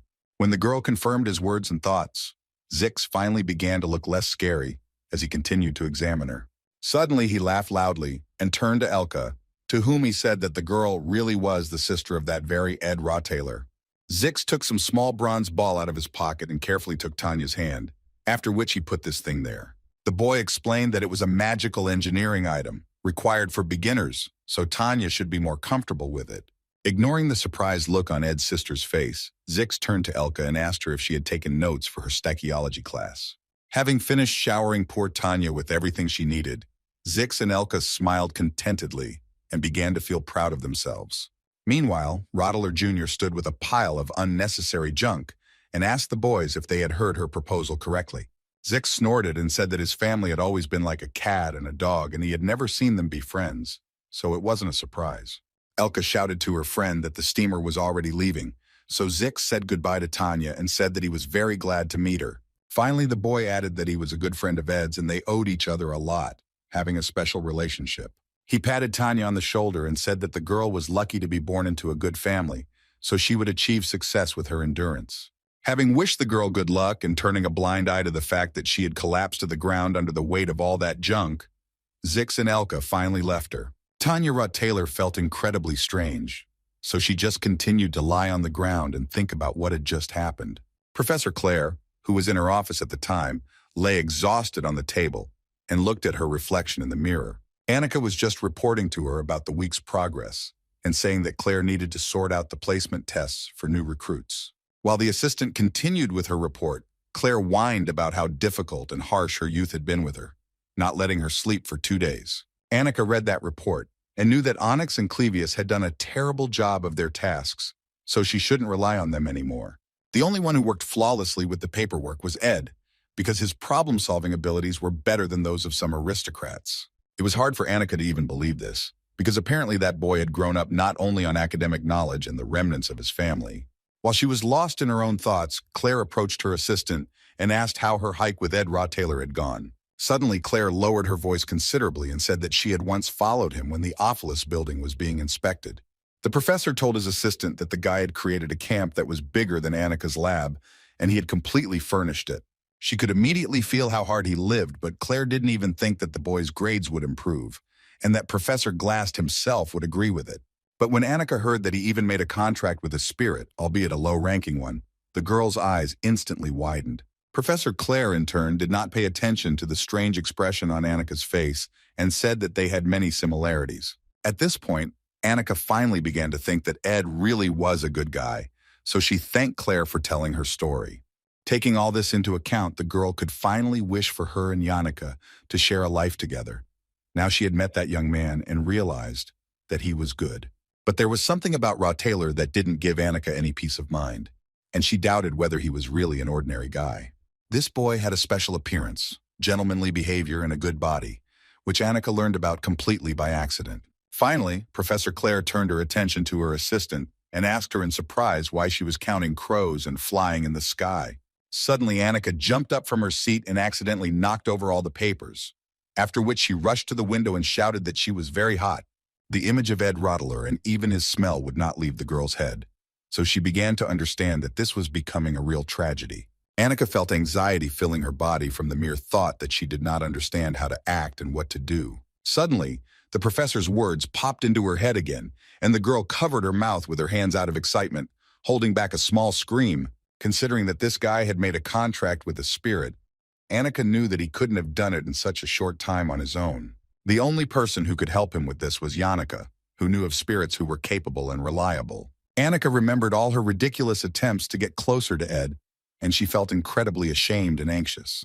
Professor Claire was starting to worry about her assistant, so she said they were finished and could go and have lunch. But exactly the second poor Annika heard the word finished, she disappeared without a trace from the professor's office. The Failover family motto was harmony and coexistence, which is why Janica loved to help others and anyone in need. Her charm in caring for her loved ones and love for people always made the girl happy, no matter how difficult her life was. By forgetting about loneliness, she was able to find honest friends. But people could not help but worry in any case, so Yannicka was nervous. While Yannicka was sitting peacefully with Mog under Marilda's tree, Tanya somehow found her and waved her hand to the girl. Rottler Jr. smiled awkwardly and said that she was very eager to meet Janica and talk to her. While Tanya was talking to Lorettel, the Redhead didn't miss the opportunity to tell her that Janica could be a good ally for her. When Tanya asked Janica again whether she was against getting to know each other, a second later she regretted it very much. Lorettel's words about Janica being very kind and caring in herself destroyed the image of the fiery dragon that appeared behind her. Tanya Rottler looked at the enraged Janica and understood that this girl was definitely not going to listen to her and believe her, as Lorettel said. When Lorettel told Ed did everything he asked her to do, the young man thanked his friend and said that he really appreciated her help.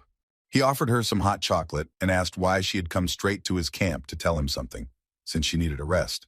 The Redhead smiled, took the hot chocolate and asked her friend not to worry because she was relaxing while being with him. The moon, which was clearly visible in the sky, seemed to be smiling, and it seemed that it had just been perfectly round, but now it had almost disappeared. With such a hectic life, time flew by very quickly, because even the river fell into hibernation, giving everyone else peace. But everyone perceived this calm differently, because for Lorettel, who loved to fantasize, this winter represented peace. Winter seemed to have a magical power that helped people calm down and come to their senses after difficult periods, and Lorettel was no exception. Green Eyes finally plucked up her courage and approached Taylor, asking him why Lucy Merrill was sleeping on the boy's lap. At first, Ed didn't even know what to answer her, because he himself considered it strange. So he simply said that it was winter now. Lorettel stared at him in surprise, as this was not an answer to her question at all, which made her tense up again. But the girl quickly put aside her second thoughts and said that she would not have gone over to the guy if she wanted to talk only about magical objects. When Ed asked if she had any other business with him, the green-eyed girl giggled and said so that the young man would not pretend that he didn't know. As Lorettel pulled out a sage seal out of nowhere the next second, the boy stared at her in amazement and said that she had participated after all. As he stared at the image of the book in the Redhead's hand, Lorettel said that she simply couldn't pass up such an opportunity. Suddenly, instead of the images of the book, a letter appeared in her hand, which she immediately took and smiled, saying that it was very funny. The girls quickly remembered Ed's words about how he was ready to do anything if she could get the sealed letter back from him. Lorettel leaned over to Ed and said that as a seller, she should have gotten at least something back for what she spent. The Redhead smiled and whispered in his ear that she could ask the guy for something that might make him feel a little uncomfortable. Not wanting to drag things out, the green-eyed girl looked Rottler in the eyes and asked him as a good friend to stand on her side.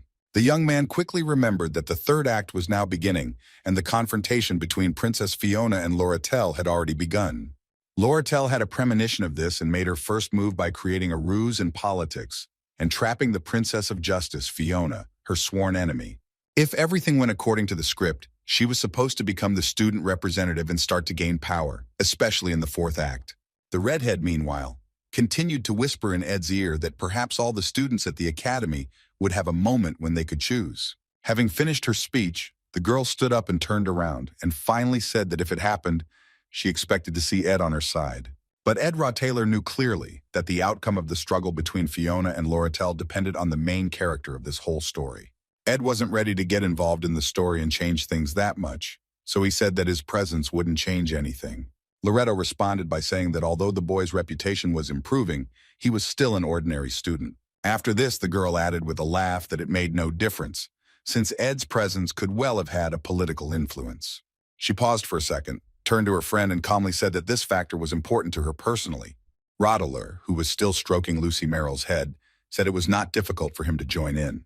This answer made Loretel smile stunningly, revealing her teeth and making Ed think again that she had many different personalities. Green Eyes turned to the boy and happily said that she was just looking forward to their work together, showing her kind side. Naturally, there were no lessons during the holidays, so Ed finally wanted to sleep until lunch, but out of habit he woke up too early. He was still a little sick and didn't have any of his magic, so he had to turn to Lucy Merrill every time. Even though he and Loretel had talked for a long time last night, the boy still had one thing that wouldn't leave his mind. That evening, the Redhead told him that her little sister Tanya had already begun to hold a grudge against the young man, since most likely she had some kind of grudge. Loretel mentioned that she found Tanya nice, so she told her about some people and suggested she visit them. The last of such people was Ed, whose location the green-eyed girl successfully told Tanya and told her to go to him. Ed looked at his hero's biological sister and didn't understand what kind of relationship they would have, because no matter how much he thought, he knew nothing about her. This girl was a complete stranger to him, so the boy could not do anything that could somehow help him find out her intentions. The young man looked at the girl who greeted him and said that she brought him a small gift, not knowing what to say to her. Rottler tried to look at his little sister as closely as possible to understand whether she was worried, embarrassed, or simply scared. Finally, Ed realized that he did not feel any anger at all, and while he was at home in his life, the boy behaved well towards his family.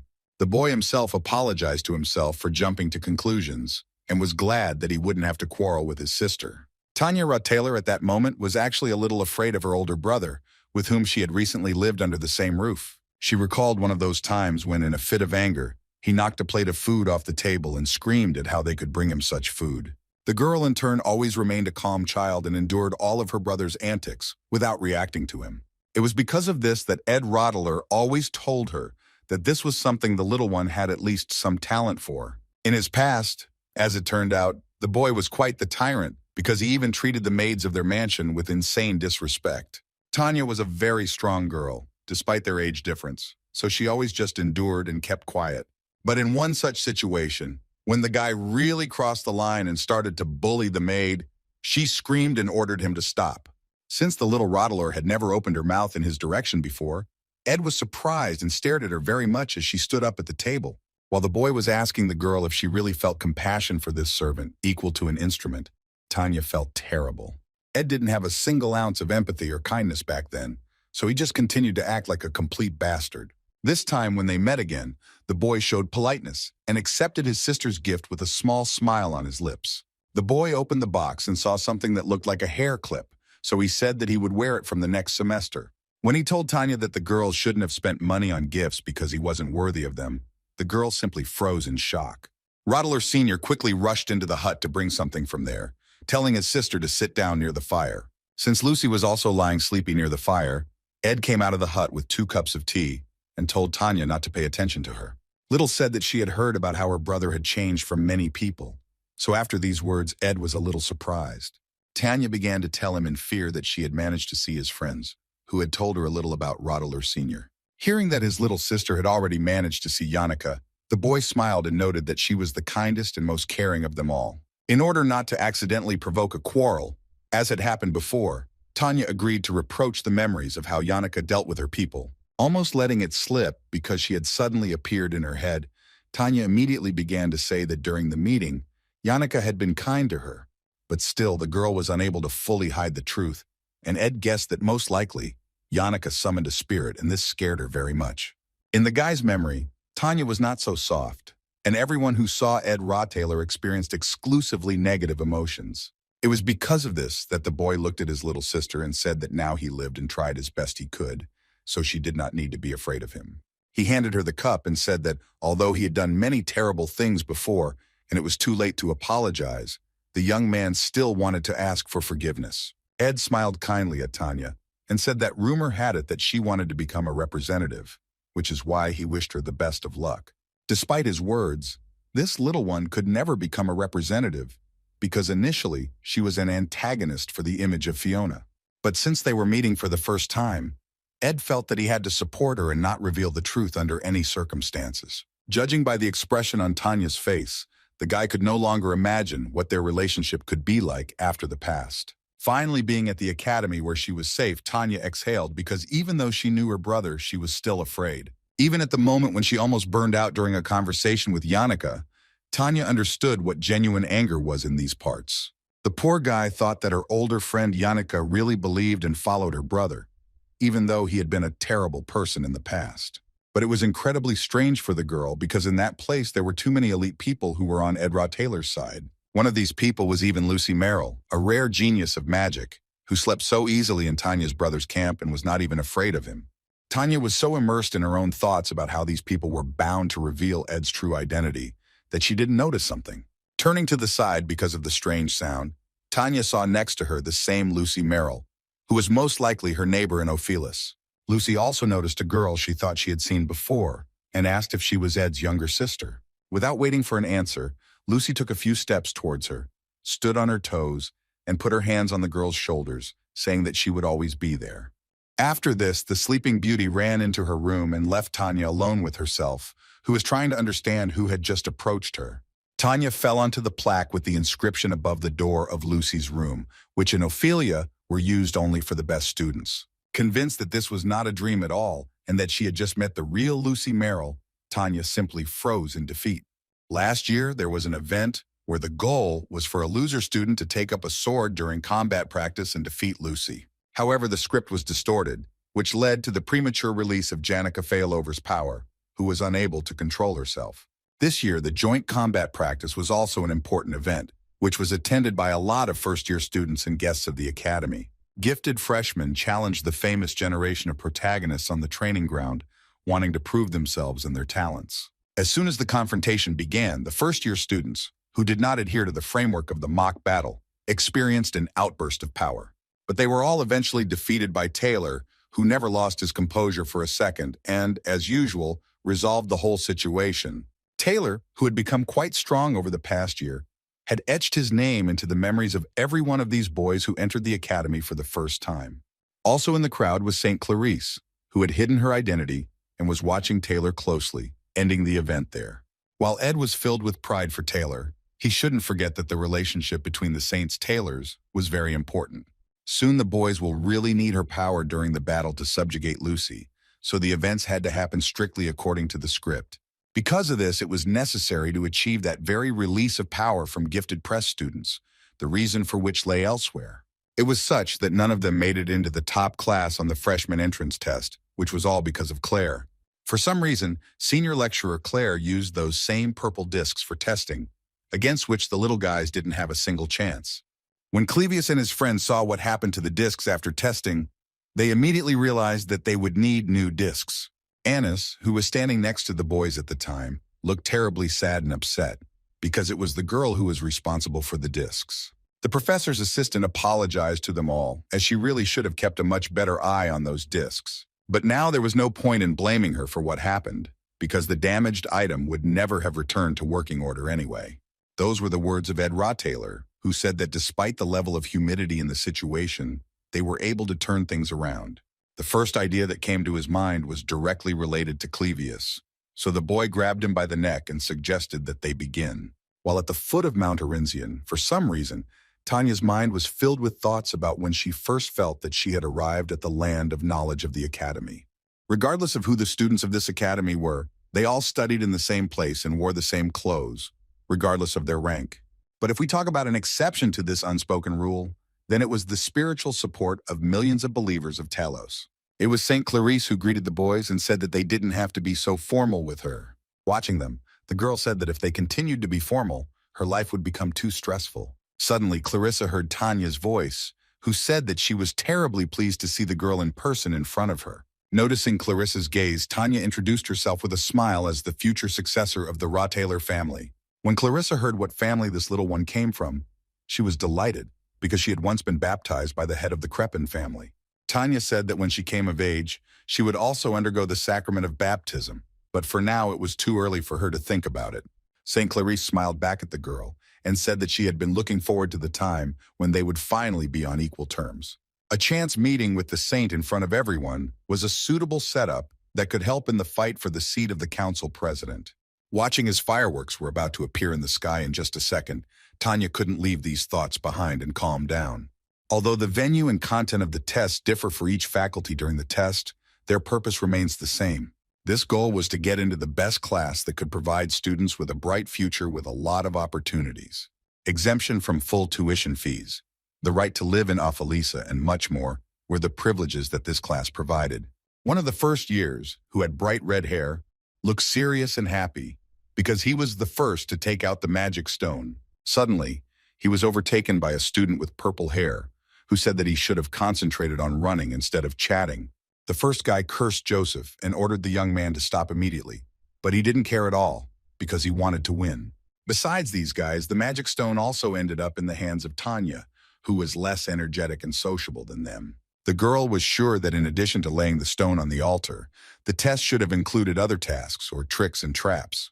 Suddenly, her thoughts about how she needed to be more careful were interrupted by someone's too loud and clear scream. Turning around, the younger Retailer saw some girl in front of her, who fell on her literally out of nowhere. Having carefully examined the stranger, Tanya anxiously asked her if everything was okay with the student, since she could have called for help. That girl turned out to be incredibly strange, because she immediately jumped up from her seat and shouted that she had taken off her shoes because she wanted to feel the texture of the snow. When Tanya asked why she did it, the stranger looked at her with her big eyes and said that it was her wish. Ed's sister continued to stare at the girl and realized that she had clearly injured her head as soon as she began the test. She sighed wearily and introduced herself by her name, adding that apparently she and this crazy woman were the same age and classmates. The moment the stranger heard the name Retailer, she immediately noticed that she had previously heard how wonderful these people were. Instead of confirming it with words like her own affairs, Tanya said in a dissatisfied and rude voice that this did not apply to everyone. Tanya cast an irritated glance at the stranger and said that when a family existed for a long time, scum appeared in it. What she had seen at the camp had seemed like a complete turnaround, but now Tanya was very unsure of what Ed Retailer's true face was. The fear that had been imprinted in her since those years when they lived together could not disappear in an instant, so she still felt it. The strange stranger still didn't leave Tanya's side after that, so she followed her and started asking a bunch of ridiculous questions. Rodler Jr. eventually got tired of being targeted, so she ordered the girl to stop. But she once again ignored her words and ran up to Tanya again, saying that her name was Kylie Anchor, and she really wanted to be friends with her. Tanya sighed and told Kylie that even in that case they needed to speed up, because now there was an exam that they needed to finish. Kylie immediately agreed with her and said with a smile that she didn't care about ratings and grades at all, which is what she advised Tanya herself to do. Ignoring Miss Retailer's irritation, Kylie grabbed her hand and pulled her along, telling Tanya that she would definitely help her. The girl ran forward and tightly squeezed Tanya's hand, continuing to talk about how she had a friend of the same age for the first time. 30 minutes after the start of the test, the same boy with red hair still blindly believed in his victory because he did not see Joseph near him. He believed that no matter how smart his friend was, he was far ahead in terms of endurance, but very quickly the guy realized that he had rushed. Out of nowhere, a huge monster appeared in front of the boy, who began to threaten him with death and administer a bunch of blows to his face. As the student lay unconscious on the ground, Clevius came into his true form and said that the scoundrel had come too quickly. It was a bit mean, but even though Clevius behaved cowardly and vilely, which was not appropriate for an older comrade to do, there was one thing. Thanks to this, the guy felt that the words of that bastard were confirmed and that the system data really worked in his favor. Remembering the force with which Ed Retailer had grabbed his neck at that moment, Clevius felt goosebumps run through his body, which made him feel uneasy. Well, he was incredibly happy with the thought that Ed had promised him back then that the boy wouldn't do this nasty thing alone. Clevius and Annis's job was to stop the first years halfway to the altar, and only let those who could defeat them go forward. Since Anis was responsible for what happened, she had to try her best to show her true strength. At the same time, senior comrade Onyx, who was flying in the sky, was responsible for safety during the certification because he was a master of flight magic. Claire, in turn, was responsible for sending out reports on the changes in content of the test, so she needed to finish this before the end of the test. When all the roles were finally distributed among the participants of the test supervision, Anis finally asked Ed which role he would play. After thinking for a moment before his answer, Ed Rotaylor looked away from the girls and announced that he would remain at the starting point. In fact, this was supposed to be the hardest job of the entire assessment, since someone had to protect the altar from the students. Claire looked at the young man with concern, because she could hardly feel his mana, which is why she was worried whether everything would be okay with the boy. But the boy was much more confident in himself, so he calmly said that he had one very important and interesting idea. While there were constant explosions all around, and Onyx was successfully picking up the fallen students from the path of obstacles, everything was going very smoothly. The completely damaged illusion disc was difficult to repair. And besides, Ed's magical power had not yet returned to its original state. But the magic stones used in this test, as one would expect, were extremely expensive and powerful. Besides this, by using this altar that the boy guarded, he could gradually charge his magical power for the future battle. This was confirmed by the fact that Ed was again able to hear his good friend Mog, who constantly accompanied him. Since Anis and Clevius had to buy some time, and the boy had enough of those stones, the plan should work. With that said, Ed Rotaylor's main task now was to make sure that the students were never allowed to walk down the aisle so easily. When the boy felt the magical power finally arrive in his body, he decided that the preparations were completely complete. Half of the students who took part in the assessment passed the stage with Clevius, which no one had ever managed to pass. Finally, Tanya and Kylie got to the guy who stared at him in amazement, thinking how they could defeat this terrifying creature. Clevius growled that he was already a little exhausted. He was in a bad mood, so he really wanted to finish with the girls quickly. But suddenly, his entire serious and frightening image was interrupted by a huge explosion that sounded behind the young man. Even though the northern entrance to the certification was on that side, Clevius understood that this was clearly not the magic of Anis's senior comrade. Taking advantage of the fact that one of the guards was distracted and lost concentration, Tanya grabbed Kylie by the hand and started running away from him. Anis's assistant had extensive theoretical knowledge, for which she was often called talented, but her use of magic was poor. However, it was clearly not at the level that she could handle the first years, who were much stronger than Anis. However, this freshman Joseph Whitefelts was on a whole other level, because on the test he did something that no one else had ever been able to do. Unlike his older sister, who had to work hard to become better at his alchemy, he was insanely strong from birth. In short, this boy was a real gay and the strongest candidate for the place of the best student of the course, so he had to pass. For some reason, Joseph thought that Anis was angry about losing to this brat, so he tried to calm her down, but the assistant stopped him. The boy did not argue with the girl and simply silently walked forward, heading to the last stage of the certification where Ed was waiting for him. Everything was prepared perfectly, without a single mistake, but it was Anis who ruined the magic instrument, putting everyone else in a difficult position. Moreover, the girl was unable to offer an alternative, and for some reason this man was now in control of the situation. When she spoke about this man, she was talking about Ed Rotaylor, who never got angry and kept the conversation constructive. However, Anis was defeated by a first year and was unable to block the entrance to the altar from the north. The girl's feelings of defeat and resentment then faded into the background because in the first place, she felt terrible anger at herself. When Anis thought about who could resolve this situation, it was his face that appeared before her eyes, the one she wanted to forget. Finally seeing his first guest in front of him, Ed greeted him and asked if the boy knew the content of the exam, to which he nodded. Joseph Whitefelts moved closer to the boy without a hint of concern, saying that the structure of the exam was unusual. He asked Ed who the other test students would deal with if he managed to place the stone on the altar and defeat the last guardian. Ed Rotaylor calmly told the boy that it was none of his business, so he just had to do his job and try to win. In reality, Joseph was simply trying to buy time and assess the situation, especially given the presence of the disc near Ed. Even though this warden was a student of the magic faculty, the boy did not feel any strong magical energy or any power from him. But at the same time, he noticed the use of a magic stone, which meant that his opponent's overall magical energy was very low. Joseph became very confident in himself from that moment on, thinking that the academy had disappointed him greatly by sending such opponents. The freshman didn't waste time, so he immediately used a magic explosion, which was a mid-level magic. Seeing that Ed Taylor still managed to dodge his ferocious attack, Joseph was even slightly surprised that this guy had combat experience. Judging by the flow of his mana, it was fire magic, and his concentration indicated that he was going to use ignition or incandescence. Just a second later, when Ed swung at his opponent, Joseph realized that he had used the ignition to prepare for an attack. But the force of Ed's blow was so great that Joseph Whitefelt simply froze, because he did not expect to see such a big flame. This maneuver was only performed by a person well trained in the basics of magic, so Ed might even be able to use mid-level magic.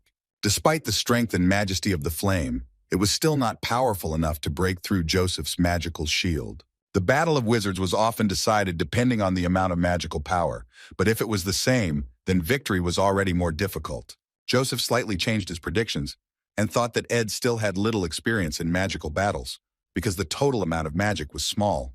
Well, very soon the boy was again convinced that he had underestimated his opponent and clearly did not know everything about him.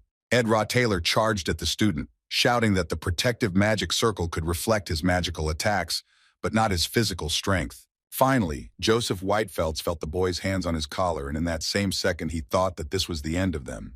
The warden, in turn, told the boy that since he was called a magician, he always had to remain on guard and not rely on luck. Immediately after these words, Joseph came to his senses again and slipped out of the strong hands of the young man, realizing that he could not lose to him so easily. He stared at his opponent and asked with interest how Ed Taylor had managed to penetrate his curtain of fire. So, without waiting for an answer to my question, Joseph quickly concentrated his magic and told his older comrade that he would be attentive. In response to his mid-level freezing magic, Ed once again used the ignition he had used earlier. Joseph understood that the boy was trying to block the couple's view and repeat the maneuver again, but the student could also control other elements. He managed to accurately copy Taylor's skill and direct his own basic incandescent magic at him, catching the young man off guard. Ed, in turn, was not going to let the freshman walk down the aisle that easily, so he activated the blessing and increased his fire resistance. Joseph reacted instantly to the fact that he had managed to use fire resistance, so he activated his physical shield. The boy thought that Ed's privilege was revealed in the speed of casting spells, so he hurried and regretted it very much. Having flown into the air for 10 meters and fallen to the ground, Joseph began to order himself not to dare switch off and to continue thinking. He finally realized that it was not a matter of a magical explosion, but of using the art of spirits that his opponent could control. Magic, the arts of the spirit, and magical tools that Ed hadn't even used yet would certainly defeat Joseph Whitefelt. Eventually, the student realized this and wondered who this boy was, who had so many unusual and powerful skills. The freshman no longer had any motivation to even play, so he threw away his magic stone and declared his loss. When the boy noticed that Ed Taylor was distracted, he immediately jumped up and rushed at him with a lump of new magic that he had prepared. He used the mid-level ice spear magic. I wish to put an end to this assessment once and for all and move forward. But for some reason, Ed didn't even intend to dodge his blow, continuing to stand in place and do nothing. Joseph Whitefelt didn't even pay attention to it, because all that interested the boy at that moment was the warden's victory and winning. A student who had spent his entire life studying magic was unlikely to cause any significant harm with his fist, and Ed Taylor clearly understood this. Not wanting to go along with Joseph, Taylor used his trump card, thereby greatly surprising Joseph. This was the same wind defense that would throw the enemy back with the wind when they received an unexpected blow, which was only available to select magicians. Feeling the pain pulsating through his body after the huge explosion, Joseph found the strength to say that he had lost. The boy pointed his finger at the broken magic stone that was behind Ed, after which he almost lost consciousness and fell to the ground. Ed, in turn, hid his dagger and said that the little guy had worked hard and that he had indeed surpassed even him in some respects. Feeling terribly weak after everything that had happened in the last 10 minutes, the student still managed to ask what the young man's name was. Ed Taylor looked at his opponent with a menacing gaze, paused for a moment, and told him his name. When his senior comrade Onyx finally arrived, Ed asked his friend to pick up the freshman and take care of him. Sitting in the carriage and heading somewhere, Elka decided to ask Zix why he chose the Faculty of Magic. After taking a bite of the cookie, Zix looked at his friend and asked why she was interested, to which she replied that the military department suited Zix. The boy smiled and said that he was not at all interested in moving up, and that he could easily succeed in the magic faculty. While the boys were peacefully chatting, Clivius Northundale, meanwhile, was experiencing something that he had never seen even in his nightmares.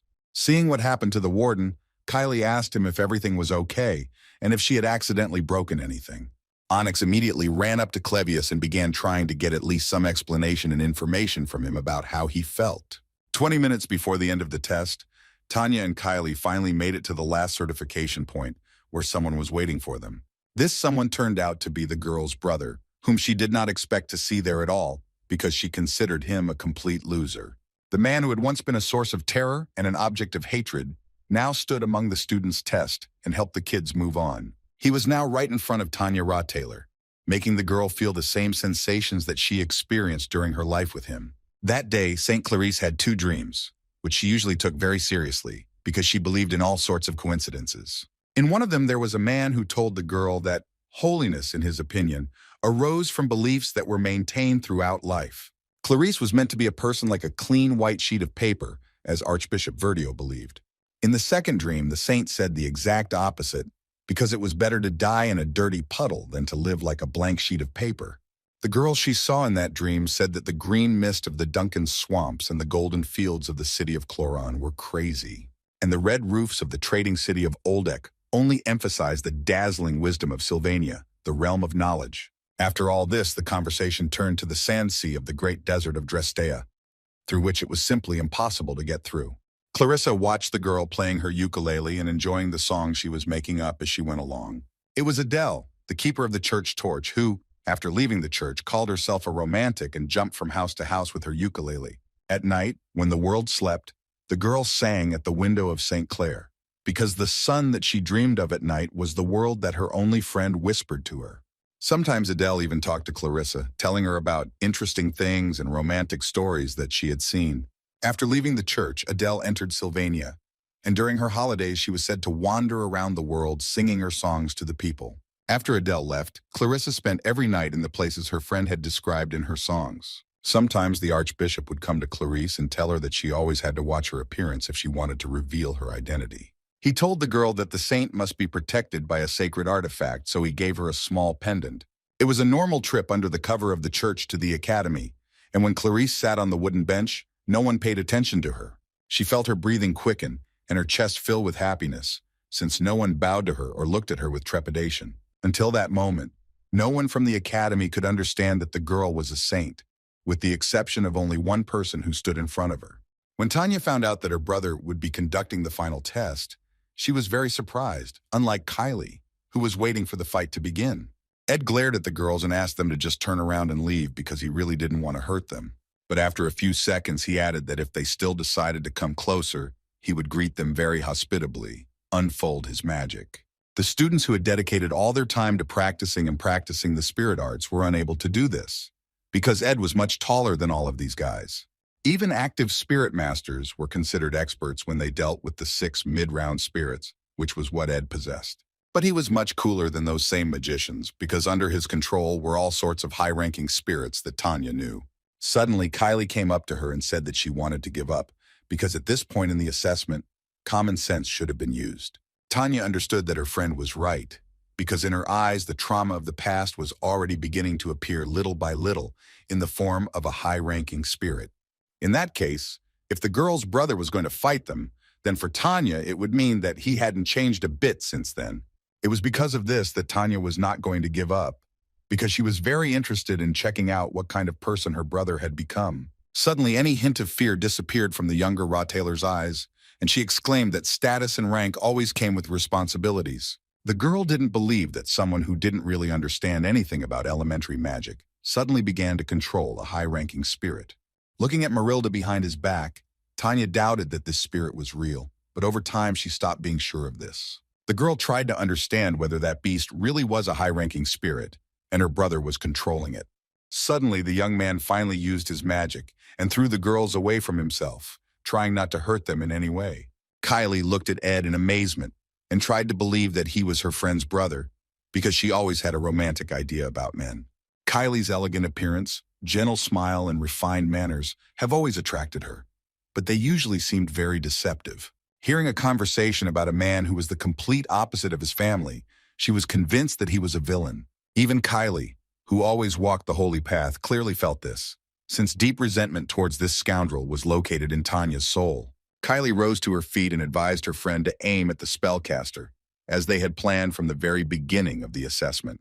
The girl had no intention of abandoning poor Tanya in such a situation, so she exclaimed that she would act as bait for the enemy. Tanya couldn't allow Kylie to take such a step because she would get seriously injured and she wasn't interested in the exam. But Kylie didn't listen to her, because since there was a bad person in front of the girls and Tanya was her friend, the girls simply couldn't help but help her. Turning towards the younger Rottweiler, the saint also added that she couldn't lose her first friend at Sylvania Academy. If Tanya had heard this phrase under normal circumstances, she would have simply brushed it off, because the girl was not sensitive. But on her way to the altar, she had to see a lot, as one of the seniors who had been furiously attacking her fell unconscious. The most interesting thing is that this happened because of some unknown glow that Kylie sent to him using basic skills. But now Tanya was most surprised by the fact that the cowardly Kylie was the first to step forward and was ready to fight such a terrible enemy. The girl herself, meanwhile, did not pay attention to Tanya's thoughts and simply rushed to run straight towards Ed Rottweiler. There was not a single drop of fear or any kind of worry in her body, because the saint knew very well who she was dealing with. Marilda, who was standing behind Ed Rottweiler, looked at the freshman with interest and wondered what she would do next.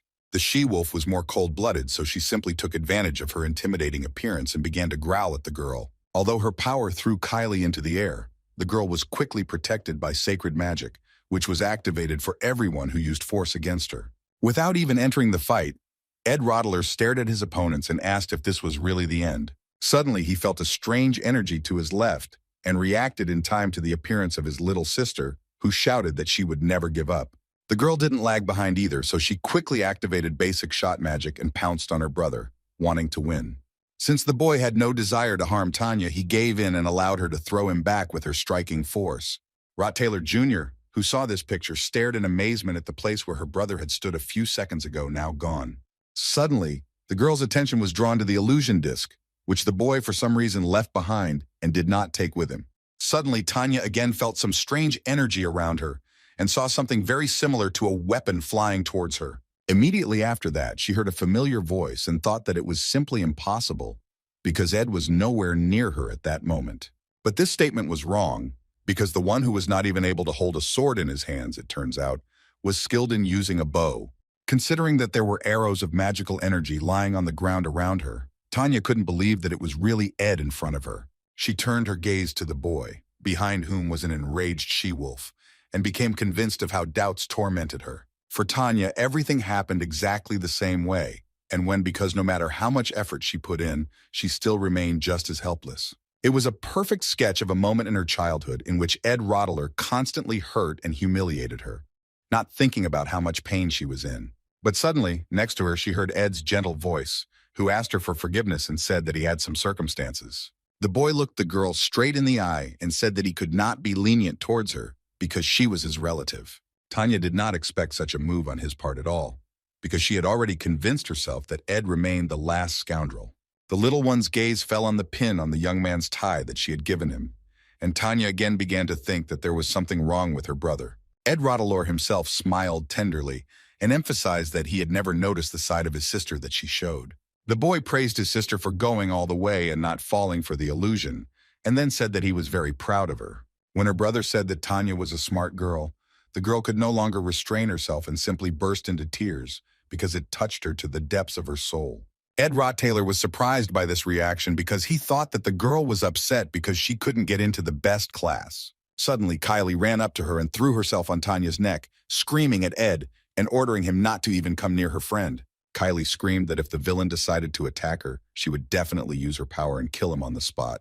While they were resolving their family battles, the rest of the certification supervisors approached the altar and called Ed to them because the test was over. Hearing that the assessment was over, Kylie said a few words, after which she immediately realized that her voice had suddenly changed. The girl quickly came to her senses as she felt that the transformation spell had dissipated and she was again turning into her real form. Kylie suddenly remembered the archbishop who once gave her a magical engineering tool that always protected her. The transformation of this student was noticed even by Professor Claire, who had not yet had time to understand what was happening, so she simply watched. Kylie knew perfectly well that if her identity was revealed, her college life would be ruined because everyone would find out that she was a saint. At the very moment when everything almost went down the drain, Mog flew up to the girl and placed on her hand the very instrument that the Archbishop had given her. Ed thanked the spirit and turned to Kylie, telling her that she shouldn't have lost her things and that she should have tried to be much more careful and tidy. Kylie, who hadn't expected any help from this guy at all, stared at him with her big red eyes in amazement. After this, the boy finally moved away from the girls and approached Claire, who asked, slightly worried, why Ed was so hurt. The placement exam was finally over, and Ed was able to get the script back on track, except for one thing. Through these tiny gaps in the plot, which were slightly distorted, something was hidden under the world, painted in the veils of this sunset. While Professor Claire was making sure Ed was okay and Tanya was coming to her senses, Kayla stood behind them. She looked at the boy with her two ruby eyes and thought that this warden had clearly just been about to address her as you. Once Claire was sure that Ed was okay, she took Annis with her and began to leave, advising the guy to get some rest after the fights. After this, the professor turned to her senior comrade Onyx and asked him to help them with Clevius, who was still unconscious. When Onyx finally found himself next to his friend Clevius, he finally managed to wake the boy up by talking about the beautiful sunset. Ed, at this time, lay on the floor and thought about the fact that in the world there really was a beauty that transcended time and space. As it turned out later, these were the words of Marilda, who stood next to the boy and watched that sunset with him that evening. The she-wolf said that a dry and even life was the most terrible curse that a person could experience. Remembering Yannika's words that the she-wolf was a real chatterbox, Ed continued to listen to her and became convinced that his friend was right.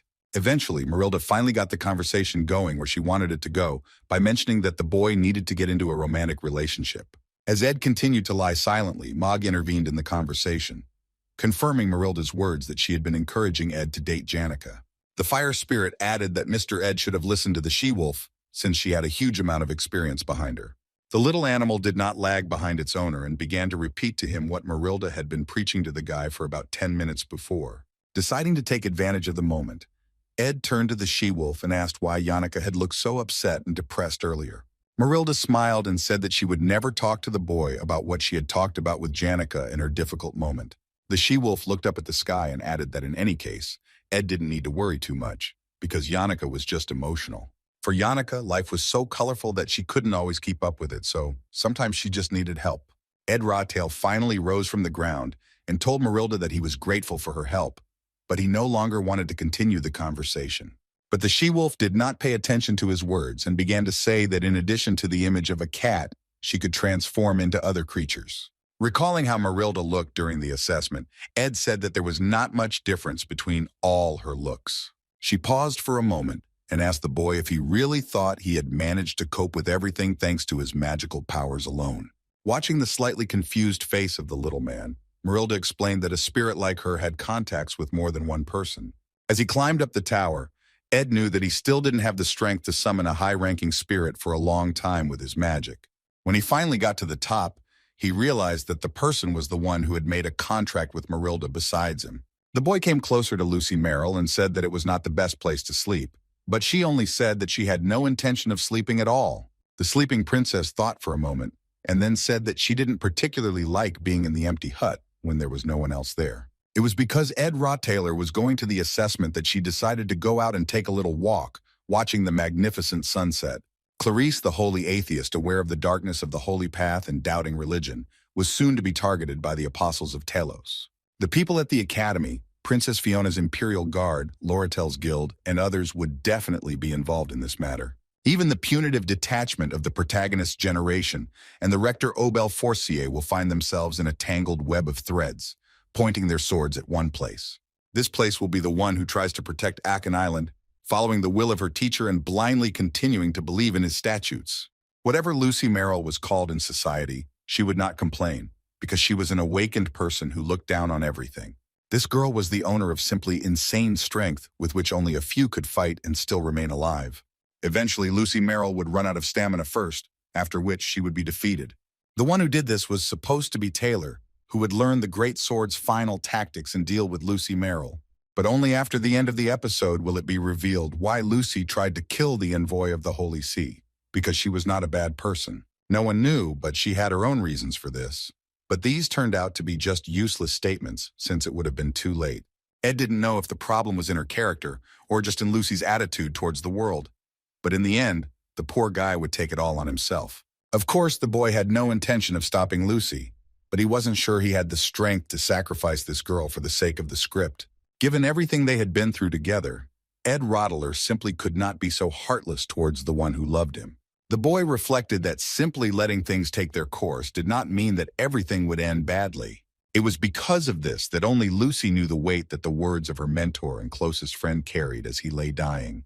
Lucy will need to get rid of these lingering feelings and release them in a long battle, but these are exactly the events she should have experienced in the third act. The girl lay down on his lap and said in a quiet voice that sometimes it seemed to her that she was actually lonelier than she thought. Since Ed knew there was something else he should take note of, the young man opened his mouth but quickly shut up. He made a final conclusion for himself and promised himself that next time he would definitely tell Lucy when he left the hut for a long time. Although many often made the mistake of thinking that Annis was from a wealthy family, it was Clara who was the daughter of a famous baronial house. That day, the girl found herself in the Academy's garden in order to give Belmaya some small box that contained something. Clara stretched and said that she had bought a lot of sweets and had already prepared tea for Annis and Janica, so she was in a good mood. She said goodbye to the maid and shouted as she walked that she wanted to go with her friends as soon as possible, which was why she was leaving Belle. When Clara finally left, Belmaya clutched that box with unusual anger in her hands and hissed that that pie tasted like sand. When Clara ran to the tea party, she discovered that Janica and Annis were not talking at all, as if they had had a fight about something. Of course, there were sometimes quarrels between the girls, but Clara had never seen such indignation, and she tried to think of what to do to cheer them up. Immediately after Clara finally fell silent, Janica turned to Annis opposite her in her menacing and angry voice. With a few tears in her eyes, Janica said she had heard rumors that her friend had been in the arms of Ed Rottler. Since after the ton of household tasks he had completed, his characteristics were no longer growing. Ed had to look for new hobbies. While trying to tie the blanks to the fence, the boy heard behind him the voice of someone he did not expect to see in the camp. Turning around, the hero saw Belle's maid Maya behind him, who was glad that the guy finally looked healthy and strong. The maid was carrying Lucy Merrill, whom she had come to pick up during the snowstorms that kept the students at the academy. Belmaya said that since Lucy would most likely try to escape again, they would keep a much closer eye on the girl. Ignoring the way the poor guy was gesturing as she sent her friend gestures and requests for help, Ed simply agreed with Belmaya. The maid looked at him with displeasure, and the boy said that he would continue to use formal speech towards her. Belmaya sighed and asked the master if he could withstand a snowstorm that would last a whole week in such a place. Seeing the boy building a protective fence, the maid apologized for invading his territory, but said it would not be enough.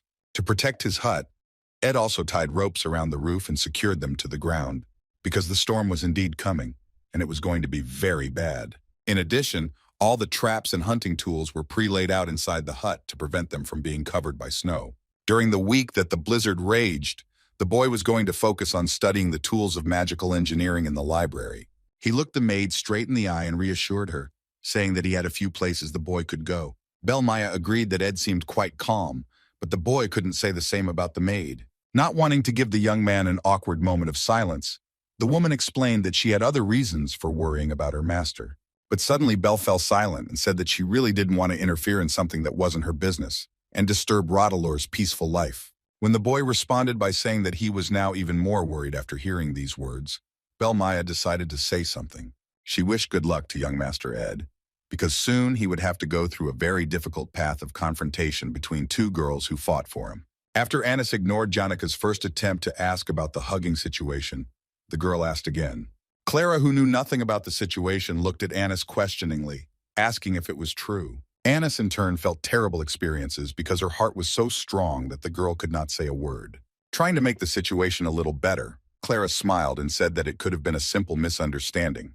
But suddenly, Annis confirmed Janica's words. She clenched her fists tightly and said that she didn't trust this guy at first, so she wanted to test his strength. At the very beginning, the young man seemed to Annis to be a completely unreliable person, so she decided to carry out that test in order to help her friend. Janica ignored these words and looked at her friend with an offended expression, asking if she really hadn't even denied those rumors. But Annis started to explain that the guy wasn't her type, and she didn't feel anything at all because she honestly just wanted to help. These arguments were not enough for Janica, who began to burst into tears and scream that Annis had gone too far. Janica yelled at her friend and said that Annis simply had no right to offend and insult Ed, knowing nothing at all about him. Annis agreed with her friend and admitted that she had done wrong by deciding to seduce him, but it had been done with good intentions. Began to appear in Janica's eyes, because all this time she could not sleep at night, because she was thinking about her friend's betrayal. In an attempt to really make things right, Annis took a few steps towards her, placed her hands on her shoulders and told her that Ed was worthy of her. Annis looked her friend straight in the eye and added that judging by her observations, she was much more than a friend to the boy. These were the only words that allowed Janica to calm down a little, so the girl asked if she really was special. But Janica quickly remembered what had hurt her, so she said that Annis had no right to act without her knowledge. Eventually the friend hugged and Annis apologized to Janica for her actions, saying that she would never do that again. When Clara, sitting next to her, said with a smile that she was already starting to worry about the relationship between Ed and Annis, Annis blushed. But since no one noticed this, Clara quickly ran up to the girls and said that she was very glad that everything was resolved. Janica realized at that moment that she suddenly had a couple of things to deal with, so she ran off somewhere. When the two friends were left alone, Annis turned to Clara and told the girl that she had some kind of plan. After a short pause, Annis asked her friend to introduce her to a man, because she needed Clara's help. Suddenly, Annis shouted that she was ready to break the stereotypes, so she ran up to Clara and asked her to be her girlfriend. Not considering that Clara just continued to stand there without doing anything, Annis shook her by the shoulders and ordered her to give her an answer. Annis seemed to be in a state of madness because she kept repeating in tears that she was very ashamed of Janica's lie. To take her mind off things a little, Annis went to Professor Claire's office, where another surprise awaited her. Claire was in a very good mood that day, so she announced that the students responsible for the exams would work together with the assistants. The professor turned to Ed and said that, apart from Onyx and Clevius, this boy had worked hard and had become the best of them all. After that, she added that she paired Ed with Annis because the guys worked well together in the last case and found common ground. That same evening, Janica finally visited Ed's hut, where she began to talk about how the guy needed to make contracts with higher spirits. But in response to this, the boy remembered the girl, how she had again perked up in spirit, just as it had during her last visit to the camp. Janica immediately understood what was being discussed, so she did, and that she did not understand or remember anything at all from that evening. Ed clearly felt that he himself was very comfortable with Janica, because this girl was a character detached from the script. The girl, in turn, said that she knew about his contract with Marilda, although Ed was not able to control spirits of that level. To explain himself, the boy said that he had resorted to trickery, after which he took Professor Glass's ring out of his pocket and showed it to his girlfriend. That evening, the boy told Janica about the professor, about his golden phoenix ring, and even about his plans for the future, keeping the conversation going. After he finished his story, Janica said that it would be difficult for the youth to make a contract with a higher-level spirit if he couldn't use mana. But in any case, the girl was very happy for her friend, so she said with a smile that she congratulated him with all her heart. Wanting to change the subject a little, Ed told the girl that when the student elections began, many eyes would be turned specifically to Janica. In the scenario, Janica, being the best student, did not adhere to any clear position, but due to her character, she respected all the candidates. The girl said she had heard rumors that even Tanya Taylor herself was planning to run for council president. Ed confirmed her words, and Janica decided to ask him how close the guy was to his sister, because this question had been tormenting her for a long time. The boy said that he could not call his relationship with his sister close, but one way or another, she was his blood relative. That is why he really wanted to have a good relationship with Tanya, because to some extent, that girl was very dear to him. Trying to at least slightly support the elder Taylor, Janica extended her massive hand and carefully grabbed his, catching hold of the guy's jacket. For some reason, tears welled up in Janica's eyes and she asked the young man what Tanya liked and what she would be happy to receive as a gift. Ed stared at the beauty in surprise and asked if something had happened with his sister, but Janica only said that everything was fine. Since Janica was completely incapable of lying, it took her only 3 seconds to feel guilty and confess everything to him. But in reality, it wasn't all that serious, so Ed Taylor calmed down a little and exhaled, smiling affectionately. That day, a storm was supposed to start at dawn, and students were forbidden to leave the academy or to leave it in any way. I'm glad she had a little time to think. Kylie looked at that object and couldn't forget what she saw a couple of days ago. Everything was so natural that St. Clarice wanted to believe that she had simply imagined it, or that she was delirious due to fatigue. Clarissa had been thinking about this since the end of the assessment, and was convinced that the guy was clearly going to use formal speech. The girl could not get rid of the thought that Ed Taylor could be the one who knew her secret, which she tried so hard to hide. All the efforts of the priest who helped her could simply be in vain, and she would have to leave her student life if this was really so. In the end, the saint easily got the information she needed with the help of Joseph and the second red-haired guy, who were constantly arguing. One day, while he was near Clarissa, Joseph said that the guy was a very famous person in his third year, and he lived in a cabin in the woods. Once the snowstorm started, Clarice would no longer be able to leave the dorm. So the girl felt that she had to hurry. The girl ignored any orders from the administration and opened the window in her room, preparing to go to the northern forest to visit Ed. She was very afraid to be alone with that guy because he was a real master, but the saint simply had no choice. When Adele lived, surrounded by nothing but white walls and ceilings, her vision naturally deteriorated, revealing a romantic world. At that moment, it became clear that romance had opened up in a world filled with colors. So Clarissa took the plunge and jumped out of the window. The girl couldn't let her hard-earned freedom be taken away so easily, and because of that, she needed to make sure she was safe. Clarissa gathered all her strength into a fist and decided that she needed to meet Ed Taylor and talk to him about everything. His eyes had long since adapted to the darkness, because from the very beginning of his life, Clevius lived in a complete prison where there was no one. The most vivid memories were associated with the one who was next to him, even when all his family members turned their backs on him, and that was his older brother. The moment Clevis plunged the sword into his brother's heart, he became the most terrible and evil man in the whole wide world. The boy believed that it was because of the curse, but the last words spoken in his brother's voice made his blood boil with anger. Returning to reality, the boy saw Claire in front of him, who asked why he received an invitation from another lab. Clevius thought for a moment, trying to find a suitable answer that would satisfy the professor, and she would stop asking him questions. Well, no matter how much the boy thought about working as an assistant, it seemed to him that he was not suitable for the activity and created nothing but trouble. Ugrium scratched the back of his head and said that he liked this place from the very beginning, thereby delighting the professor with such words. Claire didn't even have an idea of the real reason why the boy left, so she said that he could do whatever he wanted in her department. Ignoring how lost and tired Clavius looked, the professor smiled and said that he could begin work. Clevius Northundale looked down at the floor in irritation, thinking that he had screwed up yet again. Ed Rotelor, who was not born with any physical talent, found that he had been training to the limits of his body. But now it was the holidays, and he wanted to spend all the time available to him on improving his skills, which is what the guy actually did. In that library of souls that Professor Glass gave her access to, there were an awful lot of useful things that came in handy for him in magical engineering. Ed paid Zix some money to clear away the debris with magic, but Ed never expected his friend to also put the books back in their place. Even though Ed asked his friend to keep it all a secret, it seemed like Zix was working in tandem with Elka, having fun and treating it like training. Besides this, Zix even carefully systematized them by topic and title, which was a wonderful and charming act on his part. The hero didn't have much time, so he reached for the books and decided to focus on studying magical instruments. Taylor knew that once he got the hang of it, he would be able to make rare rank items, but he still needed to train a lot to do that. The materials had been transported in advance, so now the tools that Loretel had helped him with at the time came into the picture. When the boy reached into his backpack for the tools to get them out and lay them out, he immediately failed because he forgot them at home. It was a grave mistake that cost Ed a long journey home during the terrible snowstorm that was happening outside. At the same time that Ed Taylor was trying to make his way to the cabin through the wind and snow, St. Clarice was doing the same thing. Finally, the girl's eye came across a river that the boys had talked about so often that they had already visited that guy's house. Realizing that she now had to go up to get to the hut, Clarice began to perceive this whole thing as a real adventure.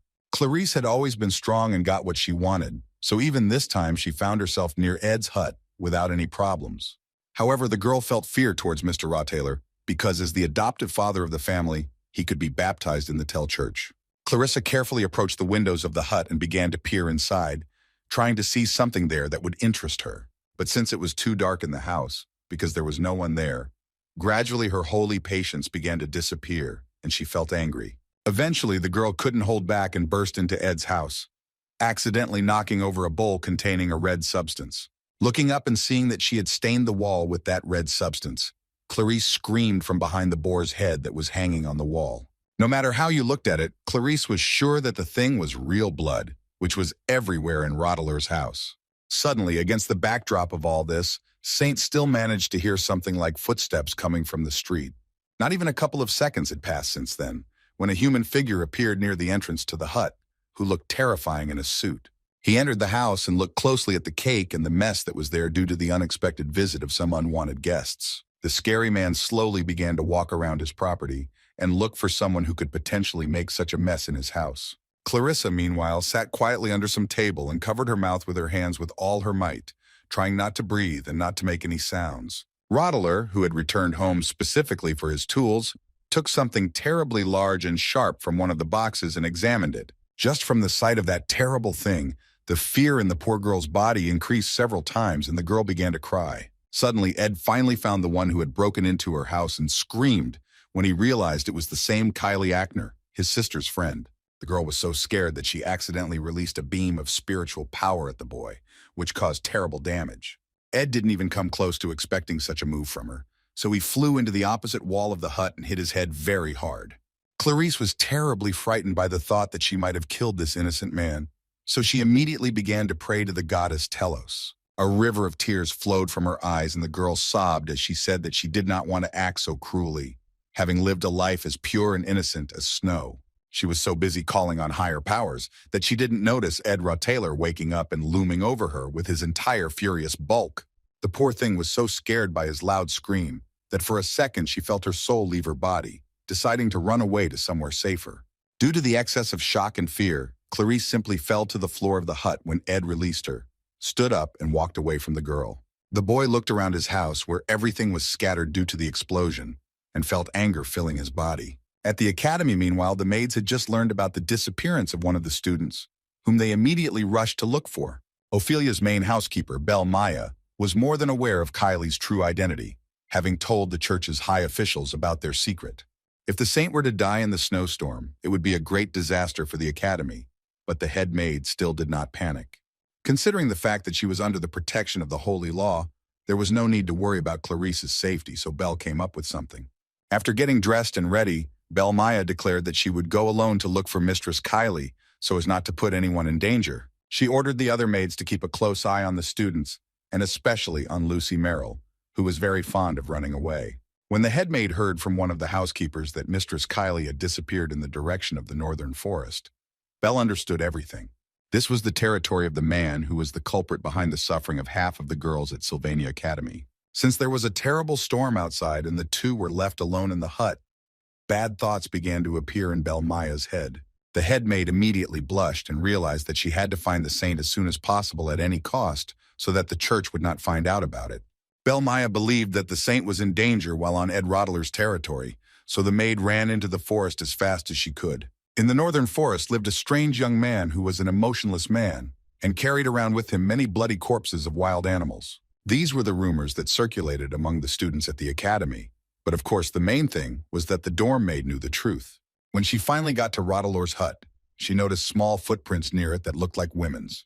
Ed, despite his cold appearance, Ed was considerate and caring about others, so he was someone who could be trusted. But when Belle Maya thought about the complexity of human relationships, she began to get a headache from overexertion and pressure. Not wanting to waste a single minute, the maid opened the door to the hut, where she saw Kylie and the wounded Rottler sitting on the floor. Belle Maya stared at the young master in amazement and asked him to explain what was happening in this place and why he was injured.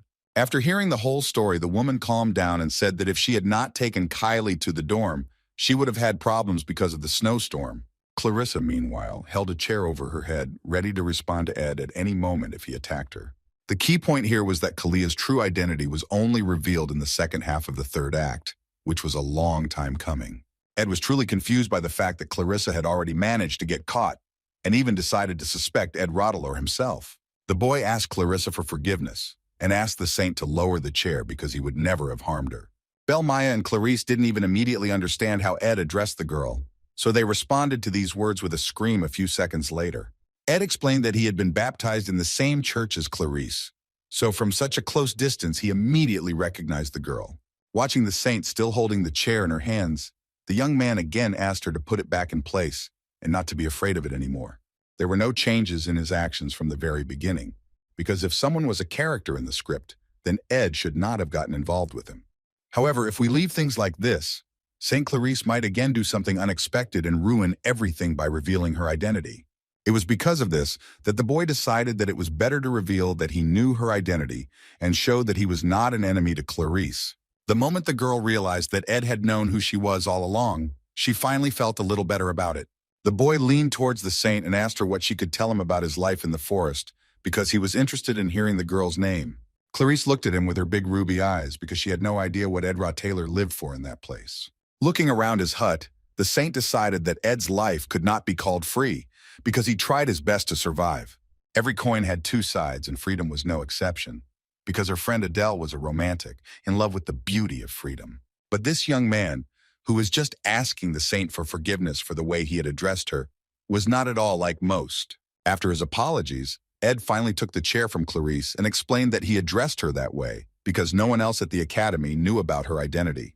The boy didn't want to take up the girl's time any longer, so he stood up and told her that she could now go her own way. As the maid and saint walked outside, Clarice turned to Belle and apologized to her for having to leave the academy in the storm. Clarice walked through the cold snow winds and thought about how she would enjoy the delicious soup in her warm room in Ophelis. Even though she wanted to forget about that cabin completely, Clarice knew that the smell of blood and harsh reality would always linger there. The girl would never have thought that a senior student who participated in the selection of newcomers could live such a terrible and difficult life. Saint found it very sad that her idea of life was being so cruelly destroyed, but she did not regret visiting Ed's hut. This man had gone through an extremely difficult path in her eyes, through which he had earned the respect and reverence of St. Clarice herself. While Clarice was flying in thoughts about her friend's older brother, Belle Maya couldn't read her mind and was still a little angry. She continued to make her way through the storm with her mistress, but the maid couldn't help but wonder why even the saint was interested in that guy. Spring came when people had completely forgotten about it, but in the Laplace bakery you could always get a lack of warmth and color. That's exactly what Laurentelle and Ed were doing there, discussing how the bakery was so busy that it was impossible to get reservations. When Laurentelle decided to start a conversation about investing in the company, the owner approached the guys and personally brought them a cup of coffee. The man left and the redhead again continued talking about her own, because recently she had concentrated much more power in her hands. The girl sipped her coffee and thought that if she hadn't been so strict and cold-blooded, she wouldn't have succeeded. The bakery owner, meanwhile, was not in as good a mood as Laurentelle, as the bakery was having problems with its suppliers. When he and his team ordered some necessary products for the holidays from some guys, they refused at the last minute. The problem was that those guys were Laurentelle's employees, who just happened to be sitting and eating lunch in the old man's bakery. In the end, he couldn't stand it any longer and ran up to the Redhead's table, shouting for the lady to stop the chaos of the guys from the trade association. The owner of the establishment was in real despair, but Laurentelle didn't even react to his cries, continuing to sit and sip coffee with a smile. Green Eyes heartlessly ignored the old man and asked Ed if he wanted to walk her home, since she had classes after lunch. The friends left the bakery and headed towards the academy, while Laurentelle told Taylor that she didn't mind helping the bakery. After hearing the reasons why she couldn't do it, Ed pretended that he was interested in listening to the redhead, and that he really did listen to her. Laurentelle did notice this, and convinced the boy that she would not leave the bakery without money. But for now, the girl needed the company's money for something else. She asked Ed where his textbooks were, and the boy replied that he first had to go to the library for them, where, by the way, he was already late. Laurentelle was surprised to hear this, because since those books were so heavy, she thought Ed should just buy them. But in general, by the standards of the average student, these textbooks were not that cheap, unless the students were the children of rich parents. Green Eyes began to worry madly, so she reached into her pocket for her wallet and frantically began to count the coins in it.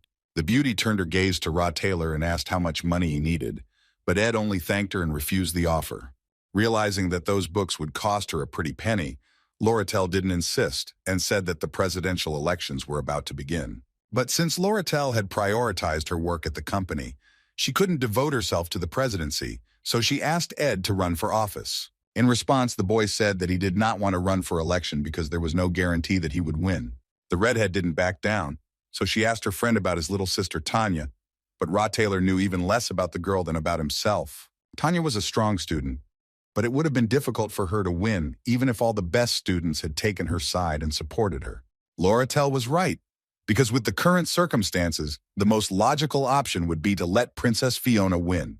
Tanya Taylor was the lesser evil, and she was ready to do anything for every vote, even the most pathetic and humiliating tricks. But unfortunately, she would not have been able to overcome the gap in strength, and Tanya would have lost by a huge margin of votes, becoming incredibly upset. Lorettel noticed the doubt on Ed's face and asked if he was on the princess's side, but the young man replied that he was simply worried about his little sister. Although this answer made the redhead happy, she felt a little sad since most of the students idolized Fiona and loved her. Green-Eyed put her head on the boy's chest and added that she didn't want him to be like that because she liked the boy very much. The beauty looked at Ed with her emerald eyes and said that if he supported Fiona, she might even start to get jealous. She and Ed stood in this strange pose for some time because the boy simply did not know how to act, and Lorettel took advantage of this. In the end, she decided to play her trump card and pressed herself against the young man again, saying that she could hear his heartbeat at that moment. Rot Taylor was no longer going to tolerate such impudence, so he simply pushed Lorettel away, to which the girl began to mutter something under her breath with displeasure. When she asked Ed what she had done wrong, the boy calmly explained that he simply didn't want to date anyone until graduation. After these words, the redhead looked at her friend with hope in her eyes and asked what would change in his opinion after graduating from the academy. Ed Rot Taylor himself didn't know what would happen after graduation, so he simply put his hand on Lorettel's shoulder and stood silently. Green Eyes smiled and called this silence valuable information because she had no idea what importance Ed attached to graduation. But since the holiday was just around the corner, Lorettel did not become sad and added that she would definitely have enough patience to wait for it. Unlike the girl, Ed Rot Taylor was not so confident because surviving until graduation was far from the easiest task. At the end of the story, the guys will face the final boss of the entire game, which Taylor, the main character, will have to defeat. Only after that victory will peace finally reign at the academy, so the boy will be able to successfully graduate and start living his own life. Clarice, who was the symbol of the Telos Order, and Fiona, who was the symbol of the royal family, were supposed to support Taylor in that battle. Only with the help of the girls and her new friends will Taylor be able to defeat the final boss, the Sacred King's dragon. Ed pushed those thoughts aside and began to think that the class placement had gone well, and Clarice was finally getting a taste of normal life. The young man believed with all his might that now the plot would go according to plan, and he would be able to breathe a sigh of relief. But he rejoiced too early. Contrary to his expectations in the bedroom of one of the game's main characters, the plot simply burst at its seams as hard as it could. Once again, she woke up in broad daylight, sat up on her bed and stared at her hands, thinking about her fate. Fiona had always been confident and strong, but now she was terribly hesitant about running for Academy president. Carciel sat in his room in complete darkness and clutched his head, not understanding why he was the one who was chosen. The guy wasn't made of steel, so sometimes he even cried because he didn't want to go to the duel that he was chosen for. While listening to some newbies' requests for help, Zix continued reading the alchemy book and asked why he needed it. That freshman couldn't stand it and said that he wanted to study at Zix, and besides, he wanted to prove his worth. Zix smiled and said that the newcomer had already achieved his goal, since he was already the best student in his district, but the guy was not satisfied with this status. He remembered Yannicka, who controlled the spirits, Ed, who was incredibly popular and wanted to fight all these guys in the future. The freshman was a little upset by Zix's answers, and in the end he said that he understood that the order that worked in the academy. What was interesting was that the newbie had taken this into account in advance, so he sent a request to Clevius, the best student in the second-year combat department. The boy told Zix that when he finally defeated Clevius, he would then challenge Ailia, the best student of alchemy, to a duel, and then Zix himself. Zix asked why he chose him if the guy wasn't even the best, to which the newbie explained that he just liked the guy's character. After these words, Zix broke into a sly smile and called the first year rather eccentric because he had Napoleonic plans for the seniors. The second-year student said that the little guy would soon have to learn a very important lesson at the academy because he had exaggerated his powers too much. As he was about to leave, Zix said in parting that the newcomer wouldn't even be able to reach him, so the guy shouldn't bother his head with Yannicka and Ed. The newbie really didn't like Zix's words that he would never be able to defeat Clevius or any of the other guys. Zix, meanwhile, left the academy wanting to be at least a little in peace and quiet, but even there he found something. Ed Rot Taylor ran up to the guy and thanked his friend for trying so hard back in the library. When Zix told the boy about the newcomer Wade Callamore, Ed became thoughtful and began to remember when he should have been present in the story. As the son of a Legion commander in the northern border, Wade was born with an innate talent for swordsmanship and took first place in his first year.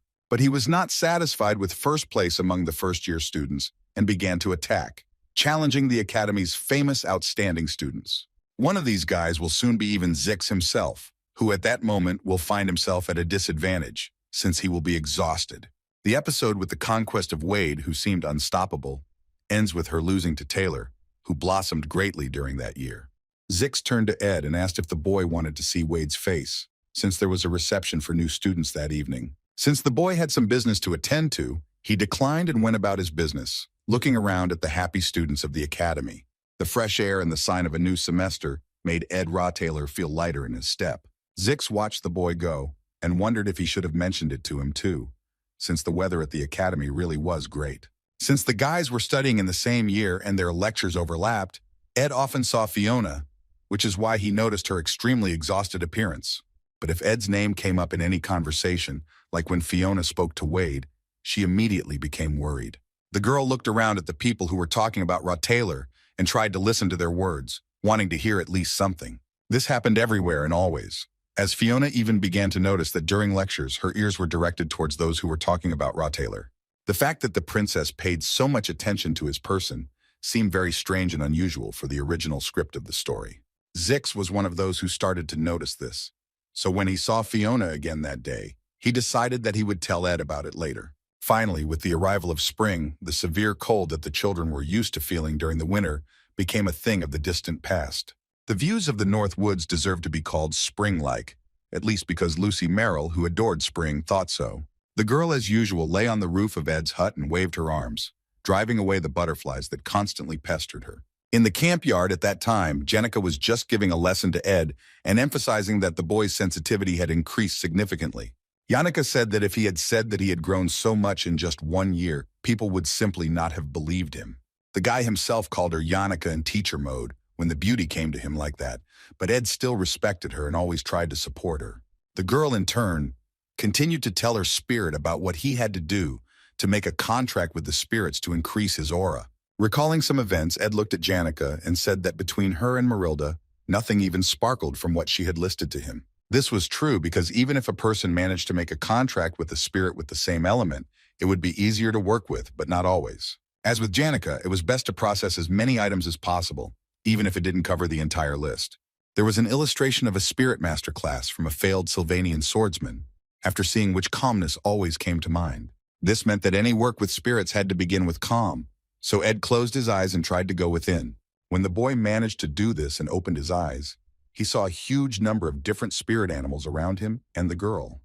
Taylor looked them over with his eyes and asked if he would have difficulty sorting out his thoughts if he mastered so many spirits. Janica smiled and explained that the boy shouldn't have pushed away those who liked him, since she had finished talking to the rest of them long ago.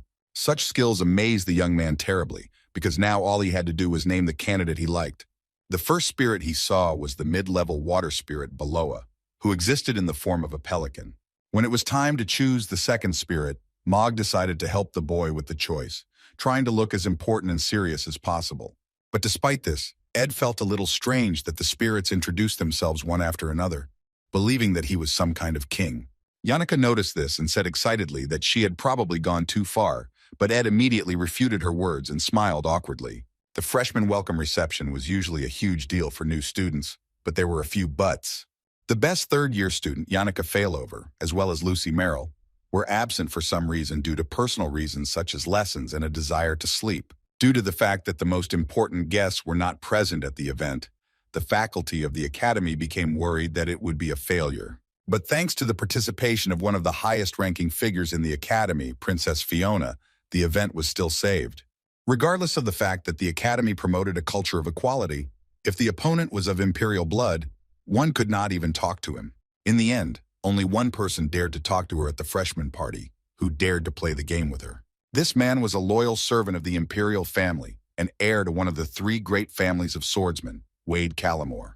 The game of chess between the boys was really intense because they were both very good and experienced at it. Fiona glanced at her opponent and ordered him not to use the theory of monarchy in chess because it was stupid. Then she looked back at her chessboard and said that during her time at the academy, the girl had become more objective and attentive. Suddenly, while Wade was bragging about what else he could do besides chess, Fiona suddenly realized something important to her. Ed Taylor was a mistake that involved getting kicked out of the dorm, which made the boy a thorn in the princess's side.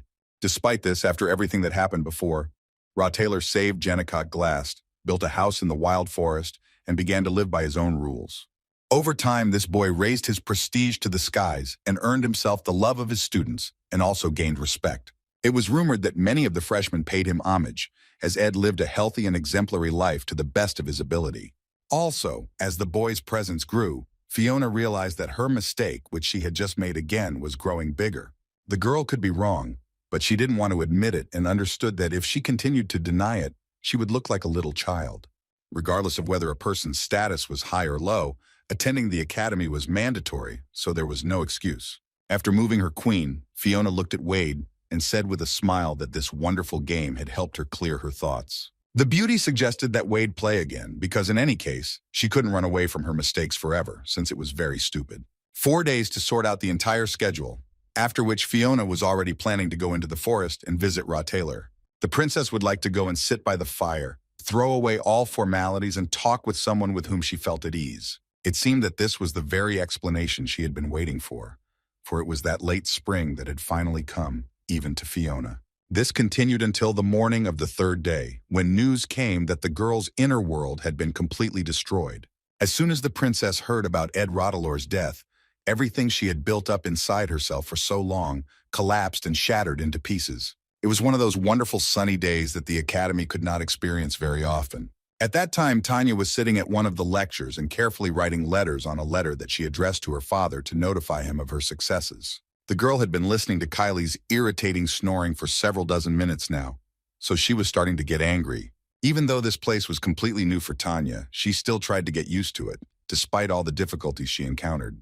At the end of her letter, Tanya mentioned that she also met Lorettel, whom her father had spoken of, but the Redhead turned out to be much stricter. Ed Roteler had been a stain on their family for many years, but in the days she had been with him, Tanya no longer felt that way. Due to the fact that the beauty herself was still quite young, Tanya even thought that in her childhood the boy was not so scary. In addition, the little one also told about the wonderful place where her brother built himself a house using only available materials. In this place, she always had wonderful dreams that were connected with the girl's warm and pleasant childhood, where Arwen was still alive. In one of these dreams, Tanya even managed to hold Arwen's hand, enjoying the very feeling that she missed so much. Then, in addition to Arwen, the girl realized that with her other hand she was holding Ed, who looked like an incredibly kind, caring, and loving brother. Tanya finally finished writing the letter to Crepin Taylor and signed it, ending by saying that she loved her daddy madly. Using the same seal of the deadly hell that his daughter had, Crepin sealed the letter he had just written to her in response. Crepin handed the letter to his servants and said that it would be difficult for his girl to cope with the elections and the purchase of the sage's seal alone. The man handed his assistant the dagger, with which he had signed the letter, and the servant held it up to the 2 men in robes. The chief Roteler said that it was precisely because of these difficulties with Tanya that he did not send her vassals whom she could trust.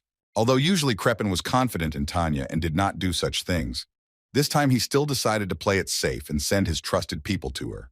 The servants who stood near the entrance to his office opened the door for the vassals and they left, leaving Crepin sitting on his throne.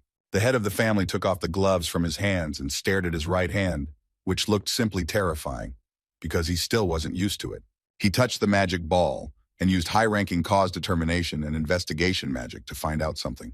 The ball, under the pressure of his magic, immediately began to shine and act, gradually revealing all the information to the master. Crepin felt very sorry that he could not use this power often, because earlier he spent all his magic on something else. The result of his anger and rage was the inevitable end, because from that moment on, the rumors about Ed Roteler's murder became true. It's not clear from where the murder came to the attention of Yannicka, who, as soon as she saw what had happened, screamed in shock and fear. Poor Ed Taylor, meanwhile, instantly lost consciousness after the blow and fell into the ravine over which he had been standing before. As much as Yannicka wanted to save her friend, the girl ran to the edge of the cliff and did not have time to grab his hand, watching as he died. At exactly that second, when Yannicka realized who it was for, she promised herself that she would pay for the life of her beloved. Crepin peered into the crystal ball and saw those angry eyes of Yannicka, thinking that that step was forced by extreme necessity. 3 days before Ed's death, Tanya was hard at work, researching what Princess Fiona's chances were of winning the election. The princess had such a high and strong reputation that she was an important person not only in the imperial family. If Fiona really did run for president, Tanya would have exactly zero chance of winning, because she was a nobody. Of course, the girl knew perfectly well that reality and romance were different things, but she still had to give up this hope. Suddenly, she heard Zix's voice next to her, who approached the girl and asked if she was going to study stechiology. Tanya was so unexpecting of his visit that she simply froze and could not get a word out while Zix was constantly talking about something. While the boy was telling her something and making suggestions, behind Tanya she heard the voices of her peers, who were simply losing their heads over Zix. Suddenly, Loratel came out to the guys on the street and told Tanya that she was planning to hold negotiations regarding the Sage's seal very soon. Even Lucy Merrill came out with Loratel and greeted the girl in a sweet way, leaving her simply stunned. Kylie and her friend, who were standing next to her, couldn't believe their eyes and squealed in amazement at how many important people Tanya knew. That friend said she was elegant and well-connected, but not at all boastful about it, which was amazing. Tanya was still standing with the girls and could hear all their conversations, so she turned to them and, with a smile, thanked her friends for the compliments. Finally, Rottler Jr. managed to escape from prying eyes and find himself in his own room, in peace and quiet. After slamming the door, Tanya felt that her status and grades at the academy had risen to an incredible level, which was definitely a good thing. But even despite this, the girl did nothing at all, and this surprised her the most, because the only free cheese was in a mousetrap. If she really had to ask, the reason she was treated with such care was because she was Ed's sister. Tanya had considered her brother a piece of trash her entire life, but now she felt like the last piece of trash.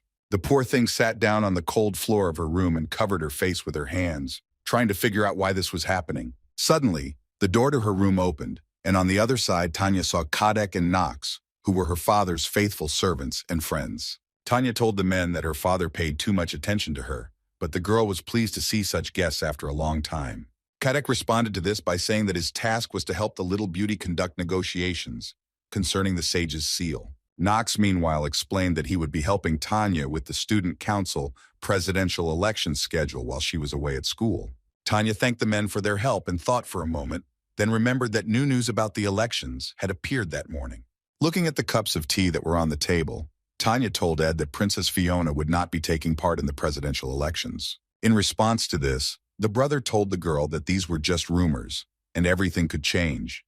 But Tanya was already gradually beginning to dream of her victory. Ed couldn't get the fact that the final boss of Act 4 was his father out of his head at that moment, so he had to be careful. Because of his impeccable work, everyone around knew that man as the magnanimous head of the Rottler family, which was a complete lie. Only Princess Fiona noticed the dark side of Crepin, because the imperial power and the girl's experience of influence helped her to determine people. When Ed opened his eyes to look at the sky, he saw Yannicka right above his face, who, as it turned out, also had a premonition of something. The girl put on a very serious face and said that her gut instinct was telling her that Ed would soon do something very reckless. Without waiting for the young man's answer, Yannicka sternly ordered him to stop making his life difficult, because he had already suffered so much. Ed sighed loudly and decided to honestly admit to Yannicka that he even wanted Princess Fiona to become student council president. Yannicka was surprised by such a statement, because Princess Fiona treated the guy very ugly, and besides, it was his little sister's dream. Zix noticed how sweetly the boys were talking and mockingly suggested that they move to some more secluded place. The boy apologized for disturbing their private meeting, but Zix knew the reason why Princess Fiona didn't want to take part in the elections. Hearing exactly how that scoundrel expressed himself about their meeting, Yannicka exclaimed with displeasure and ordered him to be a little more restrained. Zix rolled his eyes and began to explain that in his opinion, Princess Fiona had become a lost alpha wolf, just like he once was. The alpha wolf, who had driven the pack to death because of his poor choices, showed no reaction to any dangers around him. After finishing his artistic description of Princess Fiona, Zix said that this is exactly how she saw the look of the daughter of an imperial family. From that moment on, Zix didn't want to disturb his friend's conversation anymore, so he said goodbye and made a few more jokes about their relationship. It could be said that Zix's animal intuition was at a level higher than the 5 senses of a human, but there were still some things he didn't know about Fiona. Ed felt that the princess might simply lose her hostility towards his family, which would ruin the entire plot of the story. While he was flying in his own thoughts, Yannicka noticed the nice weather and said that if it rained, they could practice the water spirit. The girl continued to talk about how she helped her friend improve his skills, making Ed smile. The boy suggested that the beauty first focus on what they could do during the sunny weather, after which he thanked her. Lucy Merrill lay on the roof of Ed's hut in silence and calm, looking at the sky, thinking that it was going to start raining very soon. Suddenly, the sleeping beauty heard strange sounds nearby, so she instantly jumped up from the roof and landed on a log near the fire. With a flick of her fingers, and without removing the jerky from her mouth, Lucy Merrill lit the fire with her fire magic, making her friend's life easier. Her instincts never let the beauty down, so just a few moments later, the image of Ed Rottler appeared behind the trees nearby. The boy entered the camp territory and made sure that spring had fully come into its own. The forest looked greener than green. However, the rain could have made it difficult to get outside, and given that Lucy Merrill had stayed to sleep there, that could have been true. The rain hitting her body made Lucy feel depressed, so the boy began to worry a little about her and think about how to drag her inside. Noticing the small droplets that were just beginning to appear from the dark clouds, Ed decided that he would wait for a real downpour. But since he didn't really need a change in the weather, the boy ignored the rain and went to the edge of the cliff with his bow. Mog poked his head out from under his hood and happily said that he had never been to the North Coast because it was too far. The fire spirit added that there was no better place in the world to train the water spirit formula than that cliff under the gorge with the river. In an instant, he and Mog saw two strangers in robes approaching them. So Mog became very angry and combative. Ed quickly shut the animal's mouth and aimed his bow at the strangers, because one of those guys started saying something about his parents. Remembering who these men could be, Ed realized that they were vassals of the Rottler family, who were responsible for her dark side. They were Crepin's best henchmen, who had been through fire and water and were now on Akan Island to deal with him too. Not paying attention to the boy's bow, the vassals began to move towards him, saying that they had really missed their master for a while. They ignored any orders he gave them to stop, continuing to mention the rumors they had heard at the academy regarding young Ed. At the exact moment when Ed realized the real purpose of these guys' arrival, they fell to their knees and shouted that they repented before Rottler Sr. Knox took a dagger from his pocket and its master and placed it on the ground, saying that the master wanted to kill his son with this very thing. However, the more they researched the academy grades and young Ed's life, they realized that he had found his wisdom and peace. The vassals lowered their heads guiltily and began to repeat that they had explained everything in detail to Crepin, and now they wanted to apologize to Ed himself. The boy, meanwhile, was not at all convinced by such statements, so he also continued to stand and aim at them with a bow. Ed whispered quietly, so that the villains would send aside these dirty tricks, which he didn't even dare to bite on after what he had experienced. Kadek, in turn, smiled slightly and dared to look up at the young man, saying that the young master had grown a lot since their last meeting. As Ed thought, it was all a real game, because the next second Kadek jumped up and rushed at him, holding that very dagger in his hands. Kadek was an eagle knight, delivering windy blows with a sword he had wielded since childhood, and could do anything with it. His ally Knox was a brown bear knight who used a flaming mace with fiery energy, just like Ed Rottweiler. The boy knew these two too well to fall for all their tricks and baits, because he had crossed paths with them more than once in the main game. The men, meanwhile, continued to fight, and showed all their sides as killers responsible for the dark side of the Rottler family. Suddenly, one of them decided to press on the feelings and asked if the young master remembered Meliana, who had once gone blind in one eye because of the youth. It happened at the very moment when Ed pinned the poor maid to the ground with his foot, not knowing that she was Knox's daughter. Ed quickly remembered what the vassal had said, so he agreed with him, but said that revenge was in vain, because men could not defeat him. Knox didn't care about his advice, and the man continued to shout that after revenge, there was only emptiness left, which Ed didn't even know about. Kadek joined his friend's sadness and grief, noticing how much Ed's strength had grown while watching his fight.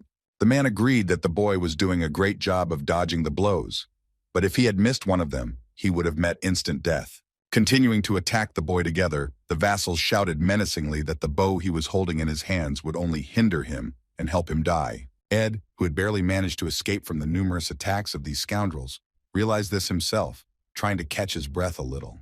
Knox had no desire to stop, so he charged at the young master again and screamed that he had nowhere to run. But suddenly, instead of giving the little bastard a punch in the face, Knox felt a sharp dagger plunge into his neck.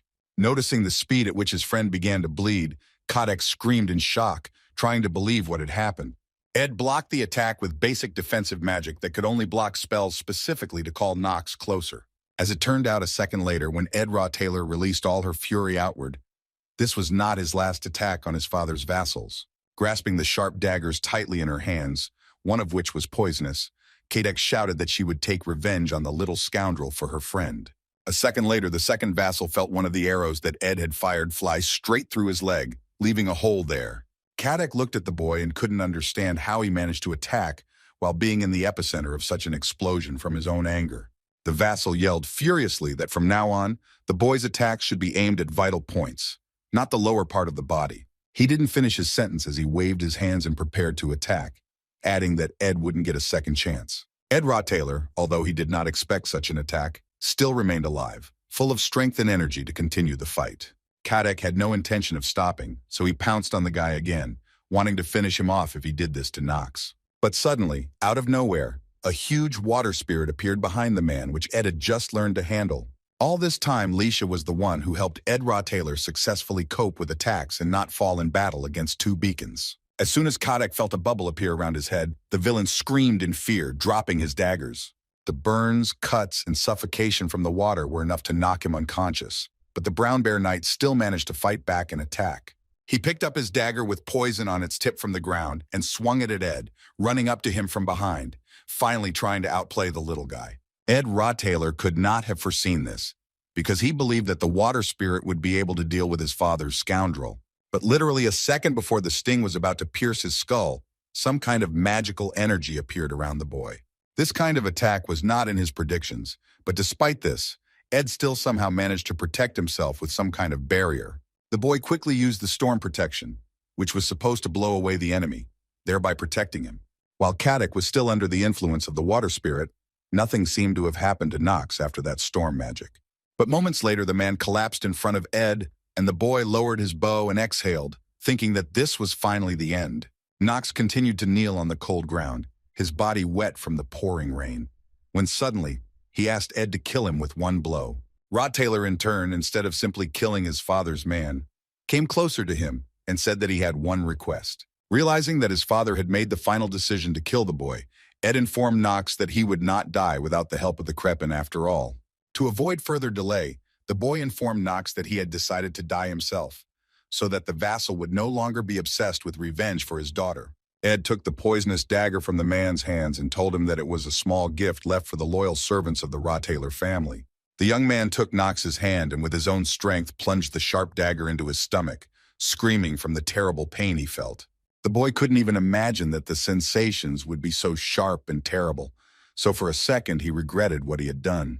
Suddenly, at the most inopportune moment, Yannicka appeared on that rock, who was supposed to be there earlier to conduct classes with Ed. But suddenly the girl heard that very heartbreaking scream and immediately looked in the direction from which it reached her ears. Seeing Ed Rottailer just killed and falling off a cliff, Yannicka rushed to his aid, but unfortunately she didn't make it in time. Realizing that from that moment on the past could not be returned, Nox screamed in shock because he did not want to kill the boy at all. But the main fear of this man was that the way they killed Ed Rottailer himself was seen by one girl who became a witness. Yannicka felt such a sharp bitterness and pain in her body that she immediately lost control of herself and released all her strength. Even the Brown Bear Knight Nox, who boasted that he had seen and experienced everything during various battles, saw something like this for the first time. The higher-level entity whose highest-level spirit was right in front of him was summoning the rest of the high spirits in the world with his ritual. Yannicka Failover turned on the villain with a fury she had never seen before, then hissed at him if Nox had realized what he had done. The girl's terrible state was taken advantage of by the one whose tail, as they said, was larger than the Imperial Castle and was already visible in the sky. Theorpus, a fire spirit of the highest level, was exactly the spirit that loved to use desperate mages for his own purposes. If you summon one or just his paw, at least the entire northern forest will burn down and only ashes will remain, not to mention the academy. There was no need to understand the meaning of the huge magic circle embroidered on the sky, because fate had already been decided. Anyone who encounters such powerful, transparent energy will immediately realize what situation was unfolding before their eyes. It was obvious death, which spoke with its own voice to poor Nox, who did not even want Ed Rottailer to die. When the man felt all of Yannicka Failover's anger and wrath, it was too late to feel sorry, so he was thrown back by a huge magic. The only one who still had any sense was Marilda, who came to Nox's aid at the last second and ordered him to run. The she-wolf sternly ordered him to survive at any cost, because Nox needed to report to everyone what he had to endure. Trying to somehow fix the situation, Marilda rushed straight to the epicenter of this whole maelstrom, where Yannicka asked what she was doing. The girl was not herself, and the she-wolf understood this. So now she had to not retreat, ignoring all the orders of this evil force. Marilda was wise, and therefore confident that Yannicka Failover, her best friend, would do nothing to the spirit queen of the northern forest. When Yannicka realized that it was not she who had summoned the she-wolf, and that she had not been able to cancel the summoning, the girl began to think. And from that very river that flowed at the foot of the cliff from which Ed Taylor fell, someone's bloody hand appeared. The boy thought of that very moment when he was walking with Lorettel and discussing with her how his magical engineering was progressing. As progress was good, the young man spent days and hours on this activity, trying to learn one very important technique. In the end, he managed to make a legendary rank magic engineering item, which was the Delheim Hourglass. This thing would return the body's state to what it was a few seconds ago and remove all damage and wounds. The hourglass removed the effect of the poison from the dagger, but Ed clearly felt the wounds he received during the fight, especially under the influence of salt water. The situation at the top of the cliff was extremely unusual, so he called on Marilda, who could fix it before he arrived. Ed gathered his strength and finally emerged from the river, sadly realizing that so much effort had been spent on a single-use watch. But the most important thing was that the boy managed to survive after everything he had gone through during the battle with his own father's vassals. Crepin's high-ranking cause and effect magic was extremely difficult, so he had to bypass it. If word gets out that Ed defeated Nox and Kadek and survived, Crepin will turn to dark magic again at any cost. He will do this until he finds a new future where his son dies, which is why Ed needed to fake his death. Although the boy did not understand why his father tried to kill him, if he confirmed the future in which he died, he would finally calm down. It was difficult to send vassals to the academy without a special reason, so most likely Crepin's justification was to help Tanya, who was there. Ed didn't have enough strength to walk and think at the same time, so the young man stumbled and fell onto the wet sand. The problem was that the young man was unable to move, namely to stand up and think about how to save his dear Yannicka. Suddenly he heard behind him something very similar to the roar of a dragon, which was also accompanied by a sharp sensation of heat. Ed gathered his last strength and rose to his feet, his body aching so much that it felt like he was on the brink of life and death. Yannicka, who had finally calmed down and found her lover, without any hesitation, threw herself on Ed's neck and thanked him for being alive. The hero really didn't have the energy to withstand such a jump, so he and Yannicka fell back onto the wet and cold sand.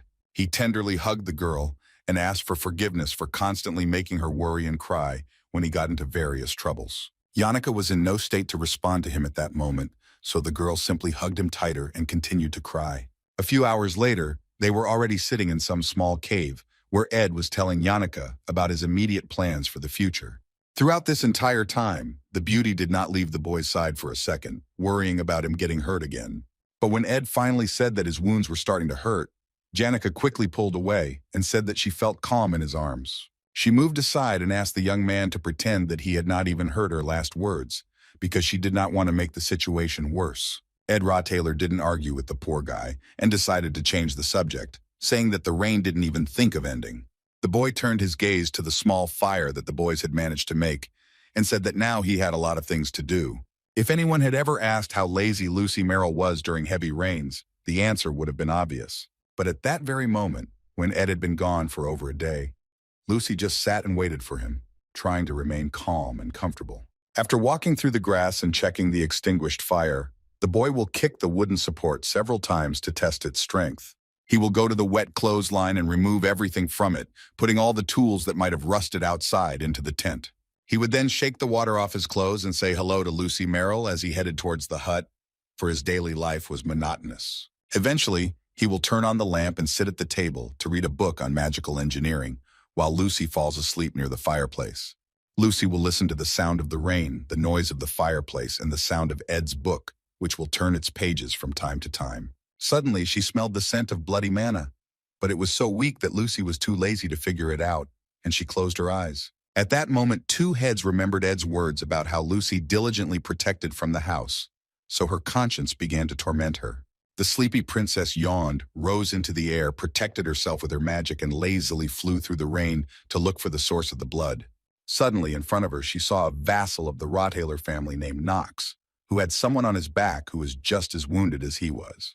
Knox told the girl that he had injured his leg in the forest, and his friend had come across a wild animal and was now on the verge of death. Lucy Merrill was very tired after doing nothing all day, so the girl sighed and said that she would save the men's lives. But she wasn't going to do all this for free, so she hissed in a menacing voice that first she needed to hear the whole truth. Professor Flavin, meanwhile, magically appeared on that rock and found there a dagger with the name of the Rottweiler family. The man looked around and sighed with displeasure, whispering that such terrible things always happened on his watch, because someone had definitely died. Once at the academy, Yannicka remembered in detail everything that happened on the cliff, but only slightly interpreted it into a better story. When she finished telling how she found Ed already stabbed when she arrived at that place, she fell silent. Flavin and the other students were quite surprised, but the professor still asked her if Yannicka remembered the killer. The girl told him that the killers were vassals of the Edda family, so Flavin ordered his men to go and search for the body. Suddenly, through the almost impenetrable wall of rain, they saw a very familiar image approaching them. Literally a second later, Lucy Merrill felt terribly tired and was unable to teleport to the professor and Yannicka using magic. While Yannicka was trying to get the girl to calm down and listen to her, Lucy revealed that she had caught Ed's killers. After saying that the killers were Kadek and Knox, Lucy Merrill turned around and ran in the opposite direction, not wanting to waste time. The girl ran to the edge of the cliff, took the bow that belonged to Ed Rottweiler, and immediately covered it with her magic. Yannicka screamed at her friend to stop immediately, but since it was too late, Lucy had already used her anger magic. Note that Yannicka tried to catch up with her. The Sleeping Beauty did not hesitate and disappeared from her place. Professor Flavin stared after her in shock but quickly shouted that they urgently needed to catch up with Lucy Merrill and bring her back. The man turned his gaze to Yannicka Failover and asked the student, dumbfounded, what this meant, but she only shouted that they didn't have time. They didn't have any time before the situation took an irreversible turn, and the boss of the third became active in advance. Lucy Merrill, in turn, found herself in front of the vassals, whom she began to interrogate about who exactly they served before they killed Ed. Hearing that those scoundrels were the minions of Crepin Rottweiler, Lucy concentrated magic in her hand and directed it at the scoundrels. Knox began to try to justify himself somehow, saying that, to begin with, they arrived at the academy with good intentions. Since this could be true, since Crepin's daughter had recently arrived at the academy, Lucy Merrill could not restrain herself and provoked an explosion. Sleeping Beauty hasn't been this angry for a long time, because in her eyes you could see the desire for revenge for the death of her best friend. Lucy Merrill believed that Tanya Rottweiler was the main culprit in this situation, so she left her vassals and rushed to search for the girl. Suddenly, Lucy heard behind her the worried voice of Belle's maid Maya, who asked her mistress what she was doing. In the woman's hand, Lucy Merrill noticed a small square-shaped thing that began to activate and release its powers. Belle Maya, meanwhile, continued to look at the girl and ask her what and why she was doing with those two men in the air. Despite the fact that the academy was in complete chaos, the maid was calm and tried to somehow resolve the situation. But Lucy didn't like Belle Maya's initiative at all, because the girl began to measure her with her intense and furious gaze. She pointed her hand at that very small square in the woman's hands and broke it without any additional effort. Then Lucy looked again at the head maid of the academy and shouted for her to bring her Tanya Rottweiler, the boy's sister. Belle Maya had known Lucy Merrill for many years, but even she had never seen the girl so angry and out of control. The academy's training arena, meanwhile, was filled with columns of smoke due to the end of the beautiful duel between the two warriors. When the opponent praised Elvira for how skilled she was during the competition, the girl growled at the guy that he had fought her unfairly. This opponent was the same Wade who, as he had stated earlier, dared to fight with second-year students and wipe everyone's nose. Having finished with Elvira, the boy turned towards where his older comrade Zix stood and silently waited for his turn. Zix had enough of the spectacular show of the fight between Elvira and this narcissistic good-for-nothing, so he didn't say anything about wanting to be next. Wade, in turn, could not help but take advantage of his victory against the best student of alchemy, so he began to publicly humiliate her. The public, who had already seen enough of Wade's fighting style, was not entirely confident that Zix would be able to defeat him without any injuries. In fact, even Zix himself felt how the excitement was spreading through his body faster and faster, because he underestimated this boy, which was a mistake. Suddenly, the roof of the training hall collapsed and the students heard some strange noise, which scared them a little. Zix didn't lose his composure and immediately rushed to run towards the source of the explosion, while Wade shouted after him that first they needed to find Belle Maya. The boy glanced at the windows that were passing by on the right side and realized that it was already too late to tell the maids. The maids, including Maya herself, were under the effects of a time prison placed on them by the furious Lucy Merrill. There really were geniuses in the world who were capable of roughly copying the stellar magic that someone had dedicated their entire life to studying. One of these geniuses was the Sleeping Beauty, who still menacingly ordered her subordinates to bring her Tanya Retellings. Realizing that the situation was extremely dangerous, Zix leaned out of one of the academy's windows and asked Lucy, dumbfounded, why she was doing this. But suddenly, the guy's attention was drawn to one of the maids, who loudly screamed for everyone to immediately run to her. The maid screamed that the main housekeeper had also been hit, and they were all confused, because Lucy Merrill's words had surprised everyone. To clarify the situation, the girl told Zix that, according to Sleeping Beauty, third-year student Ed Retellings had died. Zix, who truly loved that guy as his close friend, stopped in shock at such information, unable to run any further. Wade and the maid turned towards him and asked why the boy had stopped when they needed to hurry. But Zix had a completely different opinion, so he ordered the guys to go first, because he suddenly had a couple of urgent matters to do.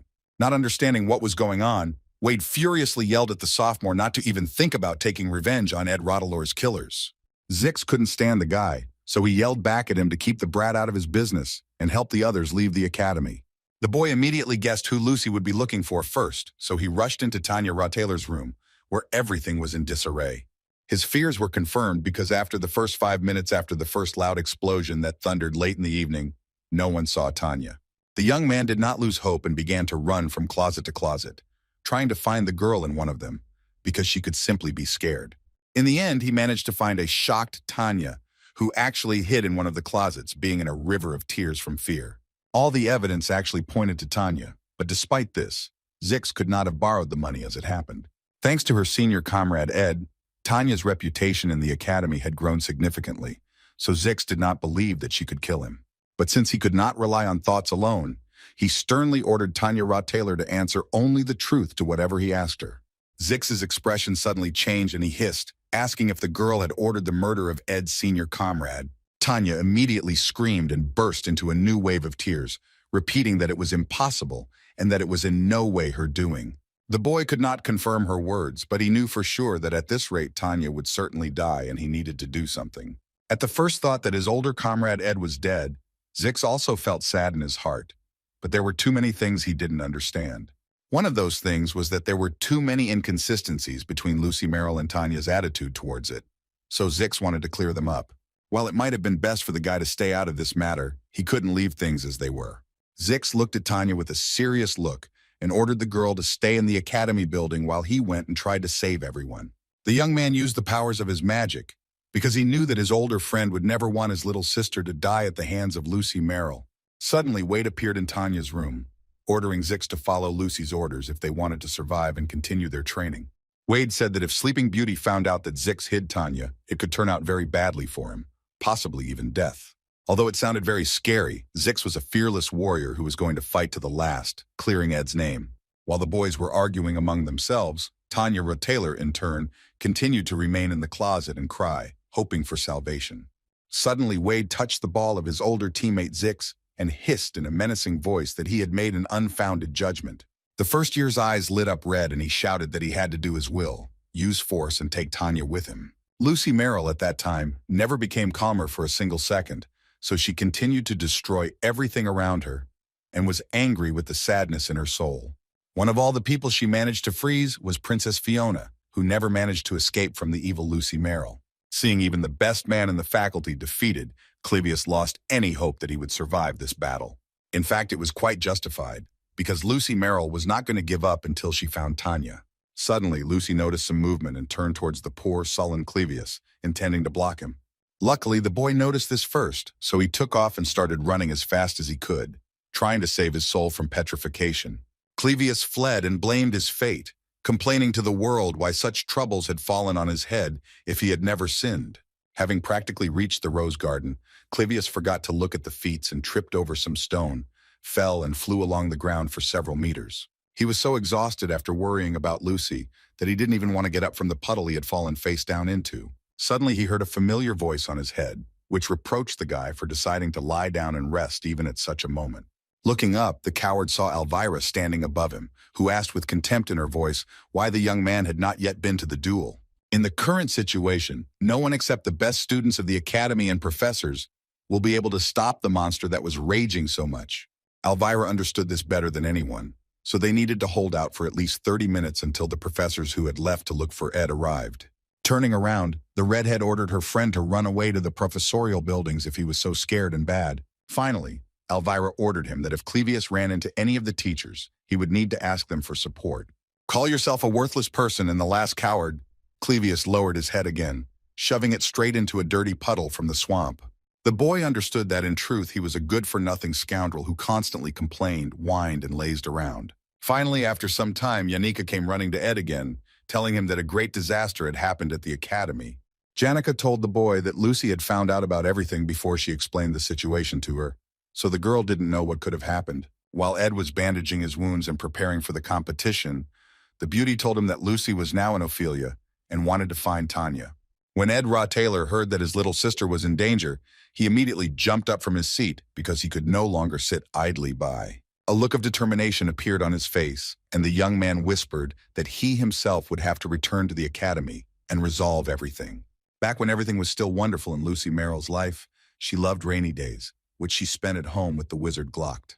Usually on such days, she was always wet and sick, so Glocked cooked her chicken broth and looked after the baby. Every time the girl felt ill, the old man advised her to remember this feeling, because of which she would not want to get sick later. When her body remembered the fever, Lucy became less vulnerable to pain and injury from people around her. The girl must have met thousands of such people in her life, and they will all try in every way to trample the little one and show her that she is nobody. It was for this reason that Lucy Merrill had to learn from childhood the art of defending her honor, which was special to her. Now at the present time, when no one fulfilled the requests of the little capricious girl, she immediately became filled with anger and a desire for reprisal. Lucy Merrill never killed anyone in her entire life, but that didn't stop her from finding the culprits like Tanya and punishing them. The girl was going to do this as soon as possible because she was not at all, that is, who was ready to spend a lot of time on such nonsense. Of course, there will come a time in life when Lucy will become bored with her innate abilities, because life with them will be monotonous. In addition to monotony, the Sleeping Beauty's enemy could be a feeling of meaninglessness, or a feeling of pain along with distant memories. Remembering and going over all these words in her head, Lucy Merrill herself did not understand how she'd called the great mage Glocked an old deceiver. The girl took a few steps towards the academy and created an explosion, the column of smoke from which was even higher than Sylvania. Lucy shook off the dust and soot that had lingered on her body, then became disappointed by the weak force of her blow. But as it turned out a second later, it was a blow from Elvira, whom Lucy saw in front of her with a small suitcase with all her potions. This alchemy student was not at all part of the Sleeping Beauty's plans, so Lucy sternly ordered her to get out of the way and not interfere. Without waiting for Elvira to do it herself, Lucy used magic and threw the girl back, clearing a path for herself. While in the air, Elvira whispered that it turned out that it was not a spell, but a release of a stream of mana. She looked at the furious Lucy, who stood right above her soul, and continued to say that the problem opened up in the girl's mana. Elvira smiled and noted that they, wizards with excellent sensitivity to magic, were doing things with just mana. The Redhead was not going to give up, so she shouted at her opponent that they, alchemists, knew how to transform magic into something else. The girl took some potions out of her suitcase and began to make reagents that created the crimson crystal effect. She instantly activated the thing that absorbed a large amount of magical power and allowed her to move smoothly through its channels. From that moment on, Elvira wanted to use Lucy's magical energy as fuel to power her magical engineering tools. Even though all her precious creation would be destroyed, Elvira was willing to sacrifice it for the sake of defeating evil. At the academy, meanwhile, the maids were busy trying to evacuate the students who were in danger during the incident. While they were busy, Elvira finally got carried away and shouted at Lucy to try to break through her power and barrier. Suddenly, when Lucy Merrill finally activated her powers, Elvira saw an overload notification due to the huge amount of mana. Elvira simply couldn't believe her eyes, because theoretically, it was impossible to use such a quantity of mana against the tools. This action had no value, because there was nothing that possessed such magical power except one person. It took Lucy Merrill only 3 minutes to subjugate all the maids of the academy, the best students, and a couple of other important people. One of these girls was Elvira, who, although very badly injured, was still conscious. Lucy made sure that no one was going to get in her way now, And then she turned around and went in search of Tanya Rothtaylor. Suddenly, she felt someone grab her leg and say that if Lucy continued like this, she would regret it very soon. Elvira gathered all her remaining strength and whispered that with such strength, Lucy could blow up Ophelis from the very beginning. Well, the girl didn't do it for the reason that her older friend Ed would hardly want something like that, especially from his best friend. Lucy Merrill knew this. Although she did not want to admit that Elvira was right, it was absolutely true, and it was hidden in her soul. When Sleeping Beauty said that she would think about it after meeting Tanya, she felt someone's shadow that was about to attack her. Elvira, who saw who the owner of this shadow was, simply froze with her mouth open, trying to check this amazing picture.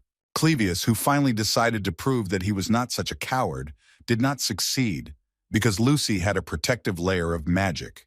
The young man shouted at Lucy Merrill that she would never be able to pass and get inside the academy, but he immediately realized that this was a very big mistake. The girl calmly raised her right hand in the air, snapped her fingers, and recreated a small surge of magical power in it. Despite how small the splash was, with a deft movement she directed it at Clevius and threw him so far away that she didn't even see him. The time spent on the best second-year student of the military faculty was equal to exactly 1 second. Clevius Northundale, who had truly proved for the first time in his life that he was capable of standing up even to Lucy, lay unconscious. Lucy Merrill herself looked at him with her indifferent gaze and understood that there was no one in this place who could stop her. Wade, meanwhile, still did not give in and shouted at Zix that he would have to fulfill his will, even if he had to use force. Since the young man was not going to listen to him, Wade jumped up and rushed at him with the ball, shouting that he would take Tanya with him. As soon as the first-year student tried to attack him, Zix immediately successfully dodged it, because he predicted it a couple of seconds before. In response to the insolent man's ferocious attack, Zix concentrated all his strength and anger, wanting to defeat him with the swordsmanship of the Islan family. The boy was surprised at how this guy had learned such a complex and unconventional technique, which was usually taught only to nobles. There was more freedom of movement, but the pillars of theory were still there, so the way Wade fought was true fencing art. But since his techniques were not fully honed, Zix easily found some gaps in them where he was going to strike. Wade was also able to find the areas where Zix was weaker, so he was confident that he would emerge victorious from this fight. After all, this young man had never lost to anyone in his life, except for his own coaches and those who taught him as a child. Suddenly, he still managed to attack his older comrade, who immediately used the windblade to defend himself. At the last second, Zix caught the right moment and pressed his opponent to the ground, giving him several blows and knocking him out. Zix felt excitement in his heart, so he asked Wade with interest if he wanted to continue the fight, to which he agreed. The little one growled that he was a man who got real pleasure from fighting the strongest, so he could not refuse. He swung his sword at Zix and shouted to his comrade, begging him to give him even more pleasure and a sense of victory. Zix, in turn, only sighed heavily and calmly told the little first-year student that he looked terribly pathetic at that moment. The boy did not enjoy the fight and showed enthusiasm only in those fights in which he saw the potential for victory. When Wade heard these words, he protested, but Zix added that if he really wanted to fight the strongest, he would not have chosen him. It was this truth that could make little Wade lose his concentration, and Zix knew it, so he kept pushing him. Calling the scoundrel a petty, cowardly scoundrel, Zix still managed to repel his fencing attack and sink Wade's sword into the ground. Wade, who had never been so humiliated and defeated in his life, stared at his opponent in shock, trying to comprehend this. Zix stopped only when the tip of his weapon was a couple of centimeters from Wade's neck, who almost wet himself from fear. The boy asked Wade what the little guy was going to do against an opponent who was too tough for him and was about to kill him. Without removing his sword from his neck, the older comrade said menacingly that this was Wade's limit, and he should never overestimate himself again. Lucy Merrill, meanwhile, was not idle either, so she again destroyed one of the walls of Tanya Rothtaylor's room, preparing to enter. Suddenly, she heard a voice behind her saying that it was arrogance that killed most of the warriors in the world. Turning around, the girl saw some shadow there, which was walking in her direction and was ready to risk its life for a second chance. That shadow was Clevius Northundale, who gathered his last strength and drew his sword, thinking that fear was his true weapon. The boy could barely stand on his feet, but he continued to live and fight, waiting for the moment when he would finally be rewarded. Even though he could always run away from fear, there came a time when his legs were chained to one place, and he did not want to move anywhere. His whole body was shaking like crazy, but strangely enough, his hand holding the sword was strong despite everything. Even if defeat was inevitable, the boy remembered the feeling of inertia that forced his body to move forward.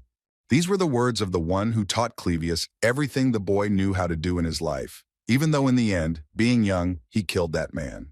Alvera had known this boy for many, many years, but she had never seen him like he did at that moment. Lucy Merrill, in turn, did not lose her head for a second, so she took Ed's bow and pointed it at her future opponent.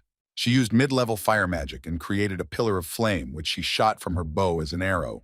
A huge explosion occurred where the sleeping princess was aiming, but Clevius did not forget her promise not to kill anyone.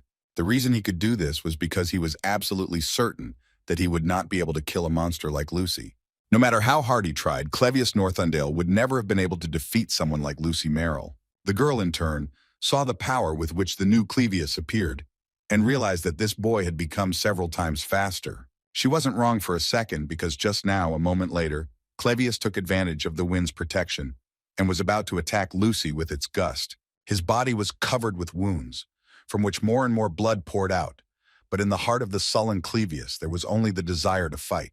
If Clevius had lost consciousness from blood loss, no one would have been surprised, but his mana amount was directly dependent on the amount of blood spilled. Seeing that this guy was about to attack her with the Nortundale family's cursed ball, Lucy realized that a bloody sword fight had begun. Even Lucy Merrill herself could feel the anger and fury with which this boy fought against her, trying to defeat her protective magic. Clevius, for his part, had never felt so strong in his life as he did in that moment when he finally lost his fear and began to act. Suddenly, Lucy was finally able to use her magic and stop his ferocious attacks, at least for a while. But the girl very soon realized that even her highest power was useless against his mana, which was increasing with every second. Clevius was like a real monster, who attacked and attacked the sleeping beauty without stopping and wanting to kill her. Eventually, Lucy Merrill got tired of playing games with him, so the girl used her strongest spell and finally won. Blood fencing used the blood of the owners as mana fuel, and was therefore the most forbidden technique of all. As a child, Clevius was always scolded for this and forbidden to inherit this technique, which turned people into real monsters. Regretted it. It was that moment in his life that Clevius never forgot and terribly regretted, but in such cases it increased his thirst for blood. Clevius Northundale transformed into the Blade Demon himself, who finally admitted that Lucy Merrill was a true monster. The girl, in turn, watched Clevius, and for the first time in her life, felt that he was someone she was interested in fighting with. But despite this, the beauty did not doubt for a second that she was stronger than him, so she boldly used divine retribution. Zix and Tanya, meanwhile, were running through the long and half-destroyed corridors of the academy, already very close. When the boys finally got to where they had been running all this time, Zix froze at the sight of the one who was waiting for him there. Loratel smiled at her friends and informed them that if they went out the door at the end of the hallway, they would be able to escape by a safer route. Zix looked at the Redhead and couldn't believe that in such a terrible situation she was helping them without even trying to benefit herself. Green Eyes, meanwhile, calmly said that Tanya was very lucky, thanks to Zix's accompaniment, because there were many dead ends on their way. Loratel turned around and was about to return to her room when Zix suddenly asked the girl if she had heard about Ed. The girl replied that she wasn't sure, after which Zix asked menacingly what Loratel would have done if Tanya had come to her alone. The Redhead wasn't one to lie in situations like this, so she turned around and shouted in a furious tone that she would tear Tanya to shreds. Zix gripped his sword tighter and stepped forward, telling his friend that it was a very rash decision, but Loratel didn't believe him. Realizing that she was in a very bad situation, Tanya screamed in fear that she had nothing to do with it, but Zix quickly calmed her down. In response to this, Loratel sighed and suggested that the boys move on, as she was not in the mood for reprisals. When this girl just said that she let them through because she couldn't beat them, Zix's body instinctively froze. Everyone in the academy knew that it was dangerous to come into conflict with Loretel Keelan, but this moment was somehow strange. If this beauty showed hostility, then absolutely everything that they could imagine could be waiting for the guys behind that door. But as the situation grew more tense with each passing second, Zix tried hard to figure out what to do, because they could die. Elvira stood and cried, unable to stop, because she simply could not believe how cruel Clevius could be. There wasn't a single living spot on the young man, but he was still going to take on the high-level spell and continue. Clevius remembered his older brother, who always asked him not to blame himself because it was the mistake of those who wanted to know the limits of his powers. The boy always told little Clevius to keep his head up since bloody fencing was not a curse. The hero, who stood up to an entire army, always rushed into battle full of determination, because he was the same owner of this skill as he was. The boy's brother told him that the warrior used his dark powers to protect his family, so he was never a real monster. But at that moment, when Clevius no longer felt any pain from the loss of blood, the boy was sure that his brother was deeply mistaken.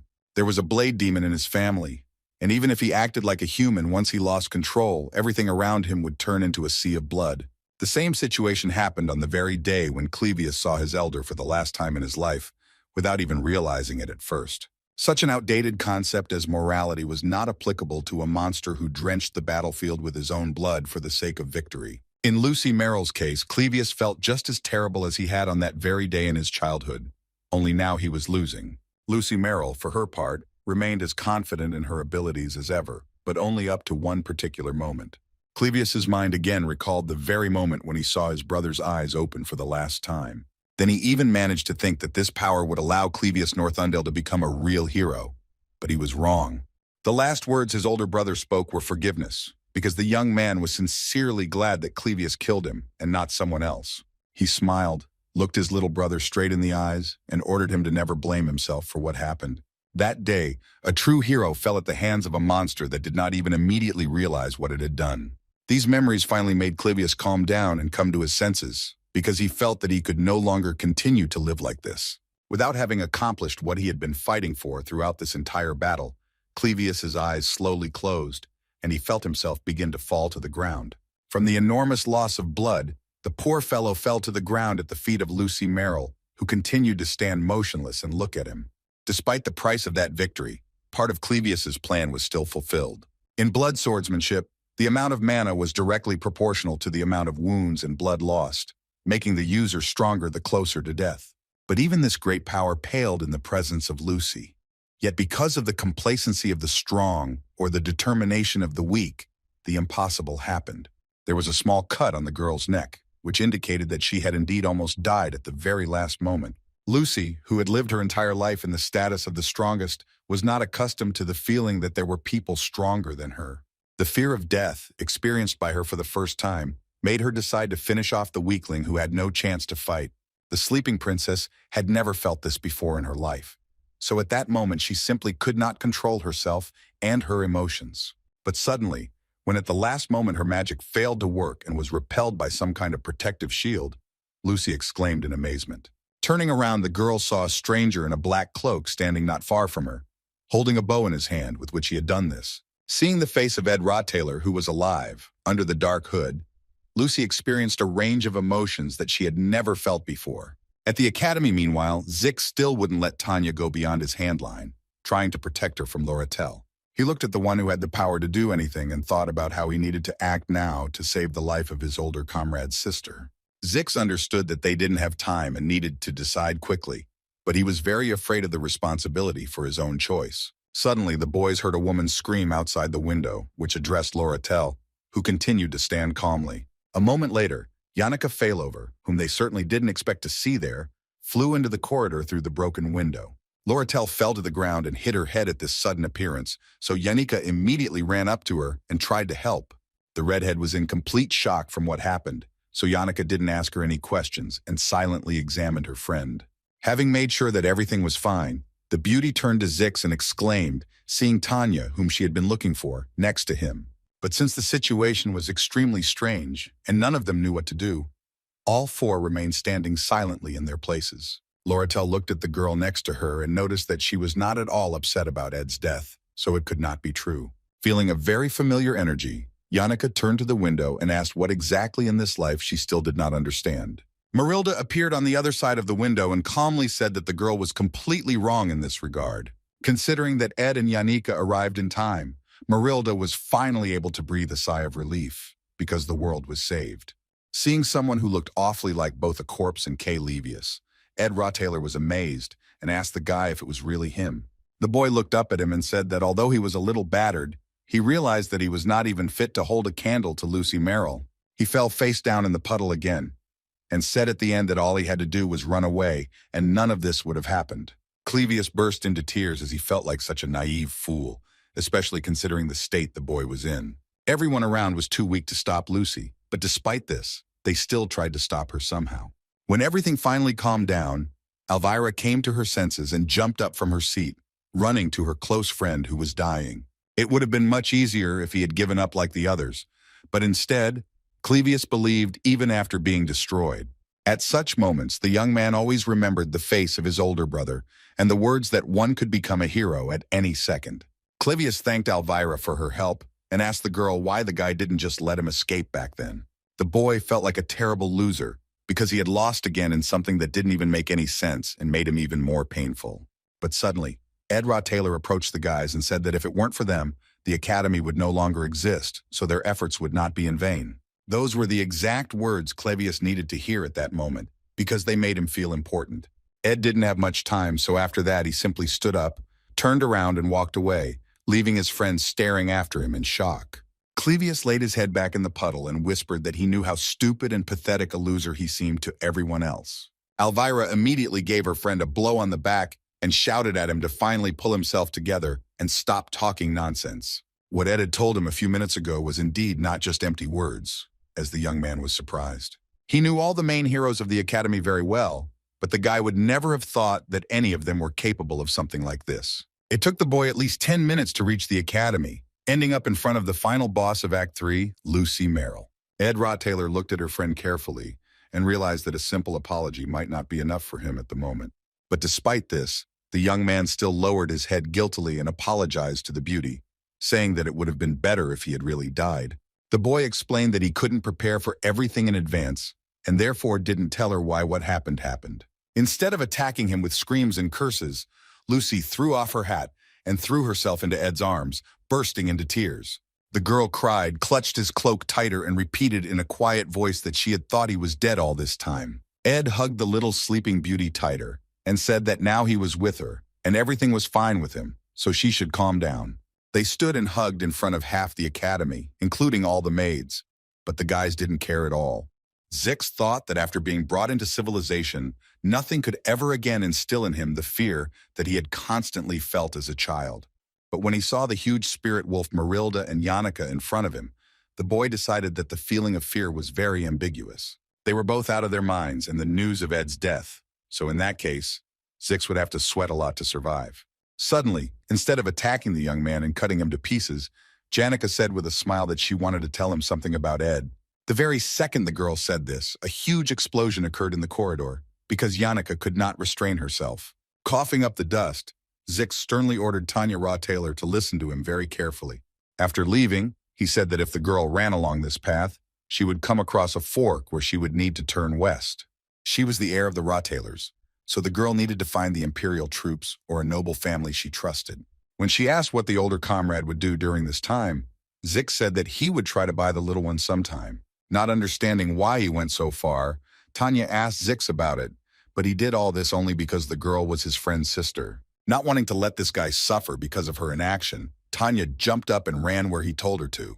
Zix, in turn, clutched his sword tighter and whispered that he was ready for anything that could now crawl out of the dust at him. He said that he fully understood that the girls would not listen to him because Yannicka's feelings regarding Ed were completely justified.